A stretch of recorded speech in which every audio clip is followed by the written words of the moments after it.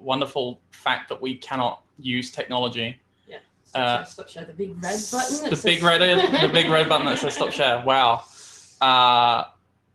Does it have? Do I click this button next? Yeah. Oh my God, that does. Oh. Move too fast. I'll just like move back. Oh. Oh, too far. I'm just gonna like stay here and then disappear. I'm gonna be like Homer. Well, I'm in a green chair. You are in a green chair. That is a bit of a problem. Maybe we can. Fix get that. a towel or something.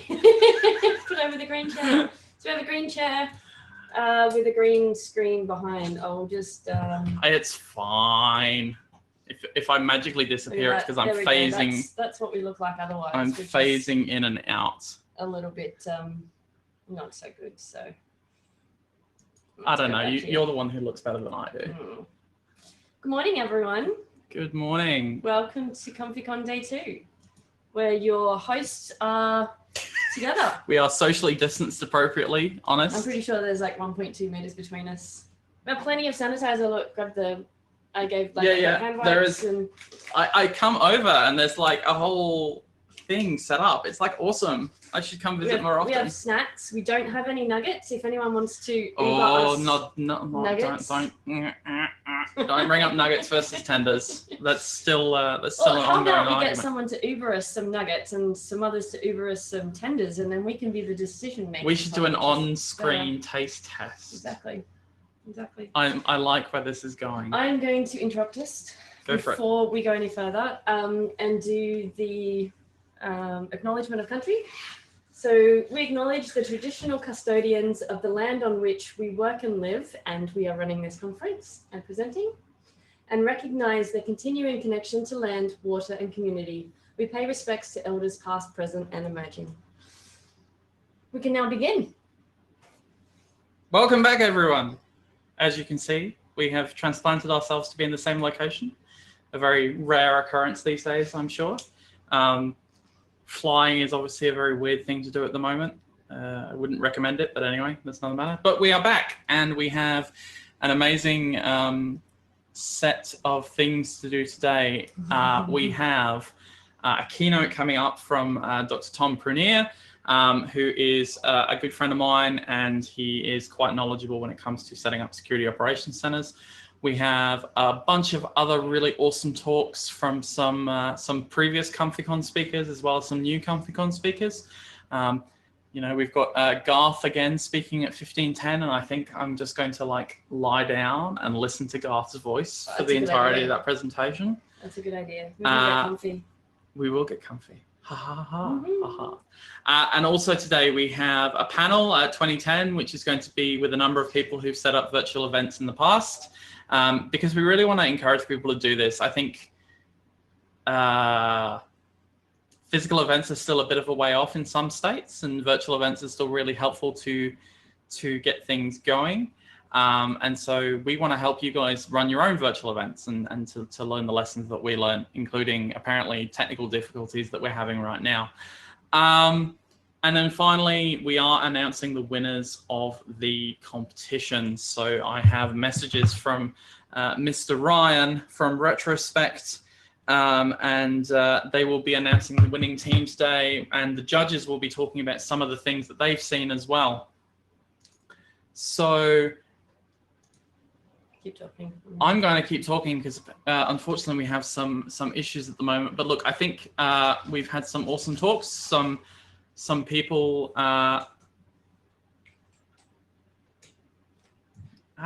many notifications. Don't look. I'm look. going to do it on my phone, so you can't look and you can't be trying to backseat drive. I'm not backseat driving. Why would you assume that I'm a backseat driver? I don't try and take control. If Inkspot was here, then she would say I'm not a backseat driver.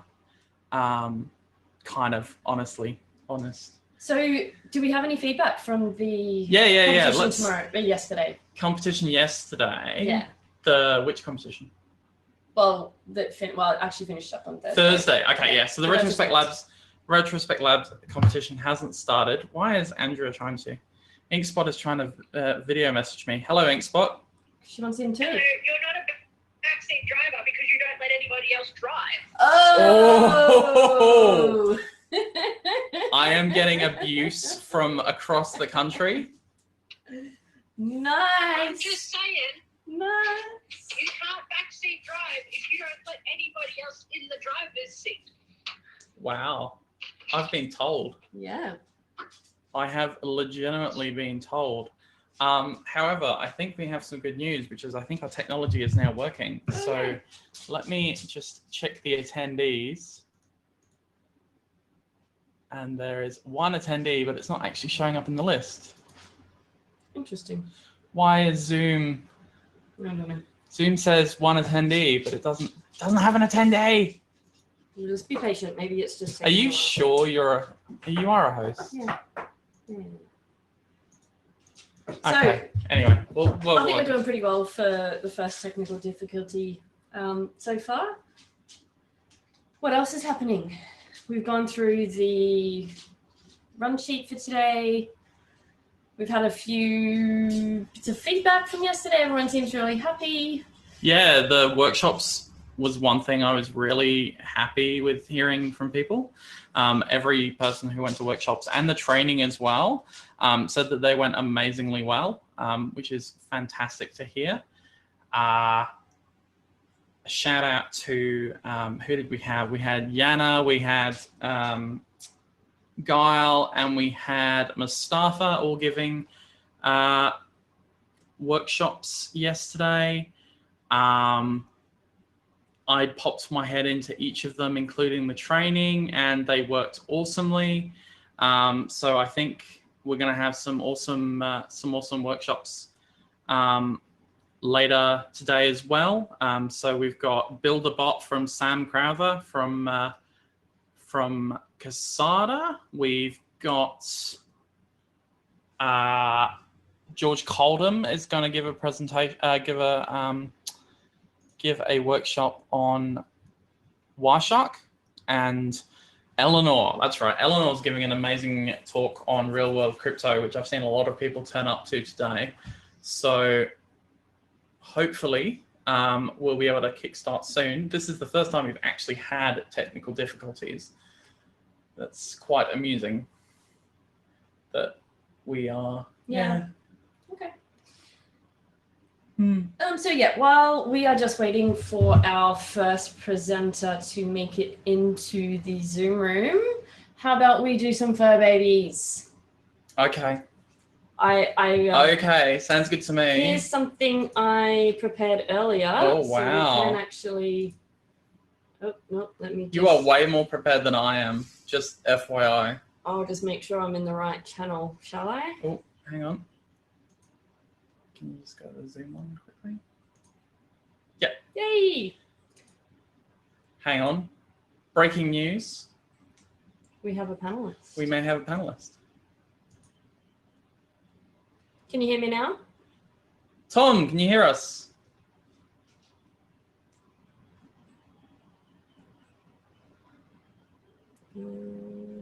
Speaking.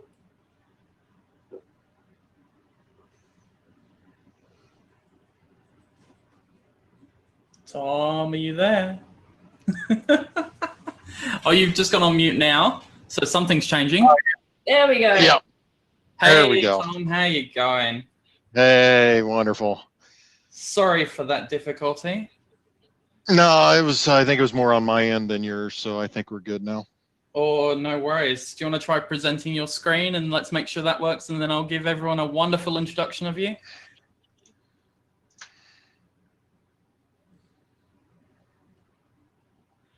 Awesome. Fantastic. Sweet. So guys, Dr. Tom Prunier, aka Cyber Tom, as he's well known in my organization, really good friend of mine, and also someone who I definitely consider to be my mentor. Tom, I'll probably give you more of a chance to introduce yourself than I, but obviously you've worked in a lot of different places over the years, building security operations centers across the United States. And some really good insights into how to build those operating centers and what the focuses should be and what the issues with some of those things are. So for me, full acknowledgement that Tom works for the same company that I do. Even if he didn't work for the same company as me, I would want Tom to speak because he's an amazing presenter and he's got some really good wisdom and insight. So thank you, Tom, for presenting. Oh, and he's also an honorary Australian, even though he may have an American accent and he's in the US right now. His favorite bar is Bent Spoke. Sorry, everyone else. And so I probably owe you a couple of cases of Red Nut at this point. But Tom, I will hand over to you and let you take the stage. Well, I appreciate it, Ian, and good day, everyone. Thanks for the opportunity, first and foremost, and special thanks to you, Ian, our cyber thought leader, and all the supporting cast of professionals for bringing this all together. Ian asked me to talk about the security operations centers, and I've had the opportunity to set a lot of these up, both in the United States and help guide some centers around the world, including in Australia, just to give some direction and forethought into kind of avoiding the hurdles that I've had in the past. So that's kind of what I want to present today, is just a little bit of some of the key factors and a little backstory on what really affects the success of a SOC implementation in reference to customer capabilities, access, and funding before I get into an example of some hard lessons learned. And I also will apologize for not having my video feed. You don't need to see another old white fat guy. So, and plus I think the lag would be an issue as well from coming across the pond. So without further ado, let's get started. Let's talk about the customer. Or I'm sorry, let me back up. Good question is, are all SOCs created equal? That's like saying all 4x4s are created equal. And anybody that likes to go four-wheeling knows that there is a big difference. And yes, that's my big red Jeep. It's not a pavement princess. It doesn't just crawl the malls. It actually goes out and finds the mountains in Colorado and even though I do live in Kansas, it's a little flat, not a lot here, but it's seen a lot of trails over the years.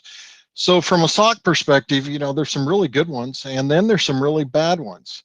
And for all my friends in Australia, if you own one of these, I'm sorry, but it doesn't have a good reputation, at least from what I understood. And I wanted to give an example of it might look good on the outside, but it's really not on the inside. And that is especially true when you're talking about secure operations centers. It could be for some of the most powerful organizations in the world, yet when you get in there, it's just, it's worse than you could ever imagine. I've been into some that you would think it would be plated in gold because of whose information they actually protect, and really the case is not that, and I'll talk more about that here in a little bit. So from a customer aspect, does this really make a difference? Well, that depends on how you'd like to spend your weekend. I think we've all had these jobs where it really depends on the customer and some of the actions. Do you want to work through another weekend? I think we've all felt like this guy here, and really just are fed up. I spent 2 years working in a particular organization, helping transform the SOC from a government run to a contractor run organization. And this is the way I felt every day. And then I'm currently setting up one now for one of my contracts with one of our DODs, or Department of Defense customers. And I really do feel like this. I feel like every weekend I'm just sitting there and he can pass me a red nut and we'd all be happy. Looking at the sunset in the South Pacific. But the customer really does make a difference. And how you set that up with the customer before you even get started is really important. You build that intimacy and you find out a lot of key things about the customer, what they really need, not what they want. And you try to steer them in that direction. It will make things a lot easier as you move forward. So it's just one of those things that, you know, it really does pay dividends to spend the extra time. If you're one of those individuals that works these contracts, you get a new contract with a customer you haven't worked before, I highly recommend you spend some time researching that particular customer set, what they serve, and some of the other things. You know, talk to people. If you don't understand your customer and you don't understand some of their strong needs, especially if you're dealing with a government entity or something that has various levels of classification, if you don't understand those things going in with good detail, you have a very high likelihood of failing, or at least spending a good portion of your weekends thinking that you want to burn the bitch down. So it's one of those key little things most people don't think about, but it is very important. And if you have some issues with the particular customer getting information or opening up a channel of communication, and I've had to do this in the past, I'm not the most politically correct person, and I've been in some really political environments where it may be better for you to have someone else on your team lead the conversations. They may be a little bit better person for that job. And it just varies by customer and the need. So don't ever think that you have to, if you're leading the particular integration, don't think that you have to be the one that carries the communication. If you can see that it's not going down the right path, identify someone within your organization or someone else that can come in and broker those conversations, and it will pay huge dividends later. When you're doing these, it's not an ego thing, it's a team thing. So make sure you remember that. Now, capabilities, and that goes back to talking to the customer and getting to know the customer, is what capabilities do they have and what capabilities do you have to meet those needs? You know, you have to, at least to the best of your ability, find out what are the core capabilities. Are they running Splunk? Are they running something else? Are they, you know, a full open source shop? Because those are things you need to know. You need to bring the right capabilities to the job. If you're going into combat, you want to go in a Jeep, or do you want to go in something that has a little bit more horsepower? And you know, I like to throw in stuff to be a little bit more personal in my presentations, and that was my old tank crew back in the early 90s in the Marine Corps. It was a lot of fun, but you know, it has its particular capabilities for particular jobs. If you want to blow stuff up, it's great for it. But even if you have the right capabilities and you don't really implement them properly, or you go down the wrong paths, then you know, you can have the best armor in the world, but if you're stuck in the mud, it's not going to do you a damn bit of good. And yes, I photoshopped my Jeep on there just because I can. So bringing your capabilities to bear based on what is needed by the customer, it's a tricky situation sometimes. Sometimes it's really hard to identify what is going to mesh with what, and understand that some of the, especially a new integration of a SOC where it hasn't been before, there's going to be a lot of trial and error. It's going to be difficult, and you're going to have some bad weekends. But if you do some good forethought and planning, and you start from a good starting point with the right tool set, and not try to over inundate the customer with all these fancy tools and all these methodologies that all take time to implement anyway, you're going to be in a much better place. You're going to be able to roll down the road and blow stuff up, and make yourself feel good as you do it, instead of trying to spend a week digging yourself out of the mud and then another week on the wash ramp getting rid of the mud. So just one of those things that it's a balance. So just understand that when you go into these things. Another thing, when you're talking to a customer and you're measuring your capabilities, you have to look at, okay, what accesses am I really going to get? Or what are they telling you they want? Because a lot of times I found that customers, they really think the focus should be in one area. I think we've all that's worked in cyber, worked in technology at some point or another, runs into a customer that spends all this money on this particular area within their infrastructure, yet everything that's important is in another part of their infrastructure that's not protected. Those are the things that are really important for you to understand, and not only what's where, but is the customer really focused on the right area?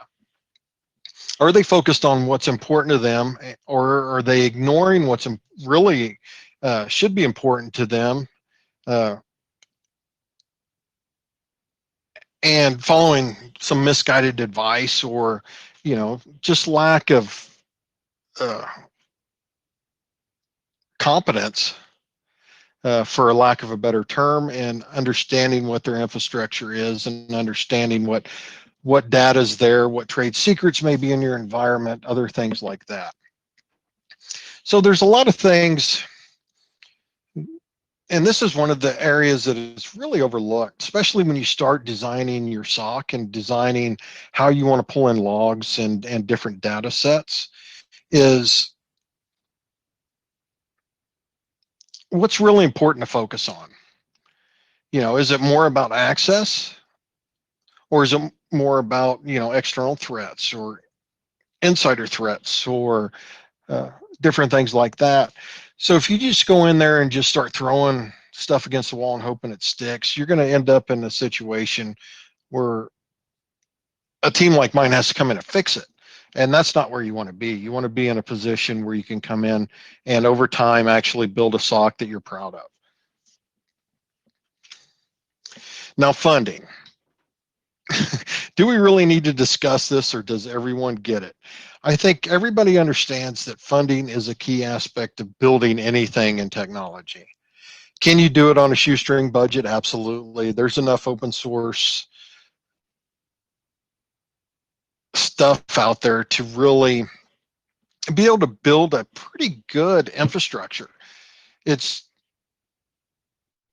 But it's clumsy, it's cumbersome, and it takes additional time unless you've done this in the past and you're familiar with it. But there's always some caveats to understand when you're dealing with the open source stuff.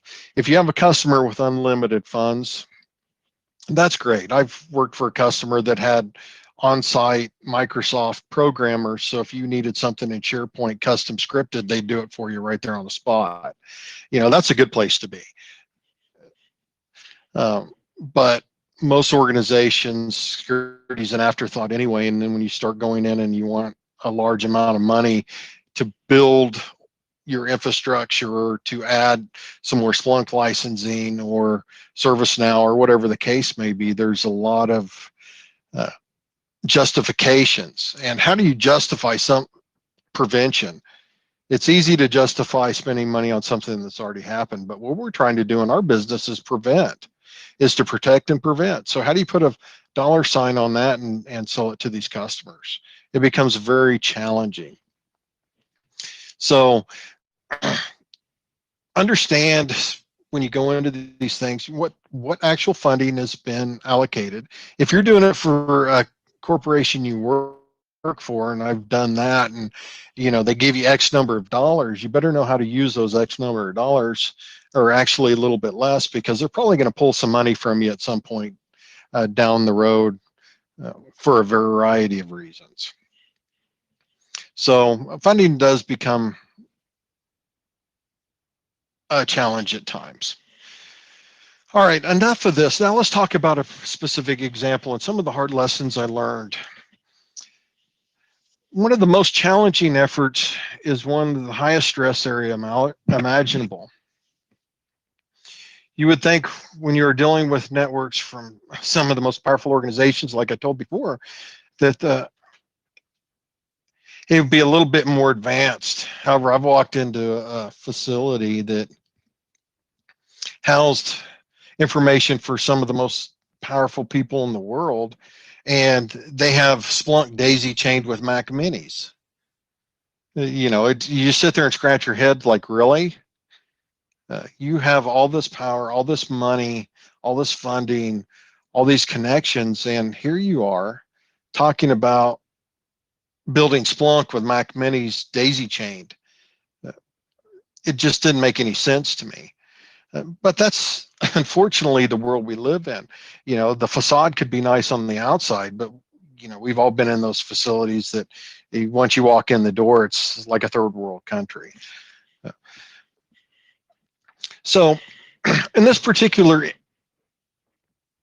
organization that I went into, you know, it's like I said, it was a very high profile job. We handled the information of one of the most powerful people in the world, and we were transitioning from the government run to the contractor run security operations center. And some of the things that we learned right away is progress was just super slow. And this was due to a lot of different reasons, but mainly it was just lack of direction and documentation. Luckily, we were in there for a few months prior because of an incident, and we were able to document all of the shortcomings in the particular government-run SOC, where we saw the gaps, and we were able to identify a lot of these gaps in processes and start documenting it before we even started moving it over.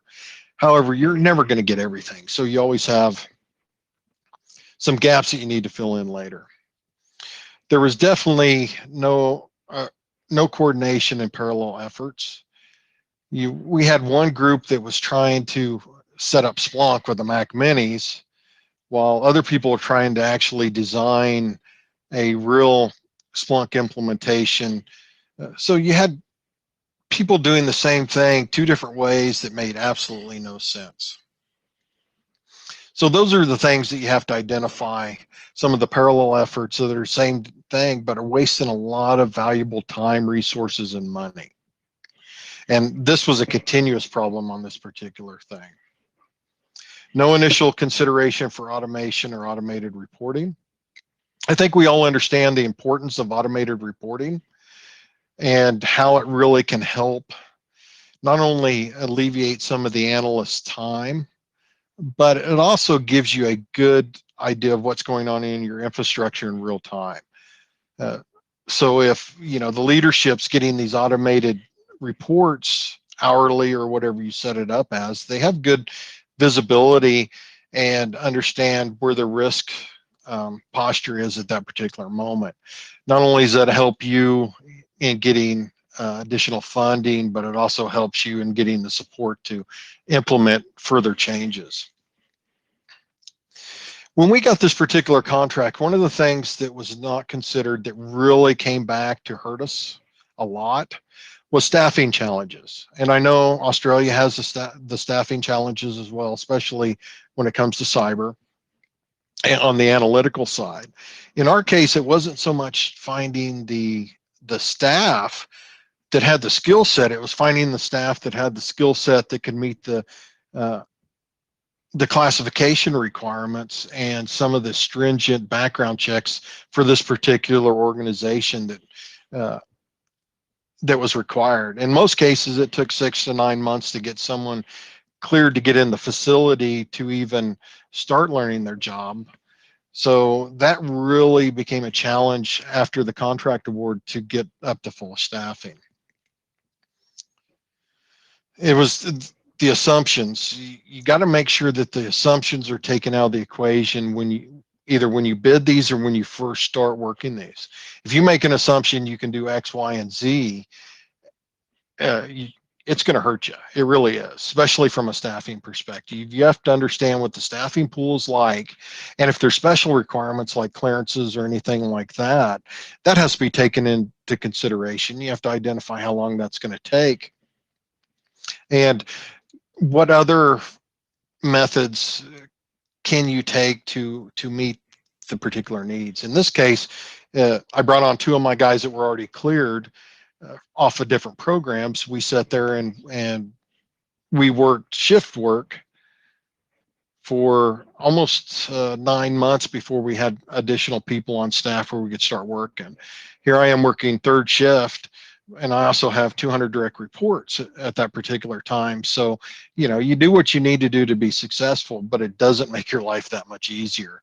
I was living in Washington, D.C. for 2 years when I live in Kansas, taking a flight home every weekend. I know there's probably some out there that do that anyway, and you understand how difficult it is. Monitoring capability design and alerting created independently from the network to be monitored. Everybody, as this was being built out initially, had their own ideas of what kind of alerting you needed, what kind of logs should be ingested. No one had a clue how to filter and normalize these logs to clear out the noise. It was just a mess. So, that's one thing that we had to go in and we had to start documenting and start cleaning that stuff up, because there's just so many multiple avenues of the same thing, multiple security devices doing same or similar roles. That's another thing that, when you take over what do they have? What do they need? When I was down in Australia, kind of scoping out the particular effort down there, they were throwing all kinds of equipment and other things at this particular effort. And it's, okay, this does the same thing as this, does the same thing as this. Why are we spending the money on all this? So if you can cut down your expenditures on hardware and leaving the best one in place without creating a gap, then you're in a good spot. Lack of alerting and correlation of events. If you can't figure out how to correlate events, not only for real-time response, but also for tracking of campaigns and other things, you're missing a good portion of what's really important for your environment to keep it secure. So if you have that gap from the inability to correlate the events, start planning that out. Start figuring out how you can implement that over time. It's not something you're going to do overnight, so just understand that. But it's something you have to strive towards.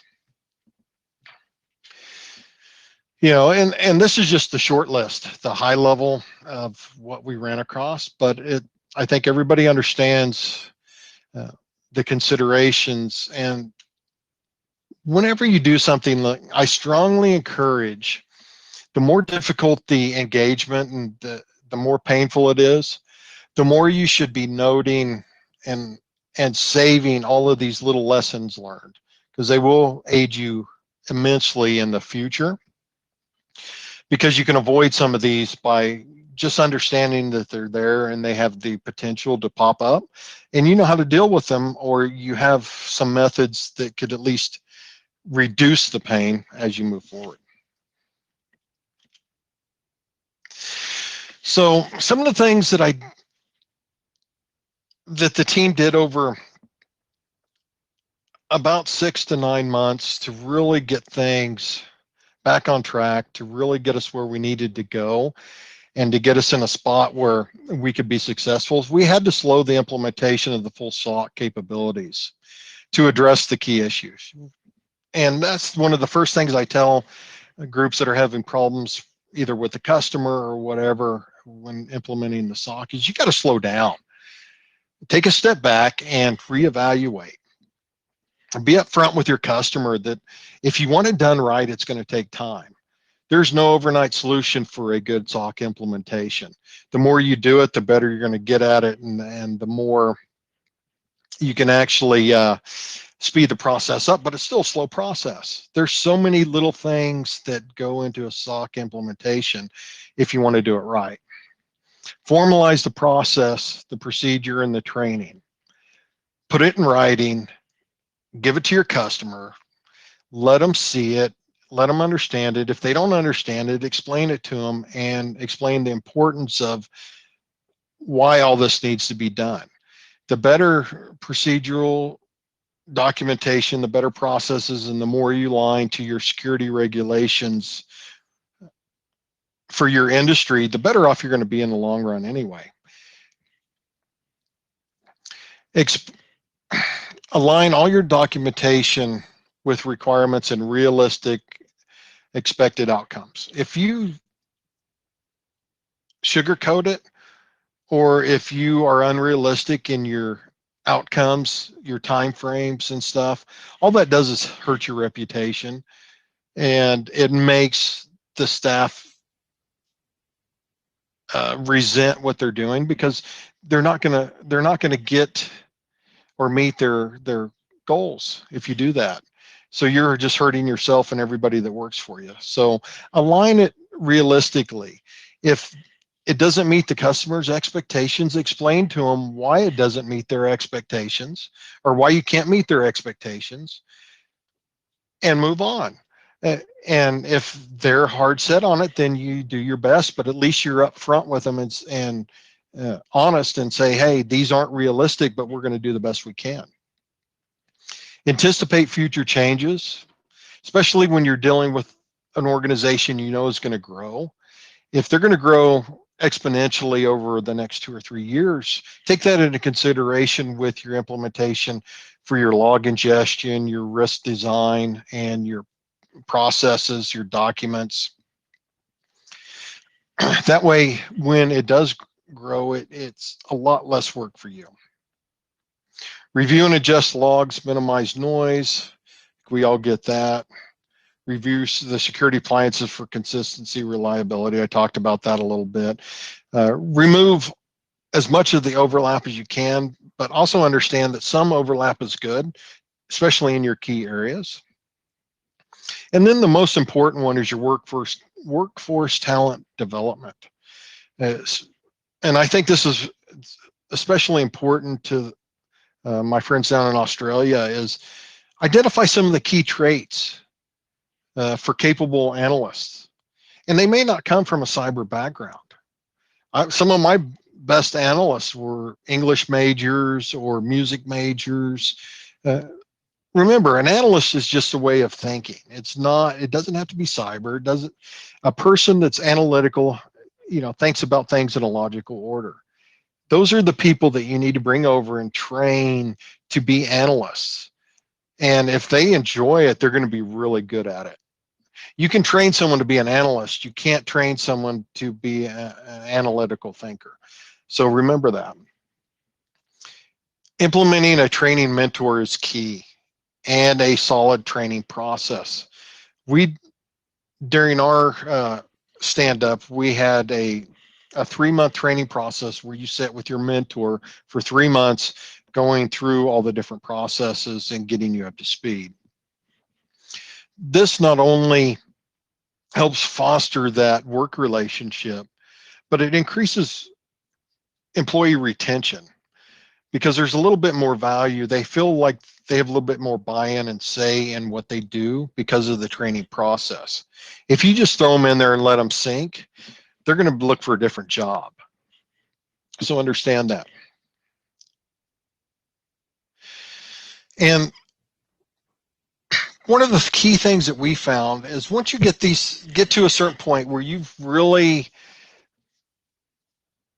cleaned up the noise, you've really got everything set up where it's running good, it's doing what it's supposed to do. Allow your analyst to have the latitude to perform specialized SIM searching to identify anomalies that may avoid detection otherwise. Let them go out and hunt. Don't let them go out and break stuff, but let them go out and hunt. Because if you do that, not only does it help secure the environment, but it also helps to increase their knowledge of the environment, increase their knowledge of the tools, and it really makes them excited to come to work, because they're at least the people that I worked with, they're always thinking of different ways to approach and hunt and do all this different stuff. And some of the nation state actors, this is how we caught them, is by doing just this, allowing them to go out and hunt. Look for those little anomalies, like the one I found I was looking for ping packets going out just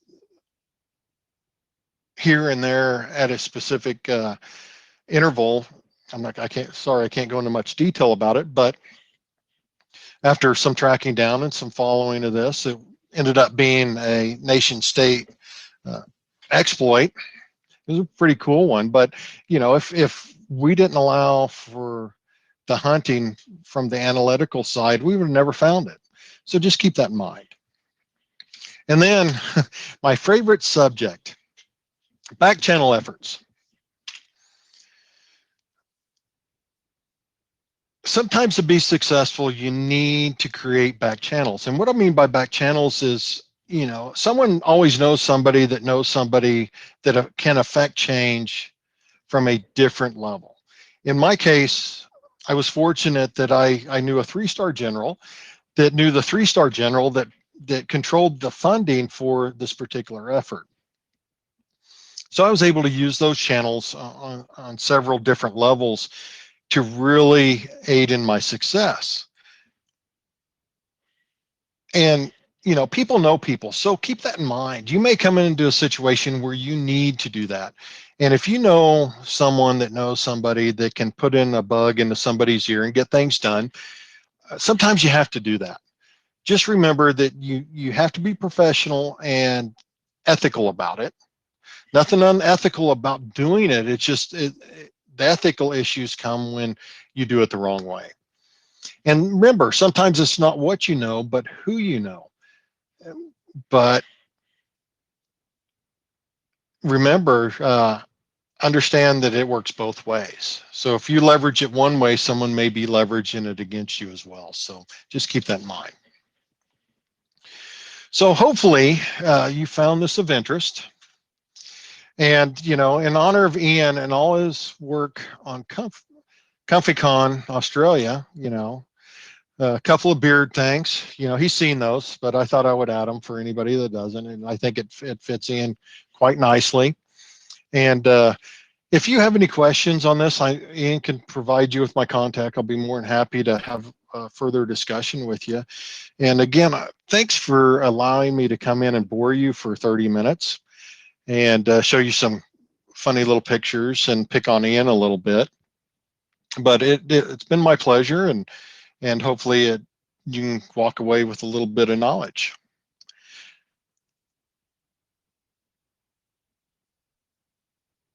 Over to you, Ian. Yeah, uncomfortable silence on the bingo card. Yes, we just hit that one. Oh, I am invisible again. Yes, thank you, Tom, for sending me those photos. And I do agree, I should get a t-shirt which says "Excuse me, miss, my eyes are up here." It's a good one. It is a good one. Tom, I did burst out laughing during that one. Look, Tom, thank you very much for your talk. I know you were a bit vague on who the customers you've spoken to in the past were, and that's totally fine. What I can say to people is these are pretty serious customers that Tom has worked with in the past. Quite impressive in terms of the scope and the importance of those systems. So that's why I'm always listening to what Tom has to say. And I strongly encourage, if there's anything that you took away from this, to definitely take it with you. If you have any questions, feel free to get in touch with me, and I can definitely forward those questions on to Tom as well. A quick shout out, I'm sure potentially Murray and Steve are currently listening. So if you are listening, hello. Yes, I can confirm I made it to Canberra in Sydney in one piece and didn't fall apart, honest. But yeah, thank you again, Tom, for your time. Very much appreciate it, as always.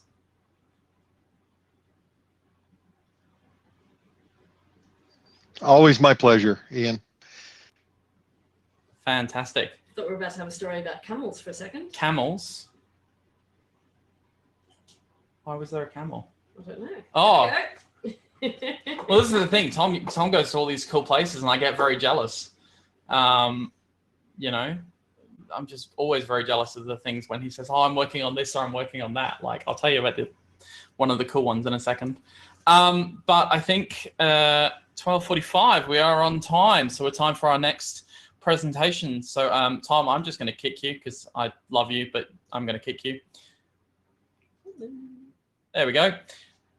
I am. Yeah, we did try and fix this. Let me try and fix it again. No, it's okay. That's all right. Yeah, it's fine. We'll do it in the break. I'll just phase in and out.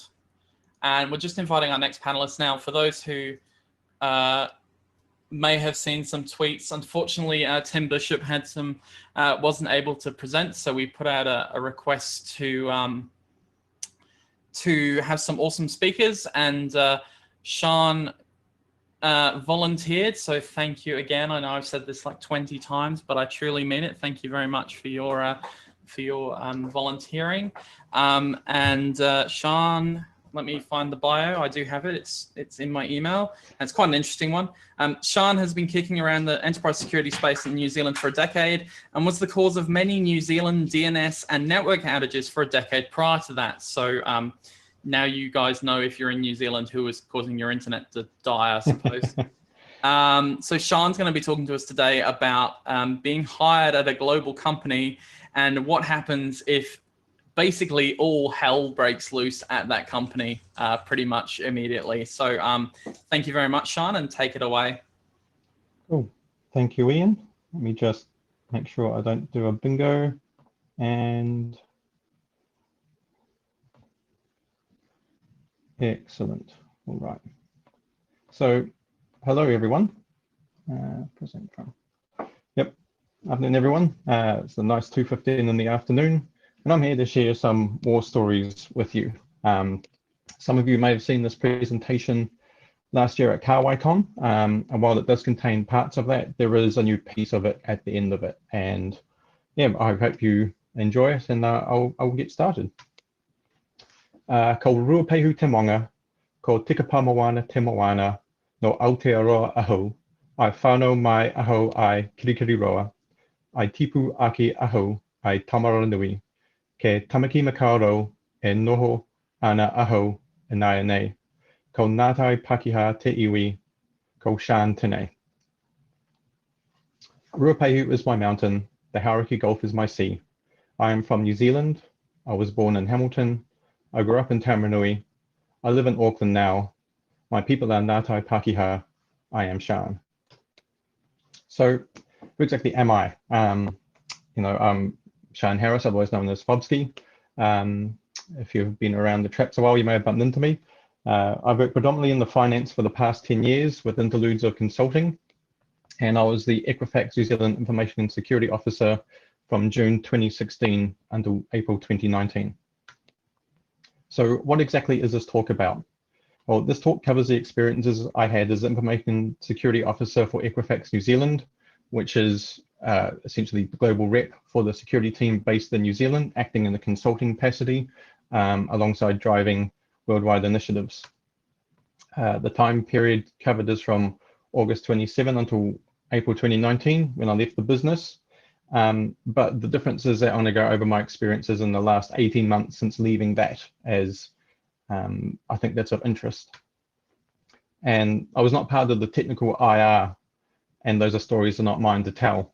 There were an amazing set of individuals from different companies that worked on the technical IR of the Equifax breach, but it's not for me to talk about. What I can talk about is the experiences I had and lessons learned from going through being part of a global security incident response and the rebuilding after, which is a lot different to purely technical IR. If you're a customer of Equifax, you can be confident of using them and then meeting your needs. I don't bear any ill will to my previous employers.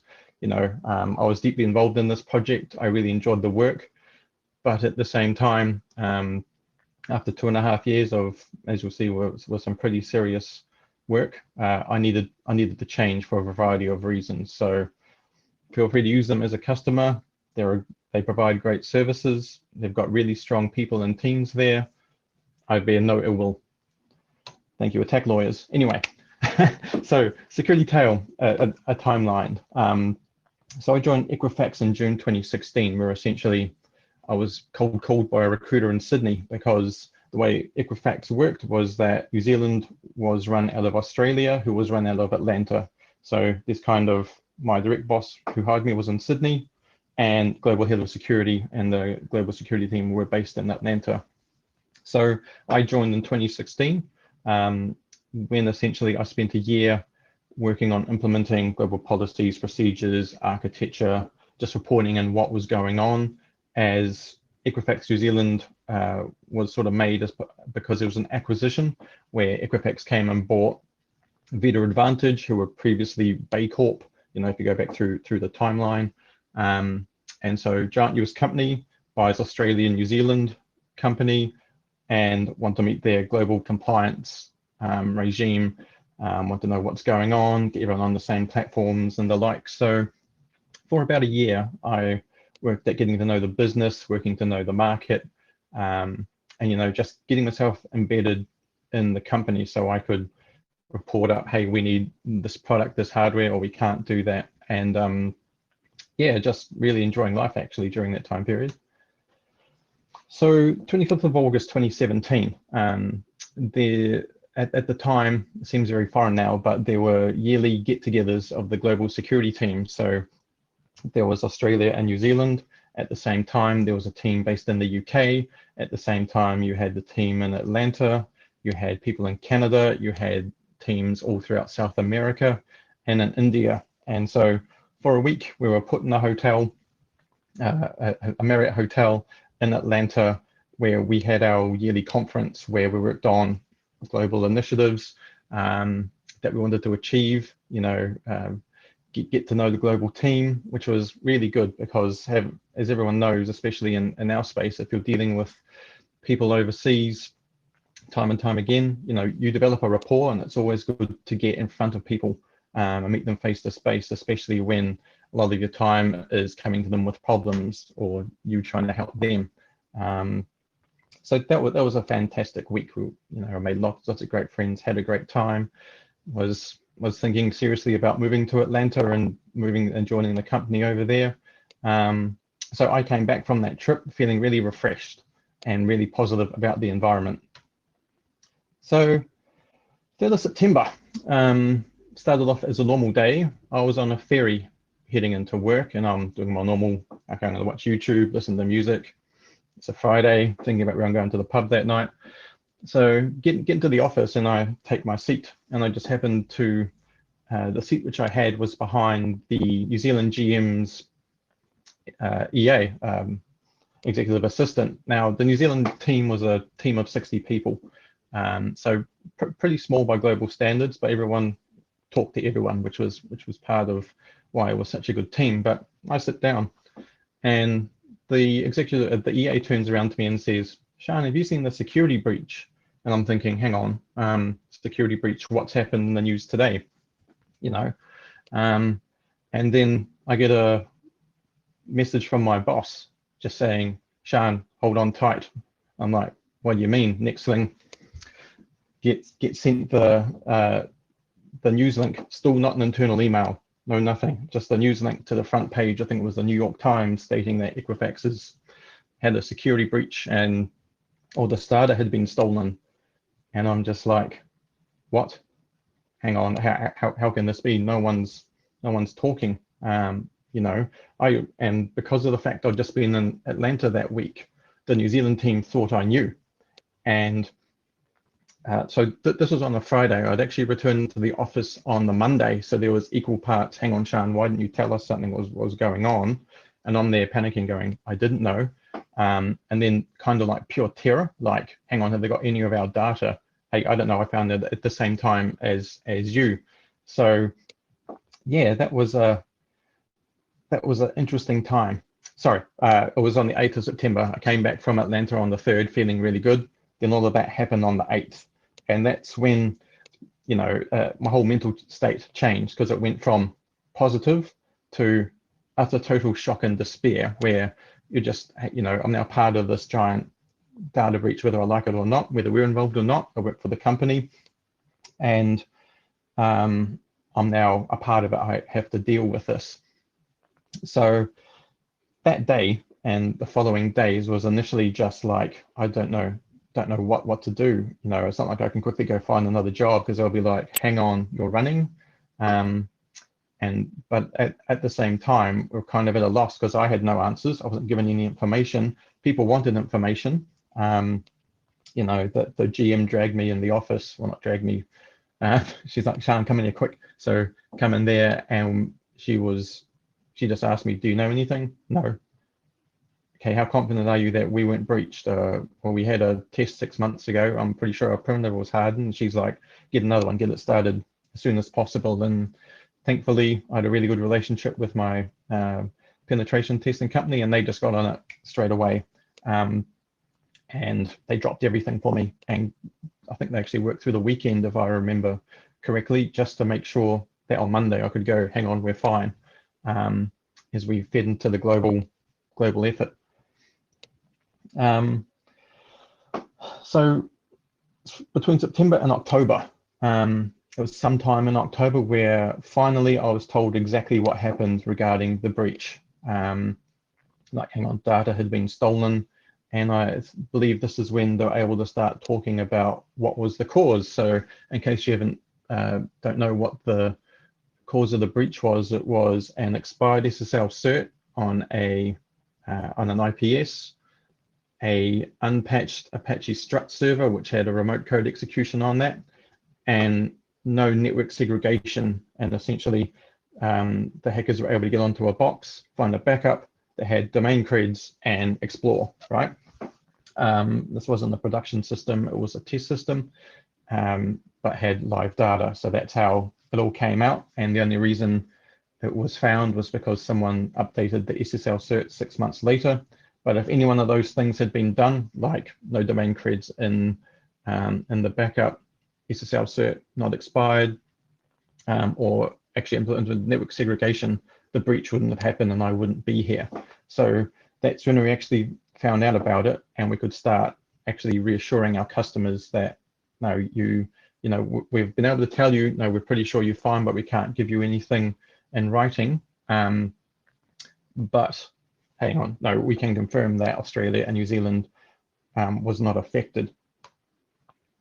And that's when the transformation activities begin. So just to kind of give you an idea of what happened was, after the breach, the US government pretty much set Equifax's security plan, where, you know, their any remediation, any enterprise strategy or anything was essentially, US government wants us to do this because we're going to get fined. If we don't do this, there are bigger fines. Therefore, they tell us which way to approach things, which essentially meant that I think there was 27 different project streams kicked off globally, because it wasn't, hey, can you fix the states? It is, hey, Equifax, all your global companies must meet these, must perform these remediation activities and attest to us that you have done all this, so that A, we don't, you don't get fined too much. B, there's no more legal repercussions, and C, by meeting all of those, all of the big US corps and UK corps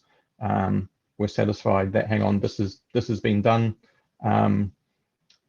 So that we are at an acceptable level now, then it's working out the fines and whatnot, right? So what this entailed for me was, this is when sort of an 18-hour day began, and it kind of goes something like this. So there were typically during the evening, one of those 27 project scope would change, right? So at the time, my daughter was, I think she was 2017, she was 3.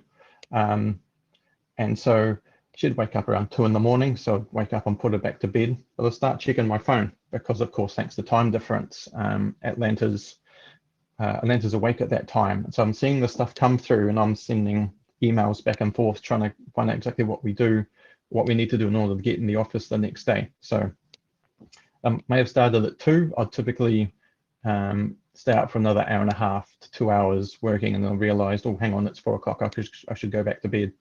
Then I'd wake up sort of 7-ish, get the ferry into town where I'm still replying to some of the Atlanta people because they're still up at that time, get in the office, and then I've probably got about from 8 to 11 of, I'll call it New Zealand time, where what happened was we expanded the New Zealand team from 60 people by hiring 30 contractors that were devoted solely to the remediation project. So a third of the business, the New Zealand business, was working on the transformation activities or the remediation projects.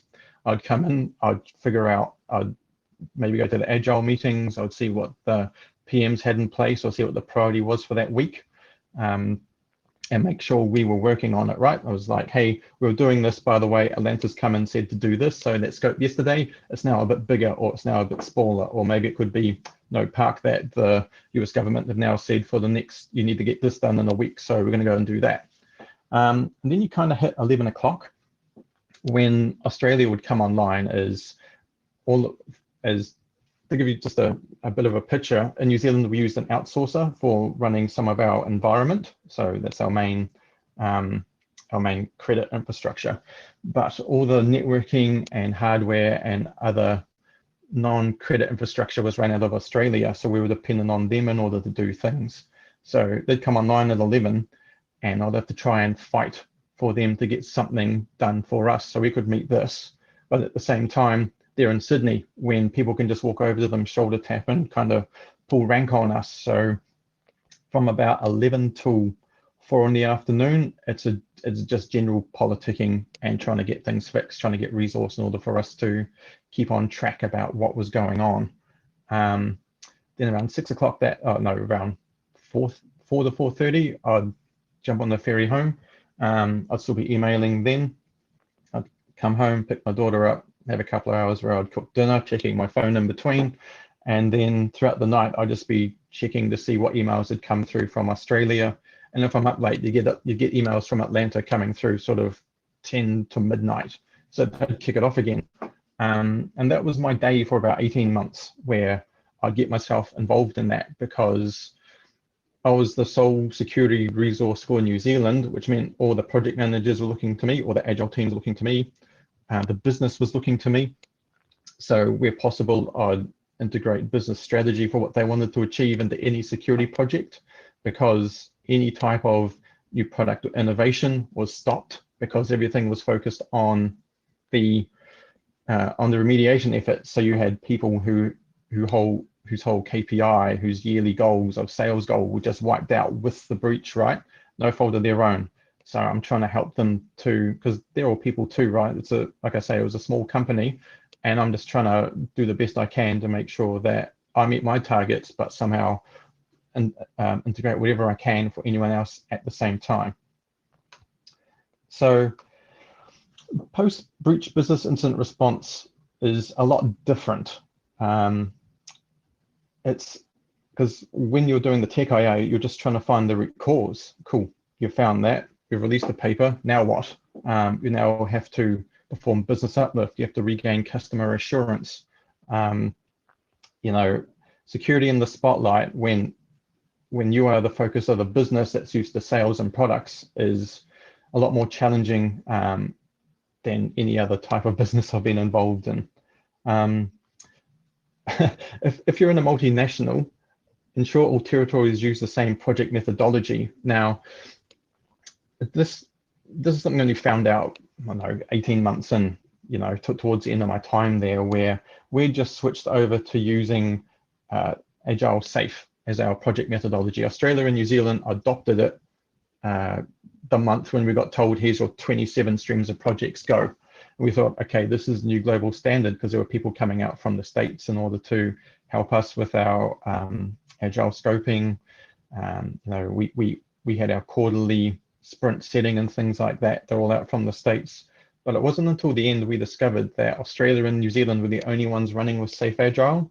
Everyone else was waterfall, which meant that, we would be halfway through a sprint and suddenly they want the metrics for what's changed and what's been done. And I'm trying to figure out what's going on. This is completely off kilter with the way we report and the way we do things.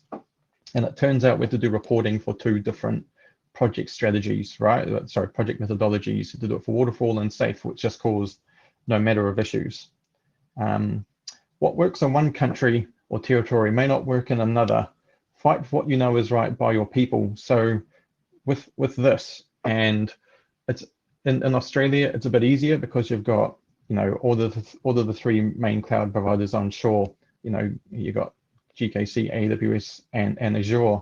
In New Zealand, you currently have none. That's still the case. There's some progression forward, but a lot of the technology that or innovation in the cloud that people in the that entities in the States use are state-centric. You know, there's only certain clusters that offer certain features. So when we're told, hang on, that's what you're moving to in 18 months, but A, it's not in our country, so we've got data sovereignty issues. B, it's not even on the roadmap for being in Australia. How are we supposed to work towards that? And so I'm pretty sure I was the annoying the annoying security guy in New Zealand, because there are all these high-up project managers or heads in Atlanta who are saying, right, you're going to go ahead and do this, and I'd come back and chuck at them, we've got contractual issues, we've got data sovereignty issues, this isn't even in our territory, we can't do this, I'm not going to commit my project team to looking at it, I'm not going to tell the sales or product team about it, right? I'm just no, purely because as soon as those teams saw these initiatives, they'd want to deliver them, but I knew we couldn't. There was too much stuff to go through. It was even a struggle for Australia. You know, there was a lot of comparison in the States between Latin America and Canada. Now, both of those territories actually have their own platforms, or at least they don't have as such strong data sovereignty things, so they can use overseas cloud platforms and things, right? So it's easier for them to use. So yeah, in these situations, even if it's high pressure, fight for what's right for you, your country, and your people. Personally, the people with the most knowledge of your systems are the ones who suffer the most. So if you've been in an incident response scenario, there's always one person that gets pinched because they're the one that know the legacy system, the one that understands all the architecture. Now think about that when it's normally maybe a week, maybe 2 weeks if it's unfortunate with an incident. For those people being pinched for 18 months in that by both your local team and the international team, because you've got to explain it everywhere, right? So yes, you can't fake who you are under stress. So in those scenarios, I saw people crack, people who like projected I am highly technical would just be found out because they didn't have the time in order to do whatever they were doing to keep that facade up. People who were calm just exploded, right? And you're like, oh, hang on, that person isn't actually that calm, collected person. So, one of the things I found out is just be authentic, just be yourself at all times, because you can't fake who you are when you're under immense stress, and your mental health will deteriorate. This broke me and other members of the global team. I'm aware of 3 other members of the global team that ended up in hospital from anxiety or just complete burnout during the breach response. I know that my manager in Australia, I think in 6 months, he had something like 260 odd customer meetings just to provide assurance, right? So in these post-breach scenarios, you need to, just need to keep check on yourself, because this does break people. Now, the cost to all of this was, I'd been 18 months in, and the year, and then in June the following, July the following year, we went back to Atlanta to have our yearly conference. And I mean, everyone there, again, everyone was still broken, and just in different ways. And it wasn't after that we got people leaving the company, but what I did was that I was fortunate enough to not have taken leave for a year. So since I was already in Atlanta, we popped on over to the UK and Europe for a couple of weeks. And this is a picture at the London Olympic Centre where I took my daughter for a swim. And it was during that time where she turned to me and asked me, Daddy, why don't you take me for a swim anymore? That's because it's been wrapped up in this cycle that, I'd ignored my parental duties, stuff around the house, and yeah, so that was the cost. So that's kind of where I left it at ComfyCon. But I just want to talk about since then what's kind of happened and some realizations I've had during this time. When you leave those scenarios, you're coming down off an 18-month adrenaline rush, and it's really hard to refocus or get yourself back in a day-to-day. I transitioned from this 20-project behemoth of a transition project to working as a contractor for 6 months, where I had 2 projects to look after that only took up 2 hours of my day, and the rest was kind of floating around helping. that's really weird to get back to after being in such those high pressure scenarios. New perspective on what is and what is not important. I used to be, I see a new vulnerability and freak out, like that would consume me, as well as, fret about small things like how does this report look to the execs and whatnot. But now it's, it's completely different. It is what it is. What's put in front of you, you deal with it with the best way you can, or your company can. I don't throw myself wholeheartedly in it anymore. Keeping your emotional powder dry for what matters. And that's just identifying when and where you should flip the switch and go. One of the big things which I kind of, keep an eye out for is, does this actually matter? Should I get worried about this? If someone says no, is it time to press go and just send it? Or is it, okay, fine, whatever, I've got bigger things to worry about. I'm just going to save this and re-engage it another time. I made the decision to talk about my experience, which is what I did last year. And that was really good. I've had a lot of conversations with a lot of different people at a lot of different stages in their career about this experience, and how I'd say there is a lot of us who over the years have been in these scenarios and have just doubt it because we're either a small team, it's your responsibility, you're it for the company. I've worked for a lot of smallish security teams, started up from scratch, lots of long days. But yeah, I decided to make the decision to talk, as well as we always hear about the technical side of things, like here's what happened, here's how we stopped it, but there's never ever the personal cost stories, which is kind of what this was about.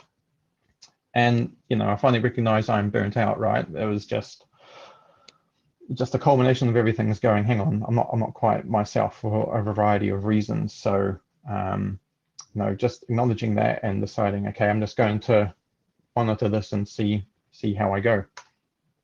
So 6 to 12 months after leaving, I shared my story at ComfyCon and ComfyCon last year, which was really good. And that weighted a lot of that, kind of lifted a lot off my shoulders because I'd shared it. People were talking about it, and there was a time where lots of things were being talked about as a community on how we can better support people going through these scenarios. I rejoined an enterprise in a full-time role, and I decided that I wanted to work as part of a team. I had offers to go work as a virtual consultant or remote hands, but after the experience I had, I needed to be in and around people, which was a great decision given the year 2020's been. And just having the ability to get on a call with my team during that time really helped. Ensuring that I keep a work-life balance. So that's not letting work overall everything else, which I do, which is kind of what I was doing before. I may do too many of my hobbies now, but it's not work as such. I'm still burnt out. It's only been 12 months. I'm still coming down off adrenaline highs and trying to figure out how to work after being in that pressure cooker. So yeah. It's last slide. So 12 to 18 months after leaving, well, 2020 happened. And I was able to compartmentalize work during this year, just having the ability, just hindsight, to say, right, we're going to do it this, and this, and at 5 o'clock only get up and walk away. That was a big takeout, which helped. Exercise helps. Any exercise at all, like that. I neglected that entirely during the Equifax period, but since leaving then, I run 2 to 3 times a week, and that does help improve my mental state. And music helps me identify where my head is at, just understanding, hang on, I'm now listening to, some absolute dark black metal, what's going on, and I'm normally listening to like high tempo dubstep, electro house, trap music, whatever, right? I can kind of gauge where I am mentally by what music I'm listening to. And finally, I'm still burnt out, right? I'm functioning, but I'm not where I was, right? And the way I'll just describe that is, you chuck me a cloud checklist is because I'm a part of an enterprise scenario. That doesn't excite me. That's going to sit there and be the, yeah, I should really do that. But if you chuck me into an incident scenario, I'm back. I can make those decisions. My brain's functioning at fully because I'm back on that adrenaline high, right? So something's still out of kilter there, but I am still working through it. And finally, thanks to Equifax for an experience you can't get from any type of training. If you need someone to talk about anything I've discussed today, please reach out. You know, I keep an eye on who's had the breach and what security teams are going on in case I know anyone, just so they know they can have an open dialogue with me, because yeah, it is ridiculously stressful. And finally, thank you for listening. No, thank you very much, Sean. I think it's really awesome. We've had 2 talks this yeah, that's already muted. Okay, sorry. Backseat driving. We've had 2 talks this conference that were really personal experiences about mental health. So yourselves and Simon, and I think it's, you know, it's definitely part of that awesome idea of expressing that people are not alone and that this does happen and these are the things that you need to watch out for. And of course, within the, you know, it's all well and good, especially with things like Equifax, to start, you know, throwing stones and saying, well, all this shit, why did it happen? But then you don't actually realize the human cost behind what's going into the remediation. So, you know, a lot of things happened, great, but there's actually humans on the other side who are trying to make a good situation out of a completely bad one. So thank you very much. And again, thank you for filling in today. It was really awesome to hear you speak. Oh, not a problem. Thanks, team. No worries. All right. Where are we? We're at 13:20. So again, our next, let me, what am I doing? No, just go participants. What do I do? Participants. Yeah. I'm an old man who doesn't understand technology. There we go. I'm just going to remove you. It doesn't mean I don't love you. I promise. Yep. And we have the amazing, wonderful, awesome, fantastic. Do I have any more words that I can use to make her blush even more? Yeah. Bex, who I'm going to let Shanna take this because you know nothing about Bex at all, do you? I know nothing. No. I know nothing about Bex. So Bex works with me at Paraflare as a digital forensics consultant. Luckily, love having her on the team. So we have a little spiel that for bio. So let's give this a shot, and then we'll see how we can change it up a little bit. So Bex, and actually, pronunciation of your last name. Neithert. Okay, yeah, that's what I thought. But Pat called it Neithert. Correct. Neithert. Yeah, Okay. it's fine. Yeah, Bex Neithert first began assisting people with their cybersecurity problems well before she knew it was even a career option. In her mid-teens, with the help of her mum, Bex was driven around to the homes of various friends and relatives, well, we all, to help fix their computers after they'd been infected with the notorious blasterworm. Bex is now a managing consultant at Paraflare in the Digital Forensics and Incident Response Consulting team. This is the part that I should know that I'm stumbling on. And we'll be talking about what life is like as a DFIR consultant in the corporate space. What a really awesome talk to follow, Bex. You probably didn't get a chance to listen to that one too much, but No. yeah, being a DFIR consultant is not as stressful as running a security team, that's for sure, during a breach, but it can be pretty stressful and work pretty long hours. So yeah. I mean, I've definitely been there from the inside as well, so I can appreciate the stress involved. You know, obviously consulting comes with its own stresses as well, having to take care of a lot of people and you've got a lot on your shoulders, but Having micromanaging bosses. Yeah. hack. Really micromanaging. Oh. I thought you were talking about previous ones. That's fine. Oh, okay. No, I absolutely love Shanna. So yeah. We have a lot of fun working together. It's good. Yeah, we do. Yeah, thank you for having me. I should start sharing my screen. I gather Go for it. if we wanna get into it. So talking about D for life, because you know there's a lot to it. It's a very I guess unique experience. I thoroughly enjoy it. I'm going to talk a bit about, I guess, the non-security side as well, because I have had, see if my slide goes next. That's very good. Have had a bit of experience outside the security space as well. I'm a licensed private investigator.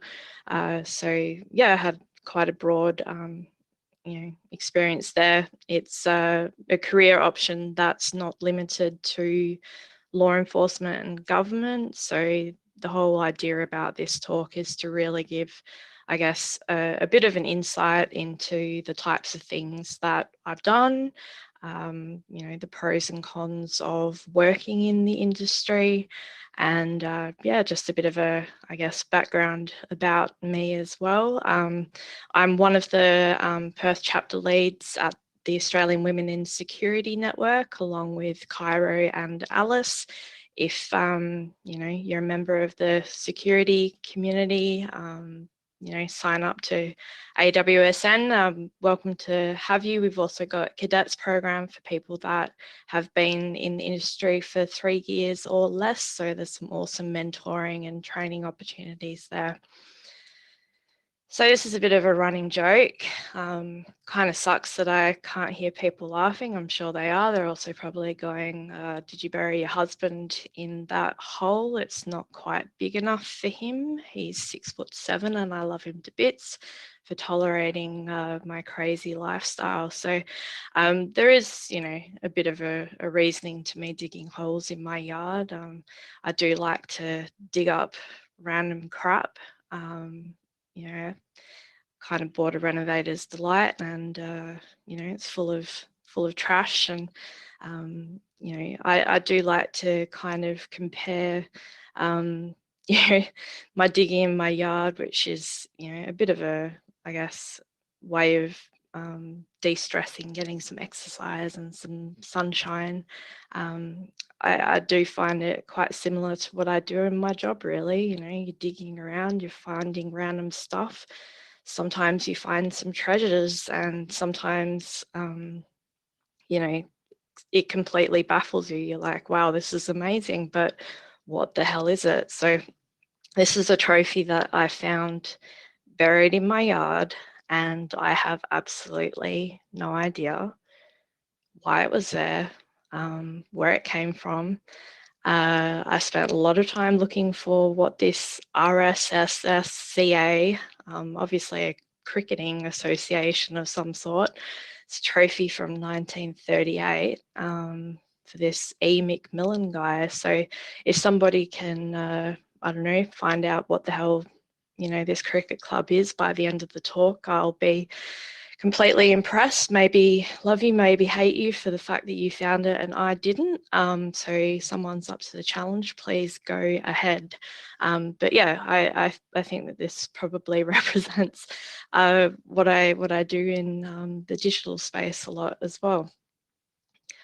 So digital forensics has quite a wide range of applications. Generally, we think of it as something it's the kind of activities that you would undertake to support some kind of legal process. So evidence of crime, in the corporate space, it's a lot of litigation work, contract disputes, HR investigations, things like that. So I've worked on a whole range of matters. I've always had a really deep interest in cybercrime, white collar crime, high value kind of fraud investigations.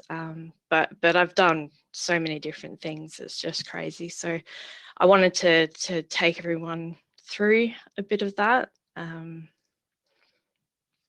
So this is one of the cases I worked on a couple of years ago. Basically, an accountant from a company went missing in action. He just sent through a resignation email on a Friday and disappeared. No one knew where he went, but there were suspicions that he may have been stealing from the company. He was living, quite a lavish lifestyle, and there were some warning indicators there. So Anyways, I was given a computer. They weren't really sure what we're looking for. Just that, he's potentially stolen money, and they also, wanted to know potentially where he was, what kind of assets and liabilities he had, because at the end of the day, they're going to want to try and recoup some money if it had been stolen.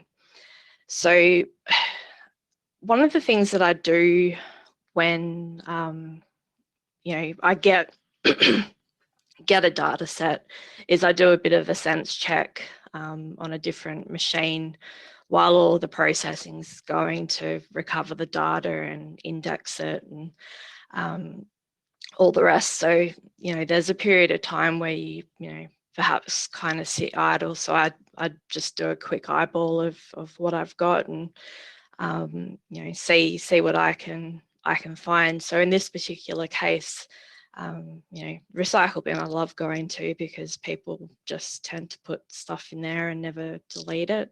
So I went to the recycle bin and I found a CSV file which contained years worth of online gambling history, which just completely blew my mind. Not something you generally come across. I mean, people do some strange things on their work computers, but yeah, they had quite detailed documentation about, all the bets that they placed and, trying to work out profit and loss. And so that was pretty cool. And, sent that through while all the processing was going.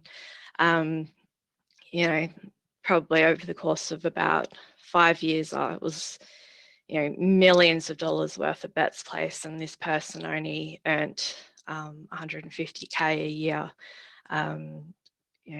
Ended up going through this CSV file, and at the end of the 5-year period, they're at probably about a $900,000 loss, which is, not too bad considering the amount that they gambled. But, it immediately gave cause for concern, and that's a huge red flag that there's been some money going into his bank account that's probably not terribly legitimate.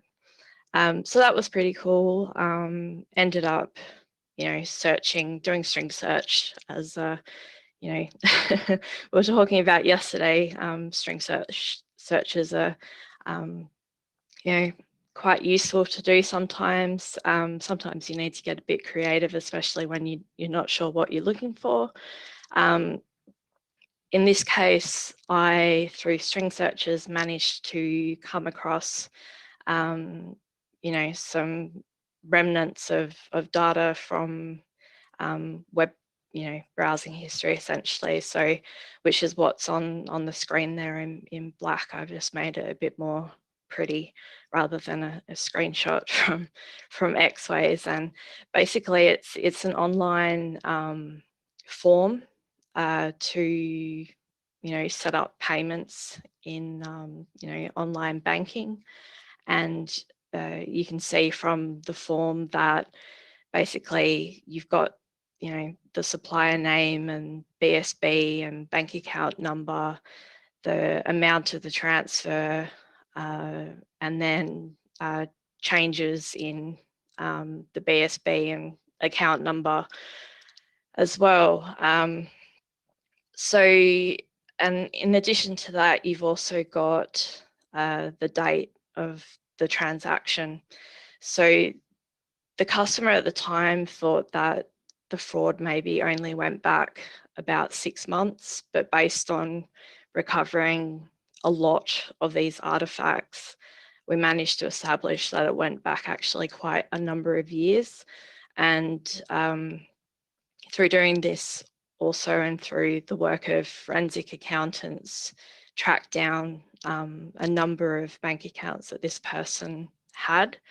They were very clued in, I think, to how, the general things that auditors might do to detect fraud within an organisation, where you compare employees' bank account details to those of, suppliers, and if they match, then generally, you know, an employee might be getting the funds instead of the supplier. And so, yeah, basically managed to track all of these transactions, and it amounted to about $4 million over the course of a few years. Yeah, quite an interesting case. The person ended up admitting to it. So you can see there a screenshot basically of the bank statement with the dollar amount. So they basically deposit into an account that was pretty much off the company books and then transfer it out to another account. So yeah, had a lot of fun with that. And some other things that I've worked on. So the crossover between physical security and digital security. This was involving a contractual dispute between business partners. One had accused the other of stealing information. I think I'm getting quite close to time actually. So stealing information from the company, and so therefore shouldn't actually, you know, get as much money for the sale of the business as, you know, they asked for basically. So what happened is that, you know, they suspected that maybe this business partner that was making the accusations, you know, was actually the one that stole the information. And so they went to look at the CCTV footage and found that the device had actually been formatted. And so, you know, I needed to do a lot of data recovery on that. And there are about, I think, 12 different camera views over the course of 2 weeks. And the recovery of data kind of split video files up into, you know, random sections that might be, you know, 1 second long to 20 minutes long, and trying to find the right camera view at the right time was quite tedious. And then by the time finally came across the right camera view, you can see that it had been masked off. So basically the red lines there around the images where you can see what, you know, is in the background, and then there's a black square that's blocking it off. And the image to the right, I've got the arrow pointing to the screen that's blacked out.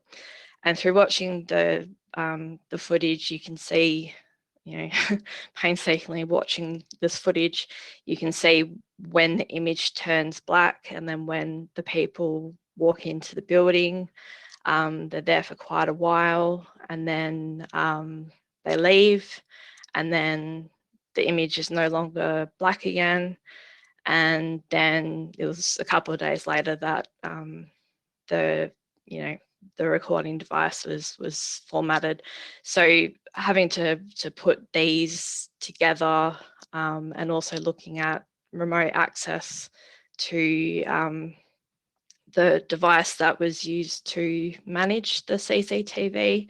You know, the son of the business partner had actually set up the CCTV, and it appears that he was the one that logged in and tampered with it. And yeah, the matter settled in the client's favour. So that was a pretty interesting job to work on, and something that, you know, you probably don't expect to see every day. So I thought that would be an interesting example to show everyone. I've been involved in a lot of workplace investigations as well. So from, you know, people accessing information they shouldn't, sharing what they shouldn't, you know, stealing things, you know, sabotaging things, so remoting in and completely deleting databases, the works really. But I've had some repeat clients that have kind of said, we keep having these issues where people are accessing this information that they shouldn't, and then you go in and have a look at their environment and they have absolutely no controls whatsoever, but they won't go and fix it. So it's a bit frustrating, but through the course of undertaking digital forensic work, you really get to, I guess, really have this intimate understanding of the security of companies, and you can do your best to provide advice on how to prevent things from happening in the future. Whether that advice is followed or not, well, that's another story. Yeah, I've done a lot of other interesting workplace investigations, and I thought that I knew all of the slang for, various sexual acts, but apparently not. So this is pronounced guawies. Apparently, I don't know, I haven't heard somebody say it, but that's how I've seen it pronounced on the internet. I received 7 computers, 6 of which were full of porn, and basically asked to investigate that. It was a bit of a mess up of the job. The client got the IT team to investigate in the first place, and then waited 6 months to bring in myself to conclude the investigation. Had already stood staff down, and it seems to be the way that it goes a bit.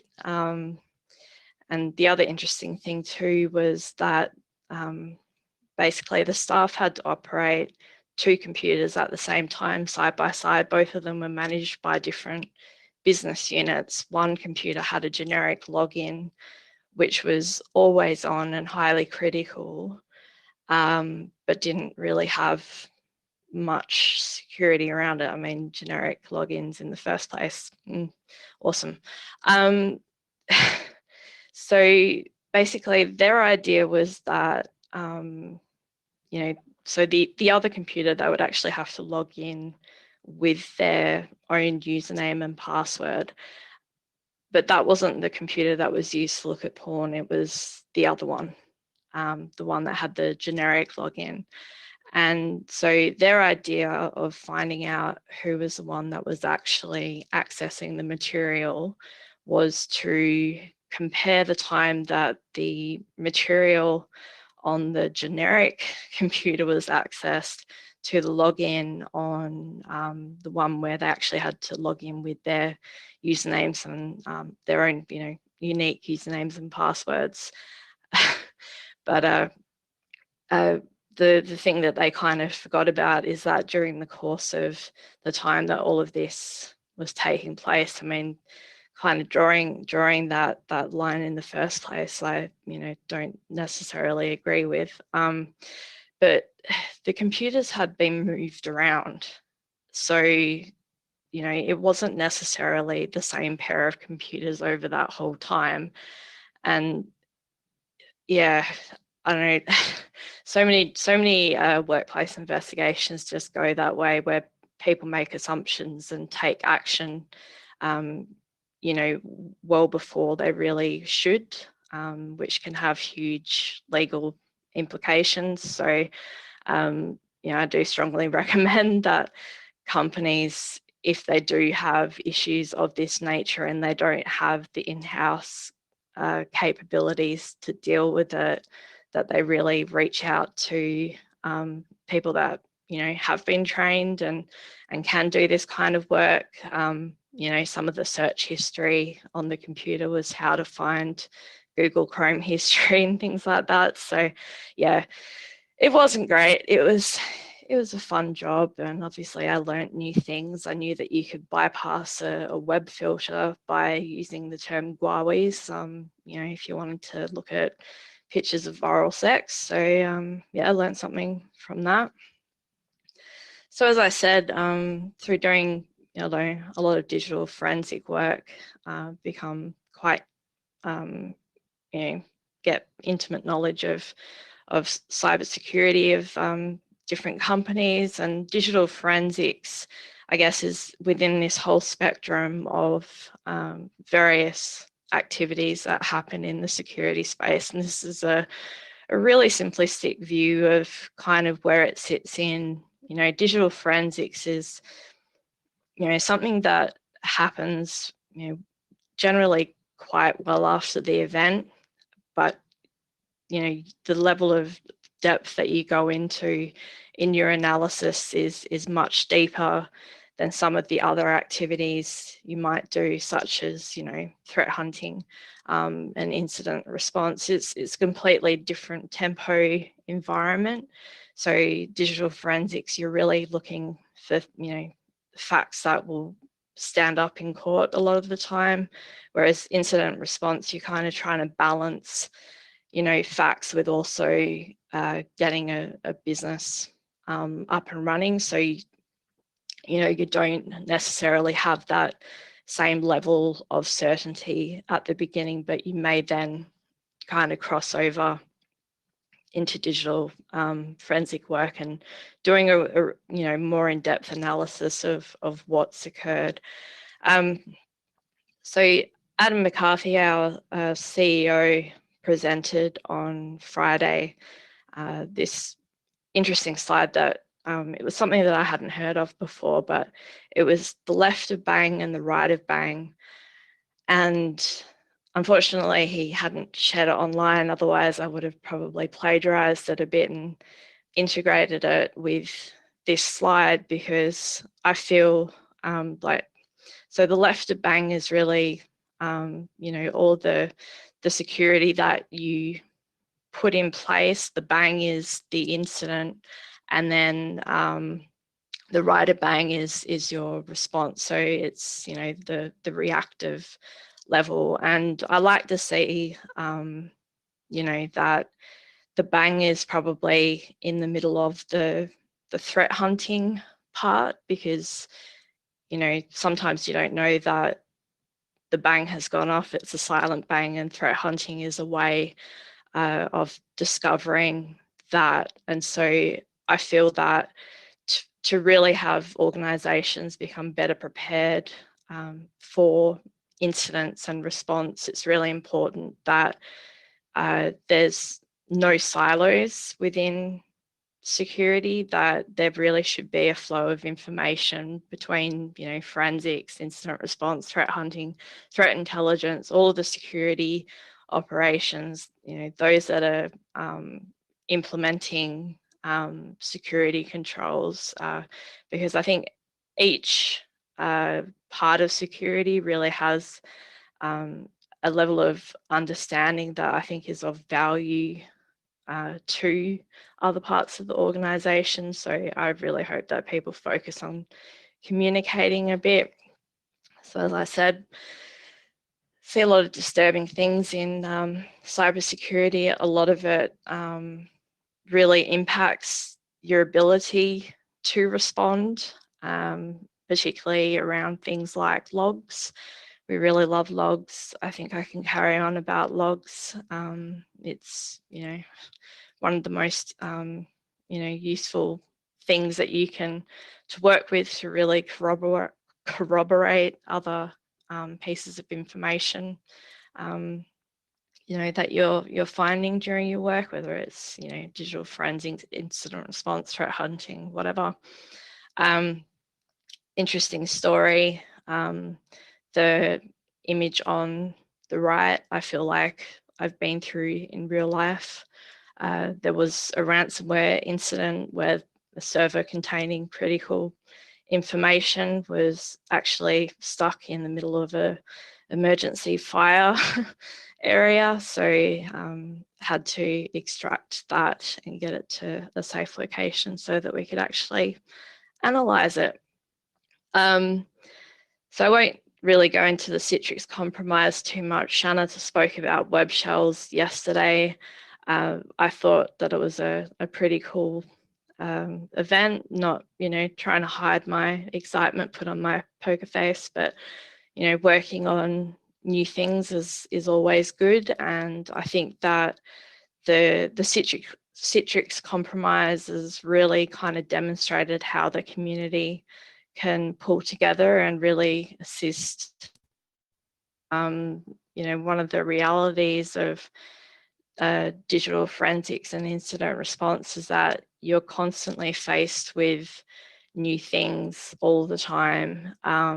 So, you know, many people had never analyzed and this, you know, Citrix device before. The types of jobs that you work on are really kind of dependent on, you know, the place you work, the clients you have, et cetera, et cetera. A lot of, you know, the beginning of my career was spent analyzing Windows devices and Apple phones, whereas some other places, you know, might have Macs and Androids. So it's really the roll of the dice as to the type of stuff that you might get the most experience in. So some of my final thoughts on, yeah, DFIR. You do live on the edge. That's a good and a bad thing. So a lot of excitement, adrenaline rushes. It means that sometimes, you know, life doesn't go to plan. Every time I book a doctor's appointment, I seem to have a major crisis that requires me to jump on a plane and respond to an incident. Not so much lately, obviously. But you know, it's still a lot of fun, and you learn to deal with it, and having a bigger team generally means that you actually get to have a life. So I'm very grateful that I have an awesome team.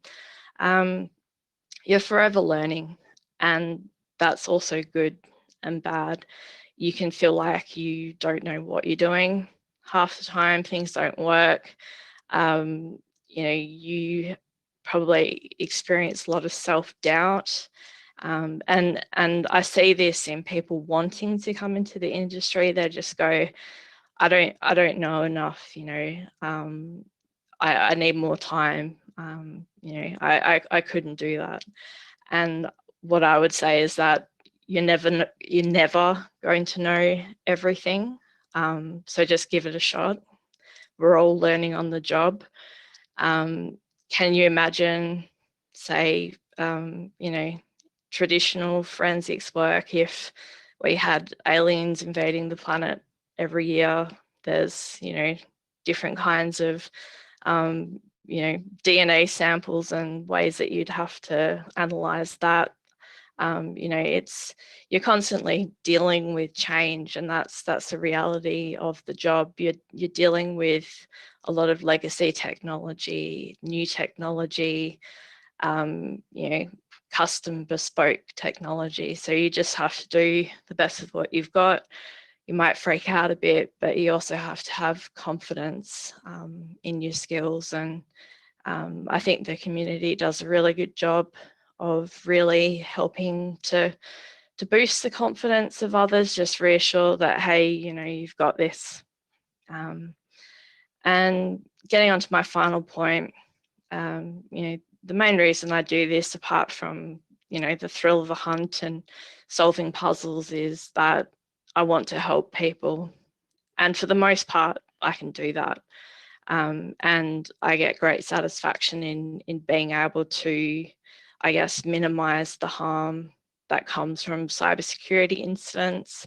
Unfortunately, there's, you know, another side to that as well. There's the people that you can't help, that you would like to, and that would probably be another, you know, topic of conversation, particularly in the earlier years of my role. I used to have a lot of domestic violence victims coming to me, you know, saying, I've got this evidence on my mobile phone I need to take to court. But, you know, the reality of business was that, you know, couldn't take on the job because they couldn't pay, and you know, I wasn't able to do pro bono work. So, I mean, that might be something, a little bit of a project in the future. And then, you know, there's also the people that just can't be helped. that includes both clients that won't take your advice, but also people that might be seeking your assistance because they think that they've been hacked, but they're actually going through a mental health crisis, such as psychosis. And so I've had to deal with that on a few occasions, where people are, say, meth-induced psychosis and coming to you because they've got, I don't know, mind control implants and, they think that the government's controlling them through their mobile phone. And so you have to be really quite sensitive with how you handle those situations. So again, the poker face and really being able to, I guess, treat people with respect and handle really difficult situations is probably not an element of the job that people necessarily think about too much. But, I'd be surprised if you don't come across it if you do enter the industry. But I think it's an absolutely fantastic career to have. I welcome more people to join the industry, especially from different backgrounds, because I think, more balanced teams, more effectively, kind of investigate these things. So, yeah, I hope everyone enjoyed it. Thank you.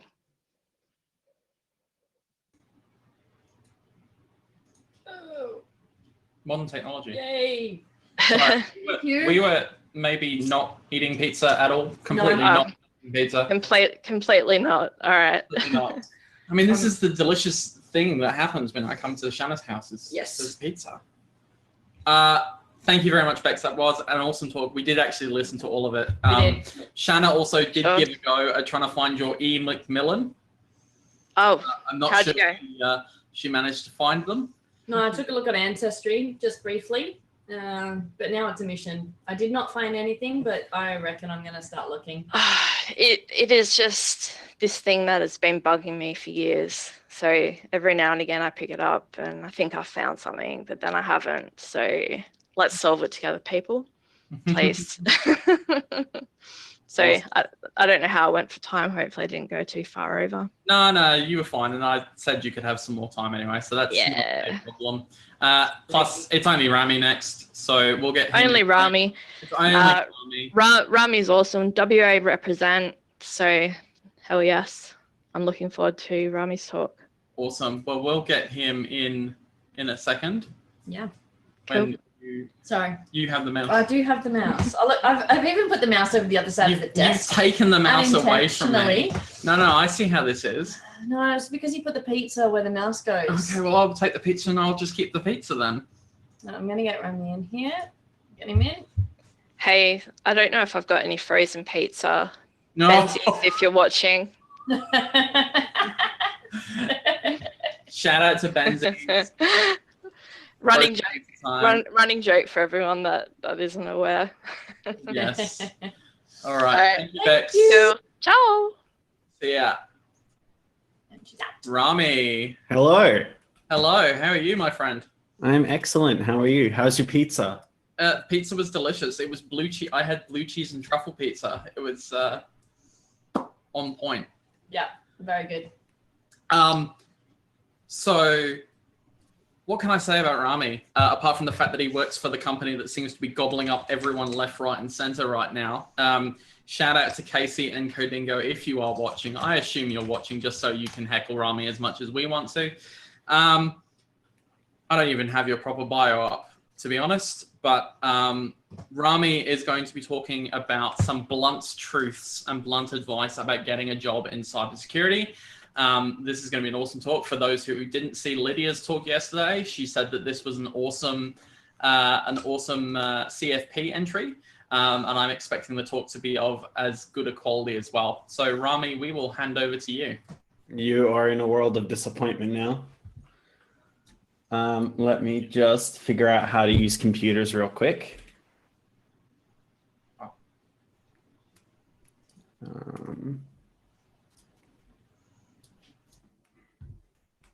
And get rid of my presenter view. Can we all see that okay? Yeah. Yes, we can. Excellent. So thanks for having me. So Ian already kind of alluded to it. I'm a security consultant at BugCrowd. I actually just joined this week. It's been really exciting so far.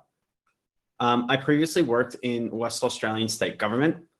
And to break it down, I worked in the Department of Premier and Cabinet, in the Office of Digital Government, in the cybersecurity unit. Within that, I was in what we called the Uplift team, and our job was to go out and essentially help WA state government agencies to uplift their security, resiliency, all that kind of good stuff. So it was kind of like a consultant role a bit. Throughout that, one of my main responsibilities was mentoring and leading 33 students within about 2 years through our work integrated learning program. I graduated from ECU in 2018 with a Master's of Cybersecurity. So I'm still relatively new to the industry, but I feel like I have a lot to contribute for it. The premise of this talk was really just, I keep getting asked the same advice over and over.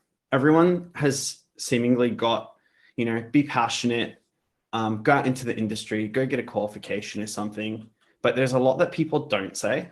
And this is the blunt advice I used to give my students essentially.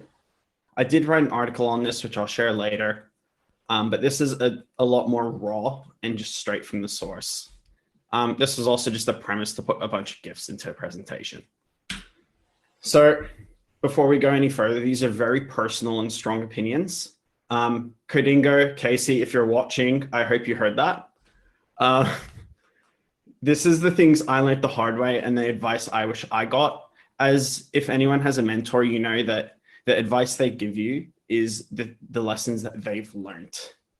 I probably should ask for a more than the 30-minute time slot. So if I go over, Ian, Shauna, please let me know. And if you want more advice or you just want to chat, hit me up on Twitter. I could go into this stuff for hours.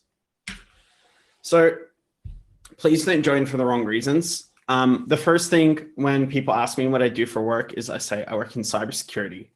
And the reaction I get is, oh, wow, I heard that industry is booming. There's lots of money in it. Cool. Like there's a lot of jobs that you could earn money in, but you shouldn't be joining a job for the money, or at least not in this industry. It comes to a shock when people graduate uni. They don't just get handed $200,000 a year to sit down and do nothing. A lot of people seem to have this perception that there's money in cyber, and there is, like any industry, but please don't join for money. Please don't join because you just watched Mr. Robot and you thought that you could execute a Python script and that you're going to be famous. We really want to see passion, which I'll get into a bit later. And also, don't join if you just want to play Call of Duty after a 37-hour work week. The real truth to this industry is it's not just a normal industry. It's really cutthroat and people notice, and you will probably have to do more, and you should know that now rather than later. A normal week in cybersecurity, you know, Bex is just talking about DFIR constantly living in like uncertainty. It's a very big thing just past DFIR. It's not just about being elite hacker. If you've watched Hackers, great movie. Shout out to my friends at Heck the Packet. So technical knowledge is often highlighted as part of the industry. And it's really cool to see things if you've done bug bounties, if you've done things like Hack the Bots, Pen Test the Labs, you've contributed to community in some way. We're in a new, exciting, booming industry. You know, cyber didn't really exist past a few years ago, and it was really just some side of like IT. It's really important, and this is your Easter egg. How do you communicate? How do you communicate impacts? How do you communicate risk? You know, how would you tell your C-level executive what is going on? And, you know, they might be well informed or they might not know how to turn their computer on. It's really important we get this across. Cyber is often seen as a tech, a nerd, a basement hacker industry. It's really not. It is partially that. You know, I'm sitting here in my room with 3 screens, a few computers, but It is a very social industry too. You have to be versatile. You know, people talk about soft skills. I really hate that term, but you know, how do you communicate? How do you network? How do you really get your point across to people? How do you tell someone who doesn't understand cybersecurity that they need to pay attention to it?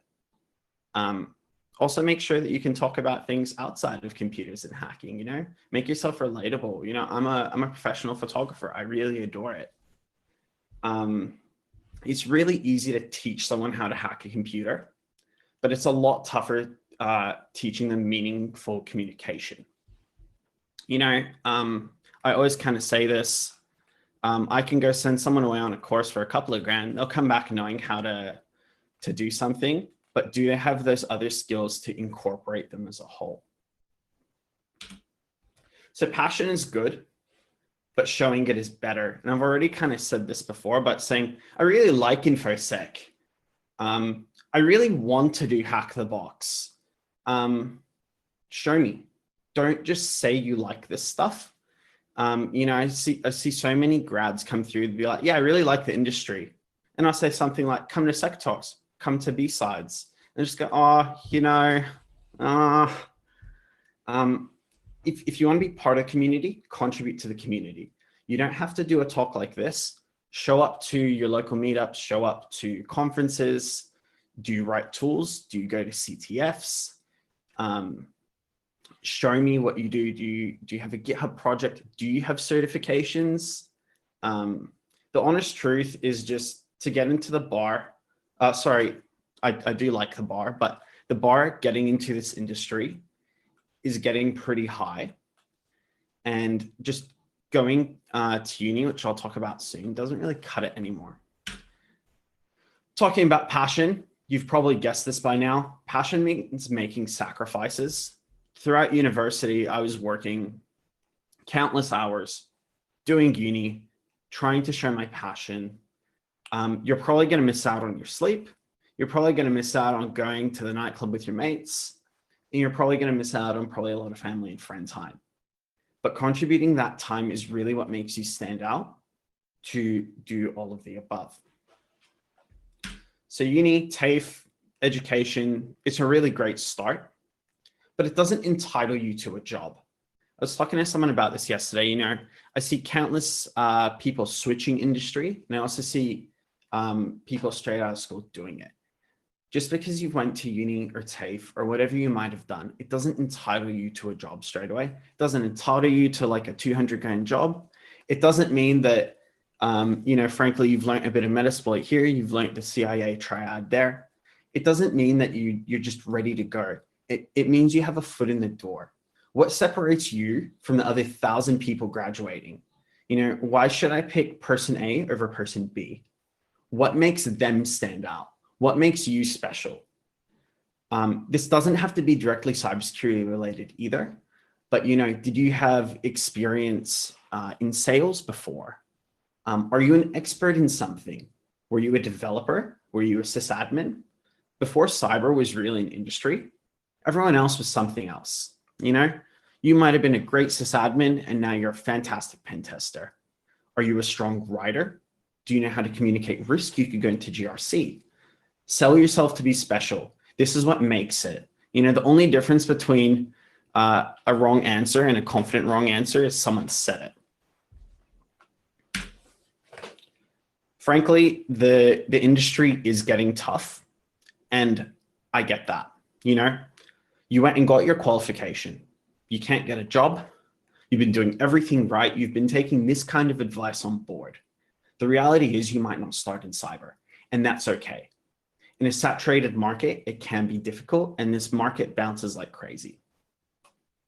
You might start in help desk. You might think, I just went and got a cybersecurity degree, and now I'm working in help desk.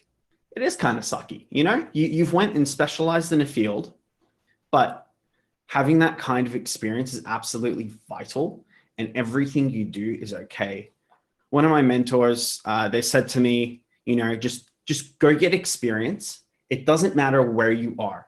Help desk, SOC, consulting, whatever you do, everything is beneficial. Some of the strongest people started in these places. Resumes. This is a huge pet peeve of mine. It's 2020. Please have a good resume. Please. The amount of resumes I've seen that are just poorly formatted, poorly worded, word tables that are 6 pages long is unbelievable.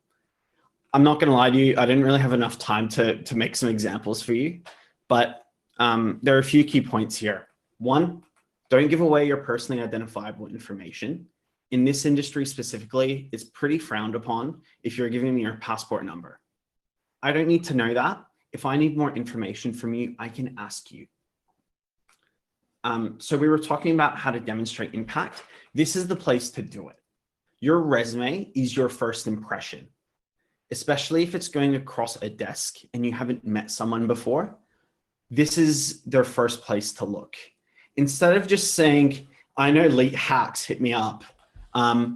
Demonstrate the impact, show that what it's doing, show what you're doing. Instead of saying, I know how to use Hashcat or I know how to use Nessus, how do you take that and go, I demonstrated that 8,000% of people's passwords are cracked with password 1.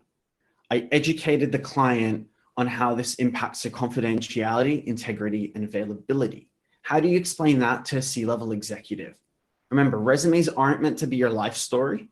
They're just meant to show a brief sample of your life. I also try to justify my design degree from my undergrad by saying you should have a pretty resume. It doesn't mean it's going to win you the job, but it makes a damn good impression that it stands out. In this day and age, Microsoft Word, Google Docs have templates, and those are fine. You can also jump on websites like Envato Market and pay like $6 for a template. They come in like Photoshop, Illustrator, Word templates. They immediately make someone go, ooh, that's a nice resume. It doesn't make you stand out with your abilities and your skills, but it at least gives a bit of a better first impression. Remember to include your relevant experience. Just because you worked in sales in a whole different industry, it doesn't mean it's not relevant. If you were in a different industry, how do you transfer those skills across? Were you doing project management? Tell us. On the topic of resumes, cover letters are really important. I got given this advice by my old CISO. If a cover letter is optional, it's not. And that's an amazing way to weed out candidates who try. Make sure that you customize a cover letter for each job you apply for. I know that's really annoying and it's really frustrating because if you're someone like me, that takes hours and hours to write. But that's how you stand out. I always get, I want to. I can, but I was gonna go out with my mates, or you're doom scrolling on Twitter. There's 100 things that people tell me they want to go into cyber, but they just don't. It's a really simple thing. Just do it. Classic Shia LaBeouf here. Like, just do it. It's really simple. Less talking, more doing. Lydia talked about CFPs and how everyone just wanted to, everyone wants to talk, but they're scared or they don't have time. So I actually applied, my first conference talk was for Lydia at B-Sides Melbourne. And a lot of my friends were just do it, give it a go. What's the worst that's gonna happen? I wanna join Hack the Box, but I don't have time. If you're playing PlayStation for, 12 hours a weekend, you probably have time to fit it in somewhere. Instead of I've been meaning to, it's I've been doing. The other thing about this industry is networking is key. Not that networking, but knowing that stuff is really good. Everyone likes coffee, alcohol, and going out, generally speaking. I always say this is arguably more important than your InfoSec abilities. Everyone thinks we're a bunch of nerds who sit in the basement and we just stay on the computer all day. Kind of true, but we also like going out. We like networking. We love going to conferences and meetups and talking about risk, impact, and communication. This is the foundation of our industry. If you've met someone or you really want to get to know someone, see if they'll go to coffee with you. See if they're at a meetup and you can get them a drink. If you're at a conference, start talking to people. And it is anxious and nerve-wracking. And some people say it's not what you know, but who you know. That's kind of true, but it's both.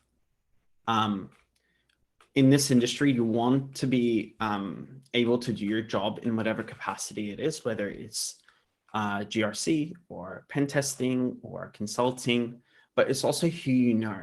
And that's a big part of what it is. So to give you a bit more of a personal story, when I was in my final year of uni, doing my master's, I remember telling my mom, I'm not the most elite hacker. I may have paraphrased there, but I know what I'm good at. And one of those things is talking to people, making friends, and building rapport. So although I'd say I'm still good at that stuff, I spent all my money for the following years traveling, going to conferences, meeting people, and going to meetups. And that was foundational to my start in the industry. Some of my strongest friendships have now come out of this industry, and a lot of them aren't even within walking distance or driving distance for me. A lot of them are in Melbourne, in Sydney, in Brisbane, in Canberra, and that's fantastic. If you have a good chat with someone at a conference or a meetup, please don't just walk away after 20 minutes. Connect with them somehow. Do they have Twitter? Are they on the Slack? Do they have LinkedIn? Are they okay to meet up next time? Make sure it's a big thing you do. Because it's really heartbreaking seeing, I met this really cool guy at a conference.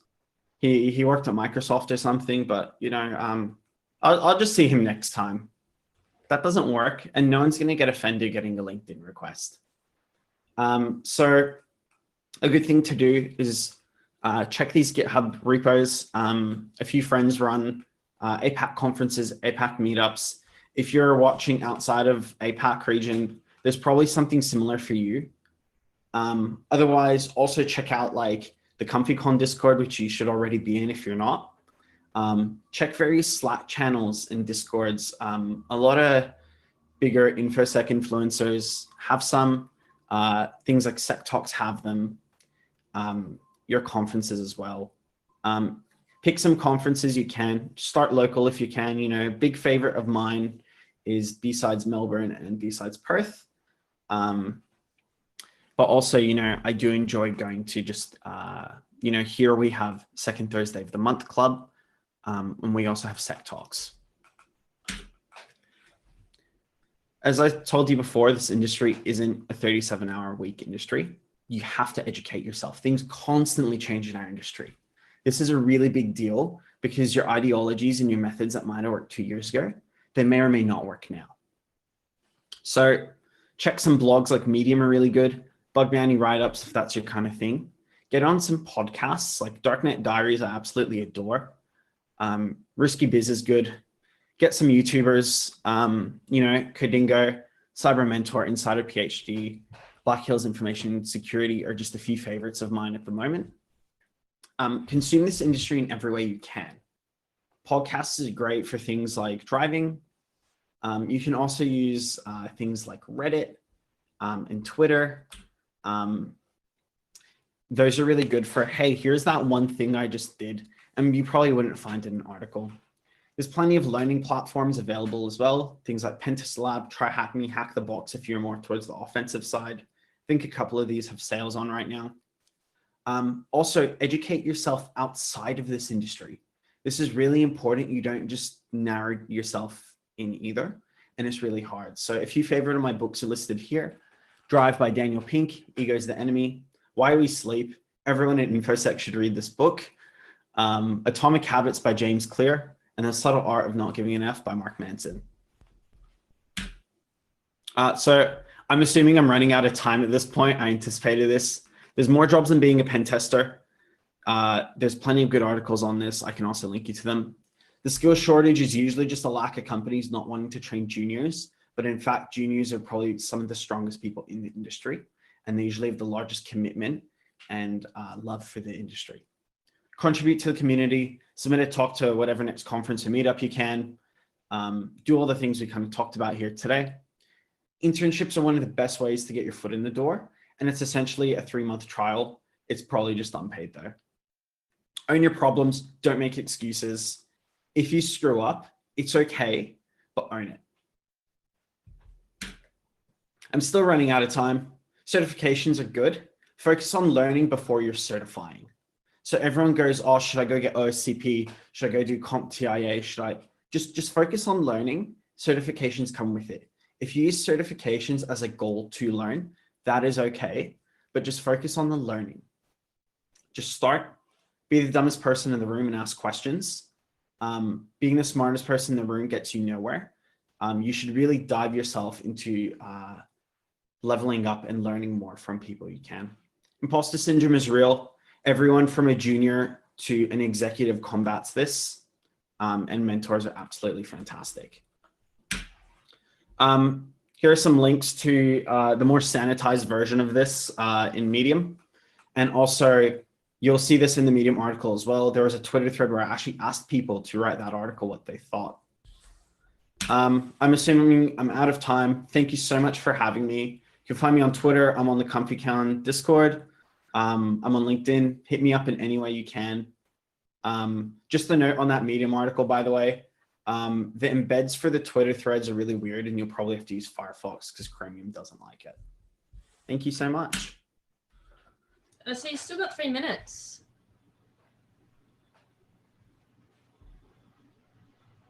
I don't know if you heard. Nope, didn't hear. Awkward silence once again. It wasn't my fault. We were just saying you've still got 3 minutes. Oh, really? Yeah. Oh, I nailed it. Have 2 minutes left. Yeah. I really thought I was going to run out of time.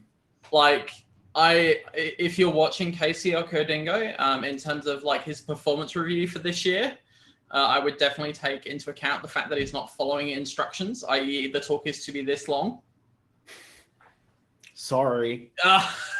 No, mate, look, I think that was an awesome talk, and there's a lot of conversation going on, in the 2020 SE chat about... Disappeared again.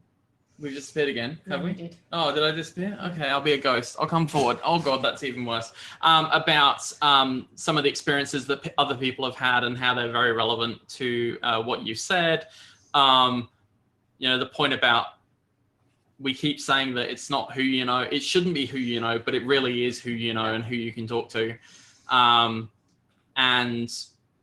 I particularly from my perspective, the point you make about just do it. I've been interviewing a lot of people recently, like a lot of people. And, you know, saying you want to get into cyber is one thing. Showing that you're actually doing other courses, that you're doing things in your spare time is a completely different thing.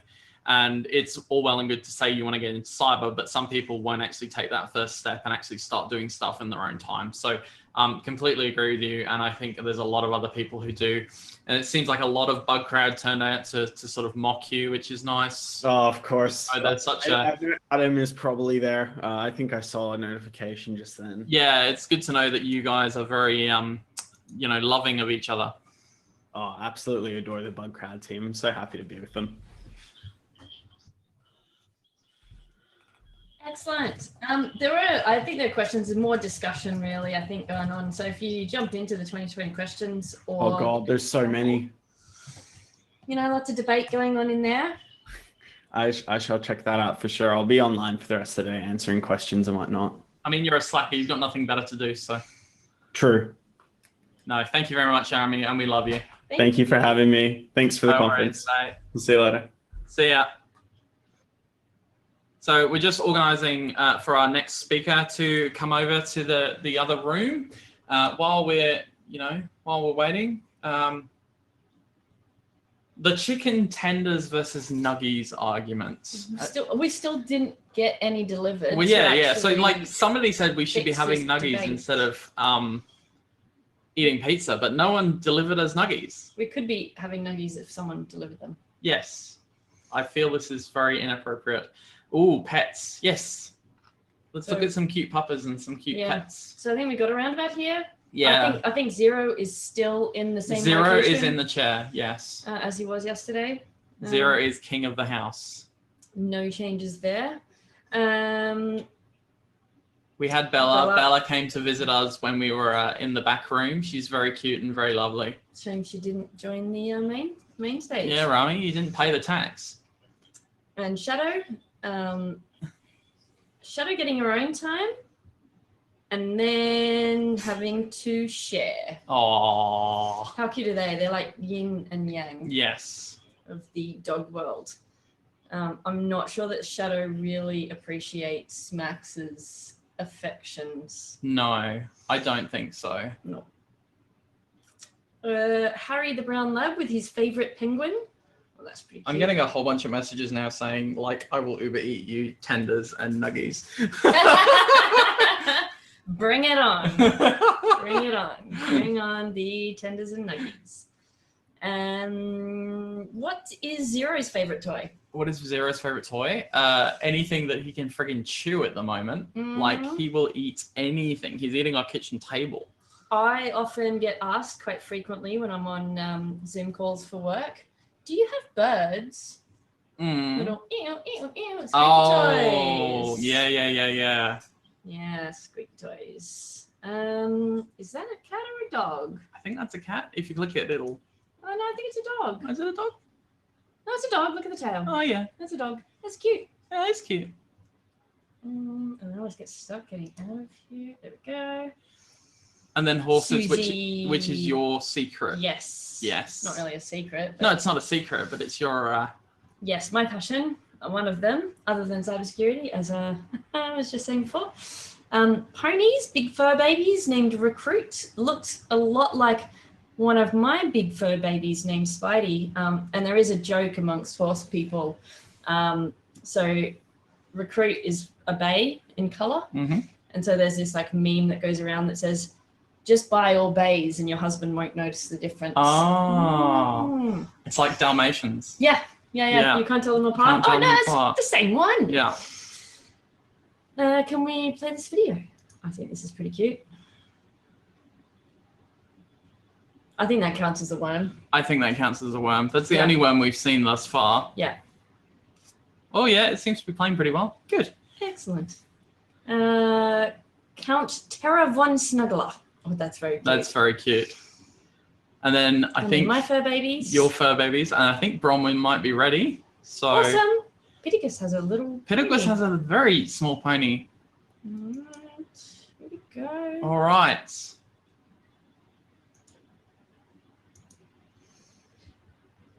It's weird being in the same room as you. It is weird being in the same room. It's I'm not saying it's a bad thing. No. It's not a bad thing. It's You need just to get used to the dynamic. it's just weird, like actually being in a room with you and shit talking. Nothing changes. Nothing changes. It's exactly the same as normal. Hello, Bronwyn. Welcome. Hello, how are you? We are good. How are you? Very well, very well. Excellent. Are you enjoying the extremely hot Sunday that we are experiencing today? I'm dying. Sydney is so hot. So yeah, I've just got all the blinds closed. I've had to turn off the aircon though, unfortunately, just for this like half an hour, so I don't get the background noise. Yeah, I had one in here yesterday and I had to keep turning it off every time I was speaking. So I've actually moved it into the room across the hallway now and it's sort of blowing in this direction. That same thing, it was way too noisy. So, no, go ahead. No, go for it. I was going to say, can anybody guess where Bronwyn works for based on her Zoom background?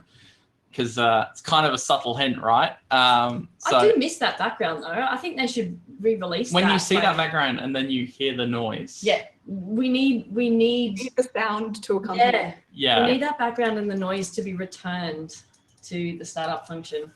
You can use like group policy or something to set that on all your enterprise computers. That's a prank I'm going to do at some point. So Bronwyn is a cybersecurity consultant working for Microsoft in Sydney, Australia. She's worked in a range of IT roles from system administration to IR and security architecture. And she loves exploring new technologies and sharing her knowledge with others, which is awesome because I'll be honest, cloud is a bit of a I kind of get it, kind of don't. And it would be really good to hear from an expert about sysadmin's guide to cloud security. So feel free to take it away, Bronwyn. Awesome. Yeah, well, I might start with a bit of a story. So I heard an interesting story about a breach a few years ago, and it stuck with me.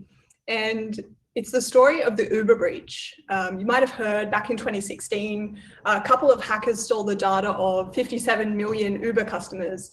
And instead of reporting the breach to the authorities, Uber paid the hackers $100,000 to cover up the hack. They got the hackers to sign NDAs, and they requested that they delete the data.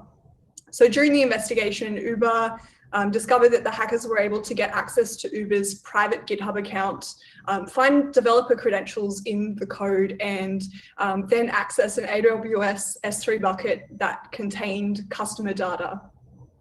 So as a result of the whole cover-up operation, Uber was fined $148 million in the US. And this story caught my attention, and it's remained in my mind for a couple of reasons. Firstly, it's the perfect example of how not to respond to a cyber attack. And secondly, it just shows the impact of a number of separate and kind of small security issues that, when combined, caused a huge amount of damage to the company and also to individuals. So that Uber breach was 4 years ago now, and I still see articles about it in the news, even in the past few months. And since I heard this story back in 2016, the number of cloud breaches has only been increasing.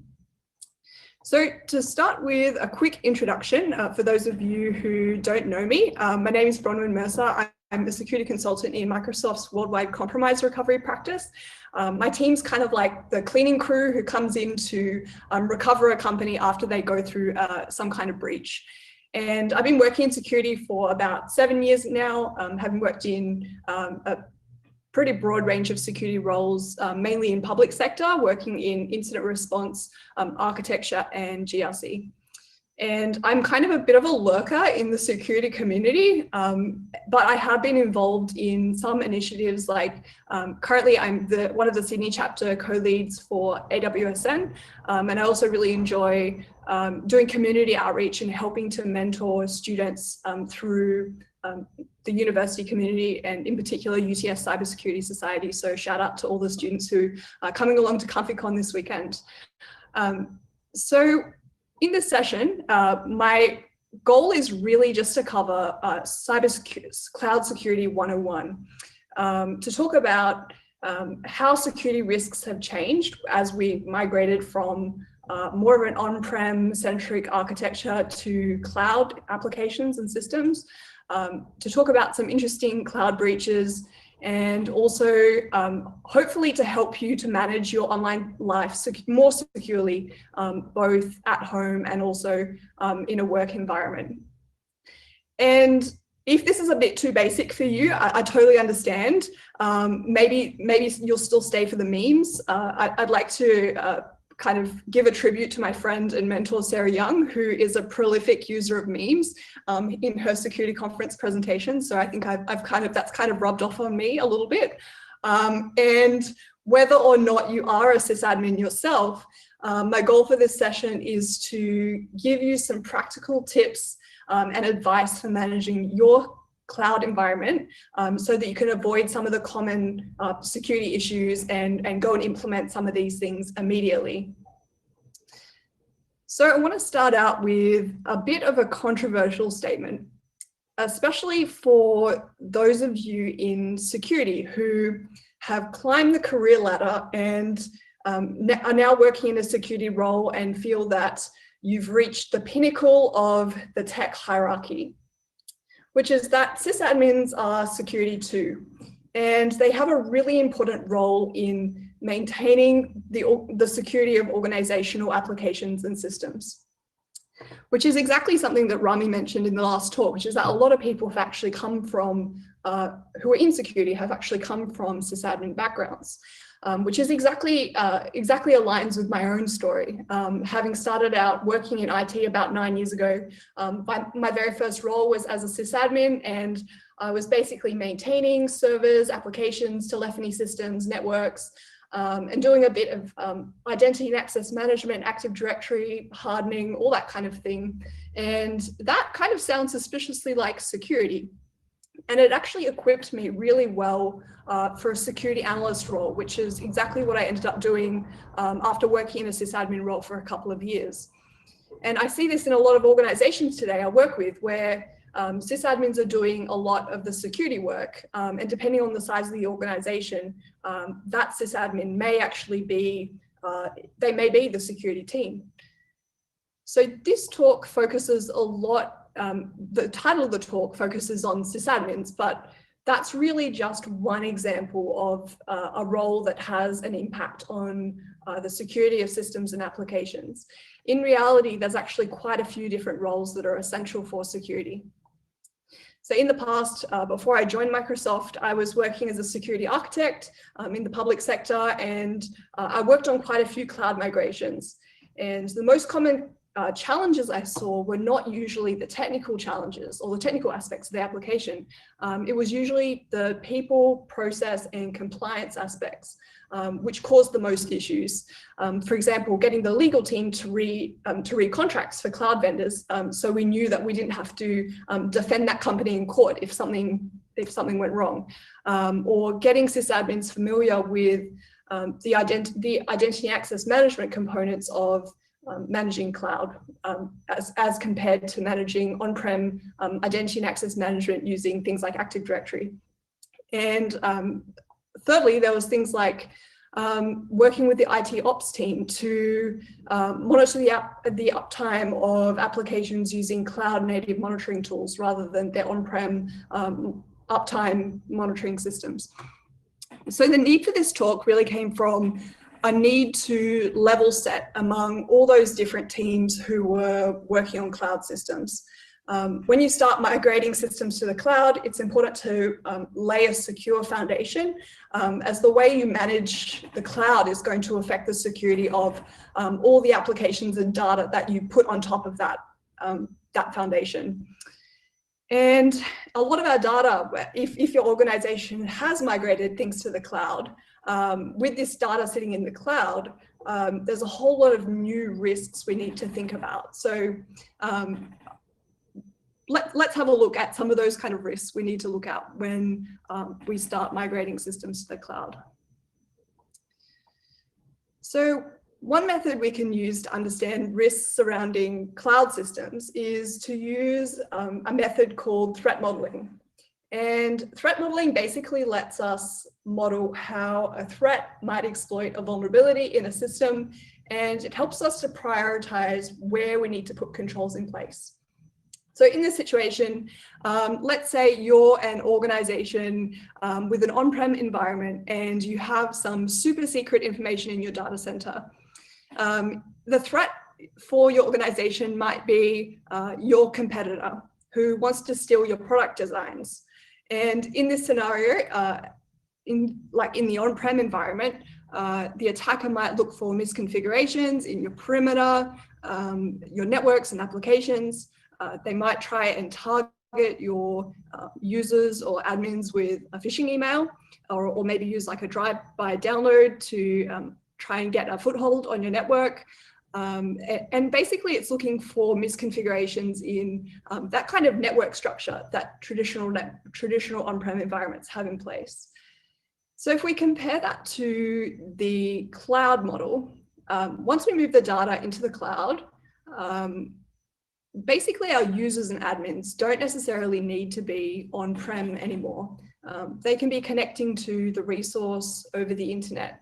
And we also have to factor in an additional admin into this model, which is the admin that sits inside the cloud service provider, who's managing the infrastructure.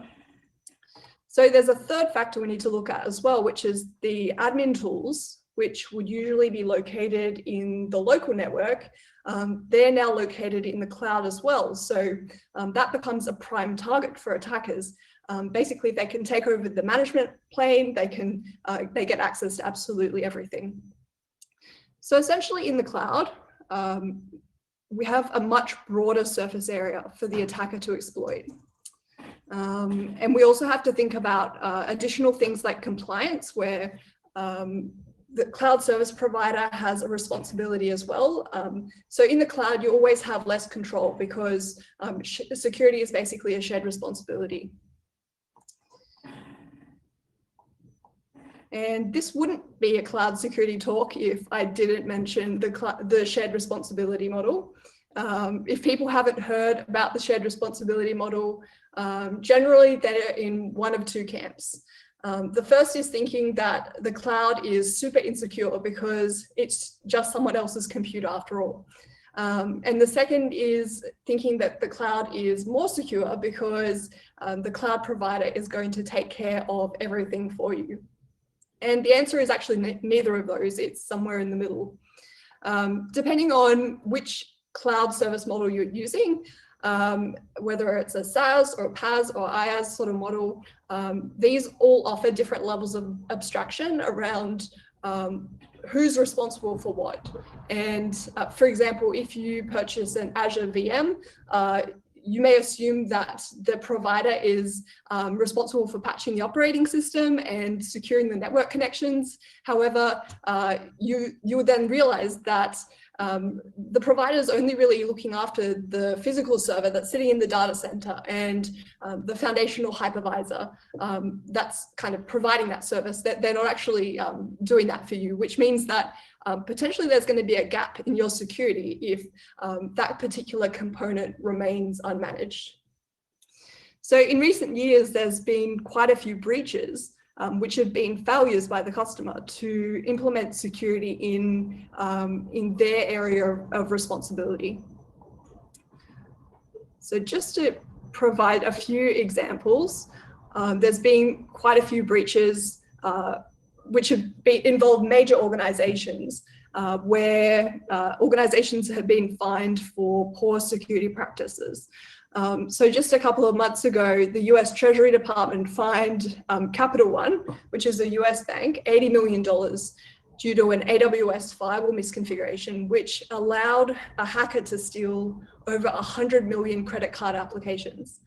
And I saw a Twitter post recently about this, which jokingly referred to this breach as the most expensive wildcard rule on a firewall ever. Because basically this breach was caused by a misconfigured web application firewall in AWS, which had permission to read an S3 bucket that contained customer data.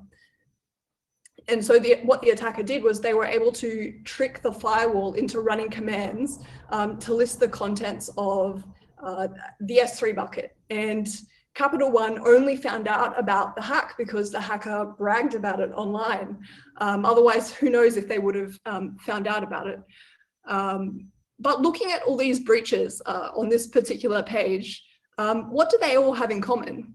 And no, it's not that they all involve Amazon S3 buckets. It's basically that they were all caused by some kind of misconfiguration, which could have easily been avoided. So we've talked a bit about the cloud threat model, the shared responsibility model, and some well-known security breaches. So what happens if you are the sysadmin and your manager calls you at 9 a.m. on a Monday morning and asks you to move that super critical business application to the cloud by the end of the week? Well, I'm going to cover a few concepts and tips to help you manage your cloud environment securely and help you avoid some common security mistakes that I see when I'm working with customers day to day. But before I get into the main recommendations, there is one concept which is important to understand, which is one of the biggest differences between on-prem and cloud environments. So in our on-prem environments, we've traditionally relied a lot on network security controls to protect our systems, like things like firewalls, IDS, IPS, and we've used network segmentation as part of the defense in depth approach. So now as we move these applications into the cloud, we can't necessarily rely on network controls as we don't necessarily have the ability to put a firewall in front of a system like a software as a service type application to protect it from unauthorized access.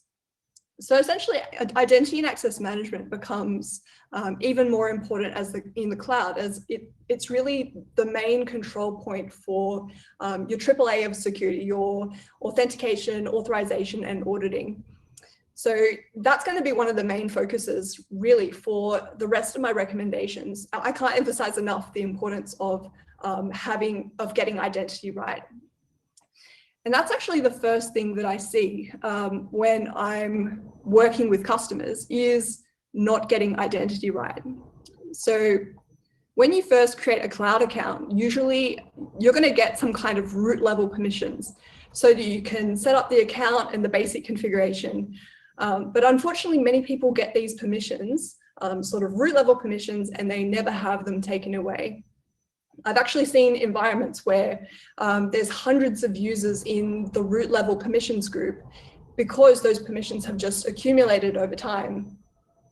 So basically, it just goes back to that basic principle of least privilege, where we want to make sure that people just have the minimum amount of rights to do their job. Otherwise, this can open up risks around both insider threats and also potentially allowing external attackers to abuse those privileges. So if people actually do need some kind of root level permissions, how do we manage access for these people who legitimately need to use such a high level of privilege? So there's a concept called just-in-time access, which allows you to just provide access for a limited time window. And most PAM solutions will do this for you. Solutions like CyberArk or BeyondTrust. Azure also has a built-in function called privileged identity management, which you can use to make a user eligible for a privileged role, and that will just give them access for, they'll request access for a certain amount of time, and it will give them just the rights they need for a certain time window. And this means that if that user's credentials are compromised, hacker only has a really small opportunity to use those credentials and go and wreak havoc in your environment. So another aspect on the theme of identity is not centralizing identities. Remember, just to use an analogy, remember back in the days before COVID where we used to use passports to travel around the world to different countries. It seems like so long ago, but I was reading this article recently, and actually Japan and Singapore have managed to keep their position as the world's most powerful passports in 2020, while the power of the US passport has dropped down to 25th place. And passports are actually a really good analogy for a concept called federated identity, which is a way of using a centralized identity provider to basically use that provider to sign into lots of different applications. So in the passport analogy, your government gives you a passport that allows you to enter lots of different countries, and those countries trust the document that's being issued by your home government to make a decision about whether or not to let you into the country. In the same way, federated identity allows you to use one set of credentials to access lots of different applications. So when you go to log into an application, you get redirected to an identity provider, enter your credentials, and get a token that you can pass back to that application that's going to trust that it's been created by that certain identity provider.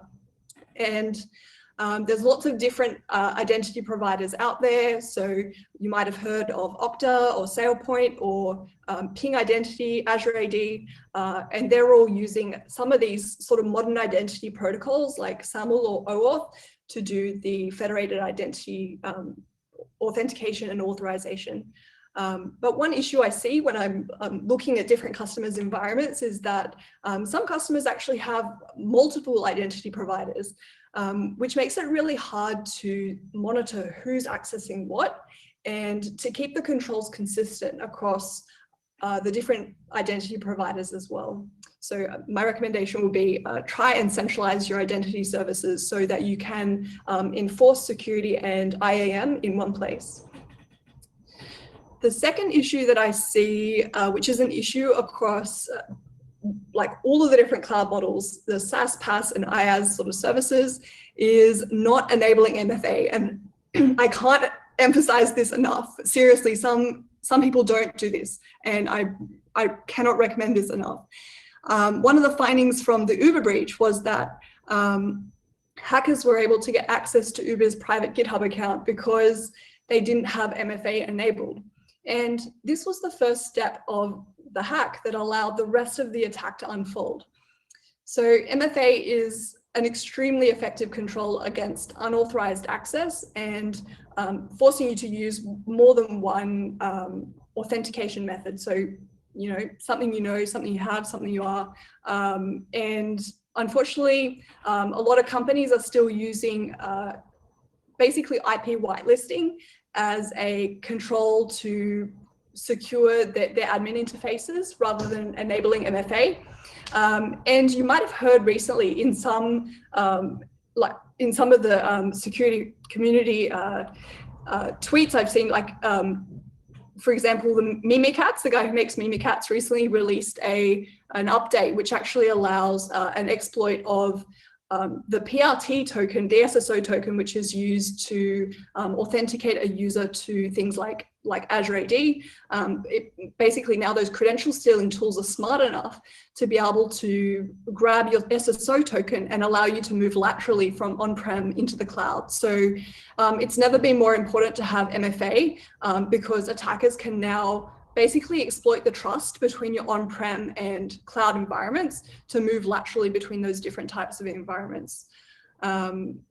And that's why I say IP whitelisting isn't the silver bullet. And especially it's important to always have MFA enabled on your management interfaces for those users who are using privileged roles like global admin in your Azure AD or root access in AWS. The next issue I see is misconfigured resources. And we saw earlier in the session that there was a number of breaches that have been caused due to misconfiguration and the huge potential consequences. So in security, we love hearing about stories of APTs and breaches where criminals break in and they steal all the data. But unfortunately, a lot of attacks are caused by much less sexy things like human error and lack of basic security hygiene. So what's the solution? So in the cloud, fortunately, there's a big focus on automation and infrastructure as code, which means that we can basically standardize configurations and prevent misconfiguration before and after deployment. So to give an example from Azure, there's a couple of features like Azure Blueprints, which allows you to make templates for resource deployments and ensure that environments are deployed in a repeatable way. And another one is Azure Policy, which allows you to set standards to allow or deny certain properties on a resource, which could result in resources in your cloud environment being non-compliant with your security policy. And AWS also has some equivalent features like AWS organizations and policies and permissions. So not to neglect the detection side. So what happens if you do have a misconfiguration in your environment? You really want to be able to detect that as quickly as possible and remediate it and set that back to a secure setting. So there's a couple of open source tools which are kind of similar to your on-prem vulnerability scanning tools like Nessus or Qualys or those kind of things that are going to run a scan on your environment and report back all the vulnerabilities that they found. So just to name a couple which I've checked out and can verify that they are quite good. Scout Suite and Storm Spotter are basically those equivalents to on-prem vulnerability scanning, where they'll run an audit on your cloud resources and detect vulnerabilities and give you a report of issues that you need to fix. So Scout Suite in particular is a multi-cloud configuration review tool, and that will hook into the APIs of your cloud system and basically generate a report of all the issues that you can go and fix. Obviously, being a manual review, that's something that you would need to run, but I would definitely recommend having a look at both of those. And the next issue I see, the last issue that I see, is not monitoring your cloud apps. So I showed the shared responsibility model earlier, and logging is definitely one area of the cloud that varies depending on the cloud service model that you're using. If you're using a software as a service application, you can't really expect to be able to monitor things like the operating system or the firewalls that are protecting that system. That's all going to be managed for you by the cloud service provider. But regardless of the cloud service model that you're using, it's always important to monitor things like authentications and configuration changes to the application, especially if those configuration changes are exposing your data to a public audience. So a few accounts which are worth monitoring include your critical accounts like administrator accounts, service accounts, and any external or guest accounts.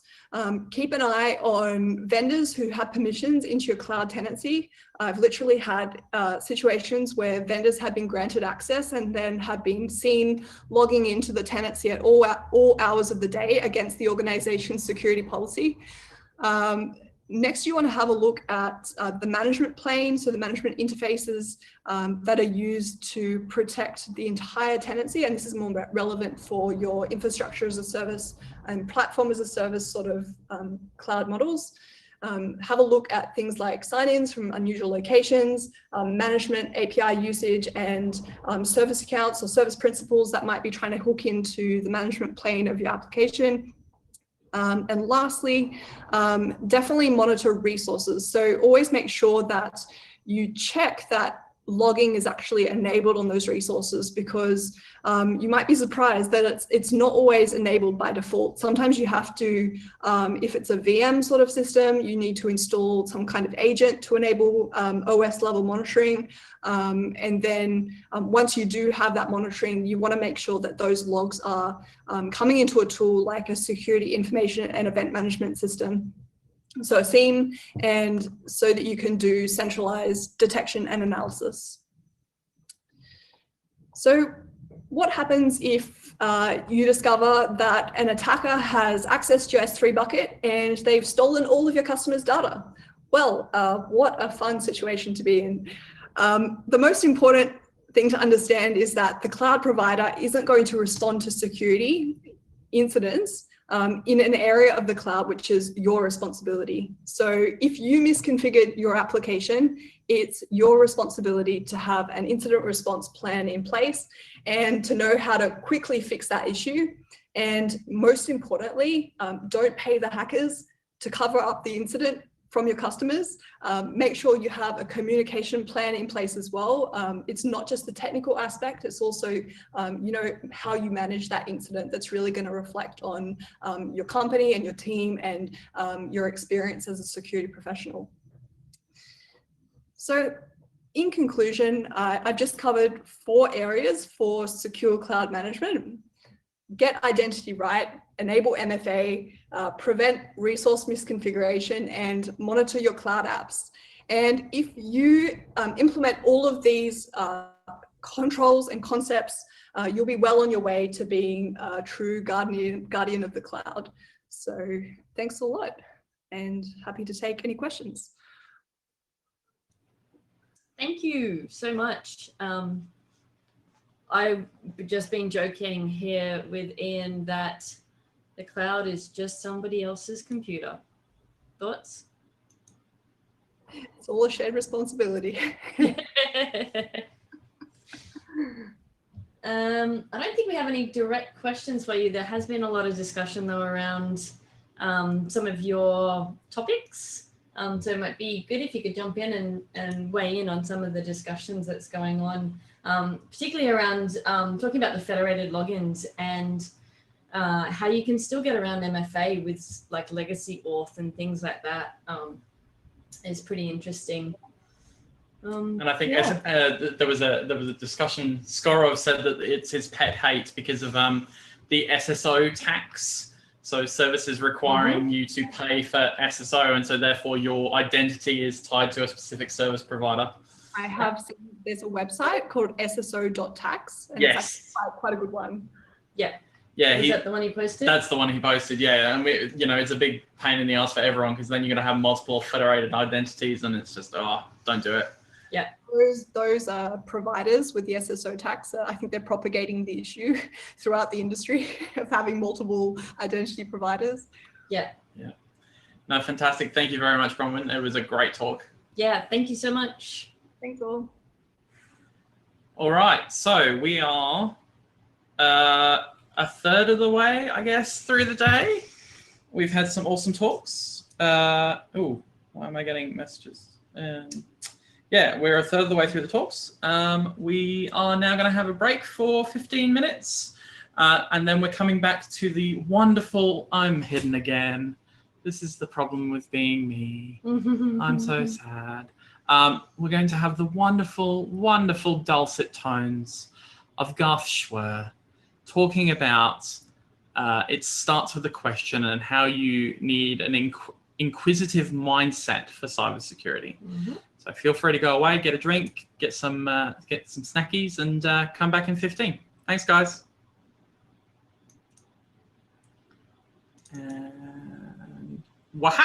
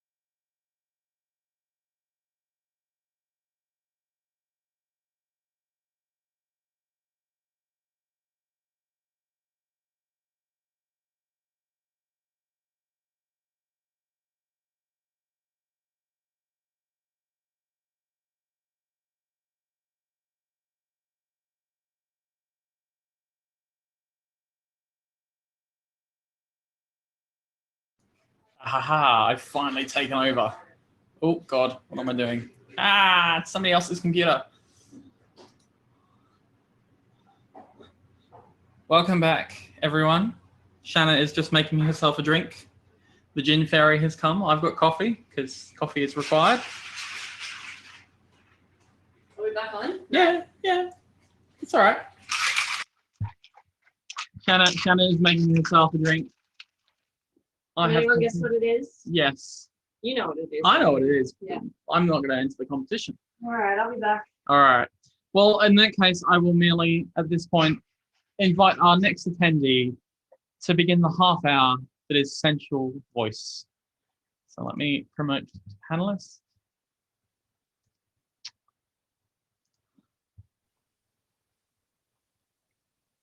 Hello, Garth. Can you hear us? Hello, I can hear you. Hello. All right. How are you on this fantastically warm day? It's not super warm where I am. I'm in the kind of like the southern end of the Dandenong Ranges, and it's been kind of raining today, but that's okay. Oh, that's good to hear. For those who have seen, oh God, yes, Shanna is allowed to drink since I'm backseat driving. That's the whole point. Oh, and here she is. Cheers. For those who didn't guess what she had. Oh, you can only see. Probably still can't see. Oh, why is it so loud? It's because it's actually Garth's screen playing through Zoom. Wow. Sorry. How do Wow, what's going on? Terrible quality. It's okay. Sorry, how do I flip the screen? How are you, Garth? Yeah, I'm really good, thanks, Shanna. Thank you so much for joining us today. I'm definitely looking forward to the next time we can all catch up in real life persons. Wine, maybe some espresso martini. Oh man, why am I sharing that screen? Sorry. That is okay, Garth. We are calm, we are collected. We have meditated beforehand. All right, that probably looks a little better. That does indeed. All right, is that the correct screen? Swap displays, and you'll be good. Displays. I wish I had a Done. Thank you. So, for those who don't know Garth, Garth is the Asia Pacific SOC Manager for Rapid7 and has over 10 years experience in IT and information security. Prior to his tech career, he was a professional firefighter, volunteer lifesaver in Sydney, Australia. For those who didn't watch Garth's presentation from last ComfyCon, I implore you to go watch it. It is an awesome watch. He has a strong interest in how practices such as Tibetan Buddhism, Taoism, and Indian Tantra can be adapted to modern working environments without losing their traditional essence. And Garth is going to be talking to us today about questions. So with that, Garth, I will hand over to you. Cool. Thank you very much. All right. So who's the intended audience for this? So this is mostly for people trying to get their first role in blue team kind of analyst roles. I can't really talk to the red team. I've never worked in those kind of roles before. But this is what I'm looking for when I'm getting in like a new junior or a new grad or something like this. And I'm being kind of selfish about this one because I'm with Rapid7 at the moment. I'm trying to get an intern program up and going, and probably next year. So I'm hoping to speak to a lot of people that are just got a few years under their belts, or you know, coming straight from university, and I'm kind of hoping to help those people out because over time I've interviewed a lot of people and they didn't really know where my questions were coming from and how to prepare for those kind of questions. So this is for newer analysts trying to develop their investigation style as well. Most of the people that I see in industry kind of already have these qualities. They kind of like, particularly if you're on the investigation side, they tend to kind of come out after you've been thinking about these things for a while. Okay, so why do junior roles have technical interviews? So once you get past that HR filter, and this is not that talk about getting past the HR filter, there's lots of them I'll tell you probably just TLDR is go and meet the actual hiring managers, talk to them. If you buy me a beer at the next conference and hand me your CV and show me a blog where you've been doing reverse engineering for the last 6 months, you're probably going to get past a HR filter with me. So what am I looking for when I'm interviewing with people? I want to know, are you a good fit for my company? There are different people that excel at many different types of companies. Some companies are better with introverts, some better with extroverts. Some people need more stability and more infrastructure than others. Some people thrive on that, some people don't. So are you going to fit with this company? I want to know that you have a minimum bar of understanding of computers and networks. But what I'm really asking for in the technical interview is what you don't know. That's kind of like more interesting for those kind of junior roles, because how you react and work through things that you don't know is frequently, because as a junior, you're going to be doing that more often than not. So what I want to really, the question behind the question is, how much do I have to hold your hand while you're learning the ropes? And that is the real thing that's coming across with these kind of like technical interviews.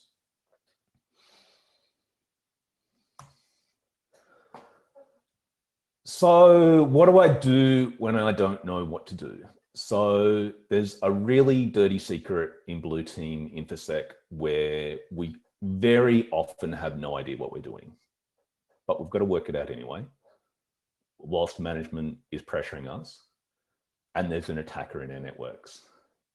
So many attacks that we see quite often are new or novel to us. They might be brand new attacks, or they may be attacks that we just haven't experienced before.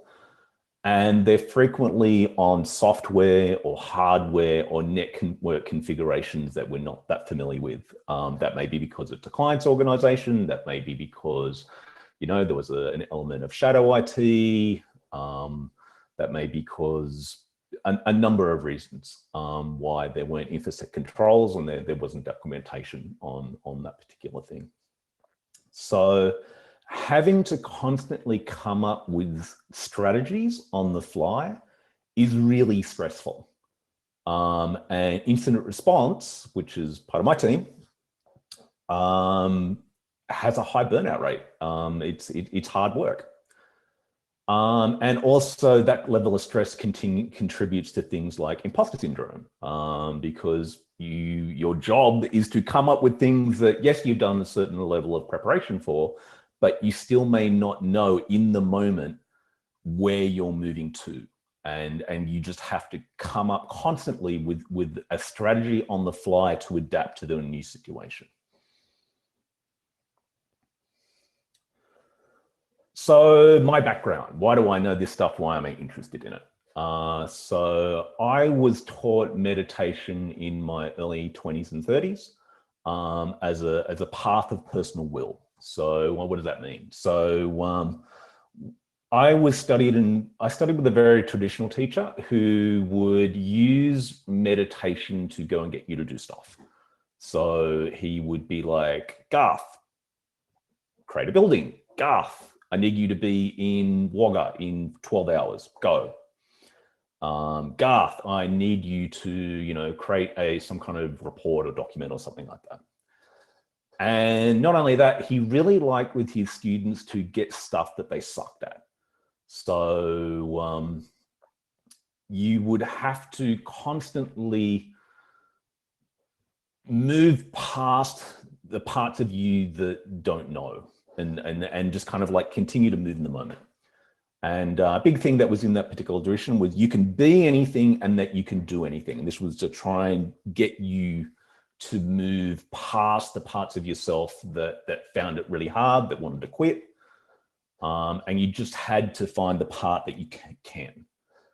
So meditation is frequently thought of as something that's being very, very relaxing.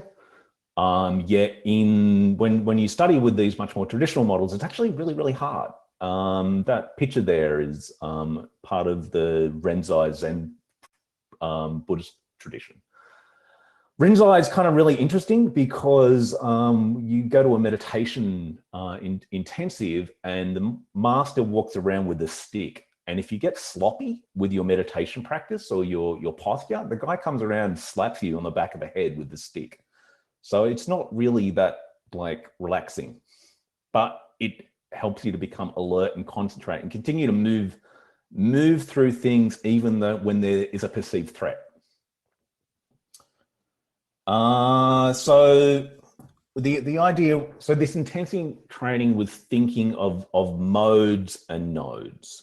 So what's a mode versus a node? So the part of you that can was known as a mode. So within the meditation practice, you would find the parts of you that excelled at, washing the dishes, doing physical exercise, or, in my case, doing incident response. And you'll use your meditation practice to find the parts of the mind that can move through that. And it would be the beginning of a lattice, like a point where you'd start building kind of some structural knowledge around this. And that would look very similar like that mind map picture there. So, like, Garth, I need you to, pour concrete. And I didn't know anything about pouring concrete at the time. So, I'd have to go and find out and do research and kind of like start building some kind of structure around this thing that I didn't know how to do. And work through things as trial and error. And at a certain point, that would become a node. It would become nodal thinking. So the difference idea that, with modes, you've got this very exploded practical framework of things. Within a node, it's more like silent knowing. So when we're 2 years old, we pick up a spoon and we say spoon. But past a certain age, we don't need to say the thing that's in our hand to know that it's a spoon. It's just a spoon.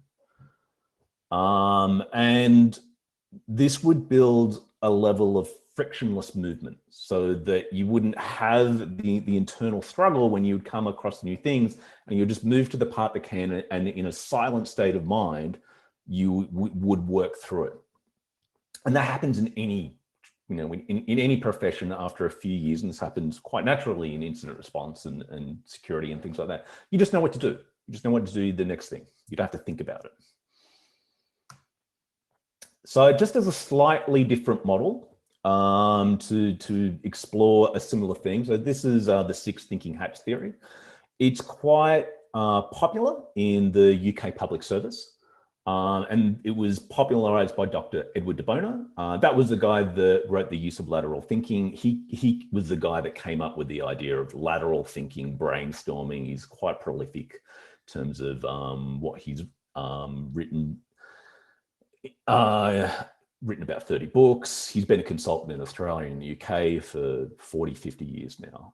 And the idea with these different types of hats is that you would very visually, or from a visualization perspective, you'd wear this hat that would signify that you're coming from a different part of yourself, a different perspective. And that would help you when you would get stuck through a particular problem, that you could just switch onto a different hat and continue to move.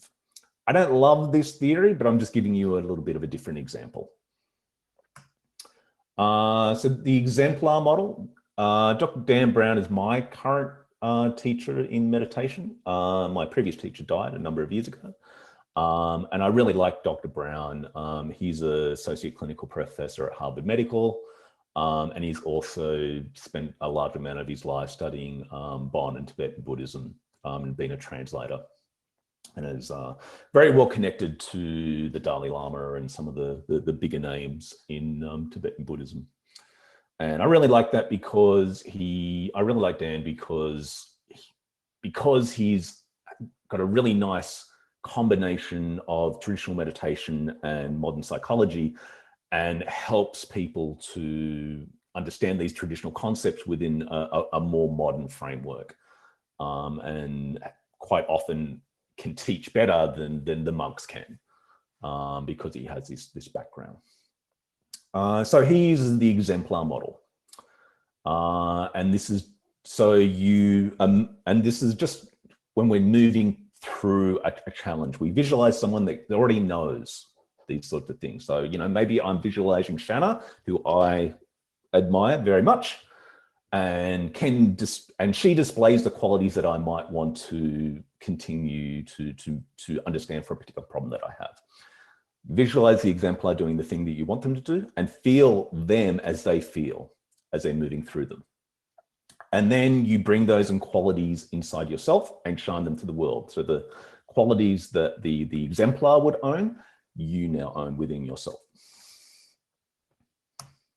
So what's all this mind-bendy stuff for?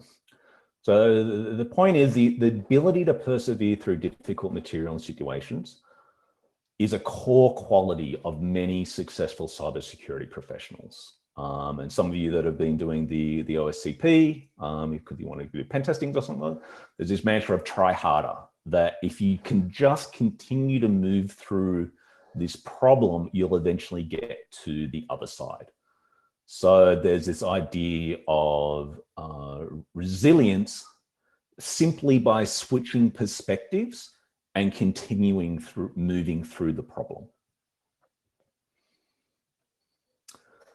So once you've gotten to a point of being able to move through different problems and you've gotten over yourself to continue, you've hit that wall, you're finding it very difficult, you've got something that you don't know how to do,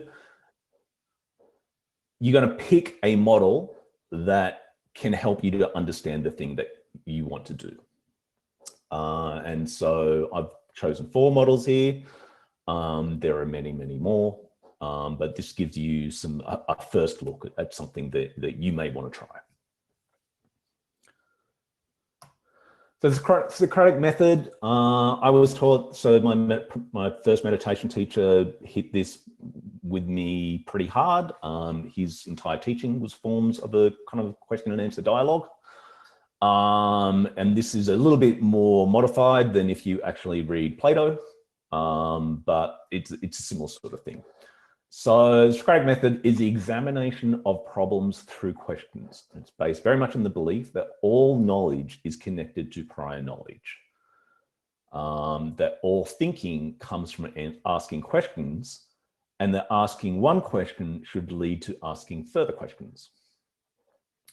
And each of those questions should seek to extend the idea and identify your presuppositions about the topic. So an example might be, okay, I'm doing some kind of investigation, you know, some kind of hack, something like that.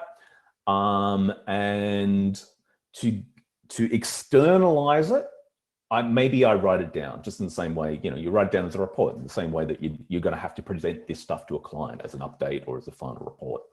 The idea is that once you've written it down in a report, or perhaps you just explain your theory to a peer, as you're doing that, try and preempt the questions that the client will ask, or your peer has asked, or ask your peer to ask you questions that challenge your assumptions or challenge the hypothesis. The idea is that we're starting with some kind of supposition, and we want to have that challenged. And those questions continue to help us form a model.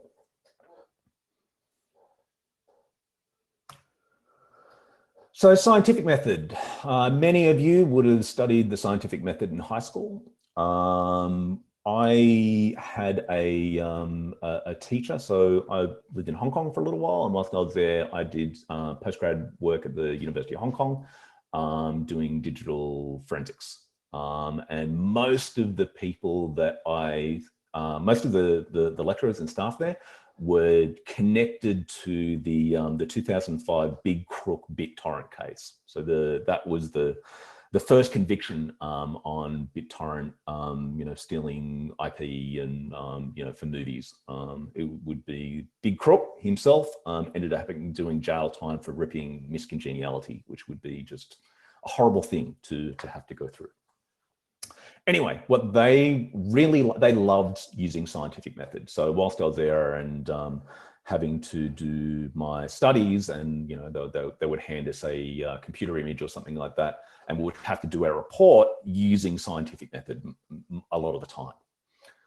So the idea with scientific method is, ask a question. So, they would hand us a USB drive and they would say, tell us what happened. So one of the cases that I did in one of my classes was there was a couple that was having an affair at work. We had to go through their emails and see whether they used the company credit card to have a romantic holiday together.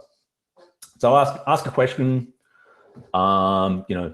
Did this couple use company monies to go and have a personal holiday together? Do some background research. Had to go through the USB, go through the files, go through the emails. Construct that some kind of hypothesis. So yeah, maybe they did. And then you would have to test that with an experiment and see whether it held up. Maybe they did, maybe they didn't. Maybe somebody stole their account, and you would test it. And the idea is the evidence that you're presented with, does it support your current hypothesis? Is that procedure working? Yes, no. You may have to change your hypothesis. So then you analyze the data, draw some conclusions, and does the evidence that you have support your current working hypothesis? And you may have to change that. And then you do that, and that's how, and in that particular course, that's how we'd have to move through the scenario and do our assignments back. The analysis of competing hypotheses. You can get this book online. It's free. It's the CIA analyst model. It is the book that you can get online. It's The Psychology of Intelligence Analysis by Richard J. Hewer Jr.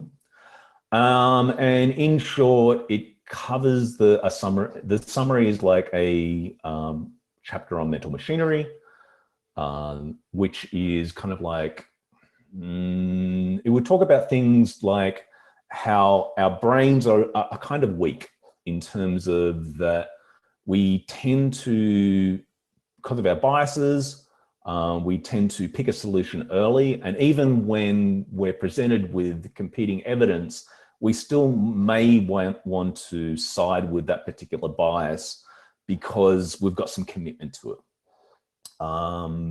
Tools for thinking. So he would use, and there's a number of programs in the CIA, intelligence tests and things like that to help you think analytically. And the final chapter is about cognitive. Part of the book is about cognitive biases. This would be like probably an hour lecture on itself. This is a very, very quick movement through this particular novel book.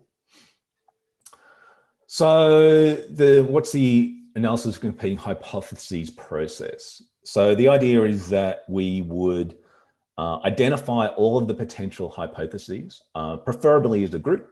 That would, by doing it as a group, that we would minimize our own individual biases. We would collect all of the available evidence. We would build a matrix on all of the different hypotheses and all of the evidences, and would give that some kind of weighting in a mathematical weighting. We would refine those findings. So some of the matrix would reveal some additional questions. We might have to change some of the weightings. We might have to change, add additional bits of evidence. Next step is inconsistencies. We would draw some tentative conclusions and adjust the mathematical weightings. Again, with the sensitivity analysis, the next stage, we would review the mathematical weightings and test our conclusions. And then we would eventually do our own conclusion evaluations. This particular matrix right here, this particular matrix right here is a mattress that is using the ACH method in trying to identify the actors involved with WannaCry. And there's another model, which is just pick a new security model. So there's lots of security models, and there's lots of different ways at looking at similar problems. So the problem with the analysis of competing hypotheses is that it takes a long time to do. We don't necessarily have that much time. We'd probably have to preload the ACH model in terms of, so we might be able to do a model based on very, very common situations. So one might be, we receive an email from one of our clients and saying, is this phishing or not? This is a very, very common request. And we could look through that particular email in terms of, you know, what's the grammar like, what's written in the headers, where do the links go, and we could build up our ACH matrix using that, but we'd need to preload that. That can also be used as a training tool. So there's lots of security models, and if we get stuck during our analysis or trying to work through some particular problem, then we can just switch models. We often talk about the compliance versus security. And as much as security professionals that we really like to have our places secure, sometimes our clients and our businesses just don't care. They just want a box tick. They just want a cheap or a free solution, and for them to move on, so that they can achieve their core business objective. So, you know, some problems, if you just change hats, they're no longer a problem, and they allow the business to continue. And hopefully you'll be able to, you know, get someone to write it down in a risk register somewhere, which is a whole other challenge in itself. Another type, you know, we may have some, so red versus blue. We may be looking at some kind of malware, or we may be looking at some kind of compromised system. And we may have run through all kind of leads, or and we just can't go any further. So maybe at that point we put on our red hat and have a look at the device from the pen testing perspective to see, well, what would be the easiest way to compromise this machine based on what we already know. And that may help you to seek an investigative avenue that you hadn't thought of yet. Another one is using all of the different frameworks. So the Information Security Manual, ISO 20001, PCI, what are the NIST models? Again, sometimes you can gain additional inspiration just by switching the framework that you're using. And it may help you to work through that particular security problem. Then you've got some of the threat intelligence models, MITRE ATT&CK, the Diamond Threat and Cyber Kill Chain. Again, it's just by switching perspective, and you might be able to continue moving forward. So I finished 4 minutes early. Is there any questions? So thank you very much.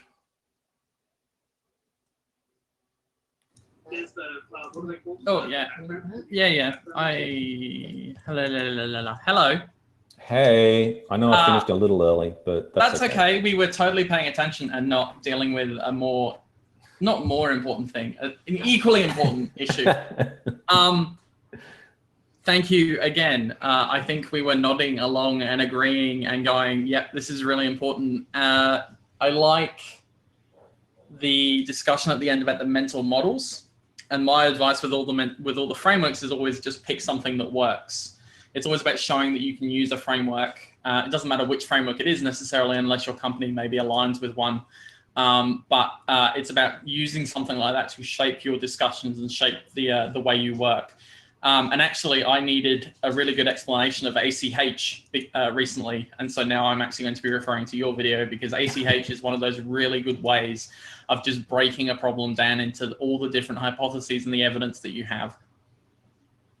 Cool. Yeah, it's something that I'm definitely, I'll probably end up doing, like I want to do a whole program on ACH at my work. And so I think in 12 months time or something, I might like to do another kind of talk on what that process was like. Yeah, absolutely. Yeah, no, thank you very much, Garth. And again, thank you for your presentation. As always, it's great to hear from you and get your opinion on these things. Awesome, thank you. And yes, we will catch up soon at some point for alcohol of wine and things like that, now that we can do borders. ACH is the devil. No, Singularity, you are wrong. I'm sorry. He has a comment on everything, though. He does. Some good, some bad. Thank you, Garth. I know we did have a chat, well, mutual nodding about asking questions. I remember when you mentioned what you're going to do in this talk about people that just ask questions, that nobody expects you to know everything all the time. Yeah. You know, I tagged Bex because there's so many times where I'm like, what are we meant to do here? You know, like I've been doing this job for a long time, and yet there's still times where I think I have no idea what I'm doing, and you just kind of wing it. And I reckon that's the experience. You just, you know what, I'm just going to run with this because I think it's right. But if it's not, don't be afraid to ask questions. That's probably the biggest lesson for anyone looking to get into the industry is just ask people. Like, there's no stupid questions. It's been said before. Ask people. Is this how you do it? Even if you know how to do something, asking someone if there's a better way of doing something. I always do that too. Yeah, absolutely. No, there's definitely, you know, the peer review process definitely continually shapes your model and your mind and your thinking. Yeah. It's funny. I think we've got a presentation about peer review later on as well, which should hopefully be talking about that exact thing. Beautiful. Fantastic. Do you want to talk about what the other equally important thing we were dealing with at the same time was? Yeah, if you head on over to Discord, or if you follow me on Twitter, we are finally, when I learned to speak English, going to solve the nuggies or tenders better debate. And the judges are us, of course, because it's our conference. So a special thanks to Lydia, who decided in her infinite wisdom she was going to send us KFC. Yep. Oh, I'm not visible again. And so now we have to actually work out which is better. So we're going to be posting the stages, as it were, as we go through the next talk. We've had delivery, we've had unboxing, and now we've got taste test. Yeah. But before that, let's introduce our next speaker, who I have to put on a very, very Aussie accent on to introduce. Okay, I'm on, am I? You are indeed on. Is that okay? Well, that is okay. Just rejoining. This is the first time I've done a live Zoom call, so yeah, learning new things. Well, welcome. Thank you very much. A little secret? It's no different to any other Zoom. And that's one of the reasons why we did it. So, g'day, Matthew Strawn. G'day, Ian. Oh, there we go. That was my terrible Australian accent. So we obviously had Matt's compatriot yesterday, Alexi, but Matt has spent a bit over a decade building penetration testing teams, working as a security consultant, and he co-founded Volkis, which I noticed you'll be telling a bit of story about where that name came from in your slides, so I'm interested to hear. Despite going to lots of conferences and working in pen testing for so long, Matt hasn't presented. So this is a bit new. Well, look, everyone, welcome Matt. I'm sure there's going to be some awesome discussion. And, you know, I'm actually really interested in this because what he's talking about is a tool for automating pen testing reports. So take it away, Matt. Okay, let's get started. Can you see my screen? It's yes, bingo things. Let's go. Yeah, do it. Oh, I don't need to go through this. Last year, I opened a company with Skorov, Lexi Dudkin. That one. This is the one slide that I'm allowed to have the logo on. Named after a dog. This dog. This is Alexi's dog, a lovely husky. And this is something that's offensive security photoshopped when Alexi had, back in the day, when Alexi had done his OSCP. And when we were opening this company, we wanted to do better. And that was better services, more efficient, less rubbish to deal with.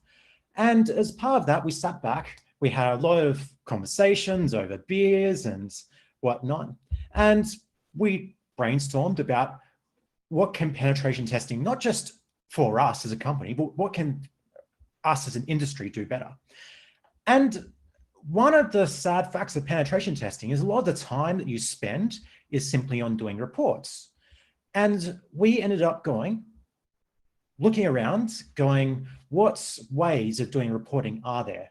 And what could we take from other industries? And we kind of came up short, and we decided to try rolling out our own thing. Now, if I was going to go up to someone in an organization and say, hey, I want to roll out my own custom reporting framework, you might go, hang on, I have a few questions. Why? Just why? Now, the people who have been around the industry for a while might think, okay, I've got another question here. Can we fire the person who thinks that rolling out a custom reporting framework is actually a good idea? You know how much I'm saying, let's get rid of rubbish. And then, rolling out your own thing means you have to maintain it, means you have to do all the stuff to make it a mature product.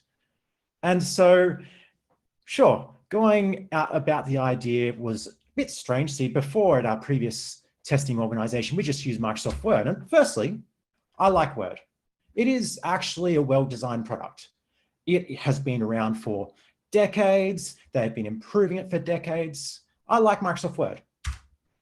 But here are 10 things I hate about Microsoft Word. Actually, I don't have time for 10. So here are 3 things that I hate about Microsoft Word.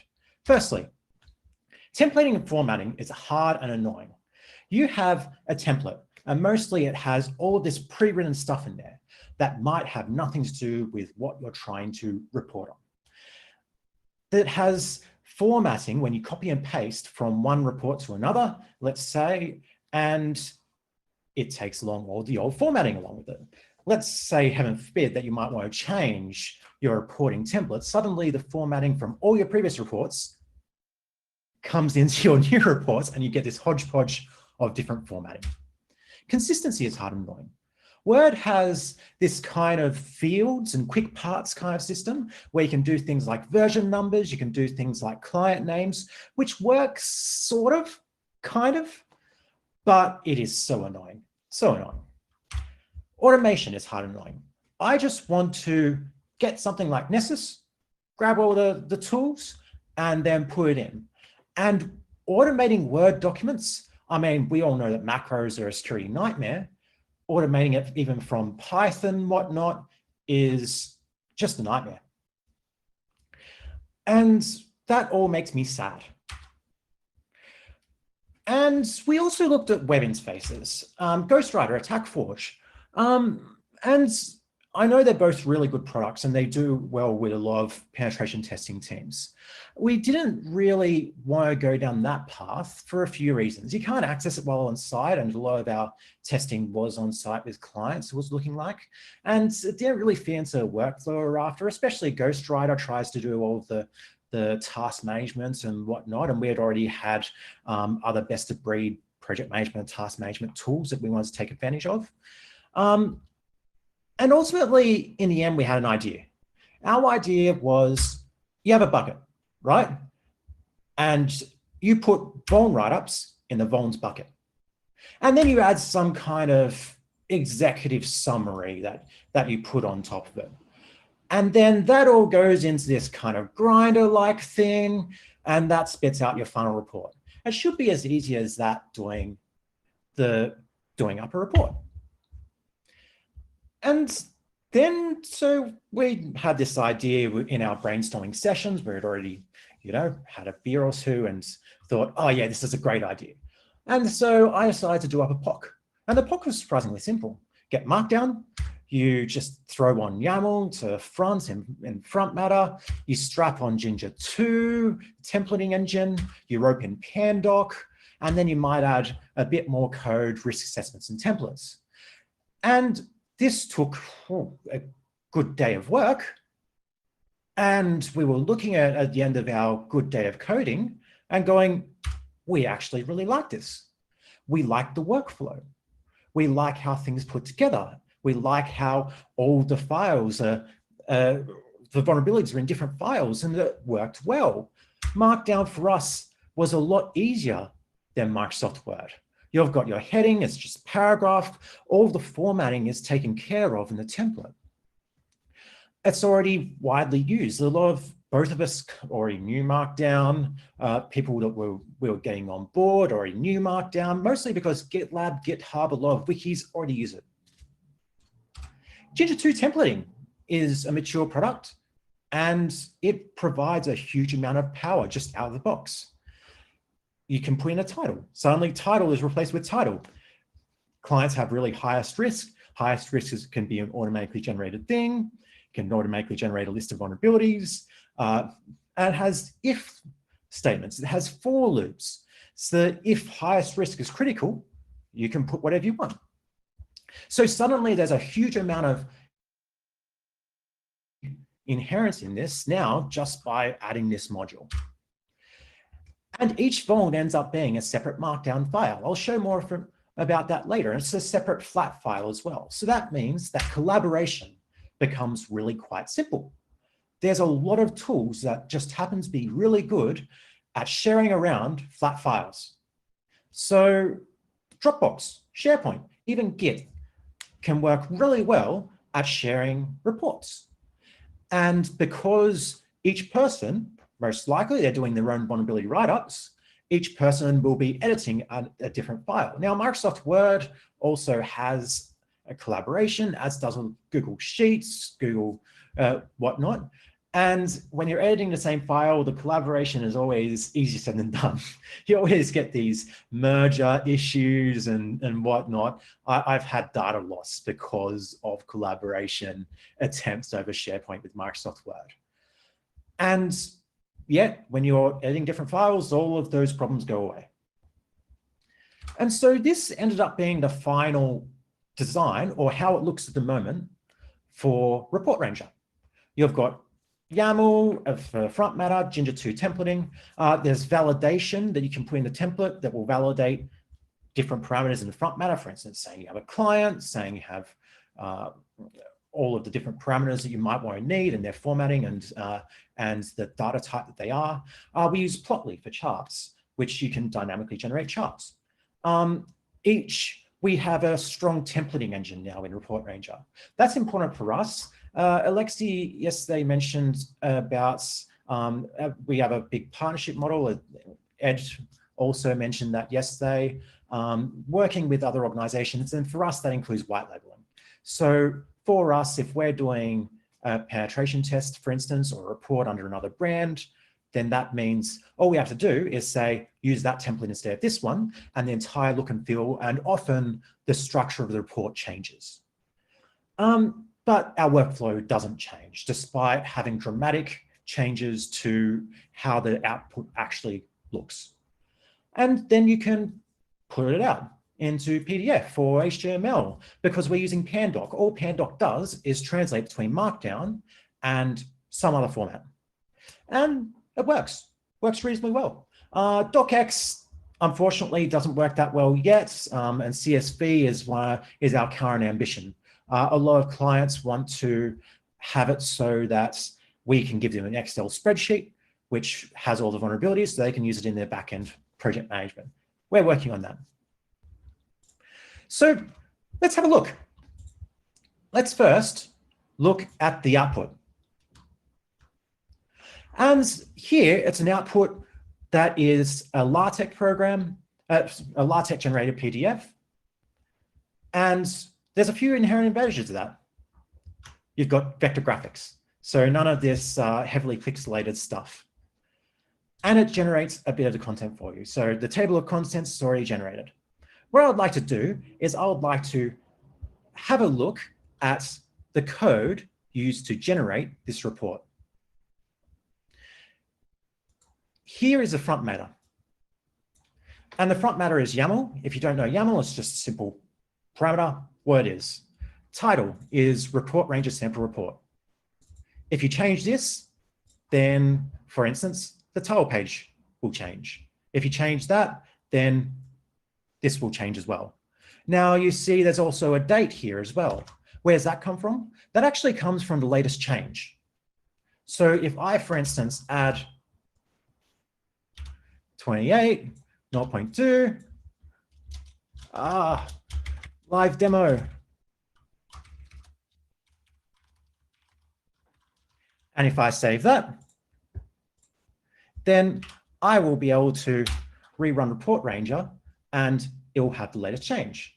Similar to the version number. The version number is taken from the latest change, replicated throughout the report, and so suddenly you'll have a 0.2 all throughout the report. And you'll see that over and over again. So author is taken from here. That's by way of refresh the report. And you can see now it's 28th of November instead of 26. Now it's version 0.2. Version 0.2 down here. And finally, there's document control with all the latest document changes, current document version, whatnot. That makes things a lot simpler. Now, I want to just give a quick tour of the functionality. Some of the complex things that you can do. So the highest risk is critical. Before I show this, I have generated a report, by the way, with a bunch of different random vulnerabilities from our document repository. Our document repository, by the way, is simply a Git repository. They're simple flat files. All we do is we host our penetration testing templates, our vulnerability write-ups in Git. And that's easy to update. It's got strong version control, and you can just keep it all up to date. So the highest in this particular fake report, the highest risk is critical. If we take out the critical vulnerabilities, if the highest risk was medium, they'll just show medium. The client is ranging automation. And again, they's taken from here. Before we go on, let's look at some of the vulnerabilities.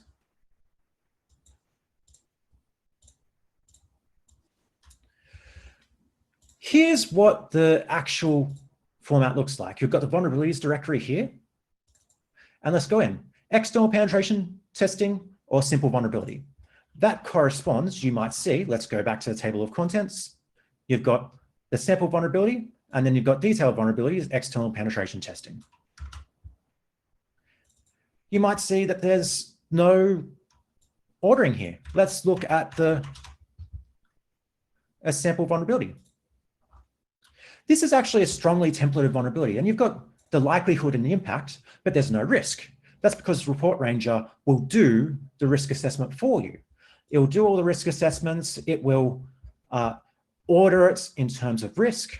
And then suddenly you get a table like this one with all of the vulnerabilities in order: critical, high, medium, low, informational, if you want your risk assessment to take that.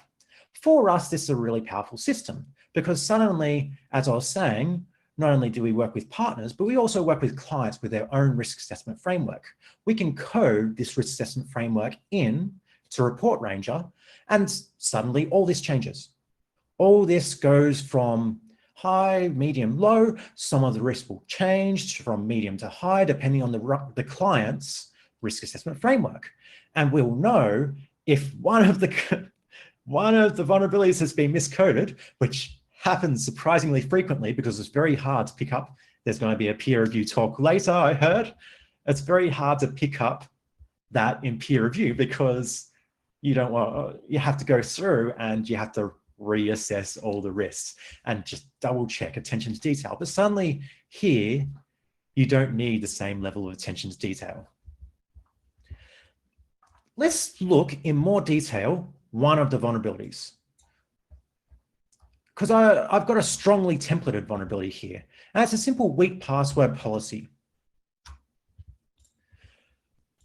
Here's what the vulnerability write-up looks like. You've got in the front matter the information about the weak password policy. So that includes things like passwords, how many were cracked, most used passwords, the password lengths, the domain it comes from. And then it suddenly starts to fill in these tables. It starts to fill in the after gaining domain amendment rights, this is what we did. We tried to crack all the passwords. And then there's this chart that's dynamically created based entirely on this information. So if I change this, for instance, if suddenly there's 1, there's 53. So if I change this, unfortunately, it might take a tiny bit of time considering I'm using a virtual machine here to regenerate the report. Then this chart will change. And then you've got all the new information just based on this information that's held purely in the front matter. And we've got also, let's just refresh the report and have a look at that. Weak password policy. So suddenly the chart's different just based on what's in the front matter. And we've got strong templated vulnerability write-downs that have if statements, especially things like TLS, when you've got what you want direct output from a report, and then you want to have it so it shows, okay, if this is vulnerable to, if this has TLS 1.2, then display this, if this whatever. This has old school SSL version 3, then display this, and maybe even up the risk. Of course, that's all changeable in the final report. And so these are just flat files. Adding a templated vulnerability to your report is pretty simple. All you do is you copy and paste it into the directory. And that's as simple as that. Okay, so when there's the output's configurable as well. This, as I was saying, is very strongly templated. Now, if you want to see what it looks like in the Volcus template, this is exactly the same report, exactly the same markdown input, but the output is quite different. So report ranges, sample reports, you've got different graphics. The table of contents is of course going to be quite similar. We put our document control right front center. So that's at the beginning of the report now, and that's what the template says. The template's actually just another markdown file that inserts the data in. Yeah, and so you can see it as different colors, the footer's different, the header's different. All of that is different because of the template that we're using. And so we can, again, do the same in other brands if need be. All you need to do is configure the template and then suddenly all of this. And it's really good because, again, really good graphics. Even the charts are all vector graphics. And finally, HTML also works. So this is an HTML output of it. HTML is very new in Report Ranger. It is a day old. And this was what I was doing while watching ComfyCon yesterday. I was implementing HTML, an HTML output formatter in Report Ranger. It's now on our Git. And again, tables show the same thing. Charts are dynamically generated. All of the templating works, all of the Ginger 2 stuff works. It just outputs to HTML instead of outputting to a PDF. And similarly, you can output to Markdown, which is good for things like a static site generator, which can take in that Markdown and get it there. Let's go back because I'd like to go through some pros and cons of the Report Ranger is over a year old now. And so it's starting to get to that mature-ish page. I shouldn't say mature after I implemented a new output formatter in the last day, but still we've been using it. We've been ironing out a lot of the bugs in both the actual software itself, but also workflow. So here are the pros. It does take less time to build a report. It's as simple as that. You're just concentrating on the content and sometimes not even that. And so it takes less time to build a good report in Report Ranger than it does in something like Microsoft Word. And there's less scope for screw-ups like wrong client name, which a lot of old penetration testers will attest can happen, even with strong QA. It has strong templating. including different risk assessment frameworks. And because there's all error checking in that, you're less likely to have any sort of screw ups while copying and pasting when you're using different risk matrices. There's consistency in formatting. You don't worry about formatting much at all. And so suddenly all of this, for instance, or you might have this here, it automatically does the likelihood, impact, risk. That's not actually, that's part of the template itself. That's all taken care of. You don't have to worry about it. And then automation ingesting vulnerabilities from tools. Now, I didn't go through that in a huge amount of detail because that's a bit more of a specific topic. But what you can do is you can write a simple script. All it does is it takes the information from the tool and then it puts it in the front matter of the markdown file. And then you use, the templating takes care of the rest. So we've got something that ingests information from Nessus, and it will automatically take from our vulnerability repository the required files and put it in your report. And it will automatically put in into the front matter, the IP addresses, the files, the details, whatnot. But there are cons. I want to be quite frank with that. There is a learning curve. It's not yet a mature project. Everyone knows how to use Microsoft Word. Not that many people know how to use Report Ranger. It's only been released for a couple of days.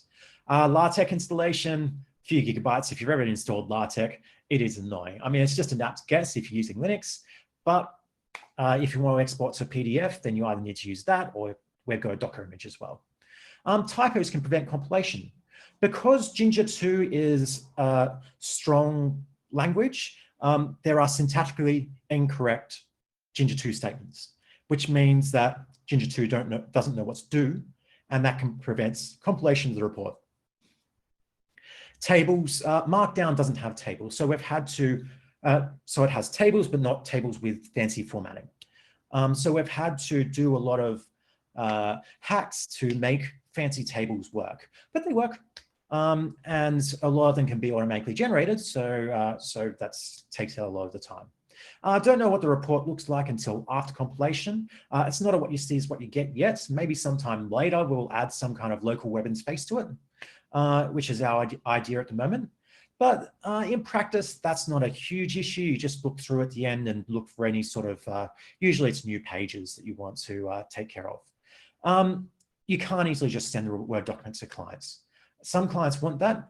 We don't like that because we don't like clients to be able to change stuff that's in our brand because that's a reputational risk on us. But some clients really do specifically say, hey, we need this. And unfortunately with Report Ranger, the way it stands, we can't provide that until we get docx outputting to the level that we want. But even then, because usually we use LaTeX, to output reports, it will still look different in the Word document, and the clients will be able to recognize that. Report Ranger's online in our GitLab, not GitHub, GitLab. The URL's there, gitlab.com/focus/report-ranger. You can go there now. It's open source. You can just download it, have a play around with it. You can do the apt-gets for all the LaTeX stuff and start outputting the sample report. Before I finish up, I just want to give a quick shout to our handbook. We have a transparent but secure philosophy with Volcus. And as part of that, we put on our guides, including penetration testing guide, hiring guidelines, beginnings of style guide, methodology, service catalogs, tools, tricks, procedures. Penetration testing engagement guide is good for newer penetration testers who want to know how to talk with clients. And the engagement, that's not necessarily about hacking. So yeah, let's have a look at that if you want, handbook.volcus.com.au. I hope that people get a bit out of it because we want to give to the community and to help people become better at what they do. And that's part of the reason why we've got our internal guides and we're trying to make them external as well. So I'll finish up there. Here's the URL again for Report Ranger.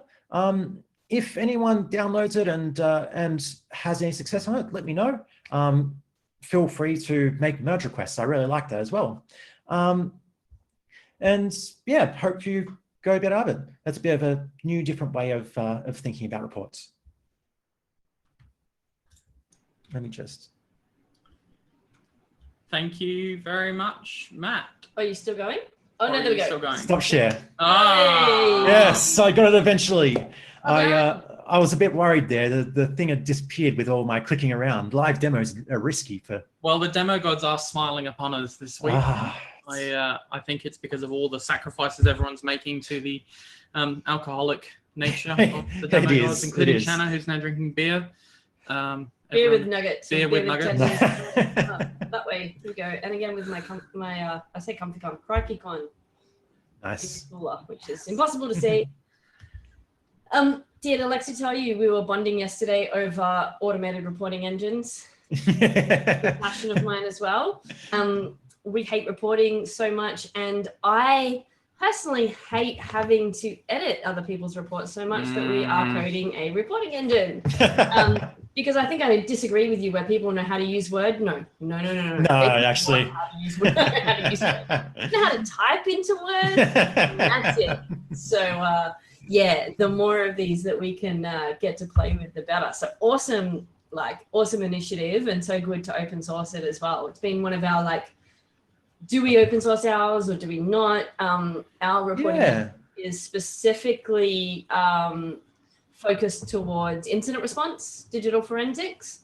So I think we're just gonna run it up, see how good it is, and then we'll see what happens then. But yeah, I think it makes life so much easier having a reporting engine too. It just makes the lives of the consultants way better. Nobody likes reporting. It's really interesting because a year ago when we started doing this, we were thinking, we're the only ones doing it. And being the only ones doing something is like being the only person on the dance floor. It's just a bit awkward. Yeah. And it was only after we started chatting specifically about this to different people, specifically about, hey, how do you do reporting? Do you have any sort of automation or additional? Unfortunately, a lot of people said, we try. We try to have any automation, but it doesn't work. But we actually found a couple of other companies that do use Markdown for us, similar to us, and use a custom output engine like what we've developed. Yeah. And so that felt good for us because we weren't alone anymore. It felt like, but yeah, we've open sourced ours. Hopefully, if other companies use it, then they'll be great. Especially if they help with a few merge requests, we would really love that. But it's working well for us. Yeah. It's less rubbish. Yeah. So we originally went closed source, but because we built ours off Ghostwriter, which is SpectreOps. Yeah. So. And it's heavily pen test red team focused. And we kind of figured that our merge requests would probably, not get a lot of attention given, our use case is very, very different.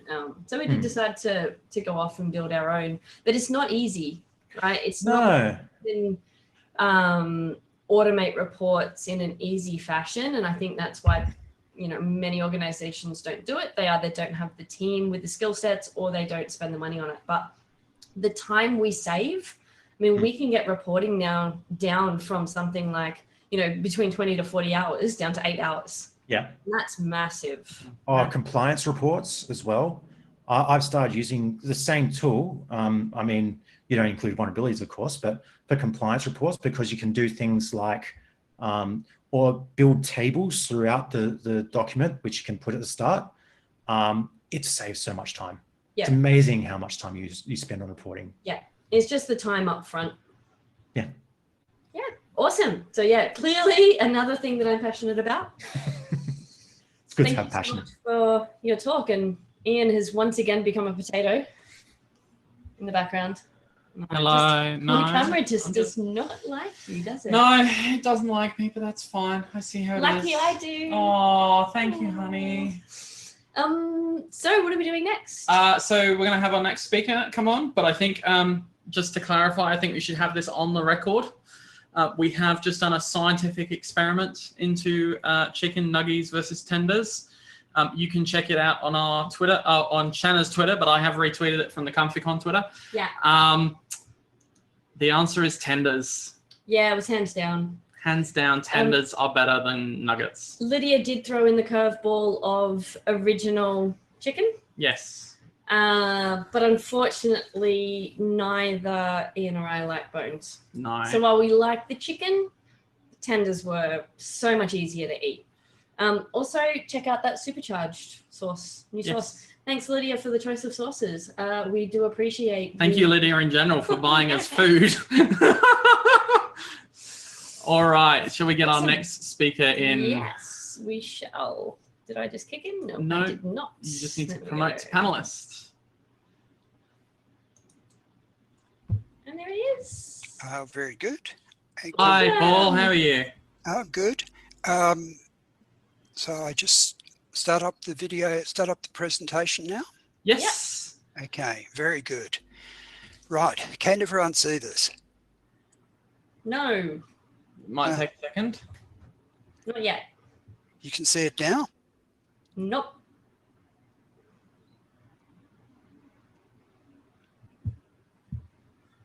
Still can't see it? Nope. Okay, so I'm out of... Are you using multiple screens? No, just one screen. Oh, here we go. There's your video. There's the video. Okay, so we've got the video going. Yeah. So now we go to the... share screen. Okay, share screen. Oh, okay. Very good. Fantastic. Yay, there you go. Okay, so radio. So everyone can see this. It's live. Yes, we can indeed, Paul. Thank you. I'd just like to be sure. Radio. So I'm talking about the research which I've done in my PhD. The PhD is essentially finished now. So I did it part-time. I did a master's part-time first, which took 3 years, and then a part-time PhD, which took 7 years. And it was very hard work, very stressful, and I'm really glad it's over. But at the same time, it was very rewarding. I've learned a lot of new things, and I focused on tools for machine learning, and in particular, tools for function similarity.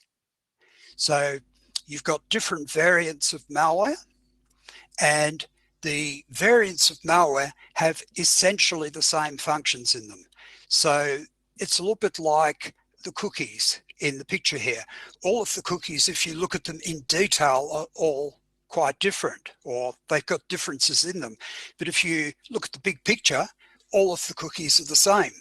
And so as a person, you can say, they're brown cookies with chocolate chips, and then they're cookies with apples, and so on and so on. That works very easily as a person, but when you try to automate that, it starts to become very difficult. Okay, so just a little bit about me. My background is as a programmer and malware reverser. I live in Ballarat, where the weather's nice and cool. I finished the PhD, and a lot of this talk is based on a paper called Function Similarity Using Family Context. But because this isn't an academic presentation, I've made the talk broader, and I've tried to make the talk more interesting, and I talk about 3 papers that I've produced. So I tried to cut down the impact of not just making it a hardcore academic presentation. Okay, so this is what I was talking about before, that as humans, the human brain has been evolved over millions of years, and the human brain is really good at recognizing similarity. So we can say that the similarity is intuitive, but it becomes difficult to automate. So you've got different cases where you've got this similarity, which is intuitive, but it's a lot more work to automate. So you've got similarity in written text, which goes along with understanding written text.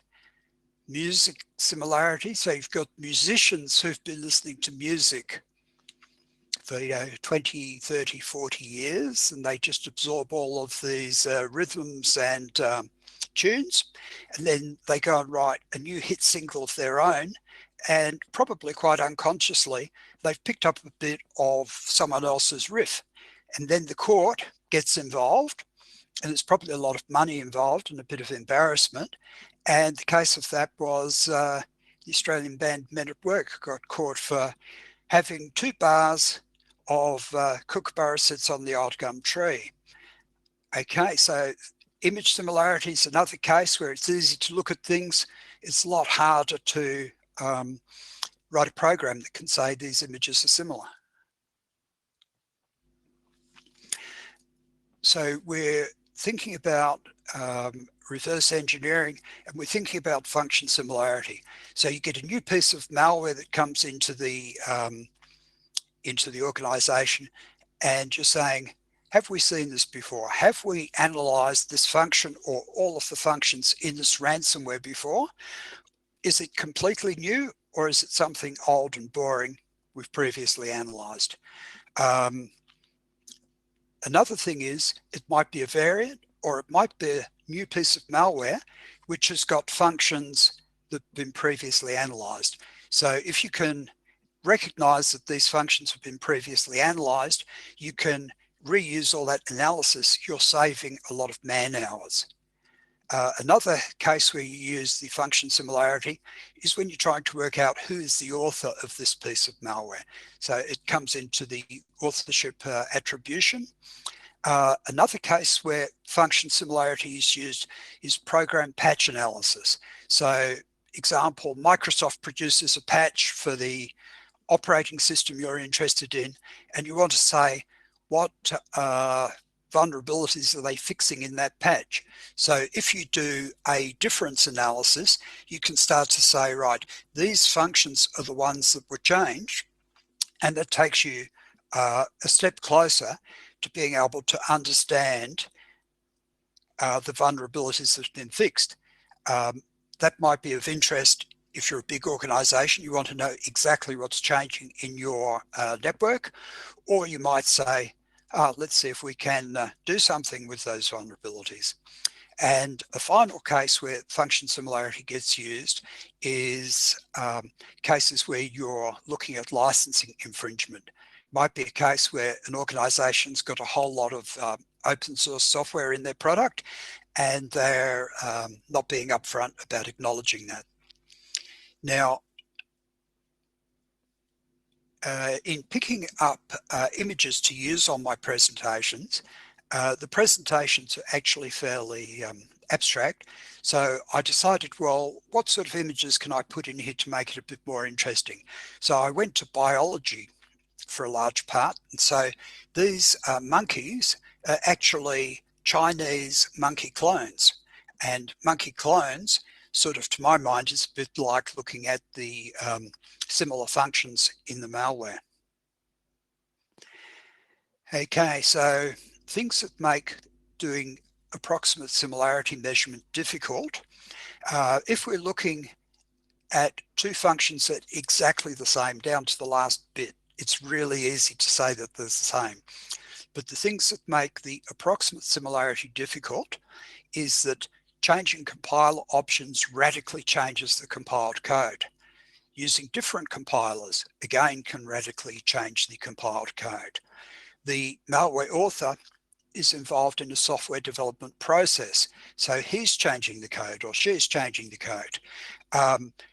You can have the same algorithm written by different people with different code. So that's going to generate different machine code, even though it's functionally the same. The other thing is that the people who designed all of our CPUs were really interested in the code being fast, efficient, correct, repeatable, all those good things. But the idea of machine code analysis, making analysis of that machine code that was produced. It wasn't considered, it wasn't thought that humans would be looking at machine code. It is, after all, just for the machine, just for the CPU. Okay, so they're the things I've been going through. The fact that we're looking at machine code, software development, new versions, code modification, alternative libraries, compilers can use alternative instructions. For example, if you're zeroing a register, you can subtract or you can XOR the register with itself to zero it. So different ways the compiler can generate the instructions. The same thing, one day the compiler might use EAX as the register it's dealing with. Next week it might be EBX, so different registers, and then all of the instructions can get reordered. I spoke of before, compiler optimizations radically change things, and some of our malware authors are using deliberate obfuscation with the aim of making life very hard for analysis.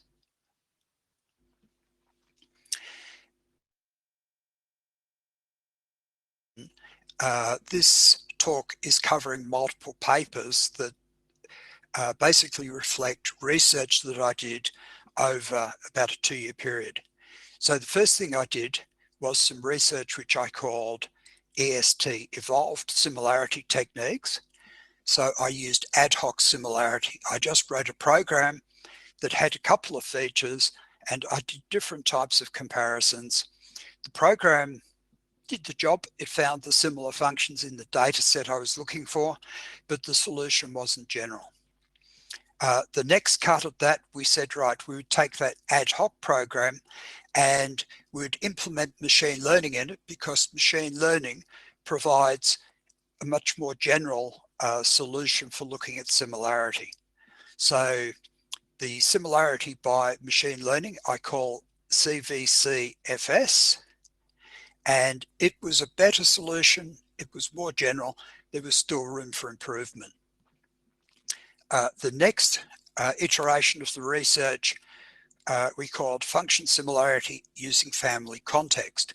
So I improved the way that the features were organized. I didn't change the machine learning algorithm. I worked on how I was organizing my features, and I got a really substantial improvement in performance just from doing that. And then in the last couple of months, I've done yet another level of research. It's complete, but I haven't published it, but I'll make mention to it as we go through. And the sheep, just for interest, are sheep clones. So back to the evolved similarity technique. This was my first cut at the research. It was my first go at measuring similarity in functions that had evolved. The functions were just a little bit different. I used Zeus malware, and I was looking at 2 versions of Zeus malware and identifying the functions that had changed significantly from software development. The reason for using the Zeus malware, I know it's an old type of malware, but all of the techniques are still applicable. I'd used Zeus in my master's and I was quite familiar with the code. So my ad hoc function comparison was very ad hoc. I just set some numbers by trial and error and said, right, if the similarity I measure it as greater than 6, it matches. If it's less, it doesn't. The functions that I used the features that I used were per function. Some of it was semantics from my co-supervisor has a semantic analysis service, so I used his semantics and disassembly from Cythereal. Another feature was the set of API calls, and a third feature was the number of function calls being made. Stepping that up to the next version, the cross version, contextual function similarity, I attempted to generalize the previous research using machine learning. I used the support vector machine learning model. The reason I used that was it's fairly simple. I used 3 Zeus data sets. So I did training on the first and second sample, and then I tested similarity, or I predicted similarity with the second and third sample. There was still, so we did get machine learning prediction of the similarity, but there was a fair number of false positives. So we used edit distance filtering on the function semantics to clean up the final function similarity. And the cross-version contextual function similarity worked a lot better than the previous one. So that's the nature of research. It's an iterative process where you aim to make the next iteration a fair bit better than the previous one. Previous one, the EST, we only had 3 functions, 3 features. Now we've got 5 features.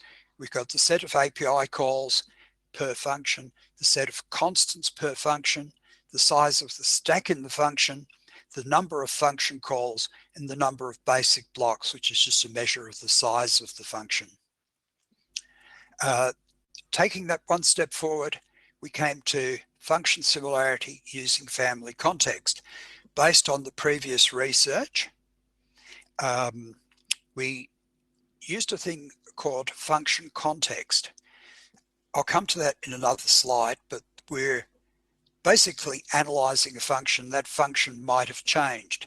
So we're looking at the features of the parent functions and the child functions because they're less likely to have changed. The nice thing about the FSFC was that we got a really big performance improvement basically by organizing our function context better.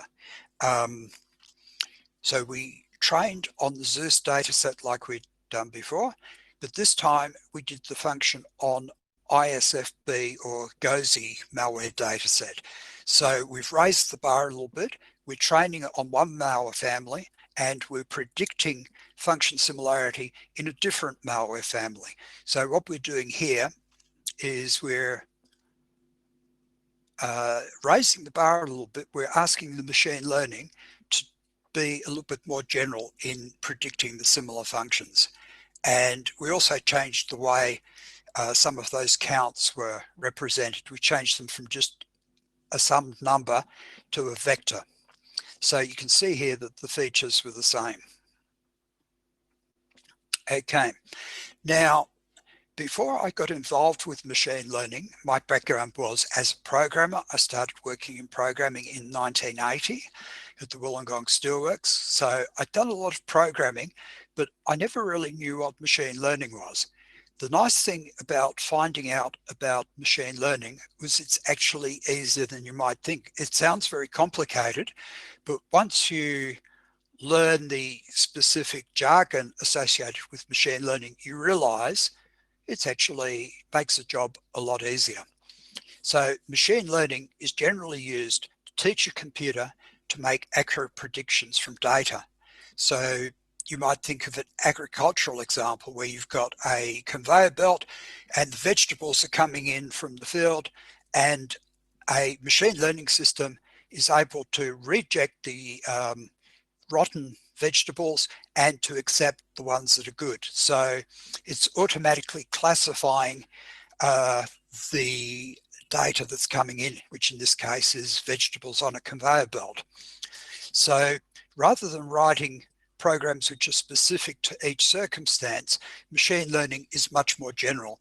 And if everything changes, it's not a big deal. Instead of rewriting the program, you just retrain the model. So the data, the terminology you use in machine learning is features. Machine learning is often used for binary classification. Does it match? Does this function match, or does this function not match? Is this vegetable rotten, or is this vegetable not rotten? So that binary true-false classification is referred to as supervised learning, where you put labels on your data, and then you've got unsupervised learning.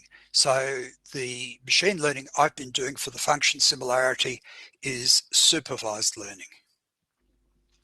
So the data sets I was speaking about before, we've got Zeus malware, which was thought to be the product of Evgeny Bogachev, and I think the FBI has got a $2 or $3 million reward if you know where he lives. The Gozi malware was written at about the same time by a Russian fellow called Nikita Kuzmin, who has served time in jail in America. There are a lot of variants of Zeus malware around, but it's died away a bit. But the Gozi malware and its variants, Vortrack and ISB, are still going strong. So the features that I was talking about just before, my goal is to be able to identify similar functions. And it has to be tolerant of changes that have been made to the malware as the malware develops and as it's recompiled. The machine code has changed, but the machine learning is general enough to still be able to pick the similar functions. So the features that we're extracting those features for each function. And we've got two programs, so we've got two sets of functions, and we just extract the features, which was the set of API calls, the number of function calls, the number of returns, the set of the constants, the size of the function in basic blocks, and the stack size. So we've got all of these functions in the first program, all of these functions in the second program, and I just did an n by n comparison, all of these against all of those, and I worked out the ratios.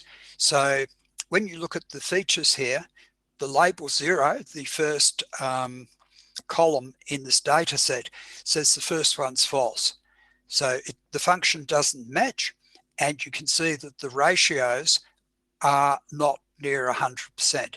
The second function is labeled with a 1, meaning it does match. So in that case, the ratios which we calculated are all near 100%. So the machine learning understands the idea that low ratios which are well below 100%, indicate non-matching functions, and ratios that are closer to 100% indicate matching functions. So it's a bit of a new concept, but once you get used to it, it's quite easy to work with. Those ratios that I was talking about before are more formally called Jacquard ratios, and it's the ratio of the part that is common to the two sets divided by the size of the two sets in total. So it's actually fairly simple, and it's used a lot in malware analysis. So one of the things you need to do when you're doing this type of comparison is to have some ground truth, something that you know is correct. So with the Zeus dataset and the ISFB dataset, I took those samples and manually reversed engineered them, and then manually worked out the correspondence of all the similar functions. Now, this was an accurate way of doing it, but it was time consuming. In my later research, I've come up with an automated method for doing that. So the function context I was talking about before, the problem I had was that if we're comparing functions across different versions of the same code, the two functions we're comparing, the later function has been subject to software development, and the machine code in those two functions might not be the same at all. It might be quite different. But if I start to take the features from the function I'm looking at, and the parents, the callers of that function, and the children of that function, then there is less change. And by using this contextual encoding of the features, we was able to get approximately 100% improvement in the similarity performance. The best set was the set using the current function, the parent, and the children functions. It got a bit confused when I started going further than that. Another thing is, because I was doing comparison of all the functions in the first program with the comparison of all the functions in the second program. That resulted in what's called an imbalanced data set. And it means that if you used to do random classification with an imbalanced data set like this, you would consider an F1 score of 0.001. That would be the random thing. That would be the expected classification. So just moving on, the F1 score, there's a certain way of measuring it. It's very widely used in malware similarity research, and I'm not going to dig into the details.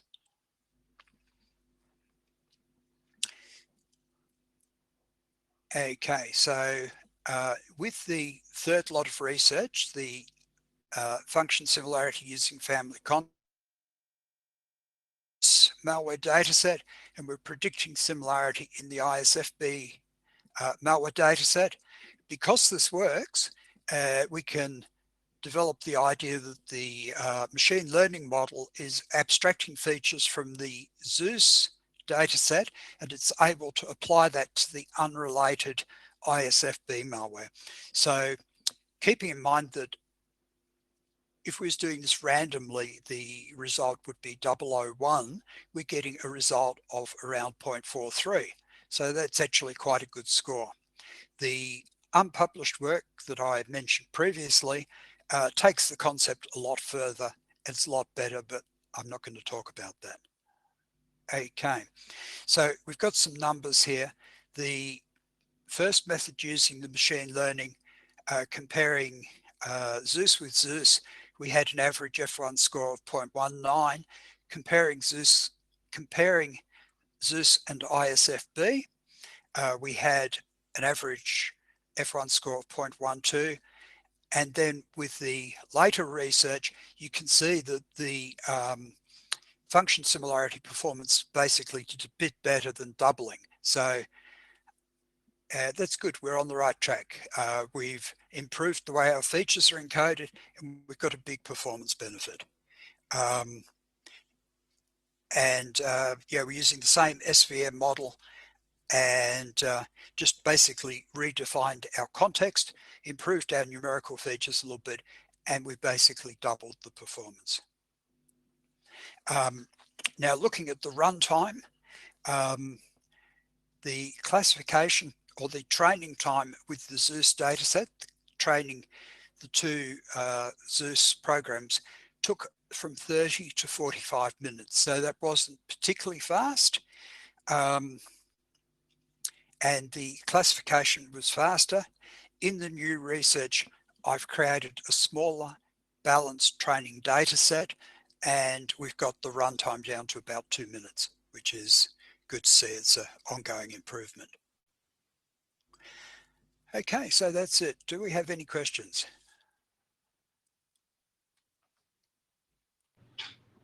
No, I don't think there's any questions, but definitely have a look at the Discord afterwards. I think, you know, honestly, Shanna and I are sitting here going, there is a question. There is a question? Oh, there is a question. Go for it. Gail has asked, do you have this technique algorithm integrated into a malware sandbox to help analysts in identifying malware samples? That's the long-term goal. So we're working through improving the research through each iteration, and the goal is to integrate it into day-to-day into a reverse engineering tool chain. That's what we're doing. At the ICSL, we've built ourselves a reverse engineering tool chain, and then we're looking at how we can apply academic research into that tool chain to create new tools with significantly better performance. And then, so Gail has another question. This technique relies on getting data sets for malware families. Are you still doing training for other malware families? Yes, the aim is to make this research general. Okay. So the idea is get a whole lot of pairs of programs, train on those, and then have a general purpose machine learning module that can say, right, these functions match, these functions don't match. Perfect. Okay, thank you. Thank you so much, Paul. And we're going to introduce you now because we didn't get a chance to at the start. Sorry. Okay. So we're just going to give you the quick, well, we're going to give everybody watching the quick bio. I'm pretty sure they know a little bit about you now. Anyway. I did like your bio. It was nice and simple, and it's Paul's just about finished a PhD in information security at the ICSL at Federation University. It's good to be finished, and I think that's something that's everyone can agree with. I know I'm not really interested in doing a PhD because it would take a very long time. Eleanor, I know you're doing one and you're probably listening, so you know, good luck with yours, and well done to you, Paul, for finishing yours as well. Okay, thank you. No worries. All right, well, I think we're getting ready for our next speaker. We're a little bit early, but so I think the attendees v Nuggies argument is still, I don't know, is it still going on? We seem to have devolved into madness in the 2020 SE channel. Yeah. Yeah, there are some nice pictures. There are some very good. Oh, that one I do like, the Sarah Quinn's latest one with my face and Shanna and the Nuggies. Hang on, we'll put this up for everyone. So that's all right. So we are 2020 SE. So many channels. Oh, I know. Here we go. All right, so we have to start voting for these as well. Yeah, which is your favorite Nuggies meme? This one's pretty good. That one's pretty good. That looks like yes. You have a thing for Nuggies. Nugs versus Tendies is done. We've established the clear winner. Yeah, we have. Look, I think it's important to understand that there could have been massive fraud. You know, massive fraud is something that definitely could have happened, and we need an electoral college to step in and tell us what the answer is. Yeah. So we do like these memes. Bring on the memes. The memes are good. Let's not go any further up. No, we'll just won't go any further up on that chat. Yeah. And how about we flip over to somewhere else then? Fur Babies looks like it's got some more activity. Babies, and I missed it again. There we go. We don't want that out of the chat screen. Photo chicken fraud. Photo chicken fraud. I mean, we were bribed. Like, to be fair, we were bribed with the chicken. Like, no. We did get a choice. We did. It's not like she just sent us tenders. No, but like we were bribed with chicken in general. So that's what Lydia didn't say in her talk yesterday about CFPs. If you want to get a CFP and you give the people chicken. Like if the reviewers. No? Okay, never mind. Maybe we were watching different presentations from Lydia yesterday. Okay, I will continue on not being completely insane. Right, so we have a little Shetland pony. We do. That Tickus has put up. Aww. They literally sleep with their heads on pillows. Oh yeah, so do mine too. Yeah. So do mine too. So spoiled. It's so cute. And this is very snug. This is very comfy as well. Very comfy. That is very comfy. Up, little comfy cat. And I want to be a human. What kind of dog do you think that is? I'm not sure. Luke posted it earlier. I know. But I'm thinking there's a Staffy cross something. Yeah. Yeah. Look at that nuggy body. Look at that nuggy body and those ears. Yes. And the smile. It is very cute when they smile. Dalmatians do this weird thing where they smile and it looks like they're snapping. That's kind of what Yoda does. Yeah. He looks. Yeah, he kind of snarls, but he thinks it's a smile. Yes. Yeah. It's very disconcerting when you see it for the first time and then you realize it's not actually snapping or snarling. Yeah. Yeah. Do we have another presenter yet? I think we do. So Staffy. Yeah. Staffy. Yay, Staffies. Staffy fan club. Very much a Staffy fan club. All right. Yes, we do have another one. We have. Let's bring him in. Josh. Oh. I keep pressing that one. That's fine. Sorts of stuff out. Again, professional conference, right, guys? It's what you paid for. Somebody did mention paid for what you paid. Yeah. Well, that's so. It's that famous line from a Rocky Horror Picture Show. I ask for nothing, and you shall receive it in abundance. Yes. Yes. Welcome, Josh. Hello. Hey. Thanks for having me, guys. Thank you for presenting for us. That's all right. So just give me a. Can you move your slides now? I think so. Can you guys see them okay? Yes. Yeah, awesome. Hey, nice. Right, so we need to introduce you first. Don't jump in just yet. Okay. There's a process. Yeah. Paul bypassed the process. I know. That's all right. Oh wow, this is long. That's fine. Josh is awesome. Let's just go with that. That's what they said. Josh, you get back in the NSFW channel. All right, you get in over there and you stay over there. All right. Josh is managing director at Ancora. You've probably seen him around as he's also a certified instructor for SANS Institute, where he teaches advanced incident response and threat hunting, so 4508, as well as the advanced network forensics 4572, which are actually ones that I have never done. There's probably ones I need to put on my list. Josh is over a decade. I'm looking at a numerous set of companies over here across many different industries.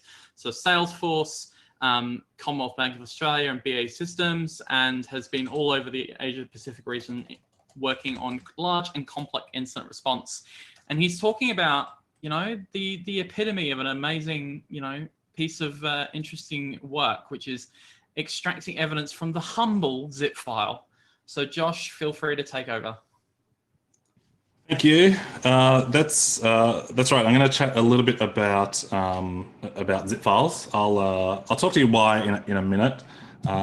As they kind of mentioned, that's correct. I do work for Ancora here in Sydney, Australia, and then also for SANS as well with the 508 and 572 classes.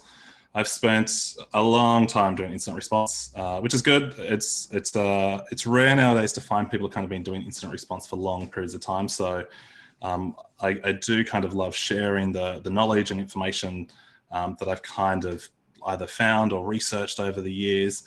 So hopefully that's what I'll do today a little bit for everyone. This is, it is pitched a little bit technical, but there's hopefully something in here for those of you who do incident response or forensics now, and also those of you who might be on the offensive side. I've got a little bit of something in here around anti-forensics to hopefully excite you guys a little bit and kind of show you the darker side to some of the forensic stuff as well.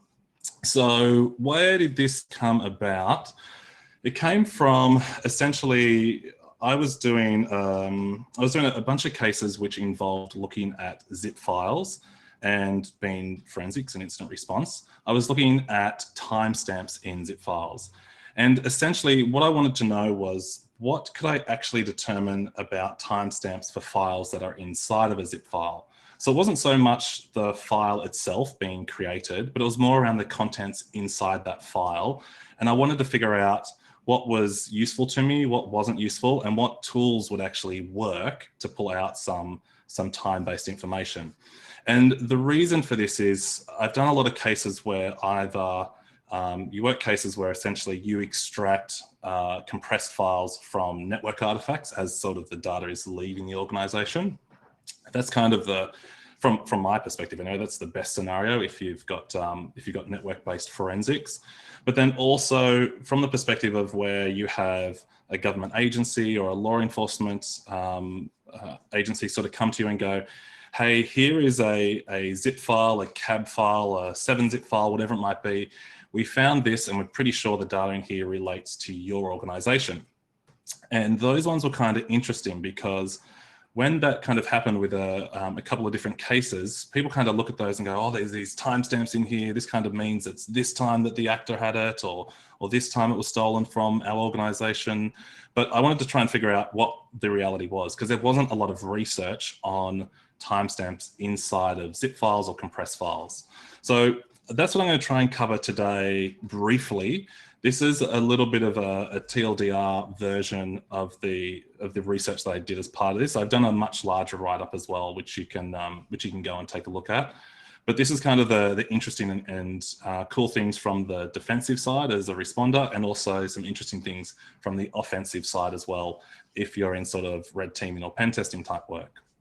So to kick this all off, I essentially started with taking a file that I knew the timestamps for, and then basically compressing that file. So I took a file which had timestamps that were all different from the perspective of when it was modified, accessed, created, and then also the MFT modified time as well.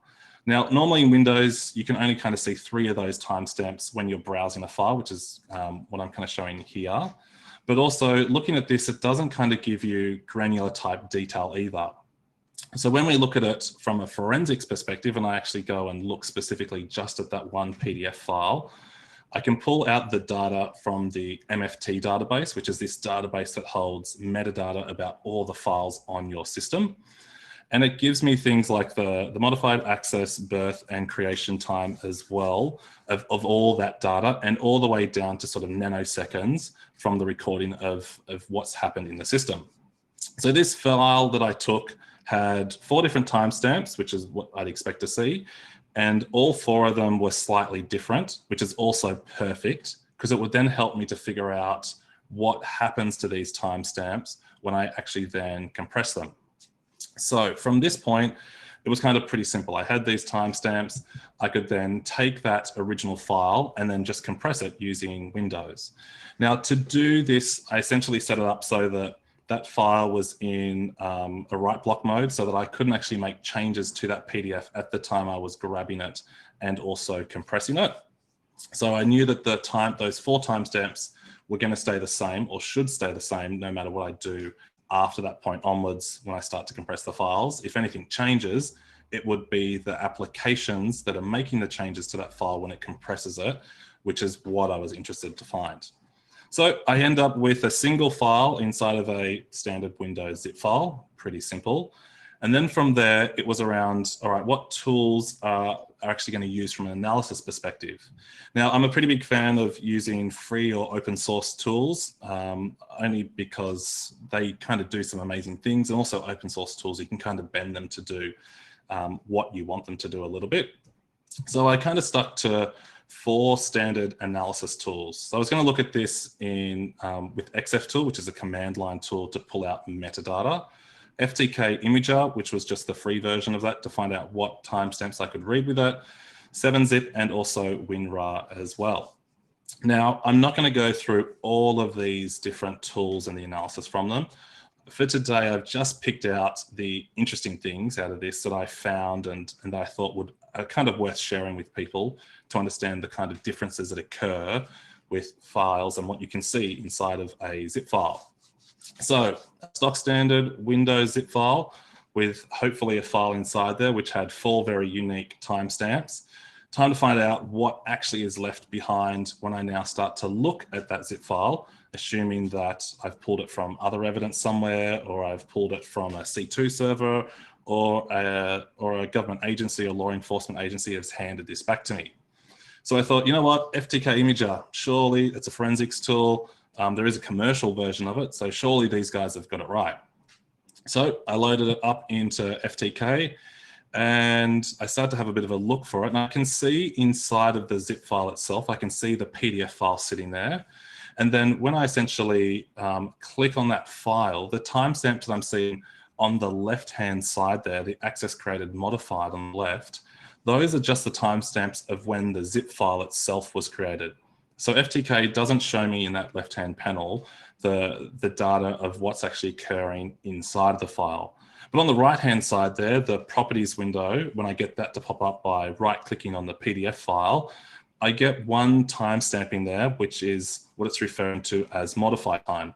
Now, this is what FTK is telling me is the modified time, so bear that in mind for a minute. But there's kind of a key piece of information missing, even with that modified timestamp, even though it's only showing me one of those timestamps. And that is that there are no seconds there.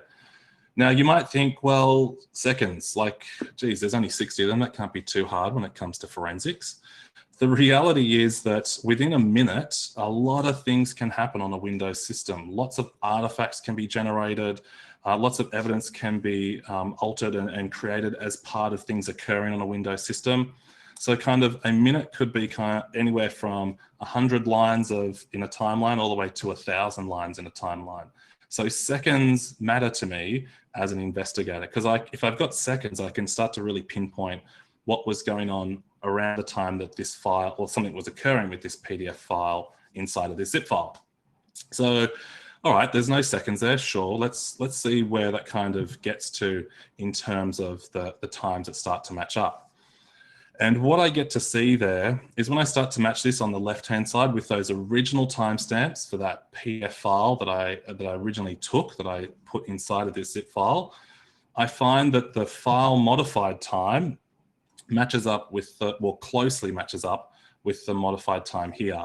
Now, the date matches up, the minutes and the hours match up, and then I've got no seconds that go with that. So, I mean, that's a good starting point. It's not great, but all right, cool. So I can rely on FTK to give me the modified time of the file, and this is the data on the file. So the data of the file, I've got the timestamp for that accurate to the nearest minute, which is not great, but you know what, it's a start. I was like, okay, cool. Well, if FTK kind of doesn't show me too much, and it's a tool specifically for doing forensics, I was like, all right, this is going to be interesting to see where we end up. So I then took xftool, which is a command line tool, which is designed to extract metadata out of a file, out of numerous types of files. And what you're seeing here on the screen is essentially what xftool outputs for me when I run it against the zip file. So you'll see at the top, it gives me the name, it gives me 3 timestamps, sort of reading from top to bottom. And those timestamps all being 2020, they are the timestamps of the zip file of when I created the zip file. So not useful. I want to know about the data inside. Then I get down to this zip modified date down the bottom there, which is in 2018, which is close to, very close to when my PDF file timestamps exist. So again, if I take my original timestamps on the left, which came from that, which came from the original PDF before I zipped it up, and down the bottom there, it lists this as zip modify date. I was like, okay, zip modify date. If I look over on the left there, the modified timestamps don't actually match. So even if I've got file modified and MFT modified, one relates to the data or the bytes of the file being modified. MFT modified is the metadata about the file being modified, but that doesn't match up with this zip modified date that xftool is telling me. And when I actually start to look through the timestamp that's closest to anything in those original timestamps is the accessed date. So what I'm kind of seeing here is that access date it's close. I mean, it's actually a second out, which is a little bit unusual. So it gives me the correct year, month, day, hours, minutes, but the seconds are out by a second.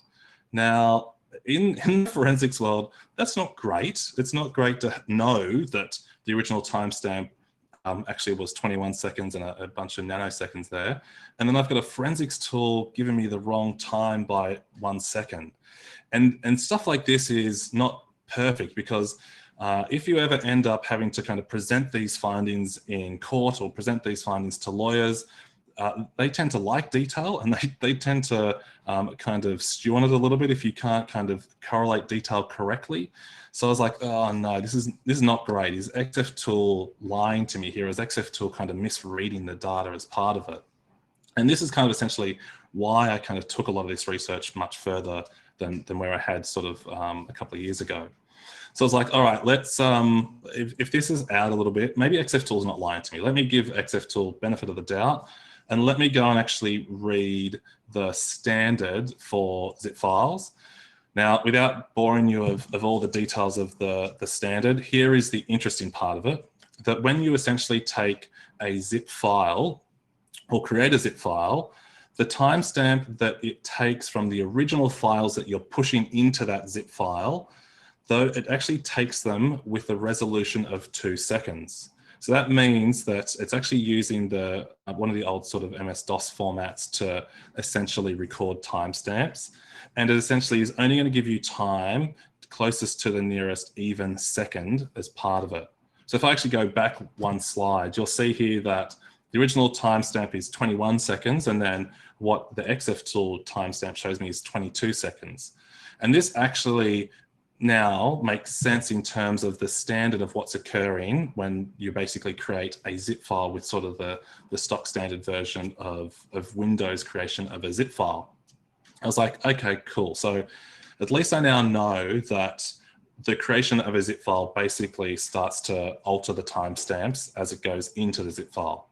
was like, all right, cool. Well, XFTool's not lying to me. It's just reading me the data that is left behind when it actually has a file inside of that zip file. I was like, all right, this is a good starting point. Let's take a look at another tool. I was like, all right, let's take a look at 7-zip. Now, the 7-zip was a little bit of I'll see what this does, because I use 7-zip for other creations of compressed files. So I loaded this into 7-zip. I can see the PDF file in there. I can see that internal file, and I can see this modified timestamp up the top right there.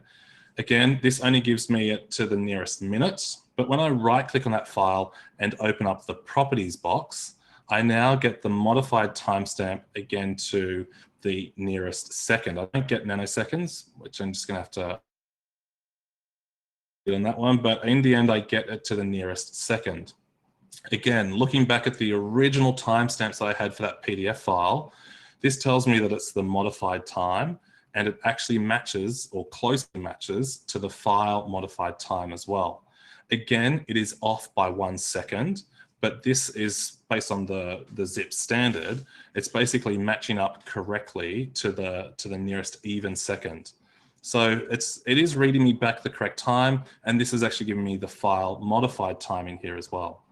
Now this was kind of interesting because basically what's happening is I have tools like XFTool, which although it's reporting to me modified time, it's actually the original access time to the nearest even second. And then I've got tools like 7-zip, which is reporting to me modified time, and that actually matches to the file modified time to the nearest second as well. So the best I'm going to get from a Windows zip file and the contents inside of that are 2 timestamps from 2 different tools, accurate to the nearest even second, essentially, or a 2-second resolution is what we usually refer to it as. Now, I'll happily take a 2-second resolution over the nearest minute, because 2 seconds could be still a couple of hundred, or could be 100 lines in a timeline, but I'm happy to scroll through sort of that many lines versus potentially a couple of thousand, which could be a minute in sort of a large timeline. I was like, cool, this all sounds really good. Let's take this one step further and actually see what happens when you put a password on a zip file. Because the reality is that's kind of what we see a lot of threat actors do, is they tend to protect the contents that they're exfilling out of the organization to either hide them from IDS tools or tools that are scanning the network telemetry, or they essentially might hide their own tools inside of protected zip files as well, so that things like antivirus don't detect them as well. The other thing that I've also seen in a lot of the work I've done is when people kind of resell data sort of online in sort of Tor forums and password protected zip files as well. So I basically wanted to see what happened as part of the evidence changes with this as well. So I created my zip file with a password on it that I knew. Now, a lot of the research I did at this point involved not using that password, because I wanted to know what I could find out if I didn't have this password for the zip file. So all the research for the next set of slides doesn't require me to enter the password on a standard zip file. So on the left, my original 4 timestamps. On the right, I've got XFTool again, looking at the protected zip file. And XFTool will read to me what it calls the zip modified date. And that, again, matches to the access time of the file inside of it. So I was like, all right, well, at least XFTool's being consistent. And this time around, it's given me accuracy to the exact second that matches up to the original file that I actually put inside of that zip file as well. I was like, all right, perfect. I've got nice correlation here of timestamps. The labeling of it is wrong in terms of what XFTool's reporting to me, but hey, at least I know it's wrong. It's kind of been consistently wrong, regardless of if I use an unpassword protected or a password protected zip file. Nice. So then I look at it again inside of 7-zip. And again, looking at a password protected file in 7-zip doesn't require me to actually give it the password to see the contents of the file. I only have to give it the password to extract the actual contents out of the file. But things like the 3 timestamps that it's showing me here for my PDF file, those 3 timestamps are shown to me without any entering of passwords. Now, this time around, it's giving me 3, which is cool. So basically, as a bad guy, if you use a password protected zip file, it actually gives me more timestamps, which is nice from a defender's perspective. But there's this odd anomaly that happens with 7-zip when I look at these timestamps with a password protected file. Now, again, I have things like the modified time matching exactly to the second of the file modified time from the original file. But when you look at the created and access time, they are identical to the second. And that doesn't match up with the original PDF file that I actually put into that password protected file. And what I found here is that the access time is correct. That matches up. So it matches with the 4:39 and 21 seconds. That matches up correctly. But the created time that it's reporting here is completely wrong. Now that created time isn't even close. It's not off by 2 seconds. It is well and truly out by far too much time from what I'm looking at in terms of the actual created time here. And what I suspect is going on is one of two things, which I haven't really finished figuring out yet. Either 7-zip is reading the same time from whatever the metadata it's reading from inside the zip file.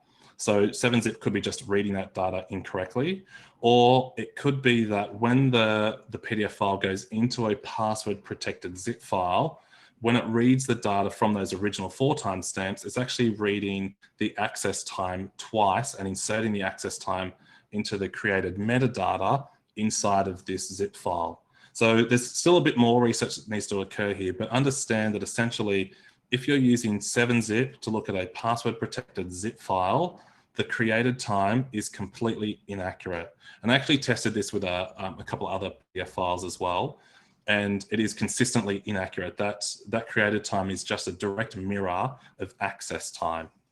So the best you're going to get is modified and access time, and you'll get both of those using 7-zip. So technically, you don't even need xftool for a password protected zip file. And again, remember, password protected zip file, I get those 2 timestamps. I get the name of the file as well and some size information of the file.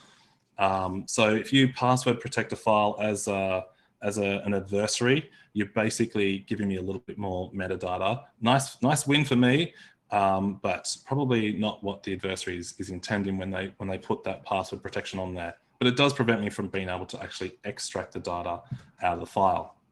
All right. Let's move into something that threat actors actually do a lot more with, and that is with RAR files. The amount of time I've seen RAR files, geez, if I had $1 for every time I saw a RAR file in an incident where data was exfilled, I'd be a very wealthy incident responder. I probably wouldn't be doing incident response anymore, to be fair. But RAR files are kind of were the hot thing for incident responders. I still see them a fair bit now, but I mean, going back 5 years ago, they were the thing that every offensive person was using, because the theory is that they protect a file so that AV can't see them, and they protect the file so that they don't make any detections go off as you basically exfil them out of an organization. So I thought, cool, let's test this one and see what timestamps I get from here. I create myself a RAR file with that original PDF. I put a password on it. And I also, you know what, I thought, yeah, let's make this a little bit harder. We'll encrypt the file names and see what kind of happens at this point. So I do that, and I thought, perfect, this is excellent. Surely this will be just like a zip file. When I go to open that zip file, this RAR file with the password protection on it, inside of my tools that I was using before, and I get nowhere. Basically, I get blocked to the point where I need to enter a password for any of the tools to start to look at this. Now, I've admitted things like XF being run again, but understand that XF basically just goes, I don't know what file this is. I can't tell you anything about it. So I couldn't find any sort of free or open source tools that would essentially allow me to extract any kind of useful metadata from this RAR file. It basically kept prompting me for a password.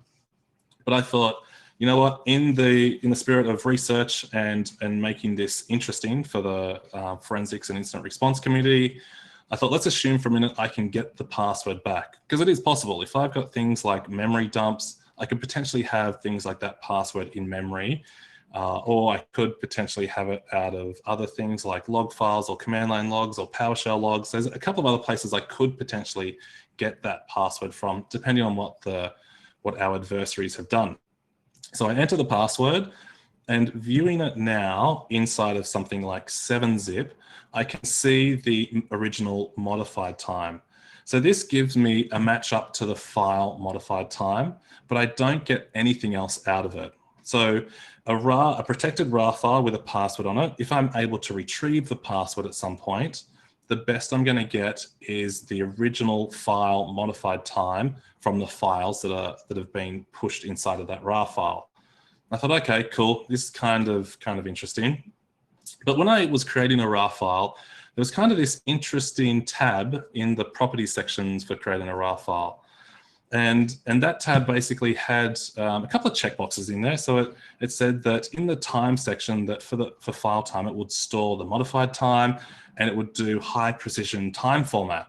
I was like, okay, well, this is what it looks like by default.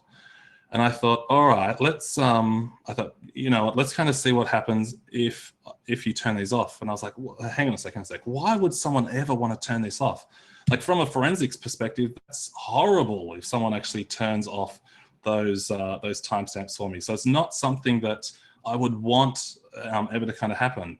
But what you're looking at here at the moment is the default. So I flicked them all off so that none of them were turned on. And I again repeated the same thing. I used the password to open it up in 7-zip.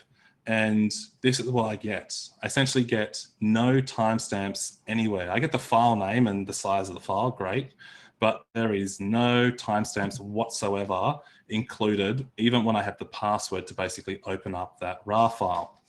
So if you're doing more offensive type work, you can actually turn off all timestamps so that even if someone could retrieve that password from memory or from log files or from somewhere else where you've made that RAR file, you basically make an incident responder blind in terms of time for where those timestamps were of that file from where it came from and any sort of other timeline type analysis that a defender would do. So from my side as a defender, this is kind of horrible. I can kind of feel the red team and the pen test people kind of rubbing their hands together, going, perfect. I'm adding this to my operations from here forward. So that's kind of the downside. Now, in reality, I've actually not seen this too much in any of the cases I've actually worked. I usually see adversaries just leave the creation of a RAR file in the default setup. But understand that if you're an adversary and you really want to sort of do some anti-forensics and make a mess of any timeline analysis, turning those off would be great for you, not so wonderful for me. Alrighty, so what do I get? I basically get, I can get modified time of the file from a RAR file if it's password protected, but it assumes that no one has actually removed the timestamps forcefully. All right, on to the last one. And this is probably the new hotness that I see with lots of threat actors, whether they, and actually predominantly more targeted or state-sponsored based threat actors, is they love a good old CAB file. The CAB file is essentially a compressed file, and it uses built-in Windows commands to allow you to actually build a compressed file. So, and I think, well, I mean, I know that a lot of adversaries are using this because they don't have to bring in any tools. To create a RAR file, Windows doesn't do that natively. You have to bring in a tool to do that. But to create a CAB file, that is built-in Windows functionality. So thanks Microsoft. And that's essentially what we're seeing threat actors do now. Now, to create a CAB file is relatively easy. You can create it by importing a single file, and that's what I did for the example here. I basically took my PDF file and then put it into this test file.cab. Nice. Or you can actually create a CAB file with multiple files in there as well. And I thought I'd just show this just so people understand how this works. But essentially, you can create a CAB file by creating a file list of files scattered across a C drive or scattered across a Windows system. And you can then parse that file list into the CAB file creation command, which is what I'm sort of showing at the bottom here. And it will basically go and fetch all of those files and then push them into a CAB file and output it to wherever you would like. Okay, cool. Thanks, Microsoft, for making that easy for us, or making it easy for our adversaries. So let's take a look and see what we can actually get out of this. Again, I load this into FTK. I thought surely FTK can help me out here a little bit. But FTK basically only stamp information of the original CAD file itself. So it doesn't actually give me anything overly useful, unfortunately. It doesn't even give me the timestamp of the PDF file inside of it. I then went and had a look at 7-zip, loaded the CAD file into 7-zip, and 7-zip again gives me the accuracy to the first minute in the top example. But when I right click on properties and then look at that file, I can again see the accuracy to what appears to be the second. But this time around, it's off by 1 second again. And I was like, okay, that kind of sucks. And I did this for a couple other PDF files, which I knew the timestamps for, and it was all consistent with how this was working. So essentially what you see here is just the timestamp of modified time accurate to the nearest even second. So it's doing the same thing with a CAD file as what it would do with a zip file as well. So the only thing that's kind of useful for these CAD files from a forensic perspective that I could find in the tools that I was testing was 7-zip. So that's kind of where I had to end up to essentially pull anything useful.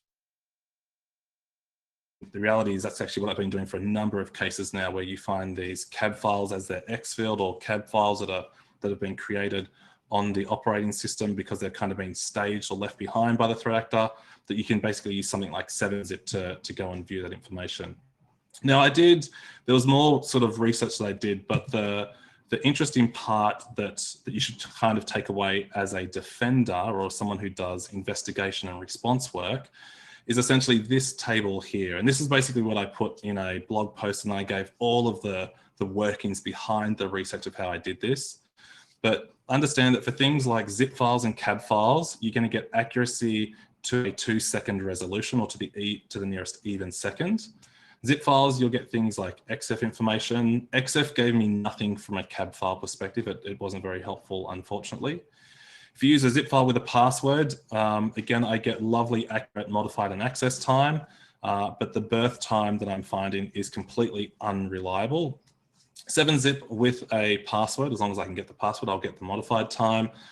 And if someone uses something like a WinRAR file with all the timestamps removed, that was basically the worst of all the things that you could basically find from an investigator's perspective. So that was basically where the research ended up as part of it. And I've done a larger write-up on how that essentially worked, but hopefully this provides some use for when you sort of find zip files or 7-zip or RAR files or CAD files scattered in evidence, and hopefully this is kind of helpful for those people who work in more offensive operations to understand what evidence you're leaving behind and how potentially to remove all evidence with that WinRAR tool in terms of removing timestamp information. All right, that basically puts me close to time, so I'll pause there and kind of allow for questions or any sort of further discussion that kind of people are keen to hear or keen to know about. Now, my assumption is that the ComfyCon team will jump back on and I think moderate some of those questions, because I won't see very much on my screen at the moment. There's no moderation here. There is no moderation either in terms of... Jeez. I think Lulu and Yoda are moderating. Yeah, they are moderating. I was going to say there's no moderation in terms of moderating the chat, or moderation in terms of alcohol consumption, as Shanna will attest. Look, I think there's been some couple of other questions. Oh, Guile has a question, actually. Do you have a write-up on that research? I think, is this related to the post you made a couple of weeks ago? Yeah, it is. It's related to the post I made a couple of weeks ago. So if you go and have a look at the blog post I did, so if you just go look at, I think it's blog.joshlemon.com.au, you'll find the full write-up of all the research, and also some of the other work I did with 7-zip files, which I didn't really get a chance to talk about today. And there is kind of other research I wanted to do as well. The other thing I was interested in was understanding kind of there's some other interesting kind of tool marks that are left behind when you create different files. So like if I take you back to this slide here, you'll see things like it has method and block and attributes there.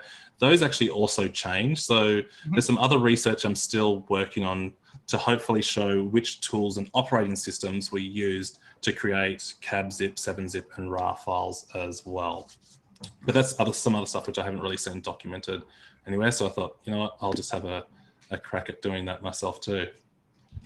Yeah, no, that sounds really awesome, and it's quite interesting when you say that you see the way that different things are implemented via either different programs, but also the different standards that apply.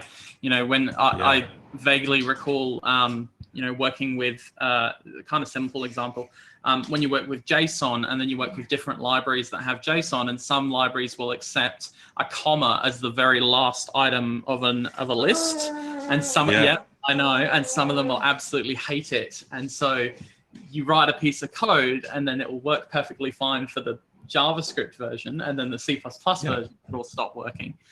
So it's always really interesting to sort of see those small differences, which, as you said, give you that fingerprint almost and allow you to start working out some more detailed information. Yeah, that's right. I mean, and also just the fact that different tools report different things as well was, I mean, I've known this for a while, but I was like, people need to kind of understand this, particularly with that access time, which is completely inaccurate inside of 7-zip.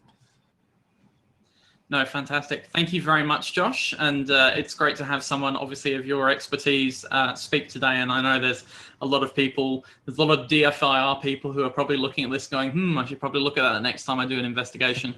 And if you want an idea of a timestamp challenge and a rabbit hole, take a look at the roaming profiles. They're a lot of fun. Yeah. They are nasty. Yeah, we've had some timestamp nightmares recently with that, where, we're seeing things timestamped, accessed, 30 minutes before an attacker was in there, and you're like, is that real? Yeah, this doesn't make sense. Yeah. And then you have to spend half a day going, is this real? And then all of you working on it have to spend half a day, and then we're like, no, we don't think that's real. It's challenging. Yeah, it's pretty interesting field. Like, even there are some threat actors that we've seen a little bit too in the wild that are getting very, very good at basically doing anti-forensics now and making a mess of timestamps, and even some which are still yet to be kind of fully documented. But I mean, that field is kind of interesting to see that, but it's then sort of finding, all right, what tools have been used and are they even possible to kind of alter timestamps? So it's definitely an interesting field. And I think it will all continually be this ongoing challenge for sort of the forensics and IR space to make sure that the time that they are looking at in a timeline is useful, particularly if you end up in court or with law enforcement. They're pretty particular about timestamps, as you can imagine. Great ISM control. Make sure that you establish a consistent baseline for timestamps, and then you have tools that F it up for everybody. Mm-hmm. That's right. Yeah. Awesome. Thank you very much, Josh. Thanks, guys. Talk to you later. Talk to you later. All right, we have our next bunch of people waiting for us in the lobby. Yeah, we've got an invasion of people coming in. All over the country, all over. Yep. And some very lovely people as well. I always like talking to. That's normal. Can't find it. Oh, you can't click the button. We just won't let Ryan speak. Yeah. All of the other notifications. Yeah, overshadow everyone Ryan. can talk and Ryan cannot talk. How about that? Oh crap, he's here. Quick, hide. Ryan not talking is probably for the best. I heard that, Ian. Thank you.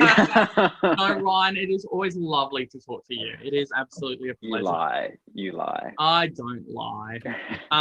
Look, guys, just as a bit of an introduction, and then I'll throw it over to Ryan and Jason and the guys. Sorry, guys and girls. I'm getting abused now. Retrospect were very kind in running incident response / competition for us over the previous week. We had 11 or 12 teams in the end, I think, sign up. 12 in total. And now they're going to go through, some information on the challenge, although not in quite a huge amount of detail because it's a nice challenge to run again. And we're going to go through some feedback from the judges, and we're going to announce the winners as well. So Ryan, I will just hand over to you. Awesome. Thanks so much, Ian. Hi, everyone. As Ian said, I am Ryan from Retrospect Labs, alongside my co-founder, Jason. And we've also got a couple of our awesome, wonderful judges that helped us assess and evaluate the cybersecurity incident response exercise competition that we ran as part of ComfyCon Summer Edition. So we're just going to take you through a little bit about the comp and some of the judges' thoughts on it today before we get to the important part, which is, of course, announcing the winners. So bear with us for a little bit. This year we had 12 teams enter into the exercise competition, which was really awesome. 12 teams of up to 5 participants, so quite a few people took part. So a few dropped off along the way. That was to be expected, but that was great to see people of all skill levels giving it a go and seeing what they could do. And we had teams from, large enterprise organizations participate. We had teams from government organizations participate. We had students as well, which was fantastic to see, and a couple of individuals attempting it on their lonesome as well. So really happy to see so many people jumping in and giving it a go. As I mentioned, it was a cybersecurity exercise incident. So it was all about incident response, having to work through a real life or an incident, a scenario based off a real life incident, but affecting a fictional organization. So all of the actor tradecraft, all of the kind of things that we simulated in the exercise were all based on real actor tradecraft. But of course, we created a fictional organization and things like that to make it a little bit more fun and a little bit different for people to participate in. The teams came in as the incident response specialists, so they had to conduct forensics on a range of different artifacts, and I'll get Jason to talk you through that a little bit later, and actually do the full kind of incident response process, come in and help this organization that had suffered this breach, this incident, work out what had gone wrong, and importantly, do a whole lot of other activities like create media statements, work with legal teams, inform the executive and things like that. So not just focused on the technical parts of incident response, which is what we're all about and really like to promote. So in terms of our judges, we had some awesome judges helping us out. We've got a couple of them on the line tonight, which was fantastic. And each of them really represent a specialist area of incident response. Like I said, we're very, very big on not just focusing on the technical elements of incident response. Obviously, that is incredibly important. You need to get your tech analysis right to be able to do incident response well. But as Jason and I both know, having worked at the ACSC for a very long time together in the incident response team, you really need a mix of different skills and a mix of different areas of involvement if you're going to respond to an incident properly. So things like, managing internal communications and external communications, managing the media, thinking of the legal, the privacy aspects of an incident, keeping the executive informed and making sure you've got their buy-in to respond to the incident as well as coordinating the incident as a whole, and managing it effectively like a project almost. So we wanted to get a group of judges together that could reflect those areas and those kind of things that we think are really important when you are responding to incidents out in the wild, and make sure that we had that kind of diverse view of the incident, not just focusing on that technical piece. So that's what we've done. We've got Karen here from CBA. Karen is a privacy legend, self-described privacy legend, although having worked with Kaz for a little while at AGL together, I can say she is actually a legend, it's true. And she's just super awesome at privacy, super good when it comes to legal. And I'm really impressed with her, I guess, ability to understand the legal ramifications and all of those complex legal isms, as well as the cyber things, understand, the tech impact and the potential for harm, the cyber regulatory reporting requirements, all of that, and how legal and cyber come together in this IR piece. So it's really awesome to have Karen on the line here today with us to chat to you guys about what she found in judging the competition. We've also got Kevin O'Sullivan on the line, who is the head of security services at Kinetic IT. And Kevin's here to help us understand the importance of managing the executive, if you will, during an incident response, because he's got such awesome experience working in large enterprises, managing complex projects, focus on building specialized services for his customers and things like that. So he really understands what execs need during a crisis or during a cyber incident, the kinds of information that they need to make decisions, and how to really make sure that they understand what's happening so that they don't get in your way too much. And we've also got Jason, co-founder, CEO of Retrospect Labs on the line. Jason, as I mentioned, used to work with me very closely for many years at the ACSC leading incident response investigations. So a lot of the ACSC threat reports, if you guys are familiar with any of those that they've put out over the last 5 or so years, most of those case studies in the incident response section have all been incidents that Jason and I have worked on together. So he's got excellent firsthand knowledge of the technical aspects of incident response. He is far smarter, far more clever than I am. So he's absolutely the go-to person. So if you have any questions after this, you should definitely direct them at Jason and not me, because he'll totally be able to answer them and I won't. And not on the line with us here tonight, but another one of our very esteemed judges was David Cullen.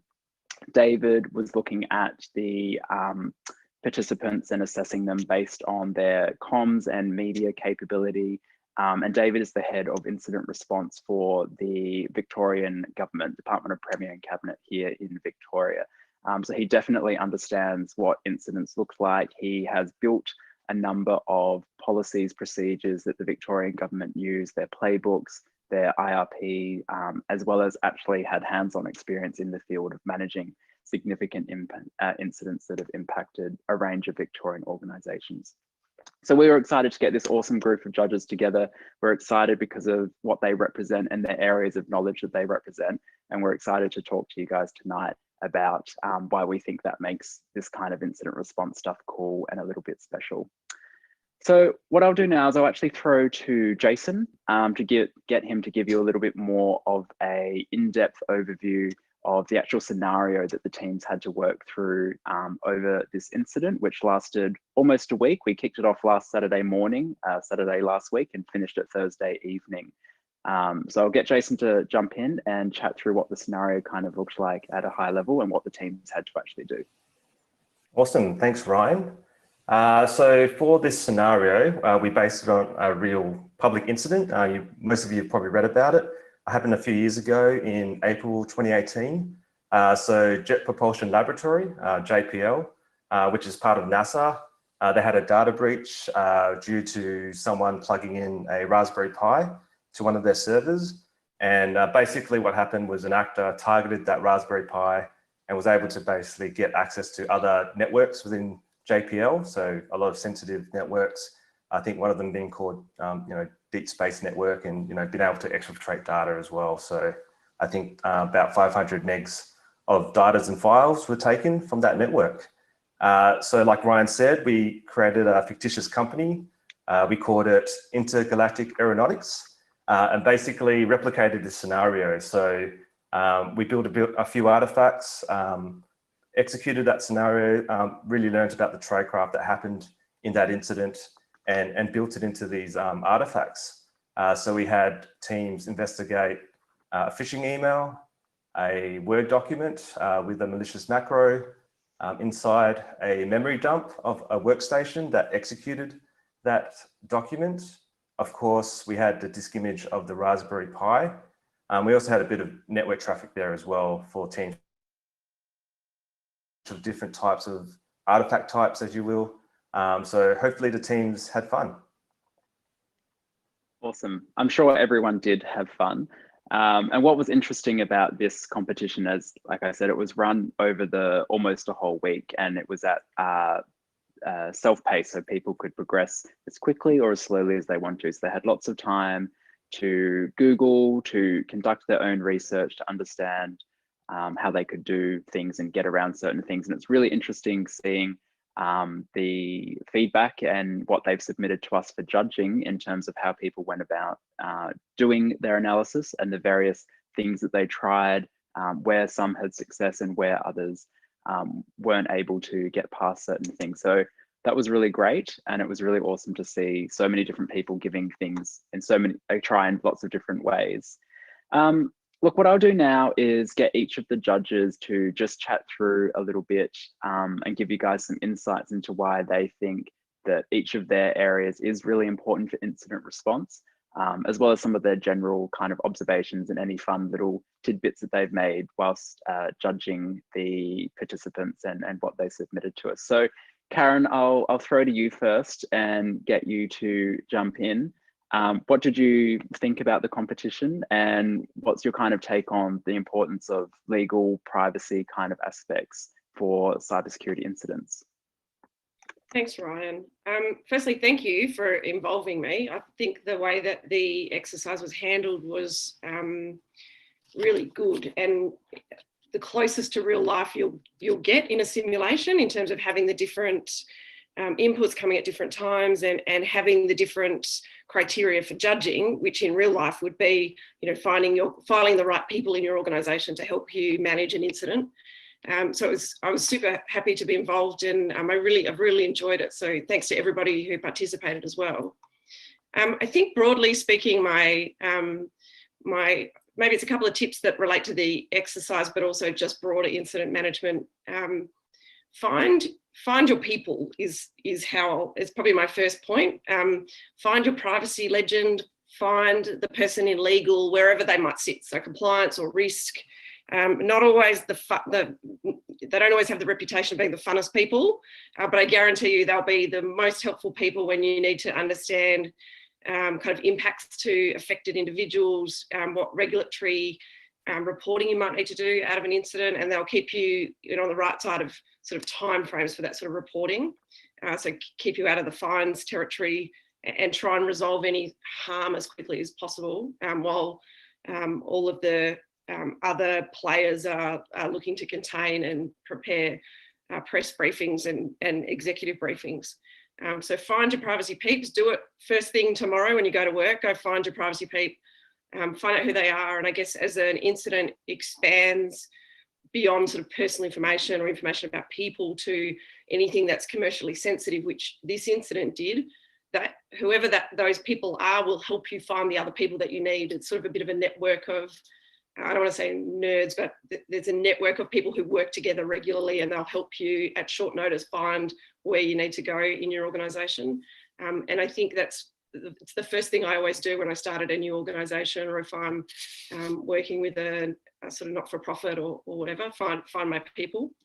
Probably the only other thing from my perspective is identifying what sort of information's involved. And I know it's sort of progressive over time, but the sooner you know, I guess as soon as you know that there's information about people involved, get your privacy peep involved, because they'll be able to help you with that sort of regulatory side of things, but also understanding if there's a risk of harm. Like they can go and do the investigations on a customer side of things to work out, what do we know about the people that are affected? Are they vulnerable? Do we need to, step in and do, what might be additional to an ordinary incident? Just so we're making sure we're boxing harm, putting a box around anything that could potentially negatively affect people. That's probably all I've got. I really enjoyed it. So thanks, everyone. That's awesome. Look, I think you did a much better job of describing what was involved in the exercise than I did. So maybe you should come work with us at Retrospect Labs, because you seem to outperform me there. Look, I really loved what you said about find your people in an organization.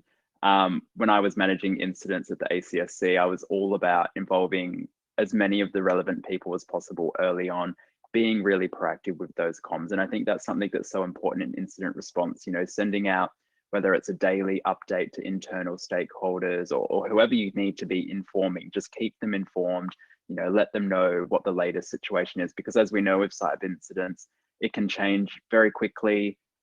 You can go from having, a kind of mild incident to a super severe one within minutes. And we also know how big these incidents can become and how many different things you have to consider. So getting your subject matter experts hooked in, linked in, synced up early on is so important, so that they can make those privacy considerations. They can understand the legal implications. They can look at it from a customer perspective, because God knows it's hard enough for someone to just manage one part about an incident, let alone 75. So I really like that message. That was awesome.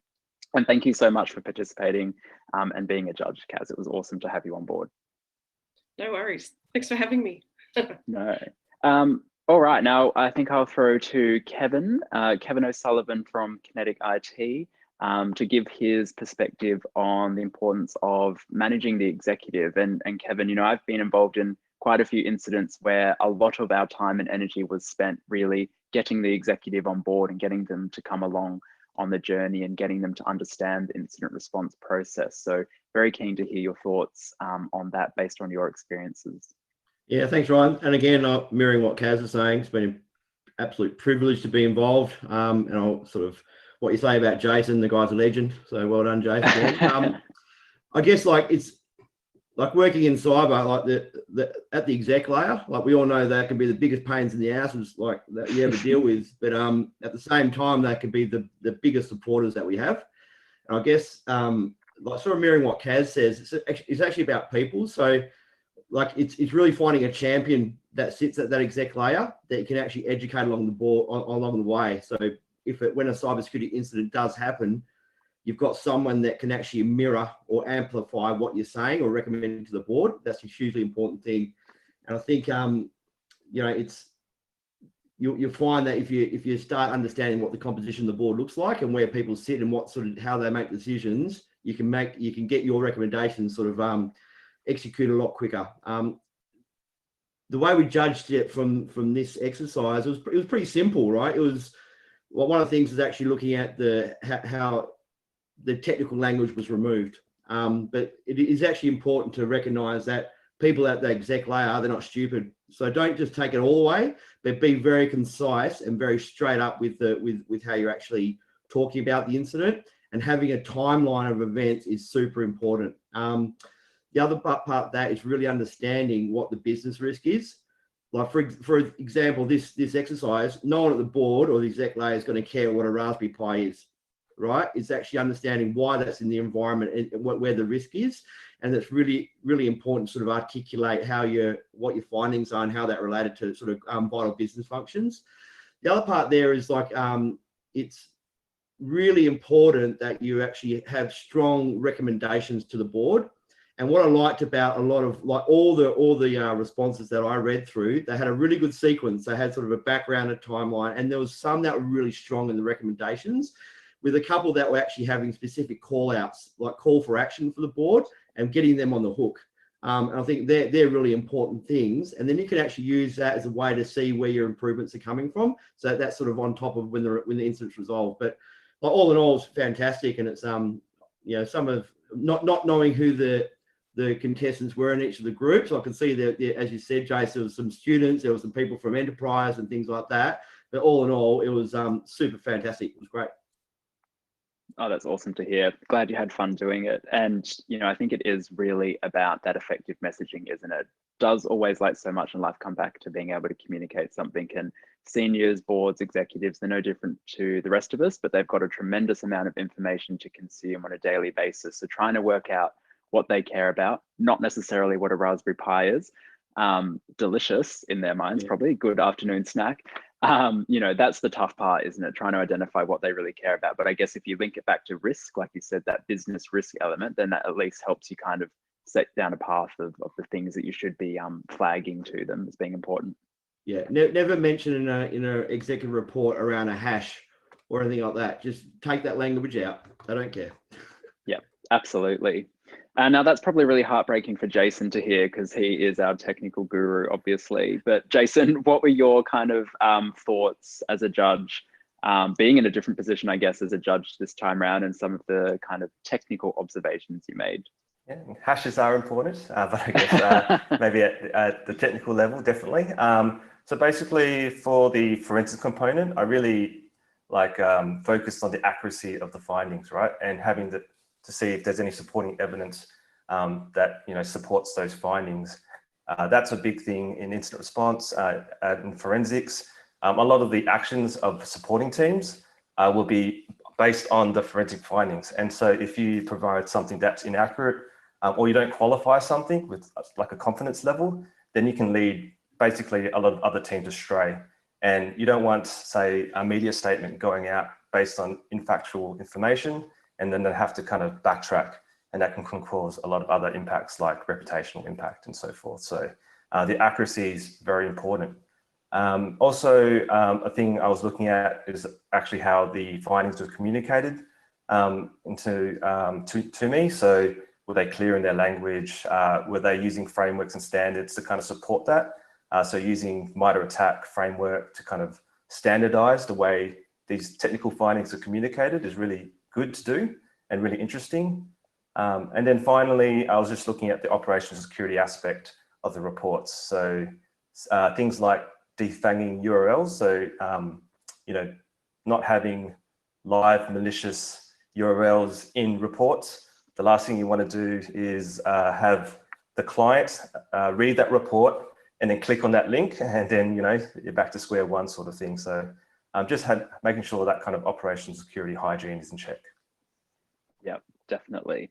And I think you definitely hit on it just then. But one thing that I always found as a non-technical person working in incident response in cyber was having that context explained to me, you know, qualifying those findings in a way that I could understand. And I think that links quite strongly back to what Kevin and Karen have said tonight, is having that, you know, information available to people in a consumable way so that they know what they're talking about. Because techies, you know, it is a different language, it is a different world, and it can be quite tricky to understand sometimes. So I think being able to describe that and put it into context is super important. Look, I'm conscious of time, so I'm just going to run through a couple of general observations that we made as a group for this exercise, just very quickly. So teams that kind of tended to do really well from a media comms perspective, you know, they provided really clear, succinct, well-written pieces, nothing complex, kept it really simple, you know, don't overcomplicate it. That's kind of the clear messaging wing here. Accurate information provided, not too much information that could cause OPSEC issues. So of course, if an investigation is active and ongoing, we definitely don't want to be providing publicly or externally any kind of tradecraft information if we can avoid it that the actor may have used and things like that. So getting that balance right is really important.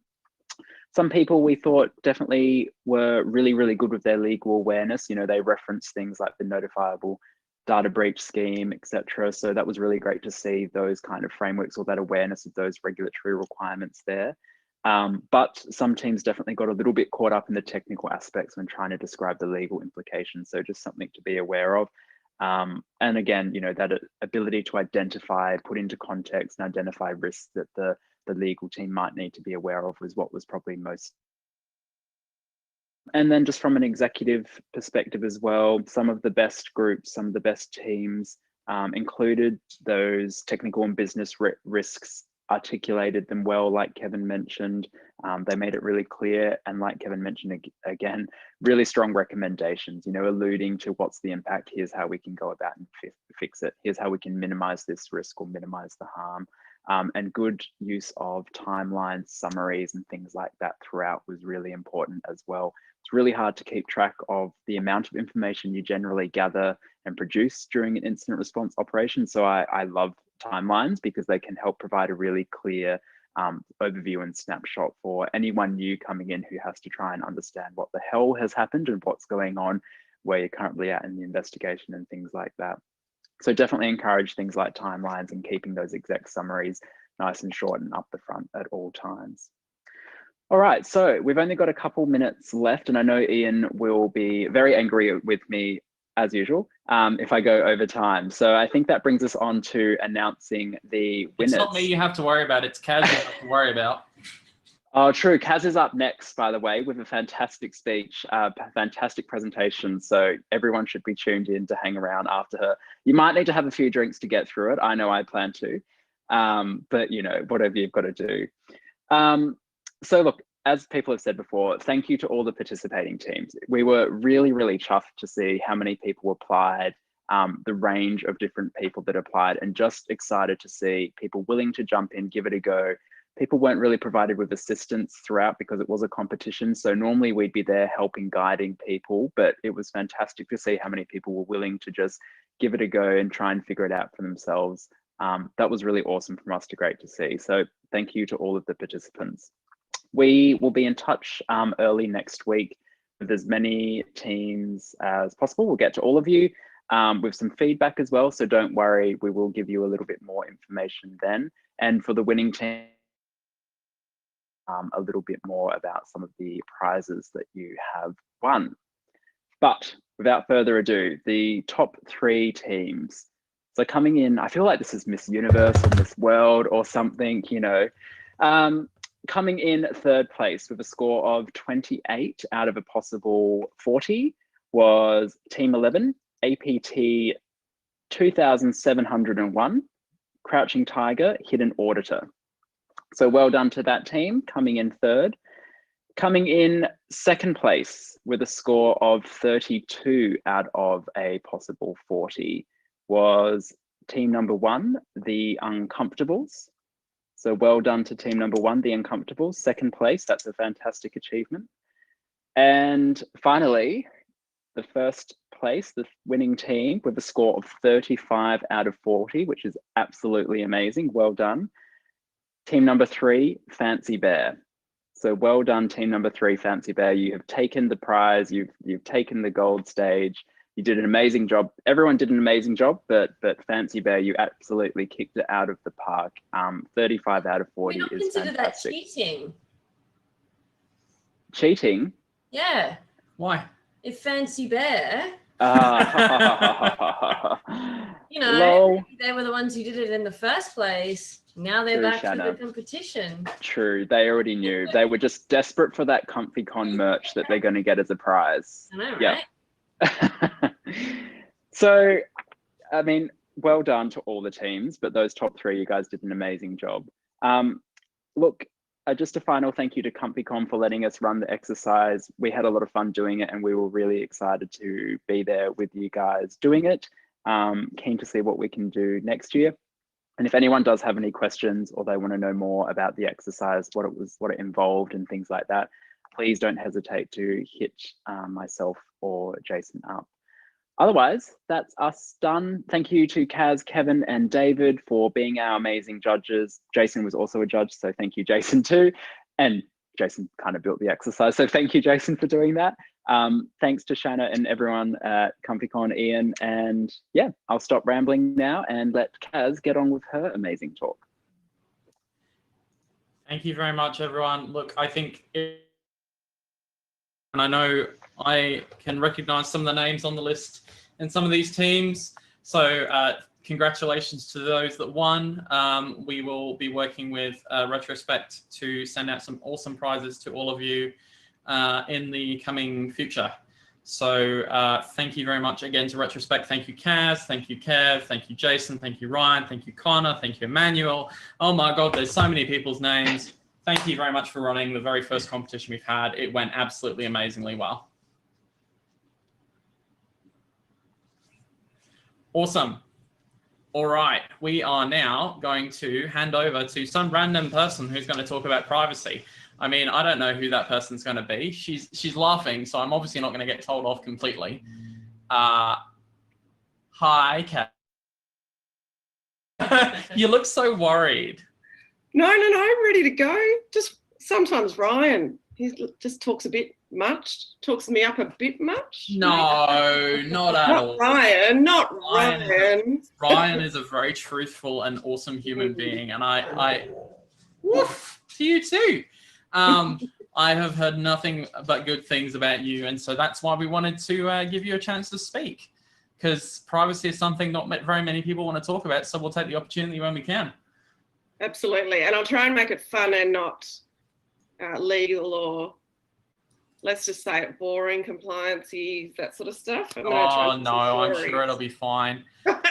So Karen, better known as Kaz in the privacy world, is a recovering lawyer, you poor thing, who has worked in all things privacy since 2009 across banking, FMCG, energy, and even a stint at a privacy regulator. You're currently focused on regulatory enforcement and engagement and implementation of the consumer data rights, amongst other things. And you're also teaching at RMIT Online, which is awesome. Wow. So you're going to be talking to us today about why you love privacy, and I hope we come away with this loving privacy ourselves. So go ahead. Yay, I hope so too. Thanks, guys. So no slides from me today. You just have to sit back and look at the roof and have a drink and listen to me tell some stories, I think is probably the best way to start. So I feel like from the last session, everyone got a bit of a sense of my sort of background, and thanks to Ian for the lovely intro. I promise no sort of boring commentary on the law, but I want to talk about how privacy is sort of intrinsically part of our everyday life. And that's not just what we have to do or obligated to do at work, depending on where you work, but also at home, when we're online, when we're out shopping. It impacts us in all aspects of our lives, including in terms of our relationships with our family, friends, colleagues, etc. Obviously, privacy is a much broader concept than just the sort of privacy we talked about in the incident we just finished up talking about.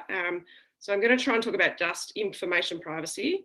And if I don't bore you all to death, I would love to see whether we have a right to privacy in Australia and that sort of stuff.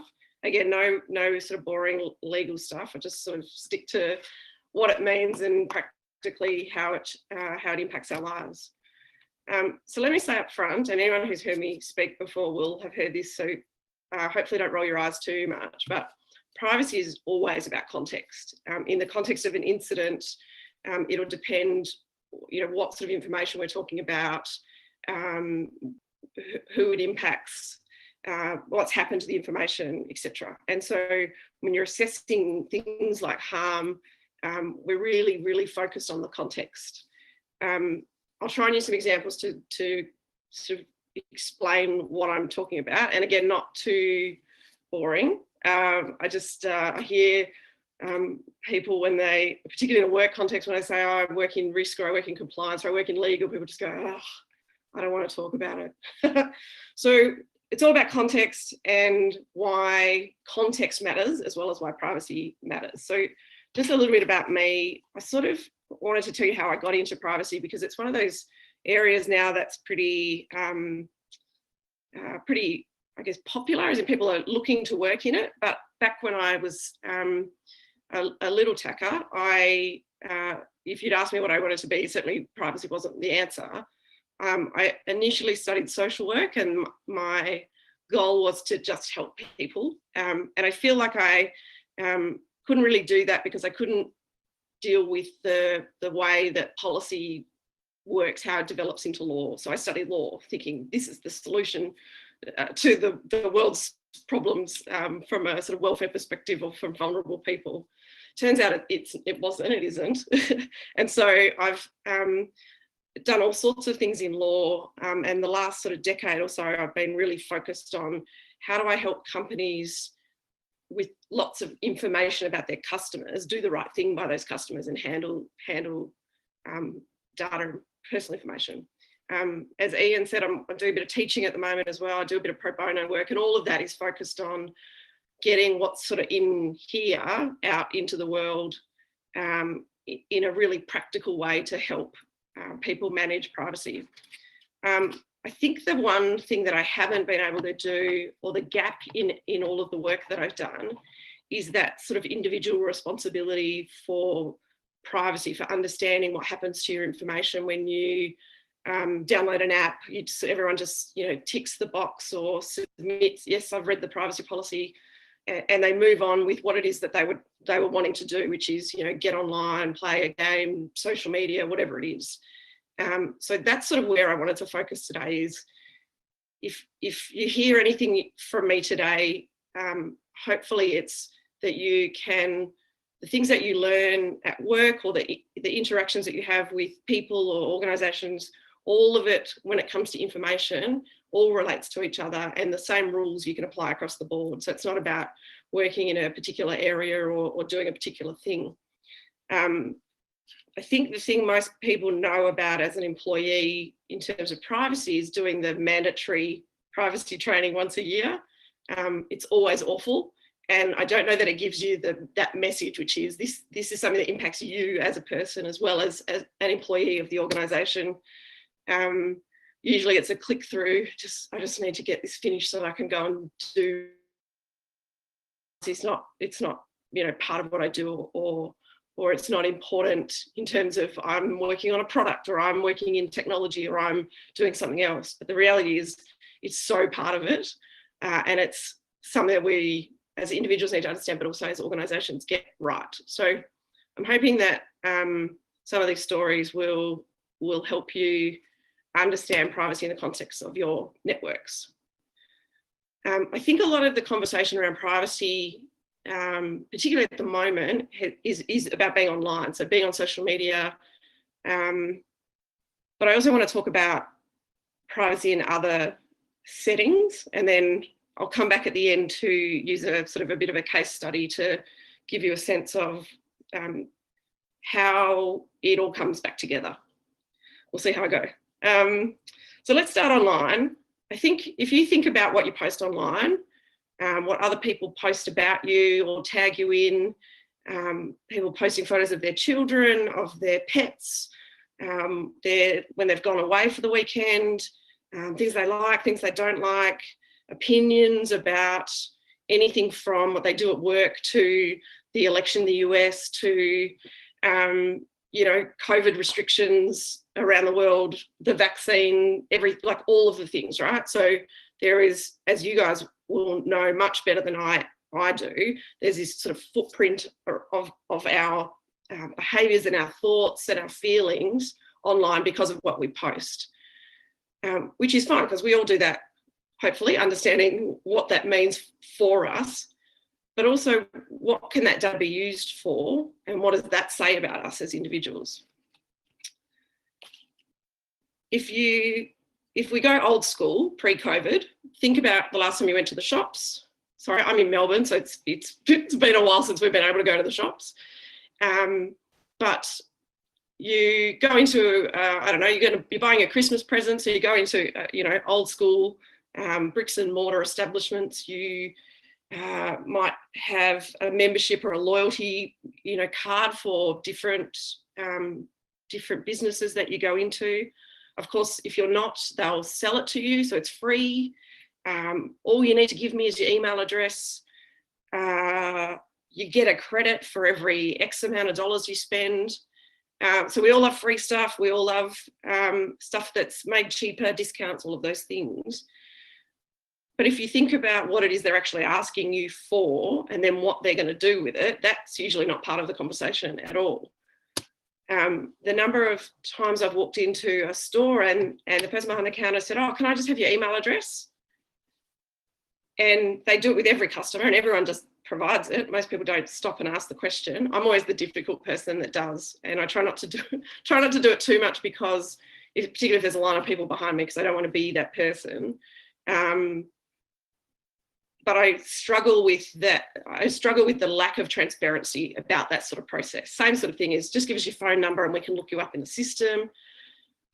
What's your postcode? We need it for research purposes. But in that interaction, you're not getting told anything about, the why, what are they going to use it for? Where are they going to store it? How long are they going to keep it for? What are they linking it to? Do they sell data? If it is for research purposes, it probably feels a little bit like it's just a postcode, Kaz, settle down. But I guess what concerns me most about it is a proliferation of that sort of behaviour where you sort of don't think about it and you hand out your email address or your phone number or your postcode. And then what does that say? What does that say about you if they're able to identify you from that information? Or what does it say about them? What are they then going to use that for? So, we get a lot of, we're in Melbourne CBD and we get a lot of people from Geelong coming to this particular store. Why is that? Start looking at advertising strategies and the like. So I'm going to ask all of you, just the next time you get asked that question, just have a think about it before you hand the information over.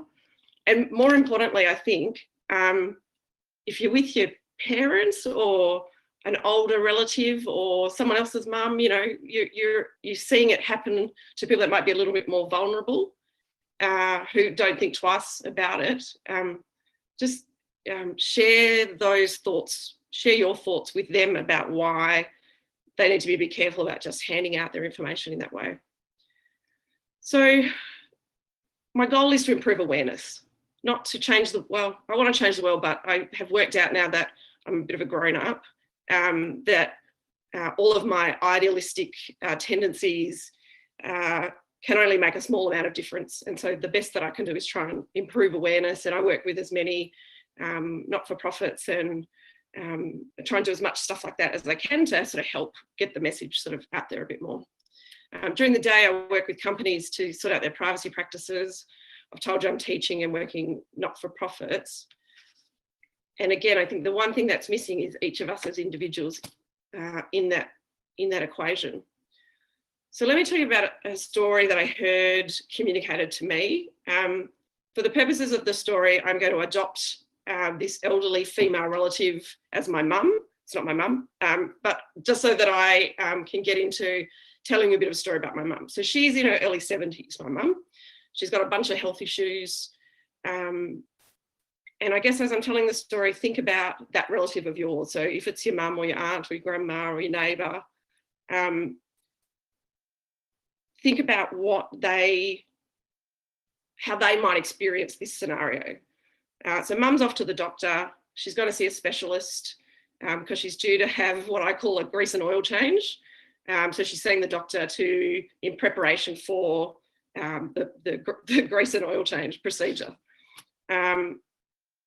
So imagine, and I'll talk about my mum, but imagine your relative. The person you're picking they're not a wallflower. They will absolutely speak up about things that they either don't understand or will ask questions. Not necessarily somebody who would avoid speaking up to avoid embarrassment. My mum's Scottish. There's no embarrassment, none at all, in fact. So she's a bit worried about going to see this particular doctor, who I'll call the mechanic. She goes and organises an appointment to go see the doctor before the procedure's scheduled to try and deal with some of her anxiety. She tells the receptionist, I really need to see her in advance.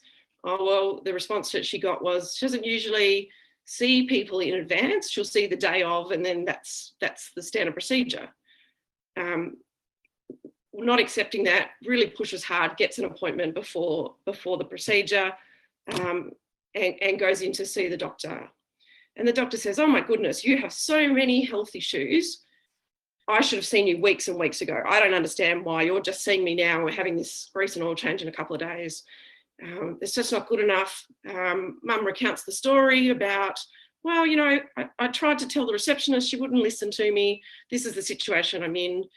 The doctor then, as she's walking her out and schedules another appointment, says at the top of her voice so that all of the staff can hear, but also everyone in the waiting room, well, I'm really glad you came in to see me when you did. You've got some very significant health problems. It's a really, really big deal. And we need to make sure that you're taken care of, and I'll chastise my staff for not doing the right thing by you. But those health conditions, then goes on to speak at length and audibly to everyone around what essentially the doctor had seen with the patient in the consulting room.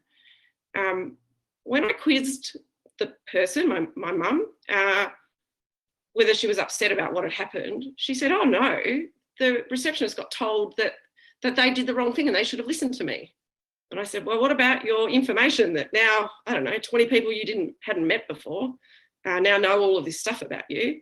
She was like, no, I was happy because, you know, it got sorted out. What I was worried about has been sorted out. And also the receptionist won't do that to anybody else because the doctor told them told them off. So I had a whole long conversation, ended up not really getting very far. And in the end, I think she picked up on my concerns and said, look, I'm old. I don't think anybody cares about my information. It's not, you know, they would have just seen it for what it was. It wasn't about a breach of my privacy. It was about, you know, that receptionist getting told off for doing the wrong thing. On shopping, like what if the same thing happened online where all of your you're a bit of a shopper, Scottish, always looking for a bargain. She has the accent, I should say, and everything. She's like born there. She was like, oh, well, it wouldn't happen online. And I said, well, I don't know that it wouldn't, because if you're so comfortable with sharing this really, sensitive information about yourself in this circumstance, like what would change online if if the similar sort of thing happened? Oh no, just dismissed it as not something. Long way round of saying to you, we've got to really protect the vulnerable people in our community. And even though this woman, my mum, thinks that there's no harm in what has happened, I think the attitude of the doctor, the reception staff, all of those people, that's what intrinsically causes me concern about privacy, is that it's not a big deal. It's that same argument you would have heard, well, if you're thinking about surveillance, for example, well, I'm not doing anything wrong, so it doesn't matter. It doesn't matter that I'm being surveilled because I'm doing the right thing, and it'll help catch the bad guys. But the problem I have with that is if we're not careful, all of these attitudes and changes in behaviour will end up being law that we then have no control over. So I'm really imploring people to try and understand why it's important we protect our information, but also understand it through the lens of someone who's vulnerable and what impact that could have on them. One of the examples I give when I'm doing sort of training at work, in a work context, is a little side boring law bit. So there's a definition of what sensitive information is in Australia, and it's a list of characteristics, essentially, what your racial, ethnic origin is, your criminal record history, health information, and a list of sort of political opinions, those sorts of things. Separate to that list of information, I think there is information about people that has a level of sensitivity about it, which is different to that list that's defined at law. And generally I refer to that is relevant to people with vulnerabilities. So back to my example, the example I give at work is, so is your address, is there sensitivity attached to your address? You're like, well, no, my neighbours know where I live, my friends, I just give them my address, they know where I live, they come round. Some people still have their address published in the phone book, which still exists. If you want one, you've got to ring Census, which is part of Telstra, and they'll drop it off for you, which I find hysterical. Anyway, so some people still have that information that's publicly available, searchable online or in the old school phone book. So no problem with that. Like, we don't really need to protect an address. What would be sensitive about an address? So then let's ask the same question of somebody who's been experiencing domestic violence and has left the property where they were experiencing domestic violence. They've gone to a shelter, or they've gone to a safe house, a safe place that's going to be their new home.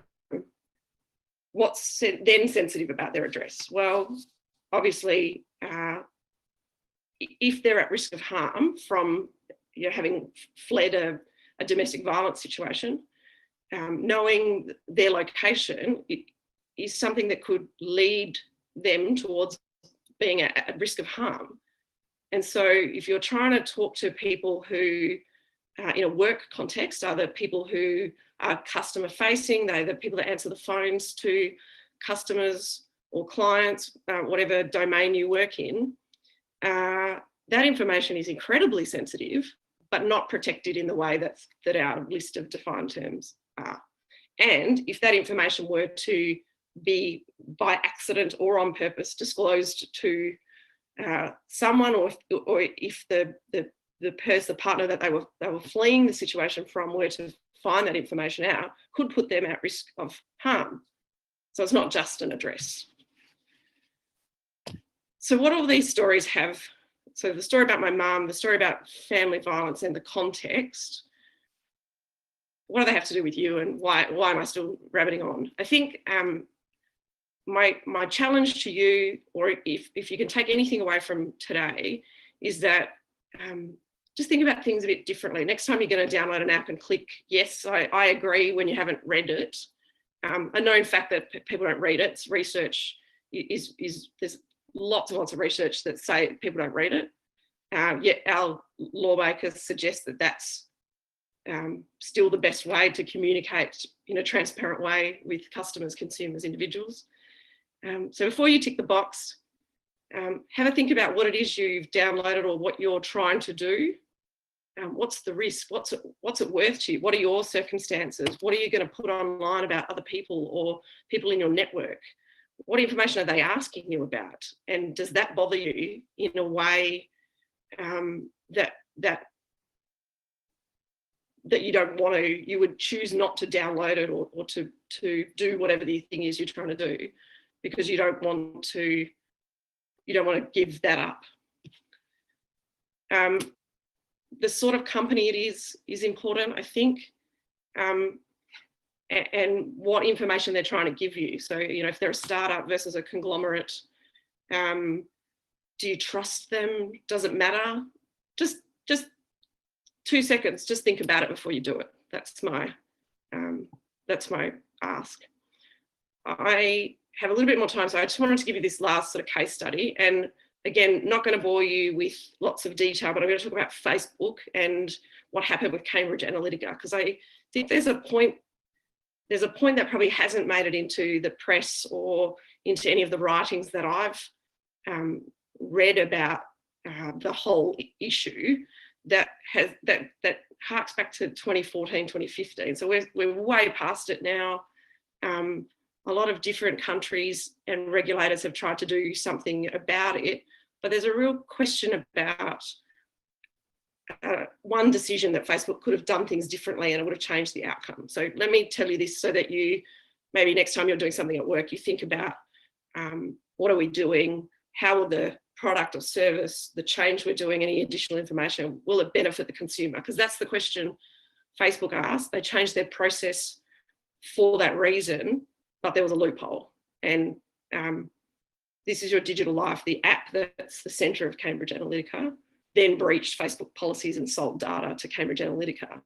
But if Facebook had just taken a second look at things, it would have changed, I think, it would have changed the outcome. So I've got some notes here so I don't get off track and so that I don't bore you. So I need to start by saying the Australian Privacy Commissioner has issued proceedings against Facebook Inc. So that's the US version, the US company Facebook, and Facebook Ireland, which, as the name states, is the Irish based entity of Facebook. So the Australian Privacy Commissioner is suing Facebook US and Facebook Ireland in the federal court. The proceedings started in March of 2020 this year. So a bit of background before I get into what the decisions were that Facebook made. But and again, I'm sure you all know how Facebook works, but just let me give you little bits of detail to give my story some context.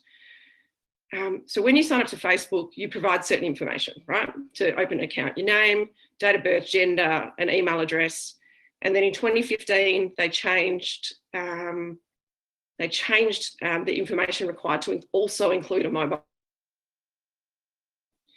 Then you've got your account, then you go about doing what you do. You add a photo, you can put in stuff about where you grew up, your hometown, education, work experience.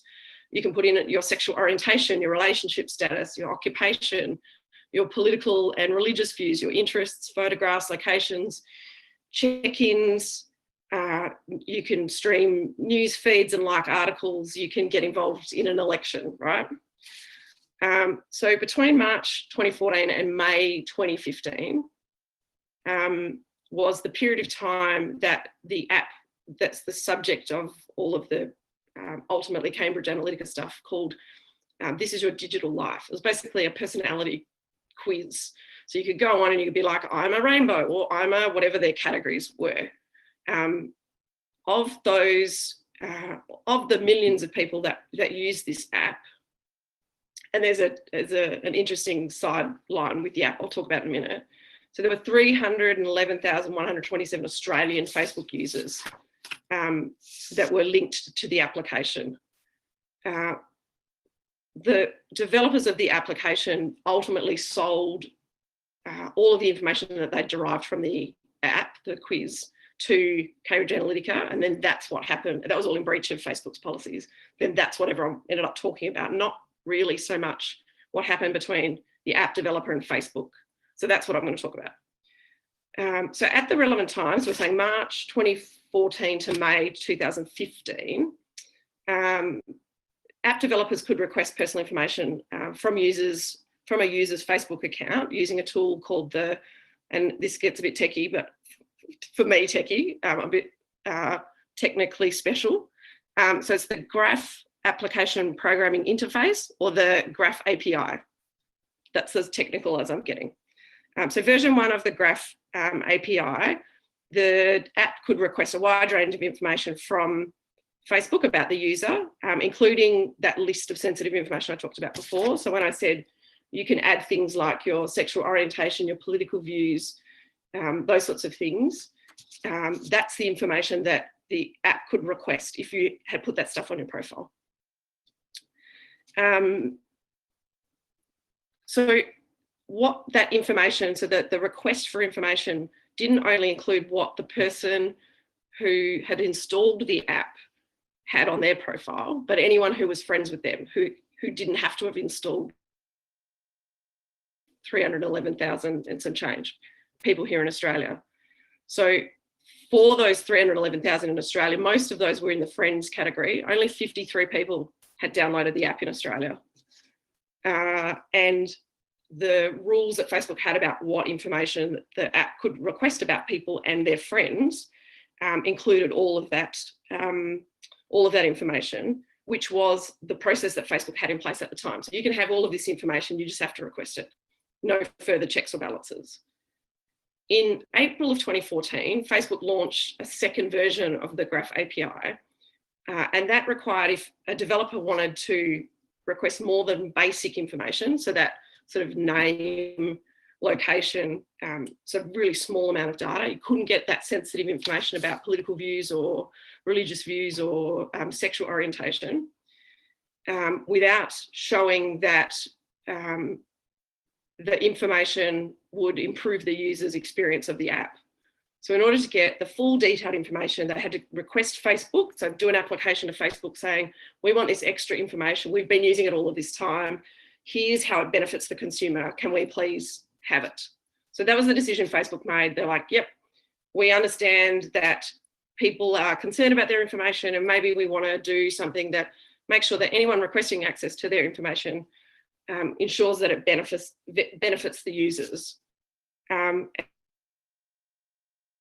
This is your digital life, didn't meet the standard, didn't meet that level of, there's a level of benefit to consumer. And so Facebook denied their ability to access through the second version of the API. What they didn't do was then say, well, if you can't prove that benefit to us now, we're gonna not let you have access to that data at all. And instead what they did was, you've got 12 months to move from the first API to the second one, and no further assessment will be done. I think the point of all of this, and I'm running short of time, so I'm going to finish up, is if you're making a decision around what benefits a consumer, and that's part of your thinking, that's awesome. That's so pro-consumer, that's amazing. Don't undo that good work by then not following through on additional information you get, like, well, we can't prove to you, we don't meet your requirements that we're going to benefit the consumer by getting this information or using it to their benefit. This is your digital life app developers continue to use the first version of the API for the full 12-month grace period. And that was at the end of that they sold data to Cambridge Analytica. So I think the very last thing, I guess, that I wanted to say is have a think about the consequence of decisions if you're using data in a work environment. If you're, and that's the same if you're an individual consumer. I think everybody needs to sort of take some responsibility for, I'm going to at least think about this, or I'm I'm going to make decisions that are beneficial to me, in that I want to be able to use these apps and things. So I'll limit how much information I give them. I'm not going to fill out every aspect of the Facebook profile, for example. I hope that I've got you a little bit excited about privacy. I'm coming to the end of my time, so I wanted to thank you for having me. Firstly, thank you to Retrospect Labs for having me as a judge. Thank you to ComfyCon for just being a bunch of legends. And if anybody is interested in talking more about privacy, as you can tell, a bit like Ryan, I can talk about this stuff underwater. I really love it. Please think about privacy in a way that impacts you and your family and your networks. Because just by being friends with people, app developers can get your data on Facebook, or certainly used to be able to. Companies aren't always thinking about the impacts that it has on you as an individual, and only you know what your vulnerabilities are. So with that, I'll say thank you very much for having me, and I'll hand back to Ian and Shauna. Thank you very much.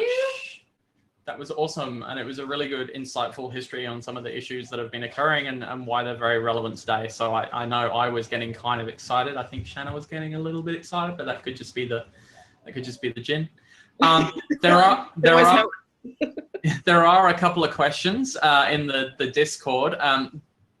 It's probably a very long answer, but it may be in a minute.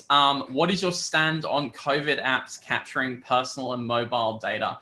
Service providers who ask for contact tracing details. Next thing you know, you get a weekly email promoting their products. Is using a pseudonym legal? Is providing an email enough?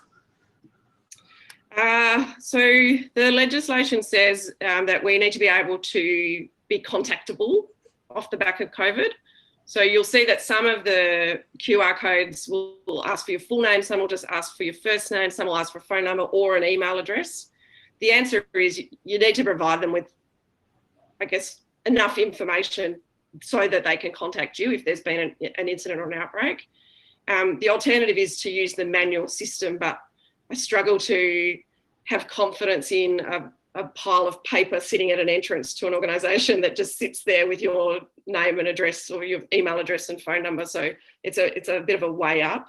Yeah. The other thing is some of the COVID, some of the technology isn't as good as it could be. So it's the other thing is, going to an establishment, work out if you can which system they're using, and if you understand what's happening, it's probably worth having a bit of a look at it before you go, because again, then you're making decisions based on how your information is going to be used or protected or those sorts of things. I think, is it fair to say that there's sometimes a balance to be drawn about the privacy? And I don't want to use the word, it's the only word I can come out right now. And I know it's been used to justify things like Toller and those kind of things, but almost the common good, right? It's, we need to know where COVID people are going so that we can make sure that it doesn't go everywhere else. And yet there's also the argument, well, it's private information, all that kind of stuff. And there is that balance to be struck between those two.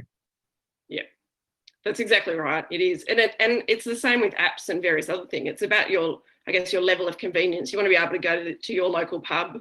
Other pubs that I go to, I get to know the owners, and I've given them help trying to get the right system in place so that it's the most protected the information can be. You guys are all able to do that too, in terms of, choose where you go, help. So that's part of the reason I think doing a bit of pro bono stuff or like volunteer work is really helpful, because not everyone's got the capability or the capacity to, particularly in hospitality, to understand all of the rules that go along with this. It sort of jumped out of nowhere, and everyone had to get up to speed really quickly. Because I think you made a really important point there, and this is probably another one of those unpopular opinions. You said it's your choice to go there, right? Yeah. So in these situations where people are complaining, don't go. If you don't want to share your personal details, that's fine. But this could put people at risk. Yeah. So it becomes a choice not to go or go. I didn't personally download the COVID app. Yeah. But I also don't go out. That's the other way. I guess, look, it's the same as going to an establishment that doesn't properly sanitize tables in between services and stuff. It's a different risk, but it's the same type of issue is you're putting yourself at risk by going to an establishment if you don't understand what they're going to do with your data, but also how they're cleaning and sanitizing. Are they following the rules? You know, that sort of stuff as well. Yeah. Fantastic. Look, thank you very much, Kaz. There are a couple more questions. I know you're on Discord if you want to I will jump in. have a look. There is one about blockchain, which we did have a drink about because obviously that's on the bingo, but Bingo. you know, Bingo. might have some opinions on that one as well. That would be awesome to hear. Okay. Thank you. Thanks for having me. Thank you so much. Thanks very much. See ya. Bye. All right, we will just get Simon in. We're just on time. Look, we're running this conference to it's like the Japanese trains. You know the Japanese?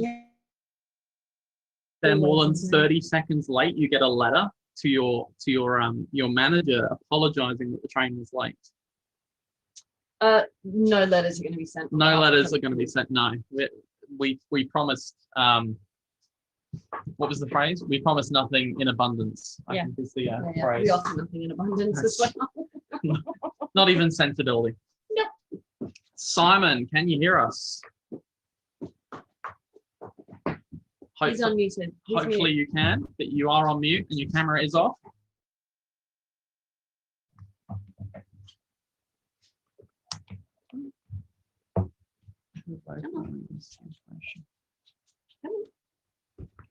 Oh, while we wait, hello. Let's talk about fur babies. Yeah, hello Lola. Lola's, oh yes. Here we go. Lula. Hello. Oh, thank you. I hope Zero's not watching. He will not be happy. He will be like, why is my pappy playing with another doggo? And I'm probably going to get a phone call from Andrew at some point going, why are you playing with another doggo? Lulu, honey. Simon, if you can hear us, if you could come off mute and we can have your presentation go. Oh, run! The phrase we use is escape. So maybe I can unmute him. No, I already did. I pressed that button. Oh, okay. I'll unmute again. He may just not be at his computer. That's Okay. all right. So how about we take a look at something else? Sure. What have we got? Let me share that screen. Oh. Oh, wait. Let me share the screen. So that is the cutest pupper ever. That's very cute. Pink Splodge, if you're watching, that pupper is a requirement in your team meetings. Mm-hmm. The same as Zero and Rose are, because I will not be happy if I don't see them. Like, I will be extremely grumpy. Monday morning, puppy a must. Monday morning puppies must be shown. Yes. So it's pretty quiet on the fur babies. Yeah, huh? we haven't got so many fur babies. That's okay. I guess interpretive dance. You can do interpretive dance. If you want. I guess just a repeat of what Ryan was talking about.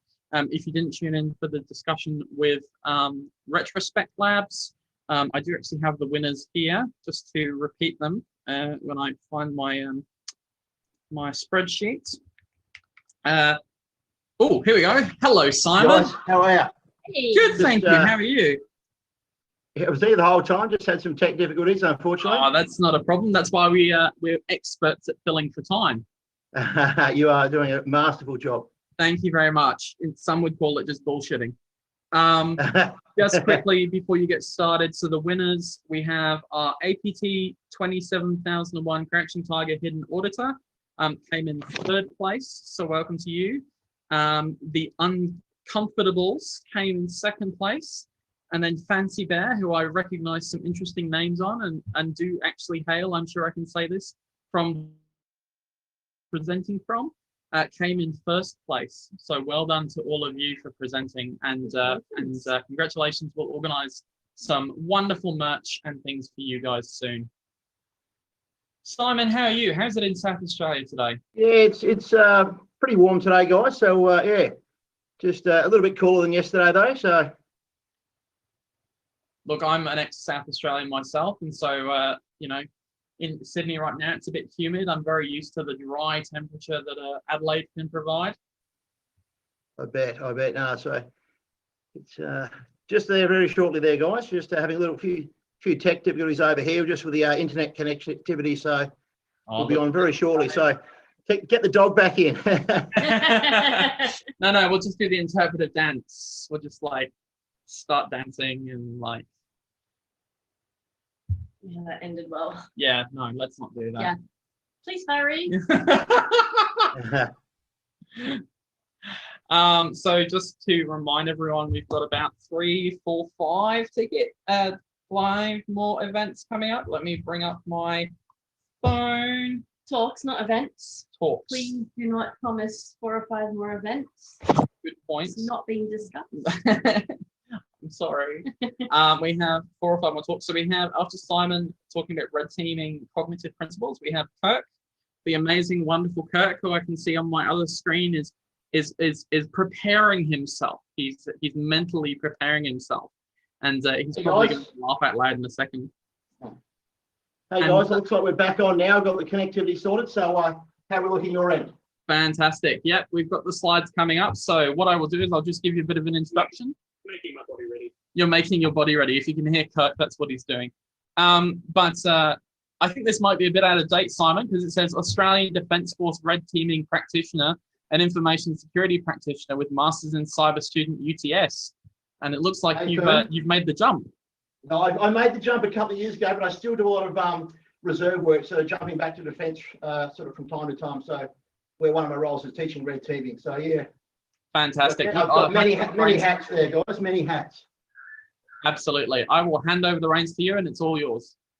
Look, guys, yeah, just first of all, thank you so much, ComfyCon, for your organising this event and having me on here. Look, as I mentioned before, I'm Simon Kosh. I'm a citizen and I work for a company now called Optus, but I've spent some 26 years in defence, and one of those roles, fortunately, gave me the opportunity to teach a concept called red teaming. Now, I'm here today because I really believe that pulling this out of defence and actually giving you these skills will rapidly increase sort of how you deal with complexity and your decision-making process and moving forward. So these skills are transferable to anyone outside and can help massively. And I think you're probably going to find an extension of your concept, your traditional concept of understanding red teaming from a cyber and pen testing point of view. So this is an extension and some largely sort of cognitive sort of spaces we're going to head into. So imagine you're a CEO of a large company that handles videos or distributes videos to the customer, rather large American corporation. And at the time you're looking around and your board of directors are going, look, there's things on the radar here, things like digital streaming and online streaming, and you're the CEO and you're that confident that you're positioned that well that you say those sort of processes and Netflix and the like are not even on our radar at the moment. Within 2 years, you are shut down because you failed to see that future environment. You had the confidence and the bias and the blinkers on, and you did not see that future threat coming forward. All right. A company or an organisation or a CEO to do, or any sort of problem owner to do, is look forward to the future environment. And we're going to give you those skills today. So hopefully in 15 minutes, I give you enough of a taste and enough to be able to be practical moving forward and generate your interest in it. So as it says, the very smart gentleman said, we cannot solve our problems with the same thinking we used when we created them. We have to have novel approaches to it, as Albert Einstein says. So, a gentleman by the name of Edward de Bono, he sort of encapsulates this as well. So we tend to look back when things go wrong and we reduce them down to their component parts, and we apply that knowledge to future environments. Often those future environments are different. They don't have the same context, and that's where things fail. So we lack the imaginative capacity to imagine what could be and what can be, but we use reductionism quite often to project that forward. You see there, the elephant there. It's an old Indian parable. It's 6 blind men looking at an elephant. Each has their own component part, and they're trying to describe it. Every single one has their own bias and their own interest in projecting that part of the information to form the whole. But it's where those 6 people don't connect and form the whole is where the problem occurs for organisations. All right. So that's what red teaming tries to solve. Okay, so we have a cognitive problem when we think forward, and it starts within the enterprise itself. So organisations and enterprises are based on a set of values, beliefs, and culture. It's handed down when you get the handover of the keys to the cabinet and you're inducted and you go to social events, etc. It's in the walls, it's thick around you. It's just how business is done in an organisation, all right? It's a specific culture. It's a way of thinking. It's a way with how we share information. It's how we view others. It's how we treat others and how we quickly judge them, all right, to simplify thinking, all right? But organisations must consider future environments to be resilient. And the only way it can do this is by looking through it outwards through its people. But it's that bias that is attached to it that prevents it from looking forward correctly. All right, so your biases, beliefs, your limiting constraints, your flaws, even in our own thinking, group process, etc., all have potential to limit how we see the future environment. Okay, so the problem, it continues. Often organisations do not look for outwards, as in the video store, all right, or scan to sense their future environment. You've got to scan forward to understand where to head next and position yourself. When they do look outward, it's with the same set of values, their biases and beliefs, and it's mirrored when we look at an adversary or a potential competitor. So we see ourselves in a competitor and we go like for like. Right? It's called a mirroring effect. All right, and often it's with an optimism bias, and we think we are better than those. So looking forward, according to a gentleman by the name of Holnagel, the most widely cited gentleman researcher on resilience and organisational resilience. Resilience is the ability to anticipate, monitor, recognise when something goes wrong and learn. So it's anticipation that red teaming sort of attaches itself to. And if we don't do this, it can lead to catastrophic consequences. And hence, we humans enter complex and wicked problems. Right? Volatile, uncertain, complex, and ambiguous environments mark the future space we enter. Just look at COVID, for example. How much volatility that's caused. All right, so red teaming is an independent application of a range of structured, creative, critical thinking techniques applied to very fuzzy, very messy, ill-defined future-based problems. It's to assist an end user make an informed decision, or produce a robust product, or position themselves to another area, another market, etc., or to oppose a future threat they consider. So it's a problem owner has a problem and it gets solved through a process called red teaming. Right, it formally exists as it says there: national intelligence, security, law enforcement, disaster response, IT, finance, and economics. But red teaming, as most cyber would traditionally know it, is considered as pen testing. All right, so this is an extension of that. We'll show you very shortly how that applies. So there's two streams, modern streams of red teaming. On the left-hand side, you have your operational red teaming, and that's your traditional war gaming. Hey, we're going to come in and test your defences, both your physical defences, your information and technical security, and we're going to go and target your humans in your organisation as well. So that's your traditional use, all right? With modern understanding of cognitive science and group interaction and group think sort of processes, we've been able to establish, the US and a lot of the major militaries have established this analytical concept of red teaming, where you challenge your plans, your processes, and your assumptions about your future environment. Okay, so that is the new concept of red teaming that I'm introducing you now. Traditional and more modern analytical red teaming. So, what are the four pillars of red teaming to understand future problem space? You've got to have an awareness of yourself, how you think, and your metacognition. That is your thinking about your thinking. You have to understand the problems within groups and groupthink mentalities and how that can limit the understanding of future problem spaces. You need to understand your adversary, whether it be your competitor, a possible hacker, etc. You need to understand how they think. You've got to get inside their head, wear their shoes, and understand their why. Because when you know their why, it'll help you to defend against it. So, and also apply to critical thinking. So it's critical thinking. That is just thinking about future problems. So that is all available, guys and ladies and gents, in the UFMCS Red Teaming Handbook 2018, widely available online. There's some 47 different techniques we can use, and we'll go through a couple of those shortly. But it's all open source, wiki grade, this presentation. So pillar one, self-awareness and reflection. The very essence of thinking. System 1 and System 2 thinking, developed by Kahneman and Tversky.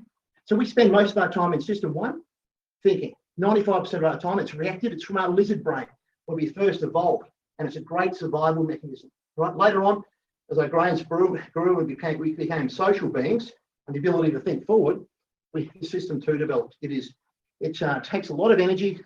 It's slow, it's logical, but it's lazy. All right. So if I said to you, Mary had a little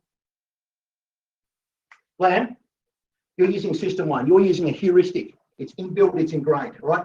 The trouble is, a lot of those heuristics, when they come forward and present themselves to you, do not represent accuracy in some kinds of environments. All right. So ideally, we need to get our team thinking in System 2 thinking when we are thinking about future environments and to plan rationally. All right. Also, when you're, if you've got a cybersecurity event or an incident, a company's locked up, you're going to be spending a lot of time in System 1 doing reactive, habitual type thinking rather than planning forward in goal direction action. So you need to be aware of those sort of things there. All right. So Pillar 2, groupthink mitigation. Here we are. We've got a problem space there. This problem space is adapted by Matthew Syed, Rebel Ideas. You see the full problem space there. In the middle there is the leader. Okay, what happened? He'll express his thoughts and concerns about a particular problem. Bang, all of a sudden the group become anchored to his or her theme or idea or where they are trying to pull that problem space forward to. And you can see how that's actually reduced the understanding or depth of that full problem space. All right, so some other biases will creep in here. The illusion of invulnerability, that will never happen to us. Deference to difference, that is thinking we are different to the other company so we don't have to consider problems associated with it. Self-censorship in a group is a big one. So quite often, in order to remain in that group, you will censor your thoughts and your conflicting opinions to keep membership in that group. It's a long-range survival trait that we need to be in a group to survive, to move and hunt, and for our protection of our offspring. So it's got a lot of deep evolutionary traits, that self-censorship concept. Pressure on dissent. Is anyone disagreeing? Can soon be excluded from the Christmas party, etc. And there's certain applied pressures that can occur there. The illusion of unanimity. So when 2 or 3 people don't speak up, 3 or 4 do, and there are no more responses, there is the opinion of unanimously we are moving forward with it. All right. Now stress adds a component of time compression that also can reduce the problem space. Now, if anyone wants to read further on groupthink, I recommend Yana Serving, the founder of groupthink methodologies. A group of 5 to 9 individuals under the guidance of a red team leader who are SMEs in that particular problem space. They fill out and complement that problem space and deliberately challenge the problem owners and group leaders' thinking. Little red face outside the concept. That's the naive tea window cleaner who just asks the most naive question that no one considers. So quite often you might put a naive member in a red team moving forward. So moving forward. So understanding, fostering cultural empathy, understanding diversity. Gert Hofstadter, one of the most largest and most renowned researchers on culture, right, had done some research on over 50 countries with IBM to look at the differences, and there were marked differences between different nations' cultures. Come up with a rating scale of how to rate members. But you come up with these 6 pillars. How are distance between individuals, between the leadership and the workers? How flat an organisation is, or how vertical the structure is, can be a potential cultural adversary or stakeholder. Individualism versus collectivism. How much that the people of that country only think of themselves versus the good of the country, the good of the nation, etc. And there's marked difference between East and Western kind of cultures there. Uncertainty borders. How much a culture plans to run uncertainty and avoids it. Okay, by making sure nothing can go wrong with an organisation. Long term versus short term orientation. How much they plan out for the future, or how much they're just here for the here and now. Okay, masculinity versus femininity. That's more about just task orientated versus she'll be right. Indulgence versus risk-take.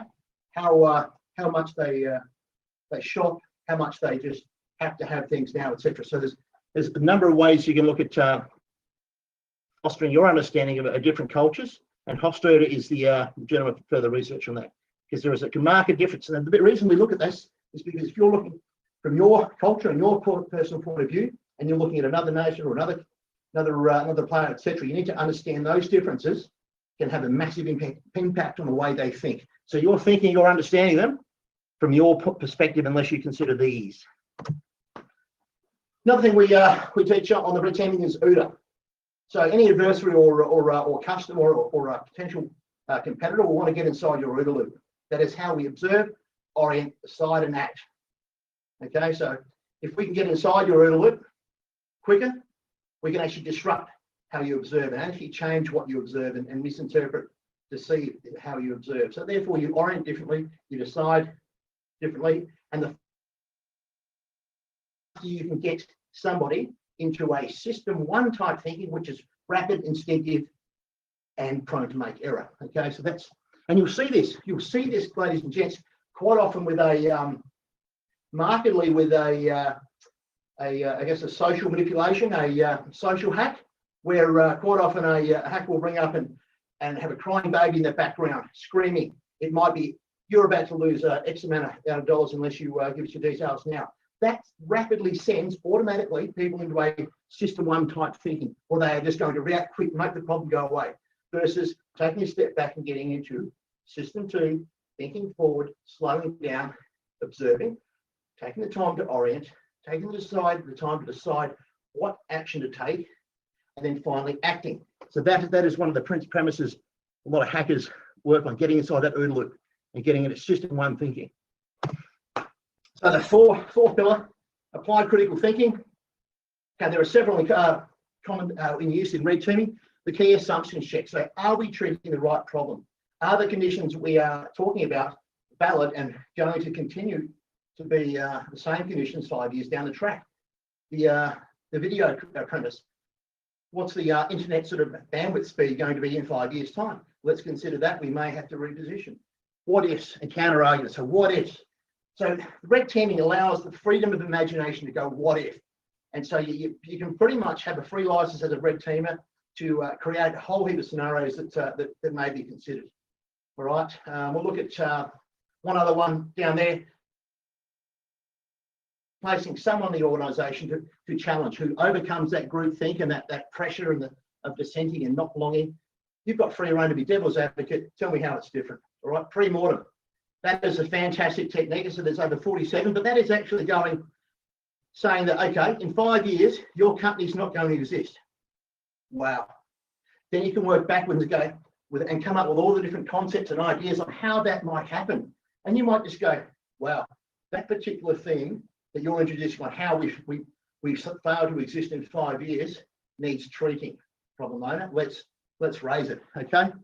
So once again, all these techniques that we use in red teaming can be used with concepts like brainstorming, brain writing, dot voting to ensure they're creatively addressed. All right, so red teaming is a practical response to overcoming the complex problems introduced by human frailties. It's not just pen testing. Through the application of highly developed tools and processes, red teams use 5 to 7, up to 9, maybe more bespoke members to assist in helping recognise and correcting those errors. But it is 100% under the guidance of a problem owner. You need to have a problem owner that is supporting a red team to solve a particular issue, right? So the red team, the problem owner will nominate a red team leader, fill out that box of expertise that was lacking in that very narrow, the expertise to deeper understand that problem space, and we'll answer that question that the problem owner has in the time frame with the resource available and using applied thinking techniques. So that's it. Once again, wrapping up, the 4 pillars of red teaming. You must know yourself, self-recognition and how you are thinking, understand your biases, understanding what sort of heuristics are available. And these are widely available online, ladies and gents. You need to know that groupthink mitigation and why we have groupthink problems associated with belonging to a group. We need to foster culture of empathy. We need to get inside the head of our adversaries or competitors. And we need to apply critical thinking moving forward to future environments. As I said, available online. I want to give you 3 takeaways on this. So we are all liable to suffer from individual bias or groupthink. You've got to walk in adversary shoes. Red teaming will help you see forward and improve your organisation's resilience to rapid changes or significant changes in that future environment. And ladies and gents, I would ask you never, ever to treat another workshop meeting or just another work meeting ever the same again after you understand red teaming. Okay, so hopefully I've whet your appetite on it. Further reading, gentleman there, Bryce Hoffman, red teaming, great book's just come out. He followed this one here, red teaming by Mikazenko. Another great book if you really want to understand more further complexity thinking. And I love this one. This is from a red teaming forum. So never ever regard your adversary with contempt. All right, no good can come of it. The superiority you feel at the time, is not worth the surprise that follows after contact with that particular adversary. All right, so that's it. Get in touch with me, crosslearningoz@gmail.com. Hopefully I've got your appetite on red teaming as an extension of your red team practice. And thank you once again, ComfyCon, for having us. It was an absolute pleasure. Not a problem, Simon, and thank you very much for your presentation as well. You actually mentioned, as Guile mentioned in the chat, you mentioned one of my personal favorite topics, which is the OODA loop. I actually had the pleasure once of meeting Micah Ensley, who didn't work on the OODA loop, but the situation awareness framework that sort of came afterwards. And it's definitely one of the things that I've and understanding, how someone is perceived in an environment or orientating in the environment and then comprehending that environment as well. So it was absolutely great to hear your thoughts and how that can also work within a red teaming sense as well.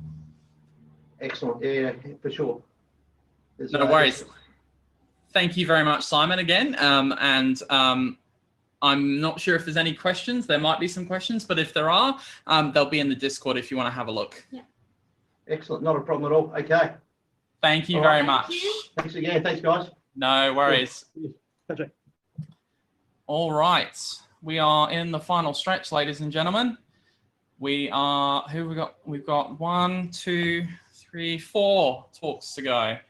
The next one, of course, is a wonderful human being, a man after my own heart, who also has a beard to match.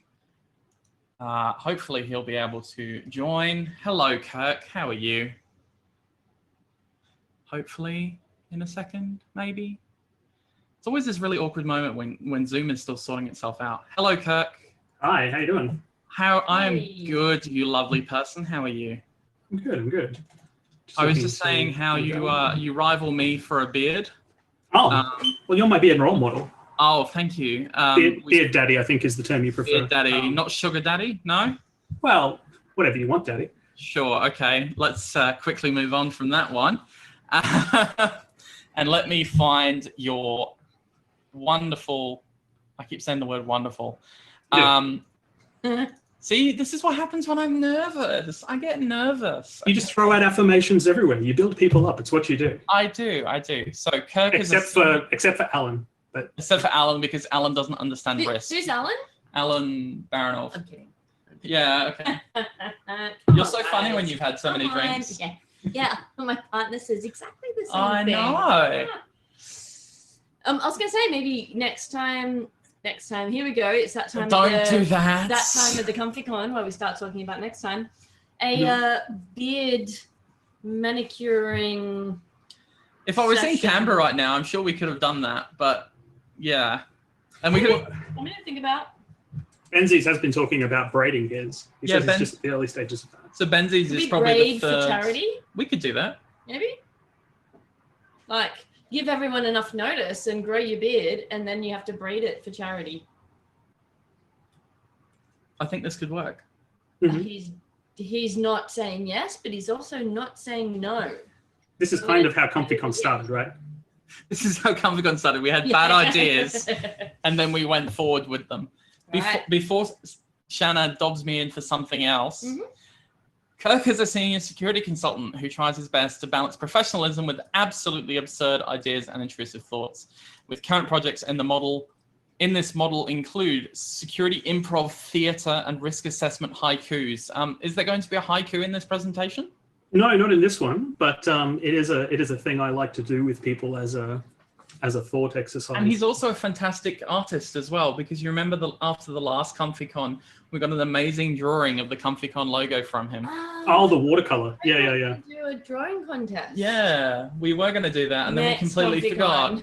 Don't. All right, See, Kirk, you you're going to be help talking about... yourselves. This is what happens when we're in the same room together. Mm-hmm. Kirk is going to be talking about peer review, which is obviously a very important talk, and I think one that is very relevant to a lot of people. So feel free to take it away, Kirk.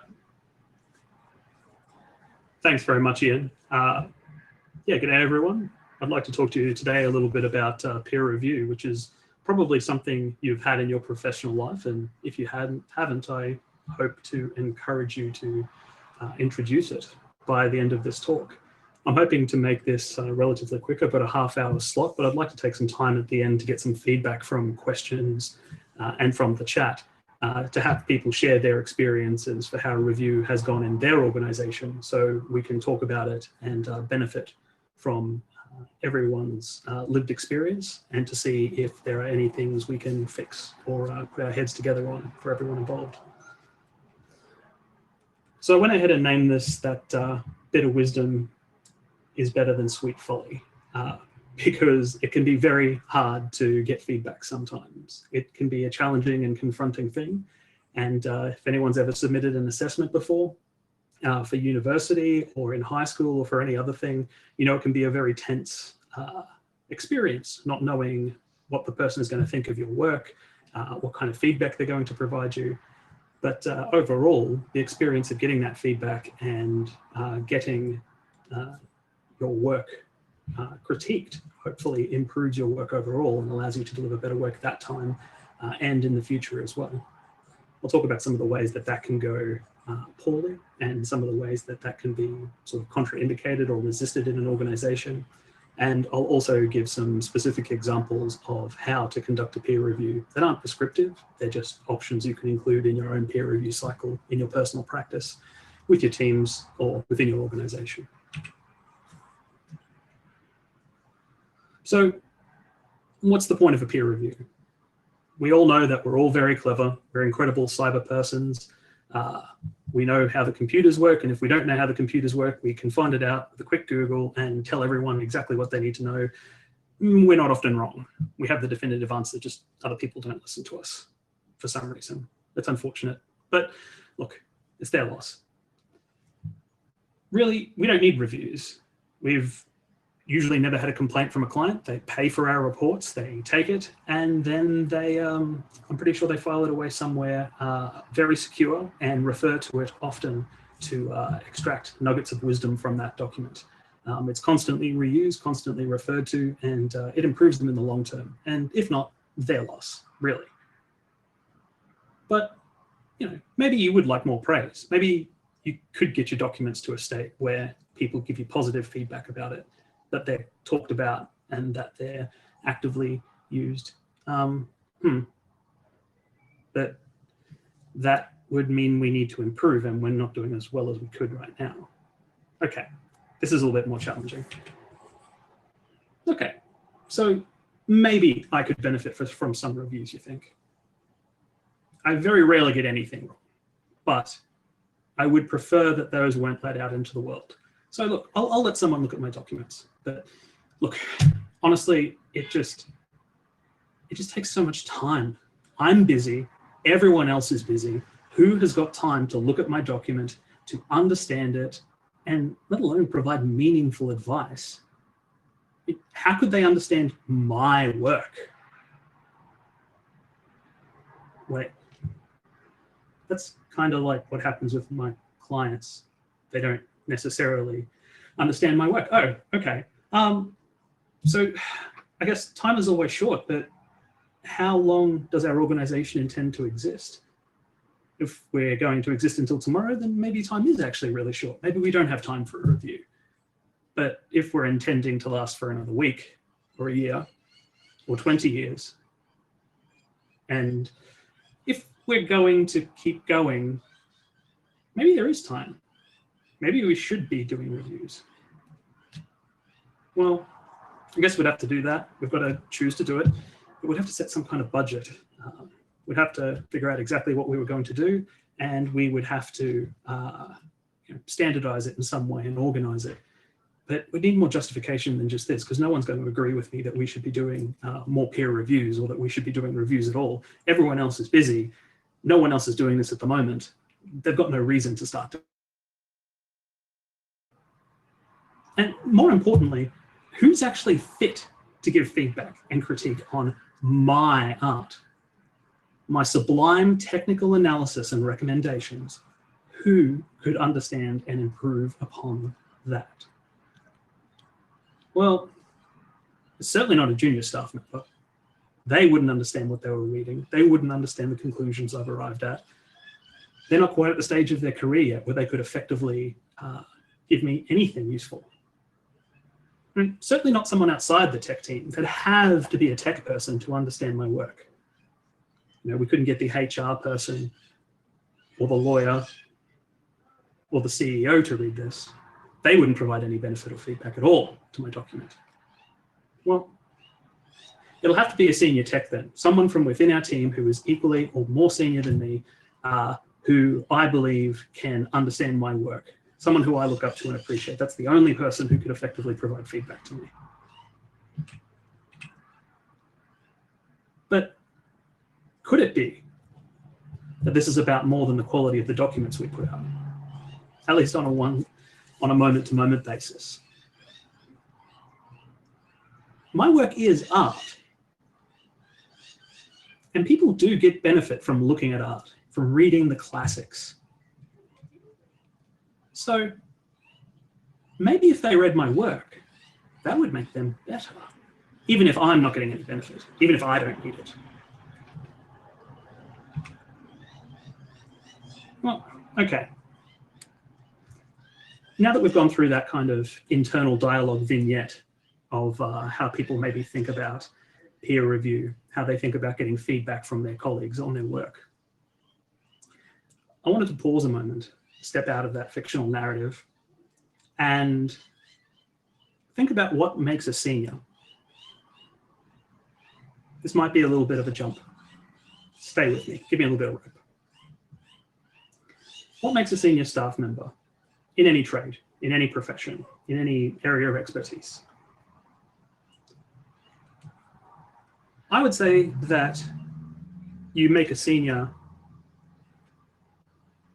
by giving them opportunities to learn by exposure, by extension, going beyond what they believe they're capable of or have done in the past, and allow them to commit safe errors. Because ultimately, you want them to be able to exercise expert judgment, to analyze a situation, to identify a problem, and to give opinions and to lead towards a solution. You want them to communicate elegantly. You want them to be able to express their points in their analysis with the right audience, in the right way, so the message is received and that it has the right impact. And you want them to have an awareness of their own limitations, what they don't know, what they aren't very good at. Not like me. I'm good at everything. Communicate accurately and elegantly. And my judgment is unquestionable. It's just that other people aren't bright enough to understand that. So, how to make a junior senior?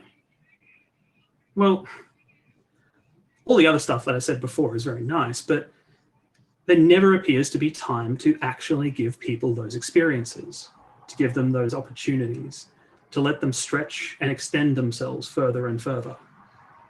I mean, there is, but I mean, that's why we hire people to be self-starters. We bring them in, drop them into the deep end of the pool, and they become amazing athletes really, really fast. They grow through the trauma. That's the natural way we create highly effective professionals. I mean, that's the way I learned. That's the way most of my peers learned. I mean, and anyone who didn't learn didn't survive. So it works, obviously. We're all high-performing, highly functional, and very well-balanced human beings as a result of that experience. Yeah, I'm sure that's fine.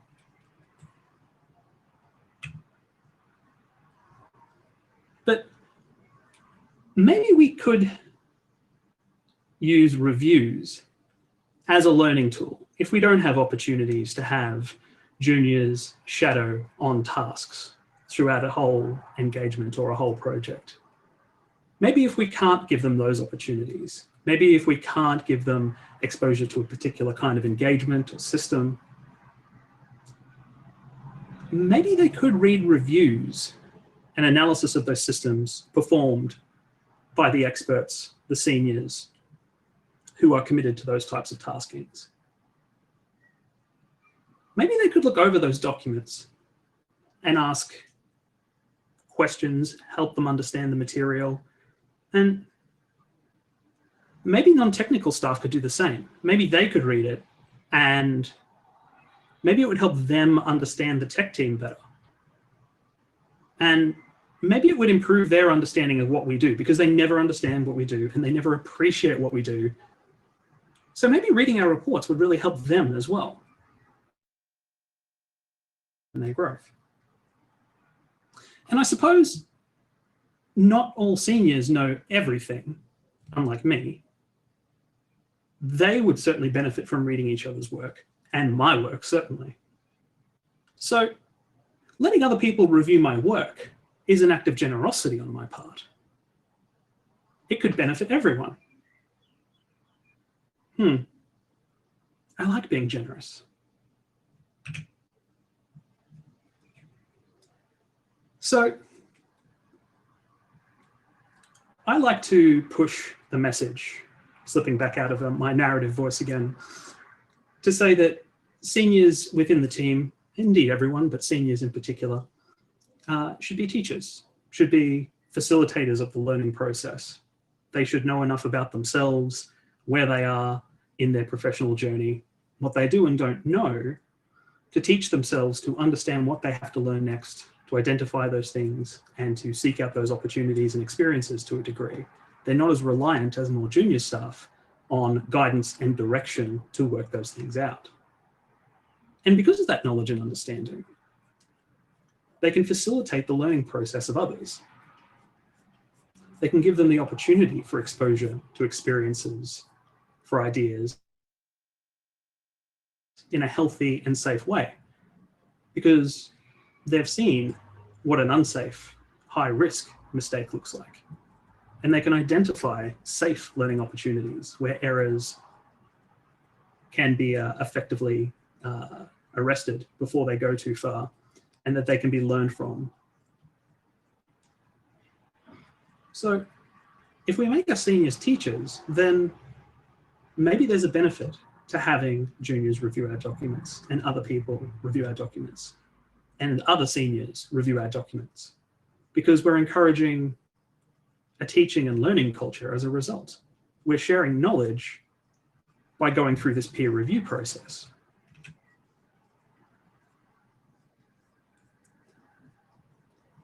So now that we've talked a little bit about how we may think of using the peer review process, not only as a quality control process, but also as a teaching and learning one within our teams, I wanted to talk a little bit about the function of a review, why you do them, how you do them, and to give you some ideas for a few different approaches that you can apply so that you can take some notes, see the things that make sense for you in your culture and organization, and start to make these little tiny recommendations to start introducing a peer review process, or to make your peer review process a little bit more robust and maybe move a little bit more into the learning as well as quality control format that I was explaining before.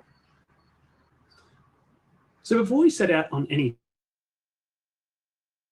why am I even doing this? What's the point? What am I hoping to achieve by applying effort to this? Well, when you're doing a review, you are looking for learning. You are looking for a quality control effect to improve your document. But that's very general. What is quality? What are you actually trying to teach the other person? What outcomes are you trying to achieve? Now, one of the most effective first steps you can make is to set down a few dot points that cover the goals of the document. Now, these can be explicitly stated up front for the reviewer, and it can give them a little bit of assistance and a little bit of a guide as to the purpose of the document. So you can do this in 2 general lists. You can do author stated goals, where you say what you are hoping to accomplish in a few dot points. It's like an executive summary of an executive summary. And you give the reviewer that. Here is the document. I was hoping to achieve this outcome, and I was hoping to land this particular message. Then you state the client goals from the engagement. Why is the client paying you for this? What are their expectations? What are they hoping to receive out of this document? And then as part of the review process, you can also get the reviewer to put together a list of goals after they've read the document. Now, it may be more useful to do this in a review where you don't give the reviewer the author and client goals first, depending on the circumstances and the way you go through your processes. But supposing the author stated goals and the client stated goals can read the document blind, and purely from the read of the text in front of them with no further guidance, ask them to write a few dot points about what they believe you intended to achieve as the author with this document. What subtle messages, what terms of analysis did you put in there, and what were you hoping to leverage in terms of change or outcome for the client with that? And that way you get your mind necessarily, who did not know your intent, telling you what they picked up out of it and what they think you were trying to achieve, which can be incredibly illuminating if the dot points are completely radically different from the ones you would have written. Maybe it'll give you some pause for thought. Maybe you'll rewrite a little bit. Maybe after discussion with the reader, you'll work out why they came up with those very different set of goals. It's all input. It can all be used or rejected, as the case may be. Now, we really only need one review, right? One and done, just get it out the door. We're accepting now that we're doing peer reviews. So we really only need one. I certainly don't make that many mistakes, and we're all really good at what we do. So one look over the document just in case there's any glaring omissions or errors, typos, maybe someone hasn't run spell check, the formatting is in the corporate approved style guide, and then it goes out the door. Only needs one person to look over it. Well, yeah, that's possible, and one review is certainly better than no reviews. And if you've got the goals written and passed to the reviewer, at least then they will understand the intent of the document, and when they're reading it, they will be able to comment if your document met the stated intent from the author and for the client, or if it drifted off that a little bit. And that can help provide clarity on those things, as well as grammatical errors and turns of phrase that people may remark upon. So now that we're thinking about reviews with specific goals, is there a way we could think about going through the review process with different readers having different specific goals while they're reading, different lenses, different eyes they could cast over the process? So we know that different analysis do make better contributions to systems design. If we have the server team and the network team, if we have the usability team all contributing to the design, we tend to have a richer, more comprehensive and more sustainable design, better fit for purpose by the end. So maybe the review should follow a similar model where we're approaching them with different eyes, different priorities. The most common one we're probably all very familiar with when we're getting a review is a technical review.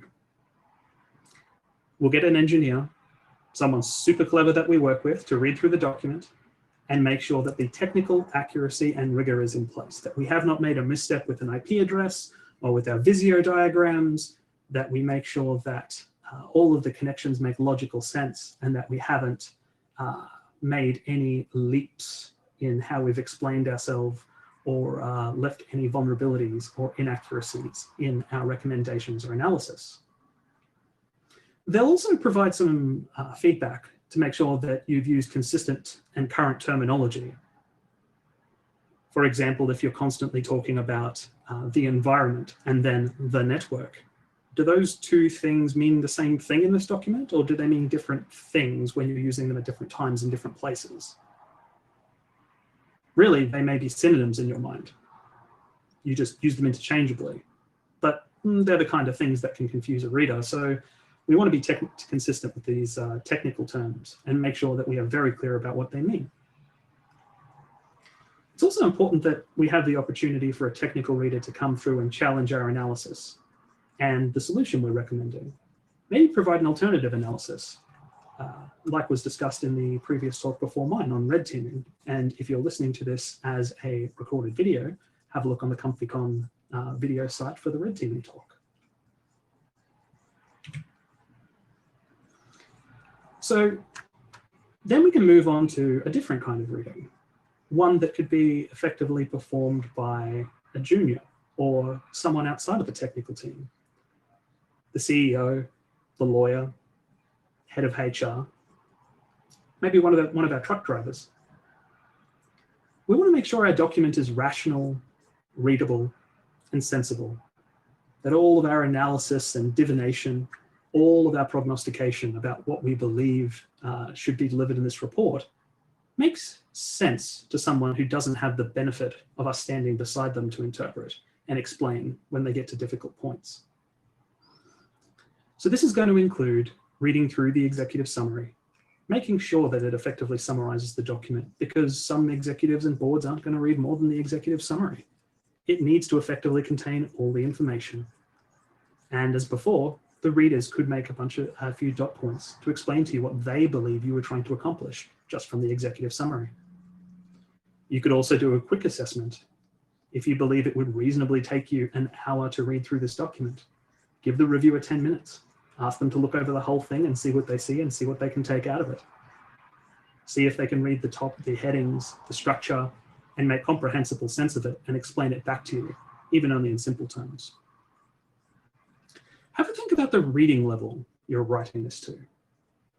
What level of literacy and numeracy and language skill is your audience expecting to read at? Does your client organization have standards for this sort of thing? Do you? Are you considering the complexity of your language and how much support you put in your explanations, in your paragraphs, and in your writing? And the last thing that a readability reviewer can have a look at is the mapping out of your arguments, that as they step through, that everything flows reasonably, that ideas were introduced before, that you've set things up in a way that explains them before you tear them apart, that you set the stage, and that all of your conclusions are based in previously established arguments. This can be done through diagrams, or this could be done with all sorts of tools that I'm happy to discuss with anyone who wants to get in touch with me, but it's about making sure that the arguments support themselves through your document, and that by the end of the argument, you feel like you understand the whole process. And there's a few additional elements that you can put into your document that you could get reviewers to look at, or that you could put in yourself. The first supporting element is a set of assumptions that you've made in your analysis or your review or recommendation. What don't you know for sure, but you've assumed is the case as the foundation upon which you've built your document? Maybe it's something to do with the environment or an adjacent system. Maybe it's something to do with a particular bit of politics or a technology version. Whatever the case, just if that's in there, then the client understands clearly that the conclusions you've reached are based on that. You can also talk about inclusions and exclusions. What is included in your analysis? Which parts of systems? Which people? Which organizations? Calling out a few specific exclusions are actually really important as well. Areas for further investigation are similar to that. And future issues are about saying that technology versions, politics, or policy in government could change things. I'd like to encourage you to think that each review is a lesson and a gift. Take the time for verbal feedback. Really get everything you can out of it because it improves you and your teammates and makes them more effective when operating with you. So much to learn, and every moment you spend with them is going to be rewarded in the long term. Again, how long do you expect your organization to be around? If it's a long time, you should be planning for the long term. And each time you skip it, you rob yourself and the other person of an opportunity to learn and grow. I'd like to thank a few people for contributing to my talk and for my thinking. My colleague David Halfpenny and one of my teachers, Natalie Ashdown, and some old friends and mentors, Graham Stead and Sam H.M. No relation to anyone in here, and I'd highly recommend you look up his book there on the right-hand side of the slide. The podcast 99% Invisible is also a really good resource because it can help you be flexible in your thinking and imagine design and different audiences and intent for how you could structure your document as a piece of design work. The other books written on that list are also great resources for improving your writing and thinking through how you can structure information and make it more digestible for your target audience. Thanks very much, everyone, for listening.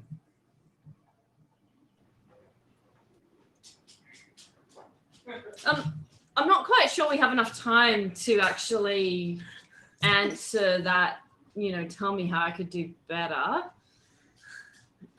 So we might just need to skip that part. No, I'm kidding. I did just say to Ian, I'm going to take a little bit of a time to talk about me again. When I first started doing digital forensics, I had an amazing mentor, and he made me write all of the reports, and I'd send them to him and he would comment all over them and send them back. And I had to rewrite them, and he would comment all over them and send them back. And eventually I started sending reports to him that had minimal comments.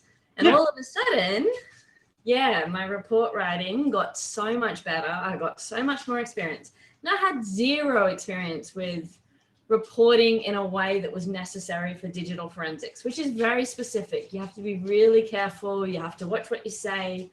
A lot of compliance regulations.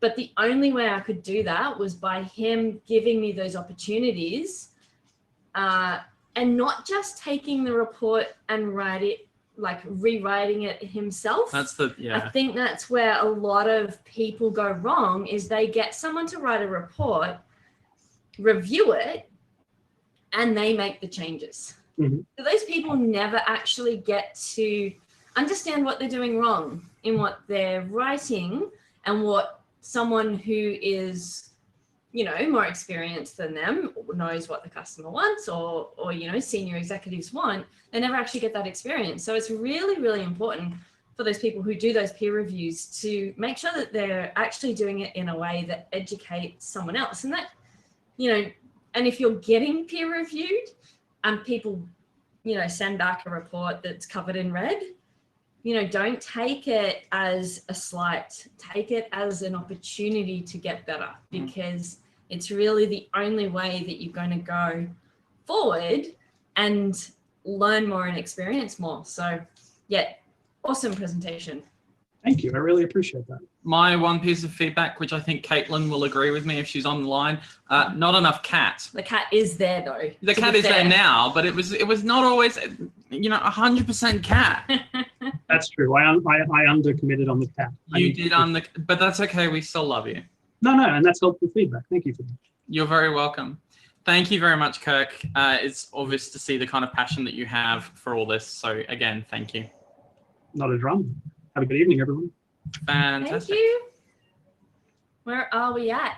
We are down to the last 3 7:30. events.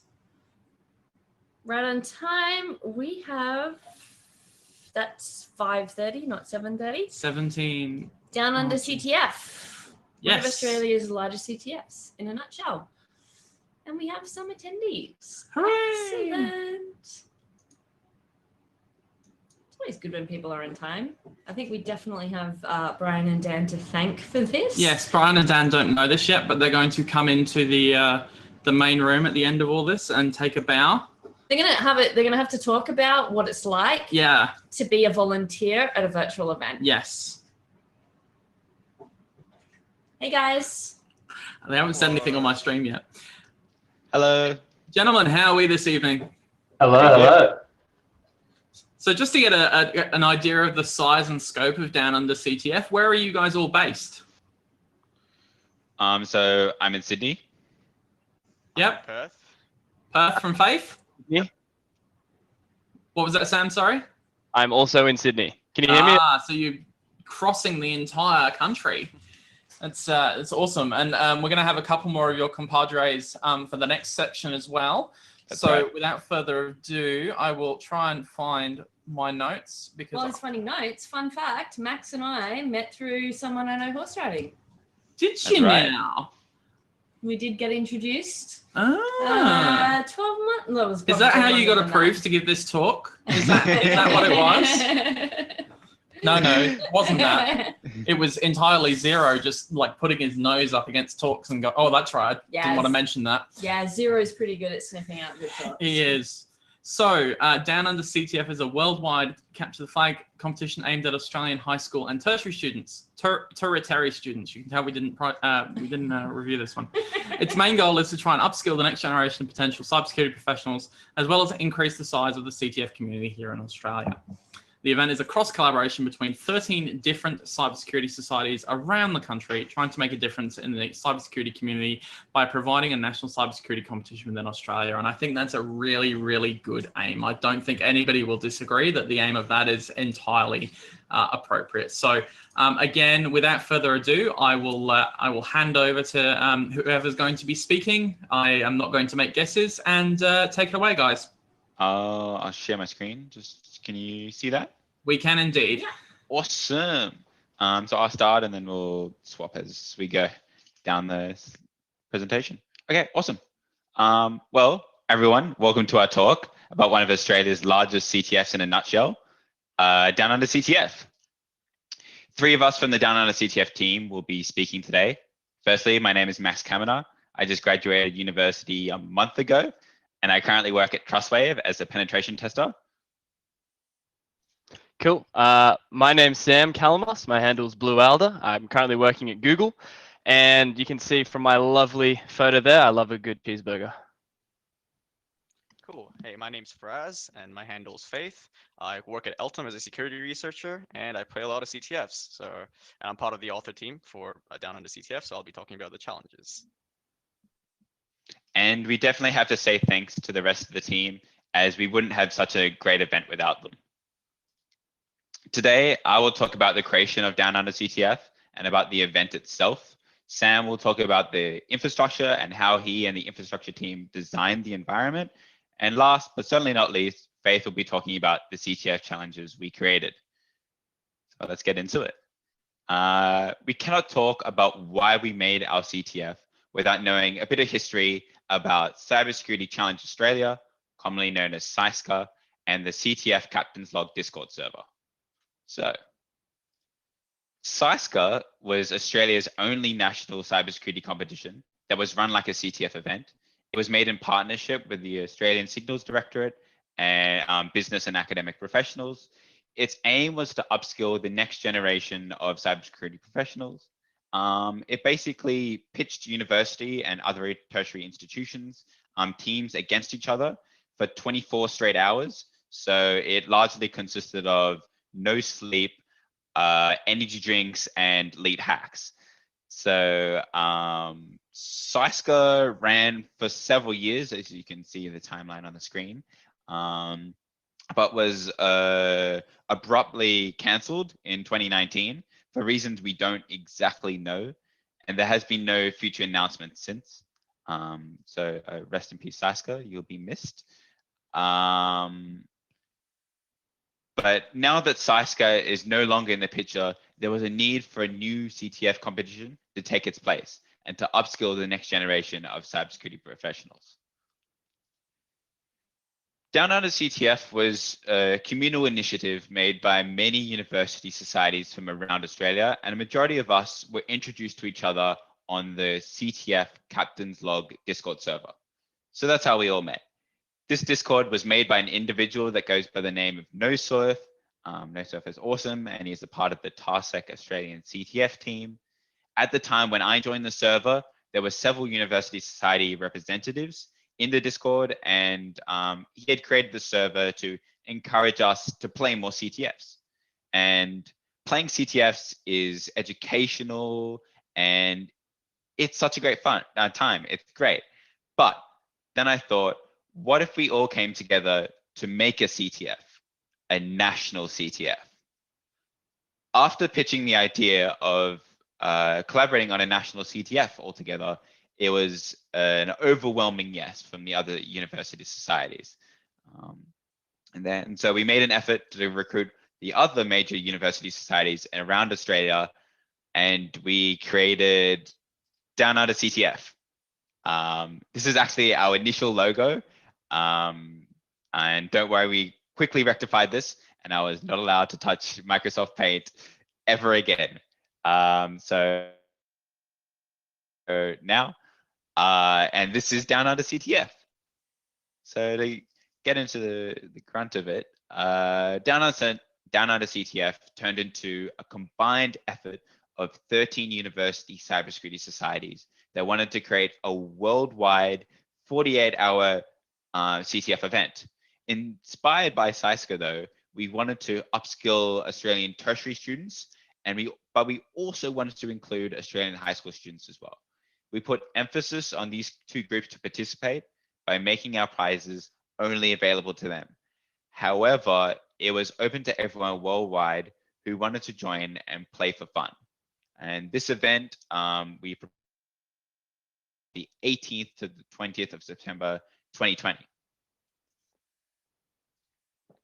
Sorry. In our first meeting together as a group on the 14th of June 2020, we wanted to establish a goal that we could strive for. We listed this goal at the top of our Notion board to remind us of it. And also a quick side note is we love Notion so much, and Mike personally, me as well. If you haven't used Notion or don't know what Notion is, definitely give it a try. And Notion, if you're listening. But the goal for the Down Under CTF that was written at the top of our Notion board was to run a 6 CTF aimed for Australian high school and tertiary students with the intention of making the CTF community bigger and try to upskill the potential next generation of cybersecurity professionals. So we had our goal, we organized everything, we had many late nights, we had many meetings, and we ran the event from the 18th to the 20th of September. So how did it go? What transpired completely blew our minds. Basically, it was nuts. Oh, whoops, too many slides. We had over 3,000 registered, 1,500 registered teams. We had players range from first-time CTF players to even experienced DEF CON CTF players, which play CTFs for money. We had a crazy amount of support from the CTF community, with many players posting the solutions to the challenges after the fact. Even popular cybersecurity YouTuber John Hammond reviewed multiple challenges of ours on his YouTube channel. This was completely insane to us, as a lot of us religiously watched John's CTF tutorial/review videos, and now he was reviewing our challenges, which completely blew our minds. We couldn't have been happier with the result, especially after the amount of work we put in, as the majority of the team definitely had uni commitments and or jobs as well. Unfortunately, it wasn't all sunshine and rainbows, though we definitely had near heart attacks in organizing this event. Our biggest non-infrastructure and non-CTF challenge related problem was definitely sponsorships. To put it simply, 2 to 3 weeks out from the competition going live, we had one sponsor, which was Google Cloud, who we are extremely thankful for, but we couldn't use our spare Google Cloud credits to buy prizes for our winners, which is what we really needed at the time. at one point, we thought we would gather together money from our poor university student bank accounts to try cobble together enough money for even small prizes for our winners. So it made the team just unbelievably stressed about the whole deal. So luckily, at what felt like the last possible moment for us, we ended up gathering a number of sponsors, which we are so thankful for. However, we had to think of why this sponsorship problem happened in the first place. And that was probably down to the fact that we're a first-time event run by a bunch of uni students, and probably a lack of knowledge in formulating a strong proposal or prospectus. It is understandable that companies would be reluctant to give money to a bunch of university students that have never met each other and trying to run an event with such scale for the first time. But now that we actually have run a successful event, and I have identified that our prospectus needs a complete overhaul, we should be sweet for next year. So overall, the team, which is basically I consider family now, has still never met each other before. Hopefully we can all meet up at B-Sides Canberra 2021. But we couldn't be more proud of each other and what we've accomplished, especially as we know how university group assignments usually pan out. Now, I'll pass it over to Sam to speak about infrastructure. Cool, thanks, Max. Let me get my screen up.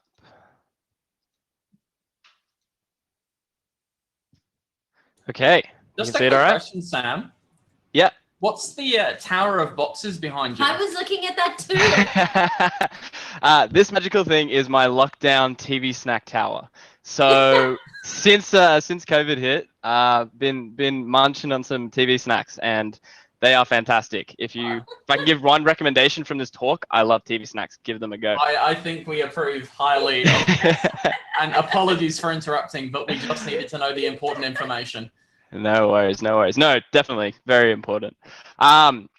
Infrastructure. Let's talk about infrastructure now. So I was part of the Down Under CTF team as a part of the infrastructure team.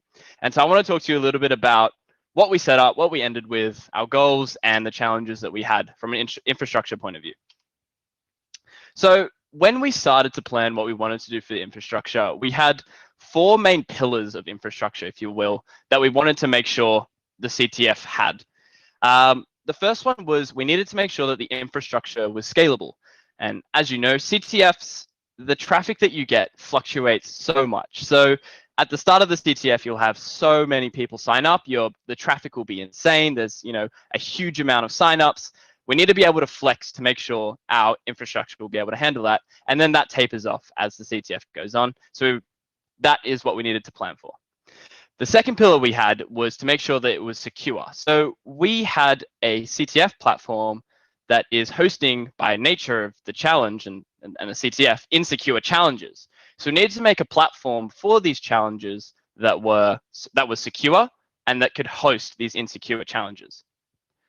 The third thing we needed to make sure was that the CTF infrastructure was stable. There's nothing worse when you start a CTF and then you try to submit your flag, but then CTFD is down, or just nothing's working, and you're just like, I don't really want to play this anymore. It's not working. We really wanted to make sure that it was stable. And then the final thing was we wanted to make sure that we keep within our budget.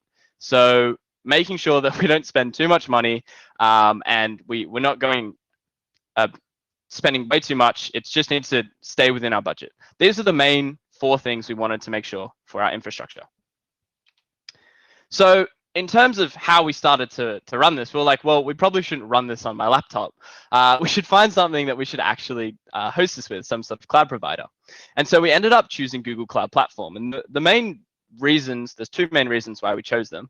The first one was because they sponsored us and we should use those cloud credits. So thank you again, Google Cloud, appreciate that. And the second one was that most of the infrastructure team was mostly familiar with Google Cloud services in terms of cloud offering. So we landed with them and it went really, really well. A little bit of a spoiler, but we're really, really happy with Google Cloud Platform. So in terms of infrastructure, there was 3 things that we needed to set up. The first one was the actual CTFD platform. So this is where hackers come in, they sign up. This is where the leaderboards are shown, where you submit your flags, where you can see all the challenges, all that kind of stuff. This was really, really important because if that goes down, your CTF kind of goes down. The second thing we needed to set up was our cloud platform. And by what I mean by that is we actually had some challenges that was exploiting cloud itself. So we had some Google Cloud challenges that we would spin up, and the actual point of the challenge was to exploit Google Cloud. So we needed a way to set that up in a secure, repeatable way. The final thing we needed to set up was the challenge platform. So these actual challenges, how are we going to host them? How are they going to be scalable? How are they going to be stable? How are they going to be secure? These are all the three main things that we needed to set up. So I'm going to start with the CTFD platform. So our initial thoughts were to basically get one big beefy VM, throw a whole lot of CPU, a whole lot of memory, and just chuck it in on Google Cloud, and would see basically if that would work. We had 7 or 8 people basically testing. It was like, yeah, it's fine, it's working, it's all good. And then a few weeks before the CTF, we decided to load test this. And boy, oh boy, it did not work. We threw 1,000 requests per second at this VM, and it did not handle. It crashed, it burned, it lagged. Everything that went wrong went wrong. It wasn't scalable, it wasn't flexing, and it wasn't stable at all. So we had to come up with a better solution that would fix this. So me and the infrastructure guys worked on a really cool App Engine application. So essentially what App Engine is a Google Cloud product which you give it a Docker image. In our case, this Docker image was the CTFD image that would run the whole CTFD, and it would completely auto scale for you. As requests come in, that would scale up and you'd get more App Engine instances, and that way if one instance goes down, it can then load balance to the other 3, whatever is running at the time, and yeah, it worked really, really well. We then had a Cloud SQL instance behind that, which all those App Engine instances connected to, and it worked flawlessly. We ran a load test against this App Engine, the same one that we ran against the beefy VM, and it worked spectacularly. We saw it flex up and down depending on the traffic, and finally we put a load balancer in front of it that would cache static content, which just made the whole thing run so quickly. So we were really, really happy with that. Was that cloud platform. So how are we going to set up those cloud challenges? So of the whole infrastructure setup was we used Terraform, and none of us had ever used Terraform before. So if you don't know what Terraform is, it's a way to set up your infrastructure as a code. So our cloud resources would be in basically one file for each challenge, and we could spin that environment up and down very, very easily. And that's all repeatable, and you can go through and change just the code just to make sure your infrastructure is aligned for what you want the challenge to be. So that was really good and worked really, really well.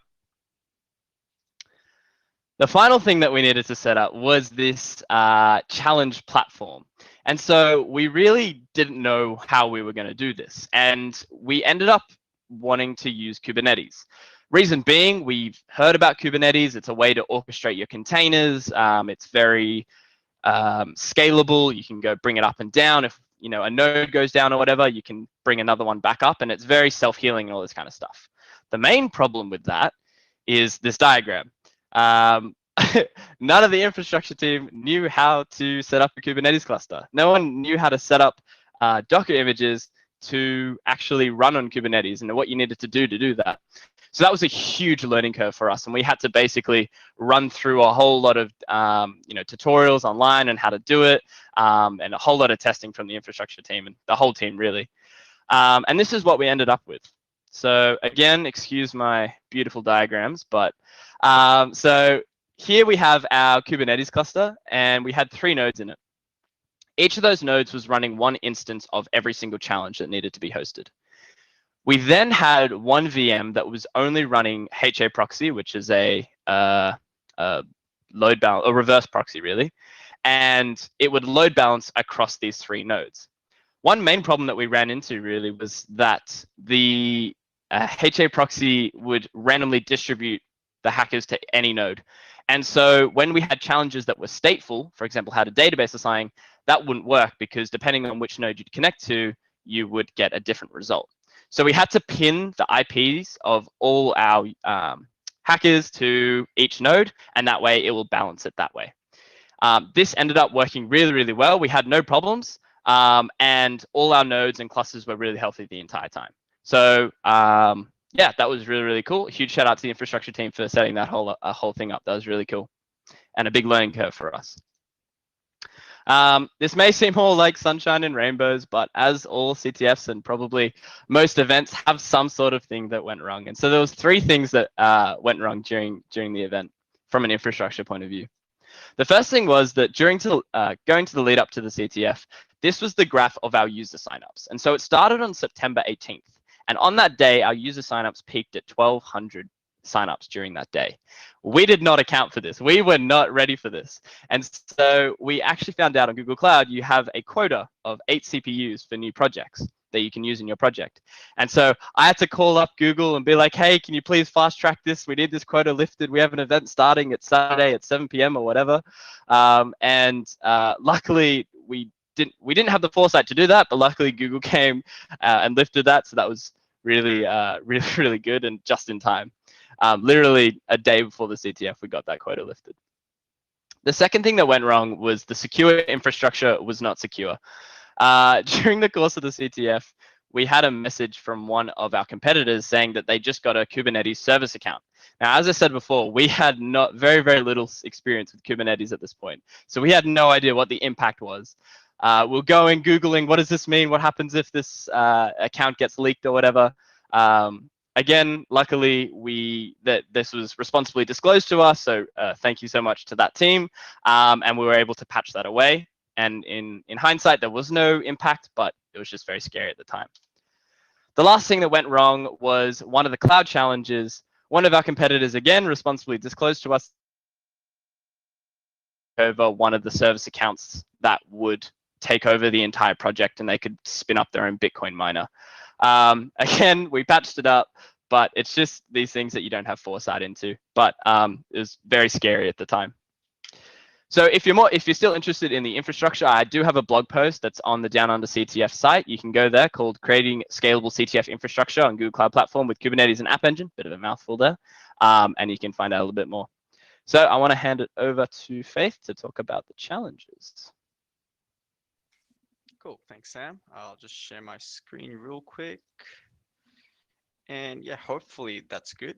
So yeah, hey guys, so yeah, I'm Faith. I'll be talking about the challenges, probably mostly because I was part of the author team. So I created a bunch of challenges and I was also there to help set up a nice way to have all the challenges in one place. And yeah, I'll just get into that real quick.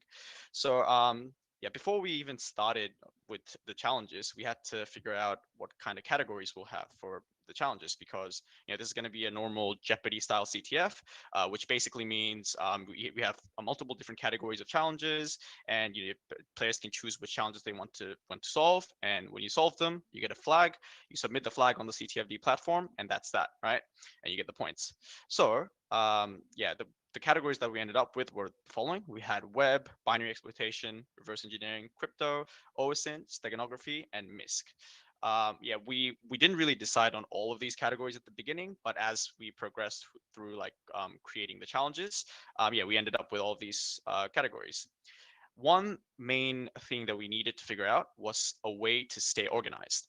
And it's especially important because at the end of the day, when the CTF actually started, we ended up with 55 challenges. And with that many challenges, it's very important to stay organized, to have a central location to store all the challenges in, so you know where to find them, where to find information about them, especially when it comes to actually hosting the challenges, with Kubernetes, because you need to, some challenges need to be hosted, as Sam mentioned. And in order to host them, you need to provide a port and an IP. Well, maybe not the IP, just a port, and you need to keep track of all of those, right? So we had two things, well, three, I guess. At first, we had our Discord server, which Max was talking about. So on the Discord, we'd be talking about the challenges we're creating. We'd be talking about all different things about challenges, right? Just between the authors themselves. But we also needed a way to have the challenges in one place, and that was GitHub. So we created a challenges repo, essentially, and in that repo, we had a sort of QA process set up. So if you wanted to get one of your own challenges onto the repo, you would need to create a pull request. So this image that you see on the screen is essentially one of the very first from the MISC CTF team. Yeah, so that's the first step. You create a pull request with some information regarding the challenge. You have to provide a write-up to ensure that the challenge is solvable. And then B, you have to get your challenge reviewed, right? So review can mean two things here. One, if the person reviewing your challenge does not do that type of category a lot, then they can just read through your write-up. They can, try to see if there are any unintended ways to solve the challenge, if there are any ways for the players to hack into the CTF platform through the challenge by any chance, all of that stuff. So yeah, the reviewer could do that, or the reviewer could choose to solve the challenge themselves without looking at the write-up. And yeah, we had a good split of that happening. But at the end of the day, the reviewer would review the challenge, and then they would have to approve the pull request, and then the challenge would get put into the repo. So we had that going on. One other thing talked about. So Notion's been really good. Like Max said, we have the challenges tab. I guess we had a challenges tab, and basically that looked like this. And this was really nice. As you can see, it's got a whole list of challenges. There's challenge names, there's challenge categories, our perceived difficulty for the challenges. On the far right, you can see the port numbers, like I mentioned, because we need to host some of the challenges. Yeah, we had the descriptions, we had everything here, and it was a very nice all in one place sort of solution to keep track of every single challenge, to know, hey, if there's a problem with one challenge, we go straight here to find the author and then talk to them. Hey, there's a problem, we need you to fix it, etc. Right? It was really nice. Yeah. So one other thing that we had to figure out was how hard do we make the challenges? As Max mentioned, we wanted this to be targeted towards Australian high school and tertiary, so university students. But we also realized that we would be advertising this on CTF time, because as new CTF organizers, we didn't really have a nice way to to advertise to say high school students, because there's hundreds of high schools all across Australia. We don't have connections everywhere, so we thought the best way to go about it would be to advertise on CTF time. When you do that, though, it opens your CTF up to the entire world. And when that happens, we need to cater for all of the DEF CON level CTF players, as Max mentioned. And in order to do that, we needed to come up with some pretty hard challenges as well. And yeah, I think we had a fair distribution of easy and hard challenges. One of the pretty hard challenges that we had some fun with was the infamous welcome challenge. So if you played the CTF, you would have seen this. This is our logo on the main CTFD platform page. So essentially, the yellow dots that you see all around, that's what the logo would look like by default. If you hovered over the yellow dots, they would change color, and they would turn into either a dark green dot or a bright bluish white dot, I guess. And the idea was you had to uncover all the dots, and then the dark green and the bright bluish white, they would the colors themselves can be encoded as binary, and you would use the binary, you would decode the binary data into ASCII, and that will get you the flag. The hard part, though, was trying to figure out how to decode the binary data, because you can't just go top left to bottom right. It has to. I guess you could in this case, but you have to kind of guess that. So yeah, when the concept for this challenge was brought up on the Discord for the Down Under CTF admin Discord, we were sort of split as to whether this challenge was easy or hard, because this is a welcome challenge, and generally welcome challenges would be like, hey, this is the link to our Discord server, please join, and you can find the flag on the channel topic to submit, just to make sure the players join the server. But that's too normal, right? We don't want to do that, so we went ahead with this challenge. And at the end of the day, this challenge got, I think, 20 something solves. And just to put that into perspective, I think the highest number of solves any challenge got was around 600. I think it might be more than that. So yeah, this challenge was pretty hard for most people to figure out, but I reckon it was pretty cool. It was a pretty cool idea. All right, finally, we had one other thing that we needed to fix. Basically, for hosting pwn challenges or binary exploitation challenges, we had an issue where if you got remote code execution on the server, you could essentially just run a fork bomb and then crash the server, right? Because there was no resource limitations on the challenge itself. So if someone gets a shell, they have full access to all the resources on that Docker image, which is essentially the server itself. So the way to fix that was to use NSJail. So NSJail is a tool created by Google. It essentially lets you put an application inside a jail. And in the jail, you control pretty much everything. You control the amount of memory the application is going to use. You control the amount of CPU cores it can use, the amount of CPU time it can use. So even if someone did get RCE and try to run a fork bomb instead of getting the flag, they wouldn't be able to crash the entire server. At best, they'd crash their own jailed instance of the binary, which doesn't do anything. It doesn't affect anyone else, it just affects themselves. So that's all good, right? We don't really care about that. So yeah, that was I think the final issue that we had to deal with. Finally, when the CTF was getting to the end, we released what's called a survey challenge. So we essentially just linked to a Google Forms document, and the players would fill it out. And once they filled it out, they get a flag, and they just submit that flag, and that's that. So yeah, I'll just run through a few questions that were on the survey, or a few feedback from a few questions from the survey. So one of the first questions was, how much CTF experience did you have before Down Under CTF? And as you can see, most of the players were on the lower side of the experience scale, I guess.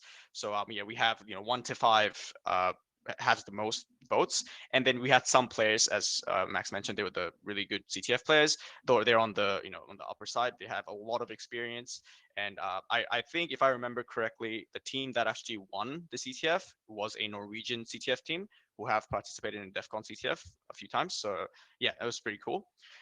Yeah, so this was great to know that we had a good distribution of skilled CTF players to beginner CTF players for our CTF. One of the next questions was what the player's favorite challenge was. And this was actually interesting because we also had a least favorite challenge question, which is in the next slide, and I'll talk about that in a sec. But basically, it looked like, as you can see on the pie chart, it's pretty fairly distributed. The 2 green blobs that you see here, one of them was a MISC challenge, and the other one was an OSINT challenge. Now, OSINT as a category got a lot of mixed feedback, I would say. As you can see, one of the OSINT challenges was the biggest or the most favorite challenge. But if I go to the next slide, one of these 2 purple blobs is the same exact OSINT challenge, right? So it was a bit of a mixed feedback, and we reckon that the reason for that was twofold. One is that, actually it's not twofold, it's one reason, as the one big reason, I guess. It's that with OSINT challenges, for those of you who don't know what OSINT stands for, it's open source intelligence gathering. So basically, you're given some information, and you use that information to Google. You go on Google Maps, you find out information about a person, etc., and that lets you figure out the flag for the challenge. And in a lot of cases, that requires a bit of guessing. So I feel like that's why a lot of people hated this challenge. But on the other hand, OSINT challenges are very fun to work on as a group. So I assume the people that actually did work in a group to figure out the flags for the OSINT challenges, they had tons of fun, and that's why it got so many that's why it got so many votes for the favorite challenge, right? I can see we're running out of time, so I'm just going to skip past this slide. It's just how difficult did you find Down Under CTF overall. As you can see, most people found it kind of difficult. So yeah, I think we had a good distribution of challenges for that. And yeah, how much did you learn from Down Under CTF? Yeah, it was pretty good. So yeah, good feedback on that. That's good. That's all we aim for, right? We want people to learn from the CTF. To everyone that participated in Down Under CTF, to the amazing Down Under CTF team, to the sponsors, and to ComfyCon for letting us do this talk and the corresponding panel afterwards. Yeah, we'll hope to see you at Down Under CTF 2021. Thank you. So I tried to do a CTF once that was aimed at high school students. I think I did maybe one of those challenges, and then I kind of I was Homer. You know how Homer backs into that hedge? Yeah, no, I have no place. That's because you're a blue teamer. It is a blue teamer. I know nothing about hacking. I know. I'm not going to say that. But no, man, awesome presentation, and such good work on this CTF. Really cool to see the journey that you guys went on from, you know, what motivated you to do it, the challenges, the infrastructure. We're having a debate where I'm getting quite antsy at the fact that someone hacked your infrastructure, because in my mind, that's like, you know, GTFO. I just censored myself. You did. What the hell is wrong with you? You've had so much alcohol. You've gone through the other side. But yeah, like I think that's just really bad form when someone does that. Yeah, it's great, you know, they tell you, but you know what? Concentrate on the challenges. It's hard enough running something like a CTF and putting it all together. You know, the work that goes into it to build all those challenges and run that infrastructure is like, it's massive. So, you know, props to you guys for taking it on as a challenge to fill that gap, and awesome work for getting it done. And yeah, like total awesome work. I'll be honest, I'm feeling very old right now, because a couple of, and I don't mean any disrespect by this, but you know, university students can beat the crap out of me at making a competition.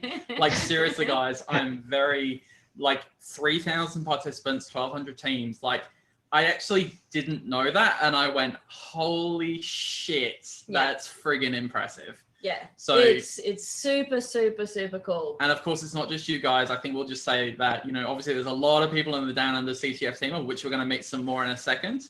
But you know, it's very impressive how A, you managed to pull it off, and B, in a time when basically the whole world was going to shit.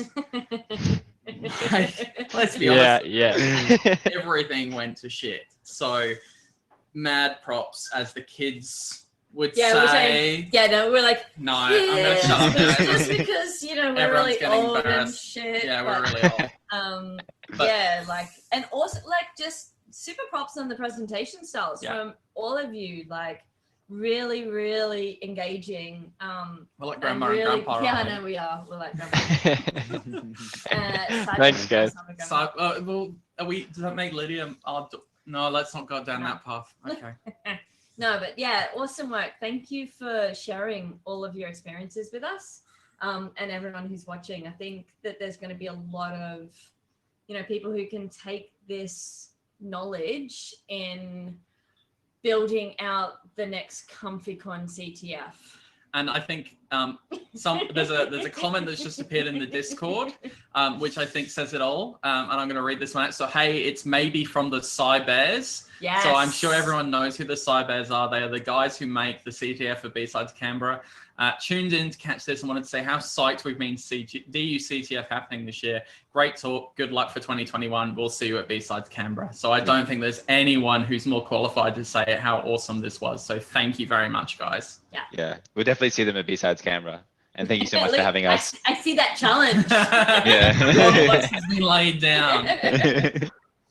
All right, fantastic, guys. What we're going to do is we're going to swap over for 2 more members of the Down Under CTF team. And we're going to have a bit of a session on running running virtual events for fun and profit, which apparently gets me banned from the internet if I use that term. I used it in my presentation. That's as well. true. We're going to get banned from the internet. All right, so thank you very much, gents. Thanks, I will guys. admit the other people, and I will sort of boot you guys out as well. Yeah, no Yeah. offense. Awesome. No, Thanks so much. Thanks, guys. See ya. Thank you. Bye. See you. Oh no, I don't want to chat. Oh my god. Oh, and we have a random pony joining us as well, which is awesome. I wonder if he's got face rig on this time. That's the question. What have we got here? What have we got? Nah. This is like Russian roulette. Just that. There we go. Just don't forget to unmute. Is that what you're here for? Yeah. Probably. Fantastic. So thank you, Benny and Scobro. Sorry, I don't know anyone's names. I'm terrible. Just to continue the question that I asked last time, where are you guys based? Well, I'm based in Sydney, You're based in UNSW. Sydney?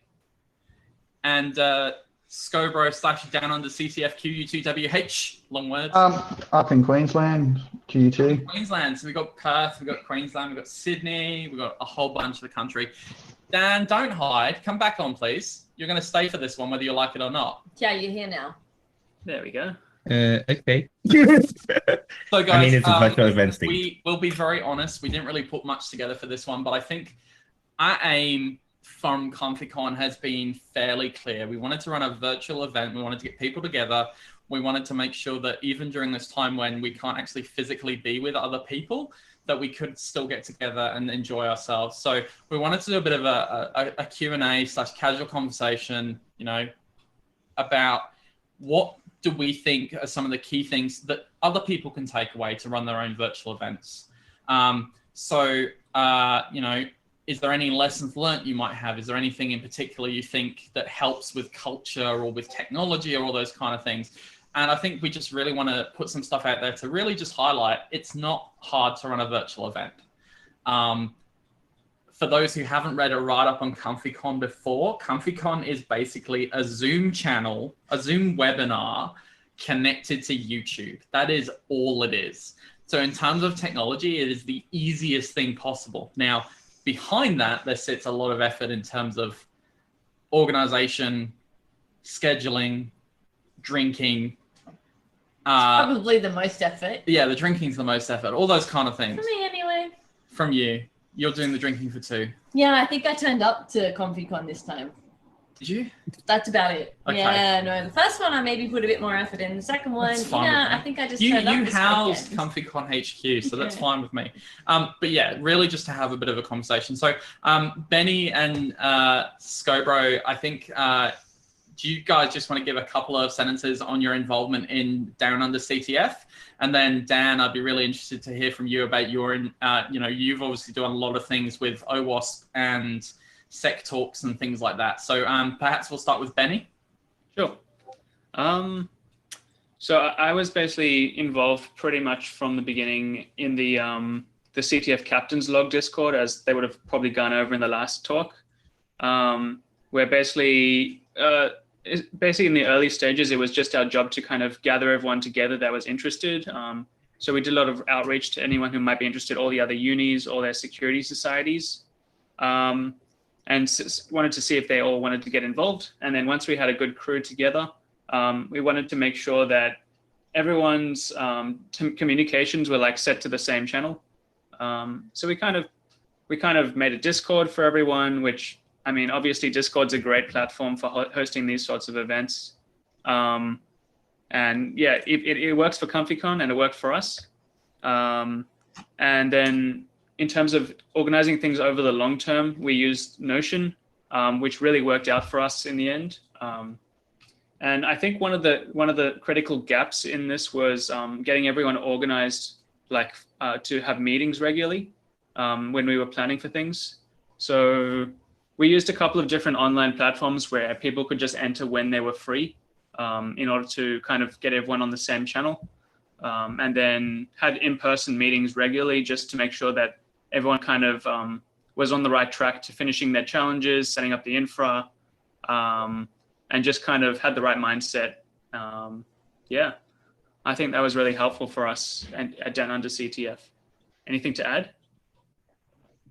I came a bit later on in sort of things, but I sort of got all the like Queensland unis on board, so I brought UQ into the midst because they went, like everyone wasn't together in that captain's Discord, and then we sort of, once we were all in there, I think I also did some outreach to the Western Australians as well from memory because they were also sort of hiding. And then, yeah, we just sort of all just worked through it, got the ball rolling, and ended up with an awesome event. Yeah, no, and I think definitely from the presentation that the guys gave in the last session, the testament to that is just the amazing amount of people you had involved, the amount of teams, you know, all the challenges, like an amazing amount of work went into that from a whole bunch of different groups. Dan, hopefully people... Kind of before then, like Benny, you touched on the communications piece, and the communications this year has been really difficult. You know, we haven't had the ability to get together so often.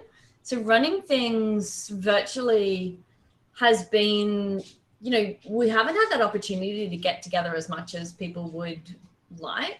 So it's added a different kind of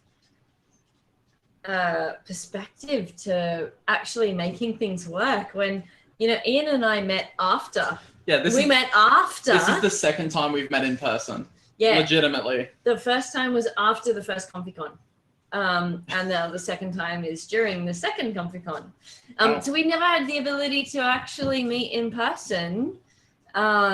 We talked about it before the first ComfyCon, but then COVID happened. But yeah, it's brought around a different challenge in communication and how we need to adopt something a little bit different to what we used to. But I just wanted to kind of point on that that's a challenge of running these kind of events, is getting like herding cats, right? Getting everyone to join a Discord. And I'm actually probably the worst one.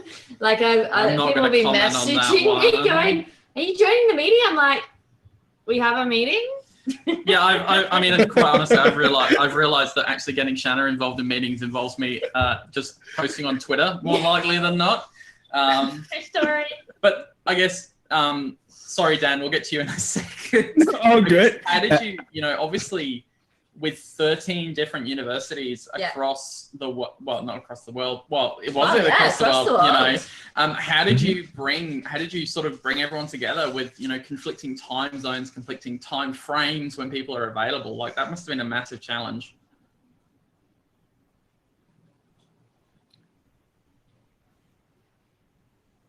You're still live. Yeah. Oh, was it? That's kind of a question. It's a question to either of you, I guess. Okay. Well, for me, it was for Down Under CTF. We would just bring together people from the Australian time zones mostly, so that really helped us. But essentially, everyone. I think one of the most helpful tools in terms of like meeting up and when we had our like actual video meetups was just these tools which let people put in when they were available in the next sort of week or so. And then at the end, people would just like figure out which one the most people were available for. Obviously, there were issues where we couldn't always get everyone at the meetings. And that's why it was important to have meetings pretty regularly, like every couple of weeks. And then a lot of it was just down to delegating the right things to the right people. We had kind of a hierarchy of like leadership where we had like a small leadership team, which was kind of in charge of organizing when things happened and how. And then there was kind of a bigger team of all the people who were involved in writing challenges and all the people who kind of wanted to lend their hand out.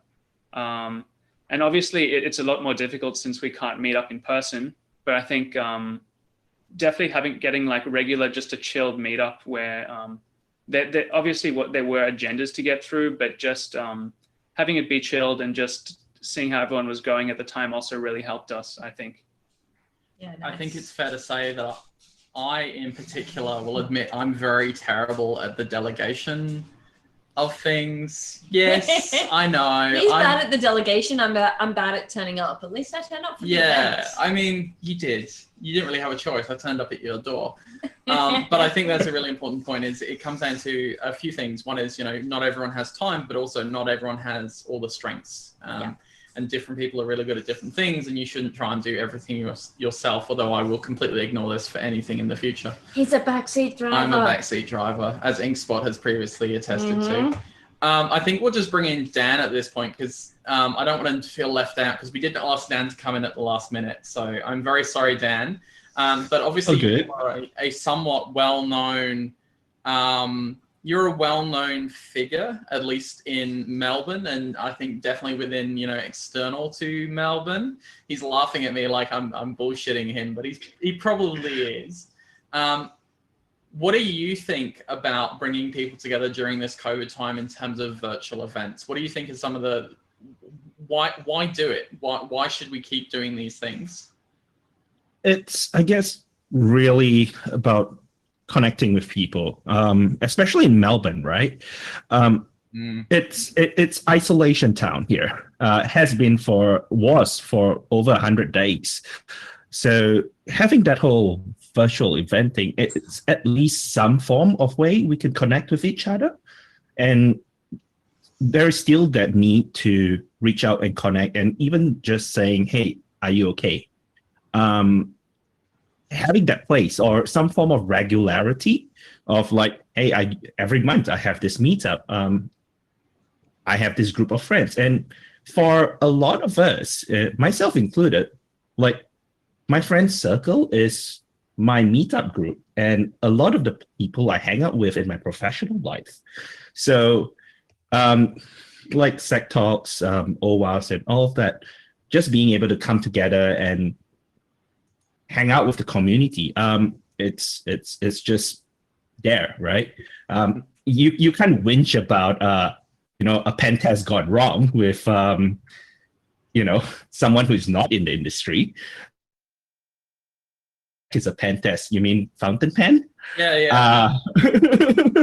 So, it's been amazing. But also the access, giving people who have never been able to attend like meetups and events before, because of distance or family commitments and all of that, having a virtual event definitely helps do that last mile connection and being able to engage. Hey, you're tired, spend like a 10-hour day, lie on the couch and just have a chat, right? And then maybe after that, hang out in Among Us and go kill somebody.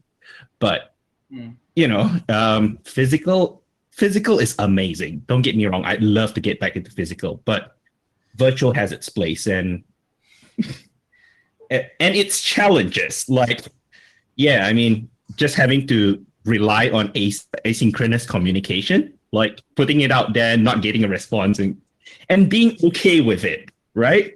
I can see the DUCDF people nodding at it as well. Like you put a message out to the crew and it's like, we are going to have to wait about 10 to 15 minutes or a bit of time before we get a response.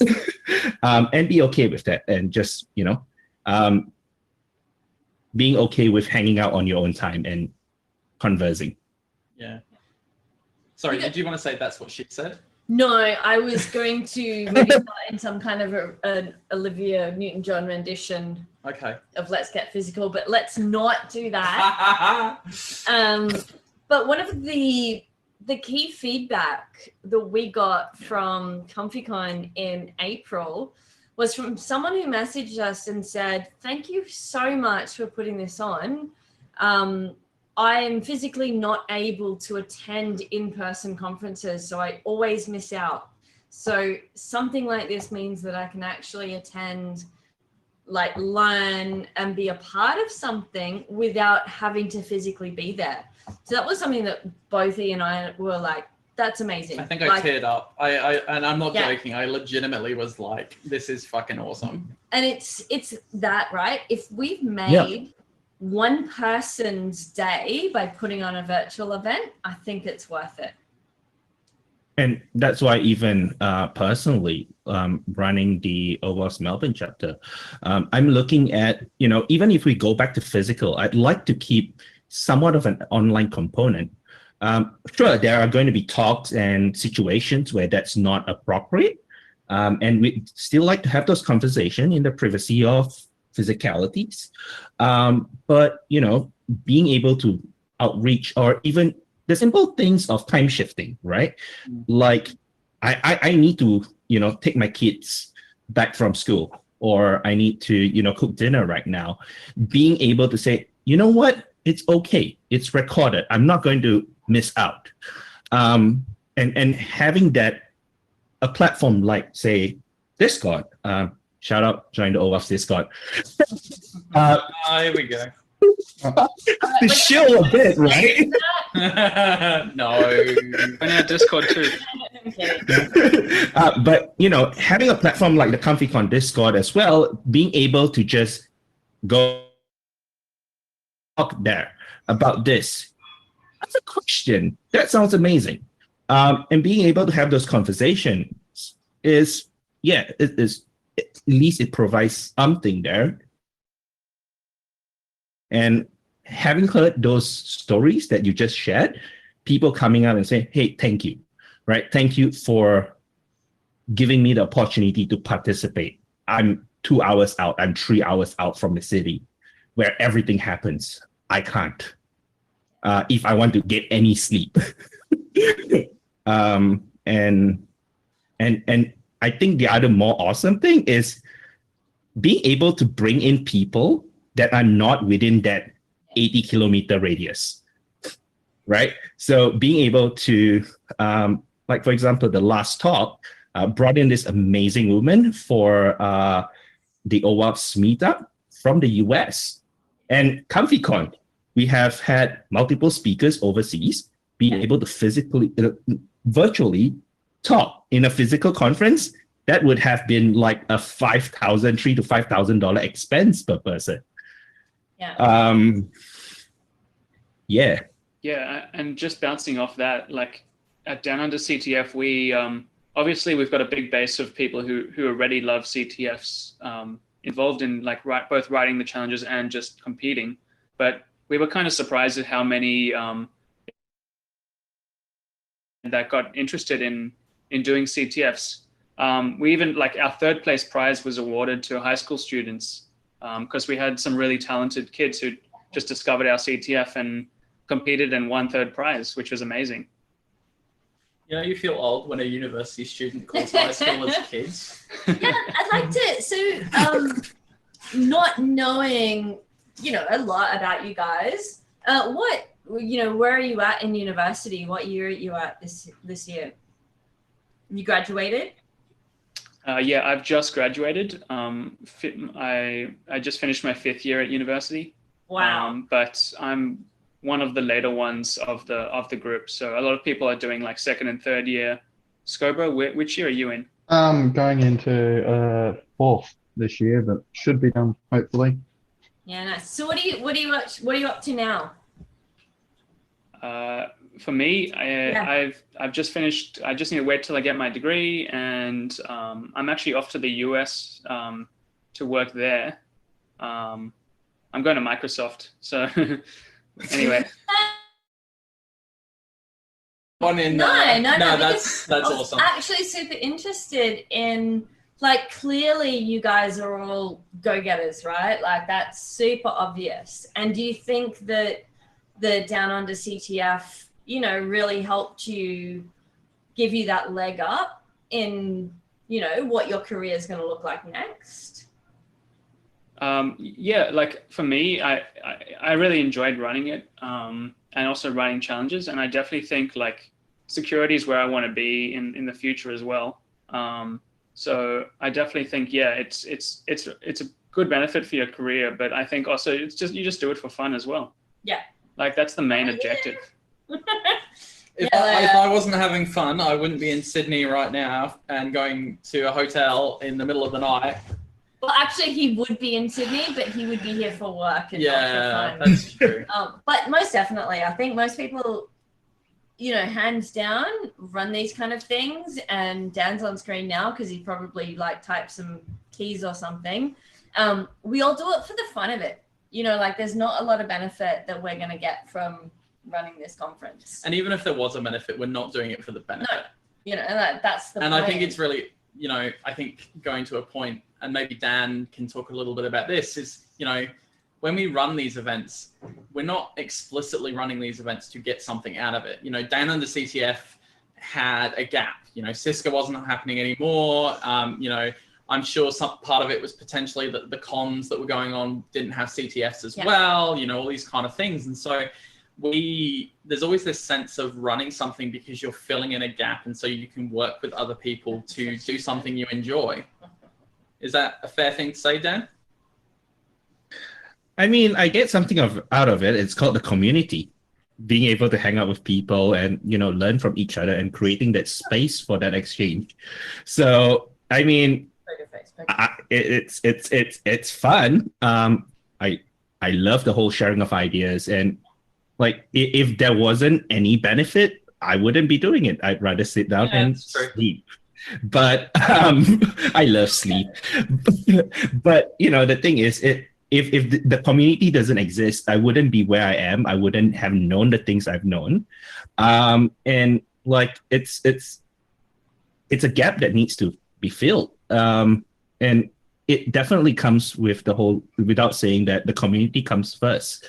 And I love our ANZ community, where it's so sharing. There is a lot of sharing and caring here, and the amount of selflessness that everyone has just come together, pitched in. I mean, hey, we have besides Melbourne, besides Canberra, and all the awesome people just chipping in and Crikey, TaskCon, like the amount of community run for the community by the community kind of conference, which goes like, yeah, and ComfyCon, which goes without saying, right?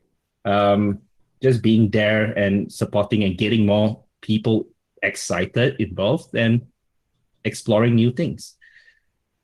Yeah, absolutely, 100%.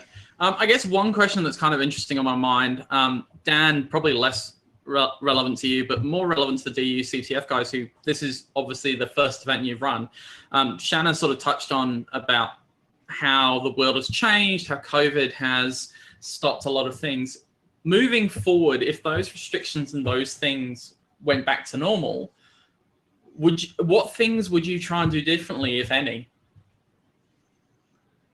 I think that's a good question. I think it was really successful actually running a CTF online. I think they're really inclined to be run online. I mean, it's not like we were the first CTF to be run online only, but I definitely think there is room there to have like a real life presence, like an in-person presence as well. I'm not sure how that would be done, given that we've got so many people across Australia competing and across the world. I definitely have like fond memories of doing CTFs like at university with all the other security people. And I think it really takes the like sense of community and like camaraderie to the next step or to the next level.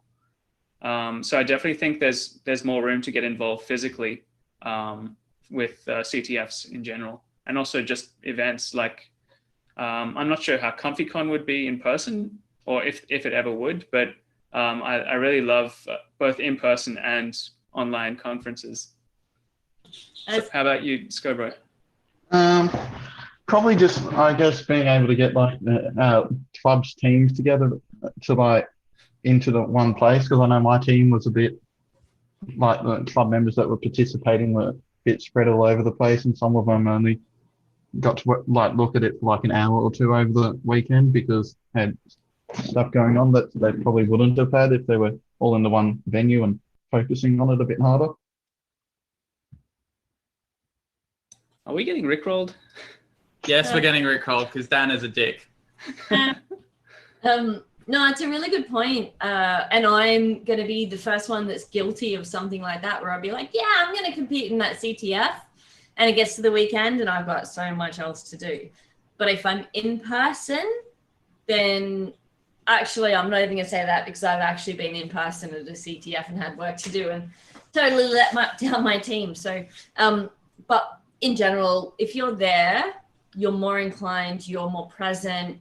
One of my favorite CTFs actually was at ComfyCon, and being there for the CTF, you do kind of miss the presentations at a conference when it's a conference and CTF at the same time.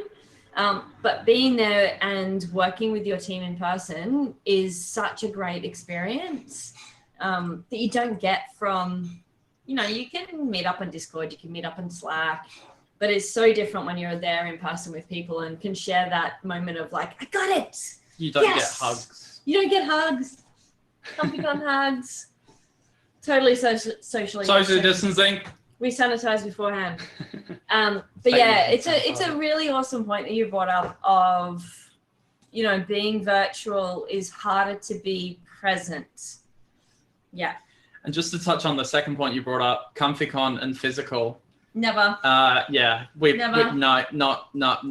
We're far too lazy. This is why it's called ComfyCon. The benefit to us of organizing a conference online, quite honestly, is we were a bit slack. And yeah, you guys are apparently we're gross with all the love. I'm surprised I haven't got a message saying you're not running a physical conference. Hey, InkSpot, if I say I'm running a physical conference, you're going to abuse me. Yeah, she will. She will. She will. No, so running a virtual conference, I think something we said in the first ComfyCon and something that we haven't really said this time, we're not here to replace other conferences. It was always supposed to be a fill-in. It was always supposed to be a fill-in for conferences. Oh, look, and here she is. Hello, Inkspot. You're live. What would you like? Physical conferences. So for those who don't know, Inkspot is the other organizer. She has made her will. Okay. Yeah. We won't do physical conferences. Just attend them. Thank you, darling. Yeah, so for us, the whole point of ComfyCon was filling a gap, and it's not something we want to replicate. You know, there's so many amazing conferences already. You know, Dan mentioned a few. You know, the B-Sides, the Sec Talks, ComfyCon, TuskCon, KawaiiCon, ChurCon, like everyone who's potentially watching right now. Hello to all of you. We love all of you. We don't want to take over. We're just here because we've got too much time on our hands. Yeah. But I think also Lydia kind of touched on some of that with her talk yesterday. You know, we can be that conference that provides a little bit of a comic relief. No, like that step up. You know, it's a friendly conference. We're not, and I want to say this in the nicest possible way. The bar is not that high for us. You know, we're not DEF CON. We're not looking for, you know, have you found the latest exploit? Have you found something that nobody else has found? What we're interested in doing is providing a platform for people to share their knowledge. Single talk that's happened over the last 2 days, I've learned something. Like no talk is simple. Like no perspective is simple. So it's you know, that's being completely virtual. We can do that. And ComfyCon, the bar is. I know. God damn you, somebody. God damn you. I guess how can I say it's without saying, yeah, what a tagline. The Yeah. bar's not that high, just apply. I guess. Right. I guess the interesting perspective on this one is probably you, Dan, and I will, you know, obviously go to you because you have run physical cons and physical events. You have run virtual events. I guess if I was to put you on the spot, what is your preference? Oof. I mean, so taking it on both sides, virtual is definitely cheaper to run. And I think to the initial purpose of this panel, I guess, like it's easy to run a virtual conference or a virtual event. Get a few mates, pull up Discord, pull up Zoom, away you go. Easy. I mean, there's a lot more that goes behind running virtual conferences and stuff. And like amazing Brian is running ops behind the scenes. And so many other amazing people come together to put on virtual conferences. But it's easy to get started. It's easy to turn on a cam and go, hey, let's talk about a topic. And you can get started. Physical though, getting a space, that gets costly very quickly. There is a lot of cost involved with the bookings, the insurance, especially if you're collecting money, right? Because you need to cover those costs. Yeah, the logistics of making sure that nobody does bad things while they're attending your conferences, because there are liability issues and concerns there, and then making sure your speed. There is a lot of logistics that goes on in making sure you have food to eat or there's food around there. Booking in the venue, making sure the AV works, making sure the slides system, whatever the venue uses, work. Yeah, the hospitality, the green room. Like the green room for this, show up 5-10 minutes before the event, hop in and like in the comfort of your bedroom and go like, yep, cool. I'm on stage now, broadcasting to the world. But in the physical, being there, it's a whole day commitment probably. If you're out of state or overseas, it's a 2 to 3 day commitment. You have to fly in, book a hotel, leave. The cost adds up. Like say for example, AppSec Day, the margins aren't great, right? There is practically no margin, if that's a way to put it, right? We're an open source org. I'm not afraid to share the numbers. It cost us about close to it cost us about like $200,000 to put on AppSec Day last year. And we barely made that back. So that's the outlay for a physical event. I mean, yeah, you could always grab a few people, head to the pub, and have an open mic. That's cool. Maybe start there. And a lot of conferences start there. So, yeah, I mean, and then it grows and grows, but there is definitely that difference. And scaling online, it's just something else. I mean, 10,000 people could be watching this right now, and it scales pretty much the same. I think the comment I made was something about our limit is the heat death of the universe last time we did this, because unless Google's going to break, we'll be fine. Yeah. I have one last kind of controversial question to make, that, particularly 6 months ago when these virtual cons first started, there was some talk about, well, there goes budget for in-person conferences. Do you think that the emergence of virtual conferences will start to mean that conferences will stop happening? It's an open question for the floor. Yeah, 30 seconds for each of you.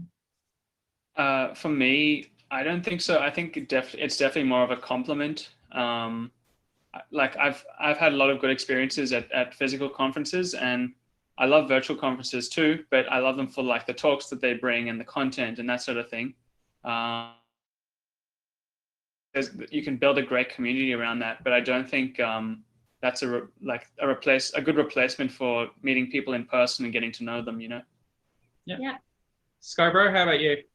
Yeah, definitely. Like, as great as online was, I mean, all us down under people are planning on meeting up again at like B-Sides Canberra next year, because you just can't replace in person. Yeah. Like, they complement each other, but We'll all be there. Yeah. And Dan, how about you? Physical. So speaking to vendors, sponsors, etc. It's still a physical thing, and that's just from answering Shana's question about budgets and stuff. Yeah, economy is tight, so definitely feeling that. So all the vendor sponsors out there, hit me up. Definitely looking for all the help that we can get. And yeah, there is still something about that physicality, that spontaneity, right? And being able to interact with somebody. There's nothing like holding something in person, right? Or somebody just going like, hey, look at this. This is awesome. What is that? Whether it is, in person with a friend, or like with, a speaker or someone, the impromptu moments. Like, if I can just draw, like, in summary, the online presence is very intentional. Like, you have to, sorry?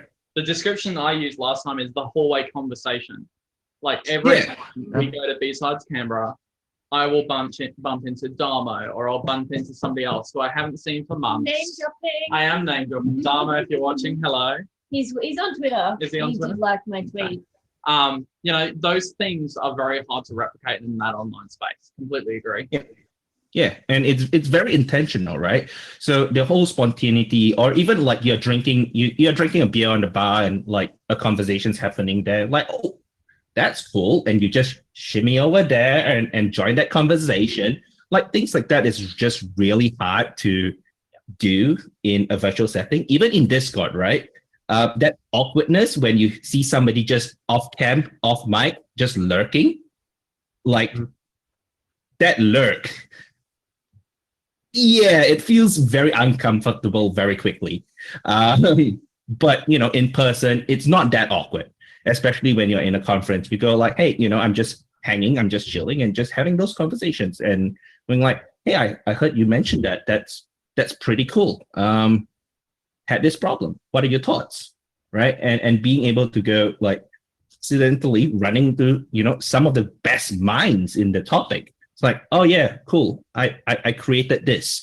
And it's like, wait, what? You created the standard, or you created this amazing tool? Like I ran into the person who created one of the creators of Proxmark, sorry, at a conference. I'm like, bloody hell, you worked on the Proxmark?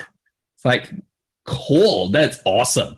And being able to do that in a virtual conference, yeah. And one person talking at a time, right? In Discord, especially, like even at DEF CON, in the DEF CON Discord, when everyone is like super amazing, you could only have one person talking at a time. And there's only so many rooms. So there can only be so many conversations happening at once. In a conference, well, walk a bit to the side, further away, and have those conversations. So I think physical will be back, but how that would be back would be very interesting, especially with COVID restrictions, especially for 2021. So a bit self-serving, but support your con organizers, your meetup organizers. It's if you have a talk, like what Lydia said, just submit or just approach them and like, hey, I want to do a talk, and have that conversation, because we are always looking for people to share their perspectives with the wider community. So far, Dan has called out for his sponsorship. He's called out for people that talk at his conferences. This wasn't an opportunity for you to advertise. White Hats needs sponsors and speakers too. Look, I think what we'll do is we're going to end here, but we're going to end with a line from Singularities on Discord, I think he's been the poignant comment person of the weekend. He has. In my honest opinion, we've been able to do chat rooms and video chats and live streaming for a while. Physical and virtual cons are complementary, not mutually exclusive. Can we follow up? Sure, you can give the rest line. Of him, of saying that, no, but it was actually before that. Was it before that? Yeah. He actually also said, and he's probably going to now start DMing me. Oh, I can't even find it on that list. Maybe he edited. Nah. That DMs are more socially acceptable. Yes. No, it's weirder to DM than it is to actually go and talk to someone in real life. Which I responded with, as long as it's not outside the bathroom. Because, gotta say, I've had some of those really weird experiences at conferences. Good thing about conferences, though, in security, when you're a female, there is no line at the bathroom. And on that note, thank you very much, gentlemen. I think we were trying to say, please run a virtual conference, and we kind of said, yeah, run a virtual conference. But also physical conferences are, I don't think the word is better. I think physical conferences are complementary. Part of our life. Thanks, Sam. So thank you, Benny, Scobro, and Hoodie Pony for coming along. We appreciate everything from you. Thank you. No worries. And now we reach a world first. A world first pièce de résistance. Pièce de résistance, as the French would say. I'm not French. In the realm of virtual conferences run in Australia in cybersecurity, so have many. we ever seen a presentation like this? So I'm going to add the presenter, who hopefully will still actually be alive. And we may have just kind of run over his time. He might actually not still be physically. I think he should be there, hopefully. Mr. Menzies, can you hear us? There's an unmuted microphone. Muted microphone. And a muted. Oh, here we go. There we are. Is that better? That is better. There we are. Ben, how are you? Yeah, good. How are you? Good, mate. You're talking me up a bit there. Oh well, this is a world first. True. Oh yeah. Well, it was definitely a challenge, and I really enjoyed sort of putting it all together. So I mean, there were so many things that could have gone wrong. Yeah. Sorry. While you get ready, because I think you've got a camera turned off. Yeah, your stream is starting. Yeah. We'll just give you guys a bit of it's context. pitch black out here, so you can't see me because I'm on the top of the mountain already, but I can start the stream remotely. So, let me know when you're good to go, and I'll start the stream. All right. So to give some context, I will give some context first. Okay. After ComfyCon, you get another drink. After ComfyCon last time, I think it was Kirk, Ben, and Tim Bishop and I were having a conversation, and we said, wouldn't it be cool? And the worst things that ever happen start when you have those conversations. Wouldn't it be cool? Hold my beer. Wouldn't it be cool if Ben gave a talk going down a hill on a mountain bike? And so I can't go down the hill and do it. That's a bit crazy. Are you going up the hill? I chose to go up instead. Okay, Are you going to be able to talk? He'll be fine. I can. You should see me. All right. So Ben Menzies, who I will find the bio for. Let me just get the bio. And I can guarantee you, even if his camera's not up and you can't see him, he is on a mountain bike. I've seen the footage in the back room. We saw him there. Ben Menzies, who's currently a security engineer at, it says TSS, but it probably should say Cyber CX, has been focused in the security. Actually, that's changed since that's changed. I've changed back to consulting. So not a security engineer anymore, a consultant. So there's so many things wrong with this presentation already. Jesus. Sorry. I'm just going to skip to the last sentence. In his personal time, Cybersecurity conference presenter is what Sim has called you. I reckon that's a pretty good one. In his personal time, he enjoys doing CTFs such as OSINT and live stream mountain biking. So today, Ben is going to be doing both mountain biking and talking about OSINT. So Ben, feel free to take it away. Thanks, guys. All right, let me start the stream, and I'll send it over. See you on the other side.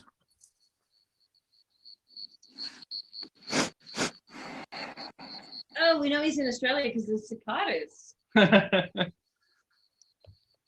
good evening, everybody, and welcome out here on the trails. Before we begin, I'd like to give my thanks and acknowledgements to the ComfyCon organisers, Ian, Shana, and Andrea, and everyone else who is tuning in right now. It's always a great opportunity to talk and have passionate people tune in and listen. And this really is the best online conference in the world. And the only online conference that gives me the ability to ride my bike and present to you. Which I really hope that this sets a new standard for virtual conferences. Now, before I begin, I will make it known that I have pre-recorded this. I haven't had a whole lot of reliability streaming this live. Even though I've gone through multiple tests and lots of different engineering, it just hasn't been reliable enough for a conference talk. Another acknowledgement here for the traditional custodians of the ACT, the Ngunnawal people. I acknowledge and respect the continuing culture and the contribution they make to the life of this city and this region. So let's begin. So, this is practical OSINTing, and this is really the beginning and beginner type OSINT. This isn't anything really technical or anything deep, dark. This is just a way to get your teeth into OSINT and really get an idea of what we can do with it. And maybe a few of you, hey Skitty, come to join the talk. Maybe a few of you have tuned in thinking, what is OSINT? Well, OSINT stands for Open Source. Oh, it was chasing me. Open source intelligence. There's a few spiders and kangaroos out tonight. Spiders just like that. Oh man. All right, this is all recorded, so no breaks in the record. Oh my god. Go back to where I was. And really anybody can get involved with those things. Because it doesn't have to be deep and technical. It can just be basic research is the thing. But I've chosen the topic practical OSINT. Why practical OSINT? But it's not technical. And that is what I'll be helping you discover today. About just how powerful, oh, I can feel the spider web. Just how powerful, accessible OSINT is for everyone. Everyone in this community. And you don't have to be in cybersecurity to give OSINT a go. Because this isn't just for red teamers, hackers, people in hoodies. This is for everyone. It can also be for the good of our community. But I also want to help you understand some practical boundaries. Looks like we've got a lot of friends tonight. Oh. The practical boundaries of OSINT. There are more boundaries, like ethical boundaries, but this talk is only focused on practical. We're not looking at using tools like Google Docking, this is a technique, or tools like Notego. We're really here to help you reach your potential by helping you think differently, changing your mindset. This isn't always about finding people. Hosting can get a really bad rap. Sometimes, oh, I'm a bit jumpy. Spiders and the kangaroos have got me on edge. It isn't always about finding people. It can often get a bit of a bad rap. People like to call it stalking. You know, looking up your exes on Facebook or whatever be you. We're not here today to do that. And I certainly don't encourage that. But today, we want to think differently. We want to create an objective. What? That's the spider. Sorry, bro. We'll just move you over there. There you go. You can attach yourself to that one. We want to look at the objective. We want to understand where we can pivot on our intelligence. We want to be able to analyze the data. So we analyze the data and then we pivot. And if we can't pivot any further, or we don't need to, we can report. And that is just a simple workflow. Collect, analyze, pivot, or report. For example, you wanted to find a new house to live. It doesn't have to be to buy, it can just be to rent. Each to their own. You'd be looking for a new mountain bike. You might be looking for trails and scenery, or like so. Or you might be looking for a new car, a job, or even my personal favourite, finding missing people. Wow, the spiders are out tonight. Okay, come on, mate. I don't want to disturb you too much. This could be a scary downhill ride. Oh no, I'm ruining his web. I think we're good. Oh, there's another one.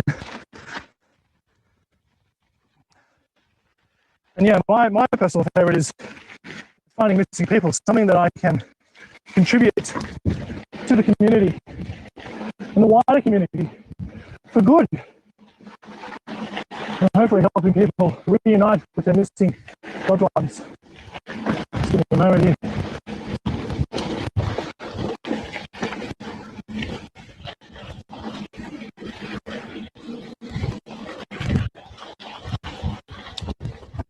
A little bit downhill before we go up again. A little bit more through this next little rock garden. Little burns. Some little burns covering those spiders. It's a little bit scary.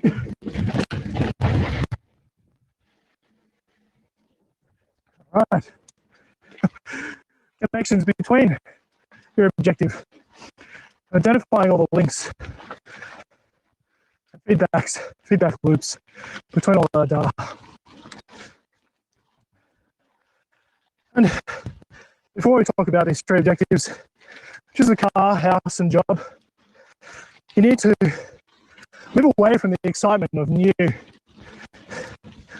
Don't think about, has your car got a subwoofer? Has the house got a spa for the skinny dipping? Or has your job got ping pong tables and bean bags to code on?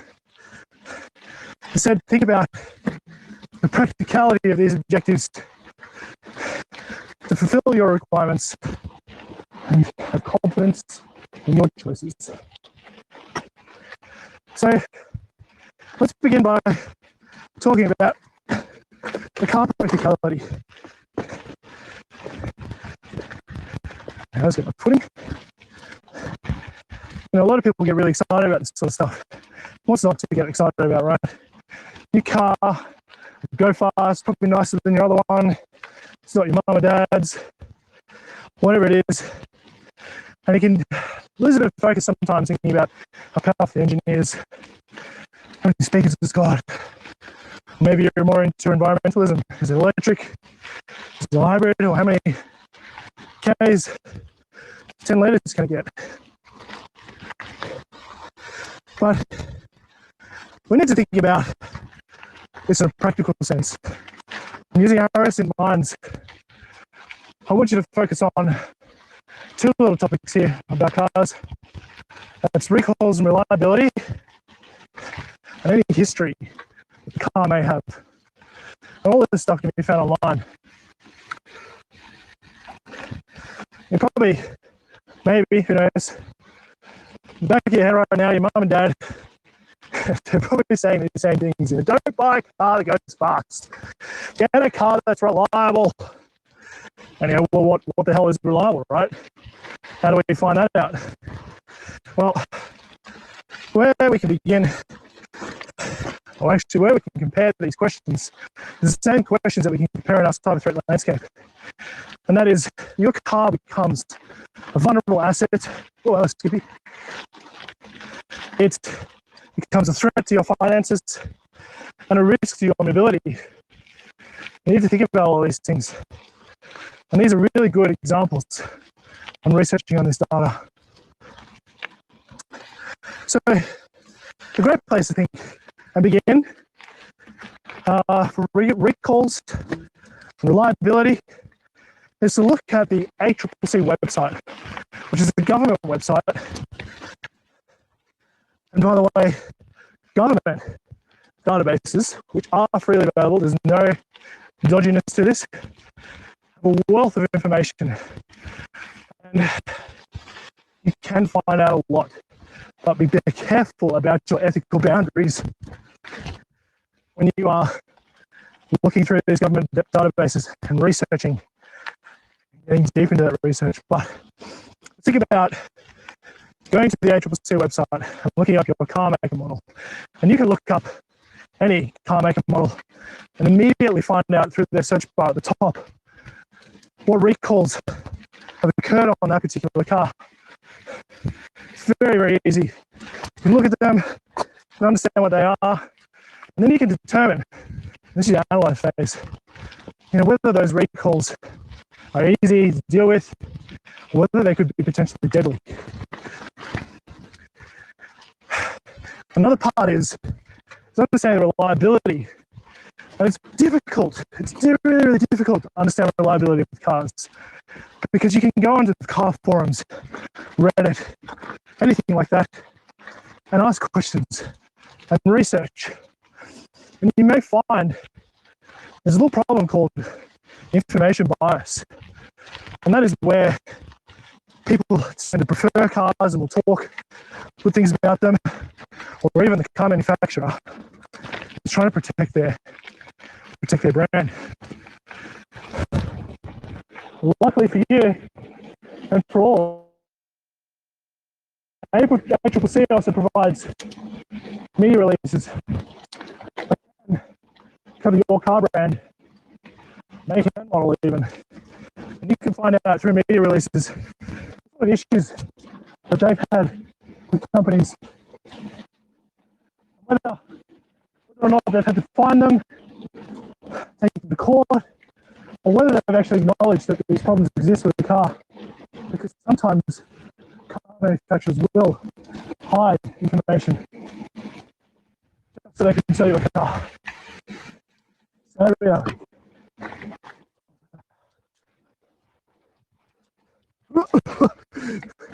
On the climb.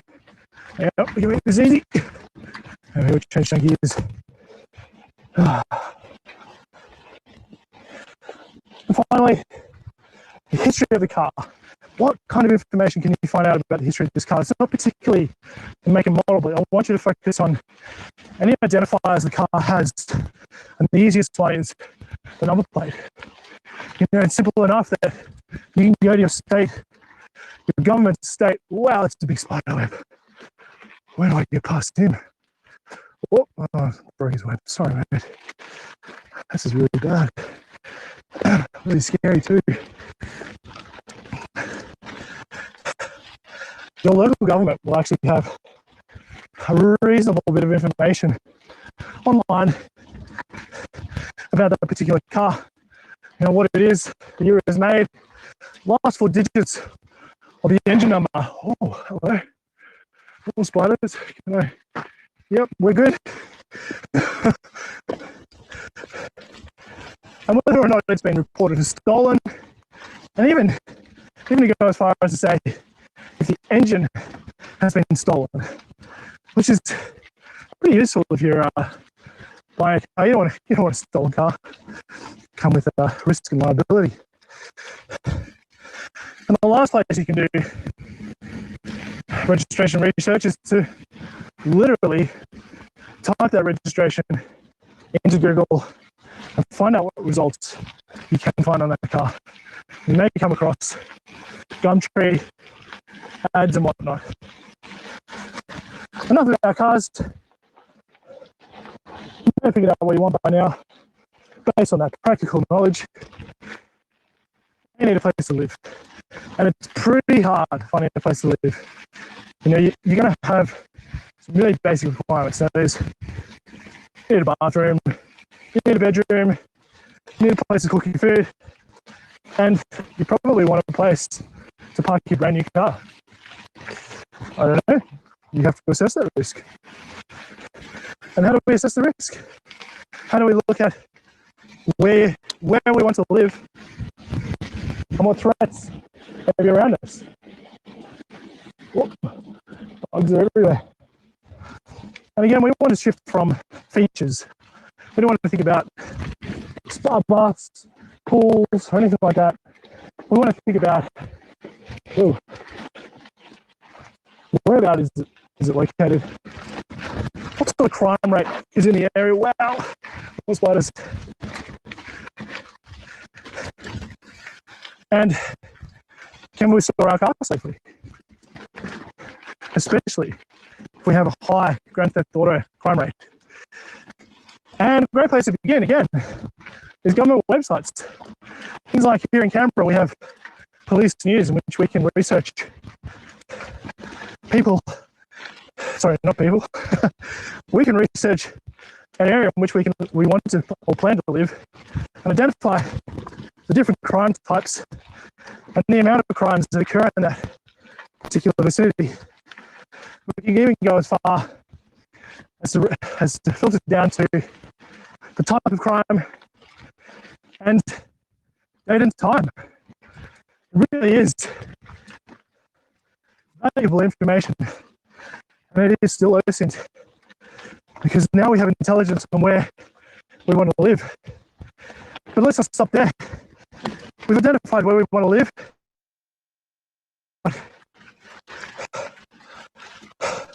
well, we've identified what we want to lose, sorry.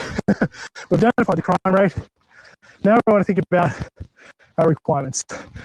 Bedrooms, type, house, apartment, whatever. And the easiest place to do this research is through commercial sites like All Homes and Domains. My personal favourite for OSINT is All Homes. It provides a very, very easy map view to identify all the available houses in your area based on your criteria, room size, bathrooms, car storage, whatever. And once you've identified the map location, you can very easily see on the map how close it is to local mountain biking trails. What do we have? I think I don't want to hit your web. Oh, you're running away. How do we get around this one? Oh, breaking it. I really don't want to break them. I'm not here to. I'm not going to say it on the conference. You guys can imagine what I might be saying next. All Homes provides wealth of knowledge on their website. Not only can you find where you might want to live, you can easily see who lives around you based on historical data that they provide on their website. The price, images, you never find out who it's sold to, but you can find out who it's sold by, which agents. Maybe you can identify which agents are best to go through in that area based on their popularity. And of course, more importantly, I think I may have said this before, how close is your house to local mountain biking trails, eh?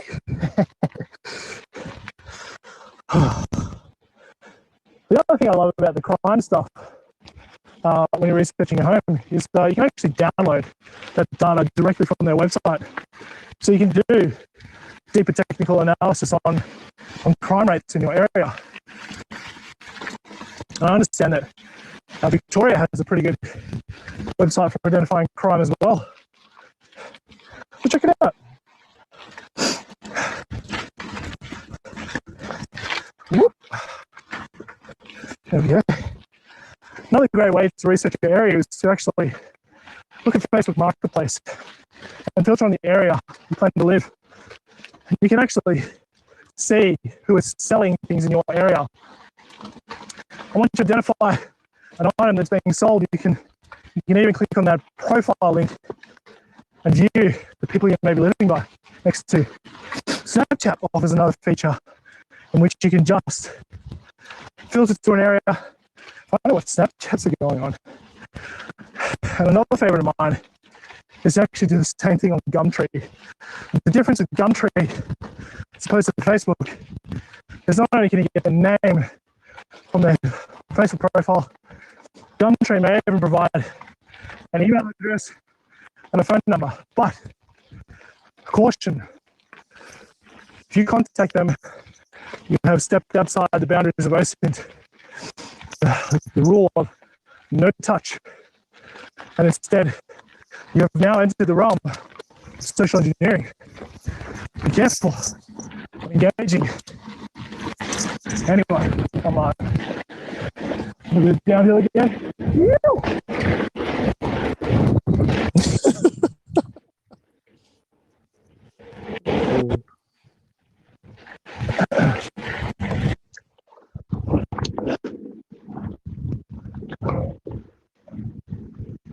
And finally, let's talk about a job. Reach the top here.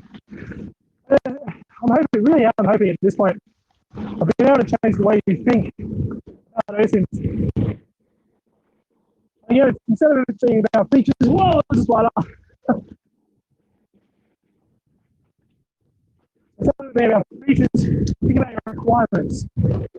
But this time, you already know what your requirements are for a job. You already know what you can do. This time I want you to focus on the people. Because when you're finding a job, in my opinion, the most important thing is the people that you work with and how you build those personal connections with each other, form friendships at work. So we're not here to dig up dirt on a local company, a big company. We're here to find out who may work there in your area and in your state. Who can you connect with? Who can you relate with in a company so you can form good friendships? Not with spiders, though. Oh man. Or kangaroos, they get a bit close sometimes. So we're shifting from picking up dirt, like we might do in a car, to finding people. This time we want to find people, but for a good purpose. No other purpose. Again, social media is a very powerful tool in that sense. You can find out a lot of intelligence to apply. We're going to start with LinkedIn. This is the professional network. And LinkedIn is the easiest professional network research ever, or for the moment anyway. You can easily type in the company name, the location, and you can identify people who work in that company in that area. You can take that intelligence further into Facebook, Twitter, Instagram, by easily researching for each one, typing in their name. Or you can use a better tool called WebMe. WebMe, WebMI.com. Type in the first name and last name, and you'll be given a central location on anything that can identify to that name and a place. Very, very useful tool. But again, I'm not diving too deeply into finding people here, because once you have identified who they are through their online presence, you can identify drinks they may enjoy, whether they have family, hobbies they have, things they may have done on the weekend. And that will provide you with the most powerful conversation starters and the easiest way to build any relationship in a workplace. The biggest caveat to LinkedIn is you cannot click their profile. As soon as you click their profile, you give away the fact that you have viewed their profile. And once you have an idea of all the people that work in this workplace, you can actually start creating a mind map. You've got your objective. You can create links to Facebook, Twitter, Instagram. You can find out relationships between your hobbies and their hobbies, and you can easily view this in a way that you can relate with them. And this will give you the most confidence in finding any job. Whenever you meet with a recruiter, whenever you meet with a new person, if you already know a little bit of information about them, you have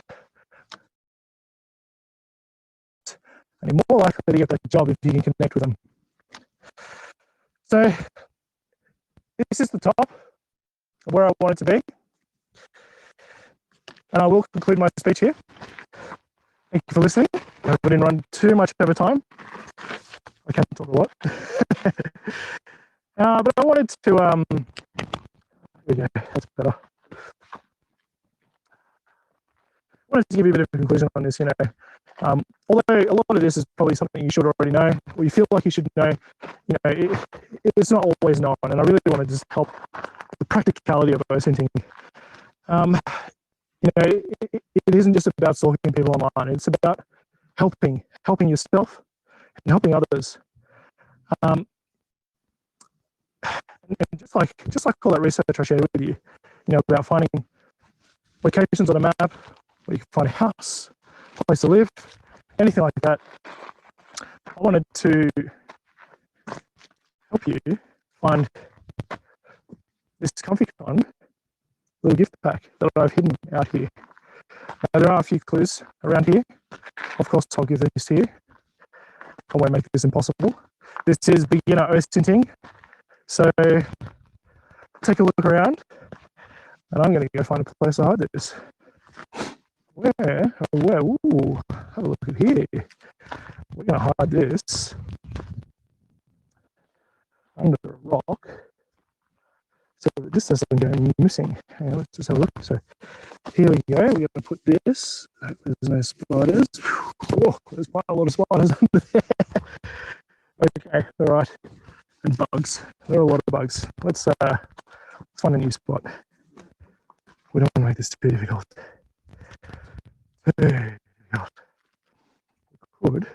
We could hide it under. Oh, this scrub. Be careful when you're coming out here, by the way, if you are fingers too deep, you may come across some creepy crawlies that you probably don't want to. There we are. That's pretty good. That's pretty good. That's going to be hidden well for anybody. Can't easily find that. Can I get a rock or something? Good. Yes. This one doesn't have any bugs in it. There it is under that rock there. And here is everything you need to find that. Right there.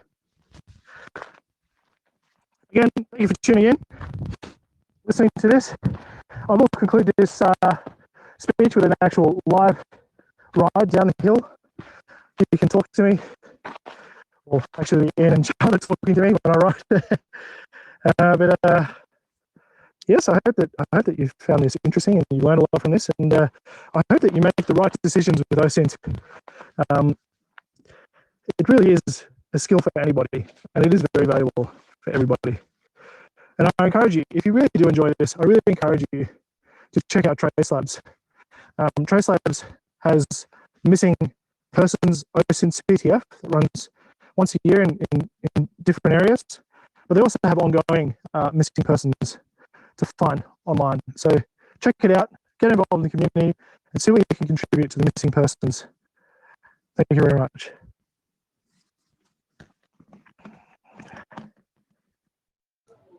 So in theory, if I unspotlight this one, which one are you? The problem is you've named them both Ben Menzies. Yeah, can you hear me? We can hear you. Oh, great. Can you hear me now? I can hear you. So Ben, that was an awesome presentation. I heard you're going to go downhill live. Yes, I was just trying to set it up, and my RTMP server has apparently failed. I've just restarted it, so hopefully it's come back up, and I can stream it to you. So we can hear you. We can't see anything right now. Yeah, I know. Which video is it from? It'll come from the same video I just presented on. Okay, so we're just trying to connect at the moment. All right. Please hold on, everyone. This is what I was afraid of. Oh dear. Oh well. If it doesn't work, it doesn't work, hey? That's all right. But I think it's fair to say that was the world first. I think it was the world first. Presentation going up a hill on a mountain bike on a hill in Canberra given to a ComfyCon conference. Is that a hint that you just gave away? Did I give away that it was in a certain location? I might have done. Yeah, that was a hint. Maybe. Yeah, maybe. All right, here we go. GoPro starting up.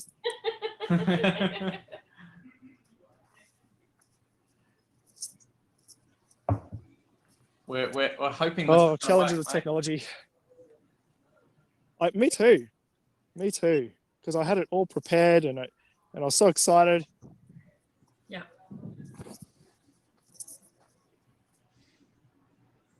We're just connecting. You're just connecting. Drum roll, please. But it doesn't fail.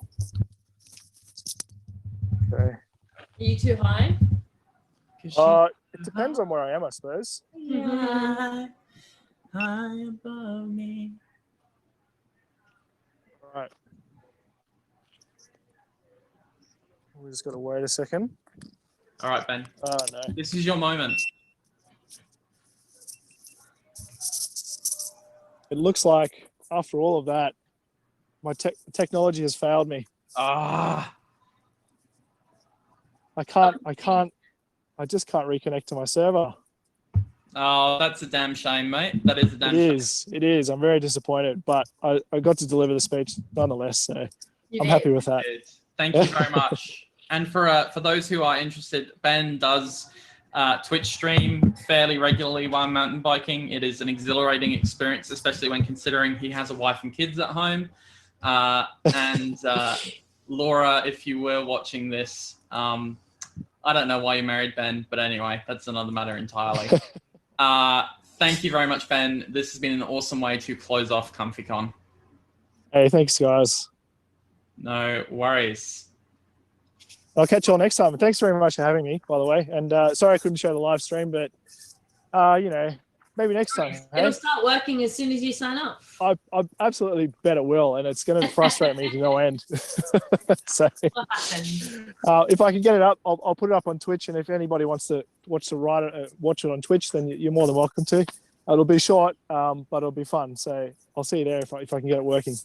No worries, mate. Thank you very much. I'm going to say Crichton. Thanks, guys.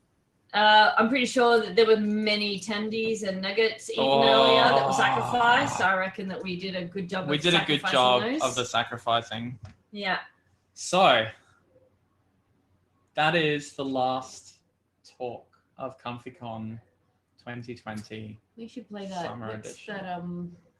When you like the exit song. I'm thinking like Slim Pickens on a nuclear bomb, from Doctor Strangelove, when he's like going down and it's like, we'll meet again. Yeah, exactly. Don't know where, don't know when. I think we know. We'll meet again. We may meet again. All right. I think it's fair to say we've had an amazing 2 days. We are friggin' exhausted, but let's do a bit of a sign off. We've had 2 days of amazing talks. We've had some really awesome keynotes. We've had some great workshops.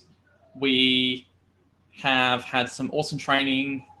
We've had a lot of really good community discussion, I think is the other part of this. It's really awesome, is everyone getting together in the community, chatting together and, asking questions and all that kind of stuff. We had a competition. Mm-hmm. I think that's it. We had a religious debate about nuggies versus tenders. We've had amazing shit talking. Yeah, we have. That's been consistent. And, a physical meeting instead of just over virtual. We've had free KFC. Yes, thank you again, Lydia, for the free KFC. Look, I think thank you very much to everyone who was a speaker, everyone who was a workshop attendee, everyone who was a workshop organizer. I'm going to point at these guys to tell these guys need to come into the room right now as well, because otherwise we're going to get angry at them and they're not going to like it. Drag them in anyway. Drag them in. We've had, so thank you again to, thank you to our sponsors.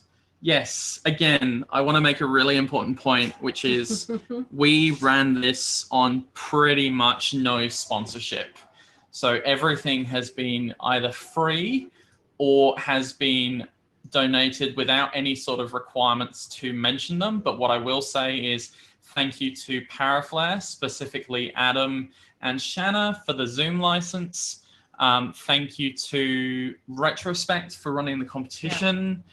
Massive props to Retrospect for running that with absolutely no benefit back to them.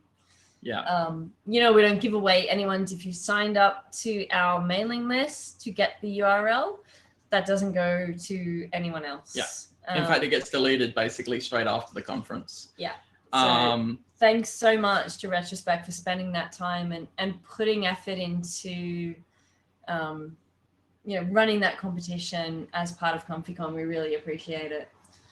We've had a world first. We have had a world We've first. had a world first, so thank you to Ben. Might also be the world last. World last. It's not a great idea.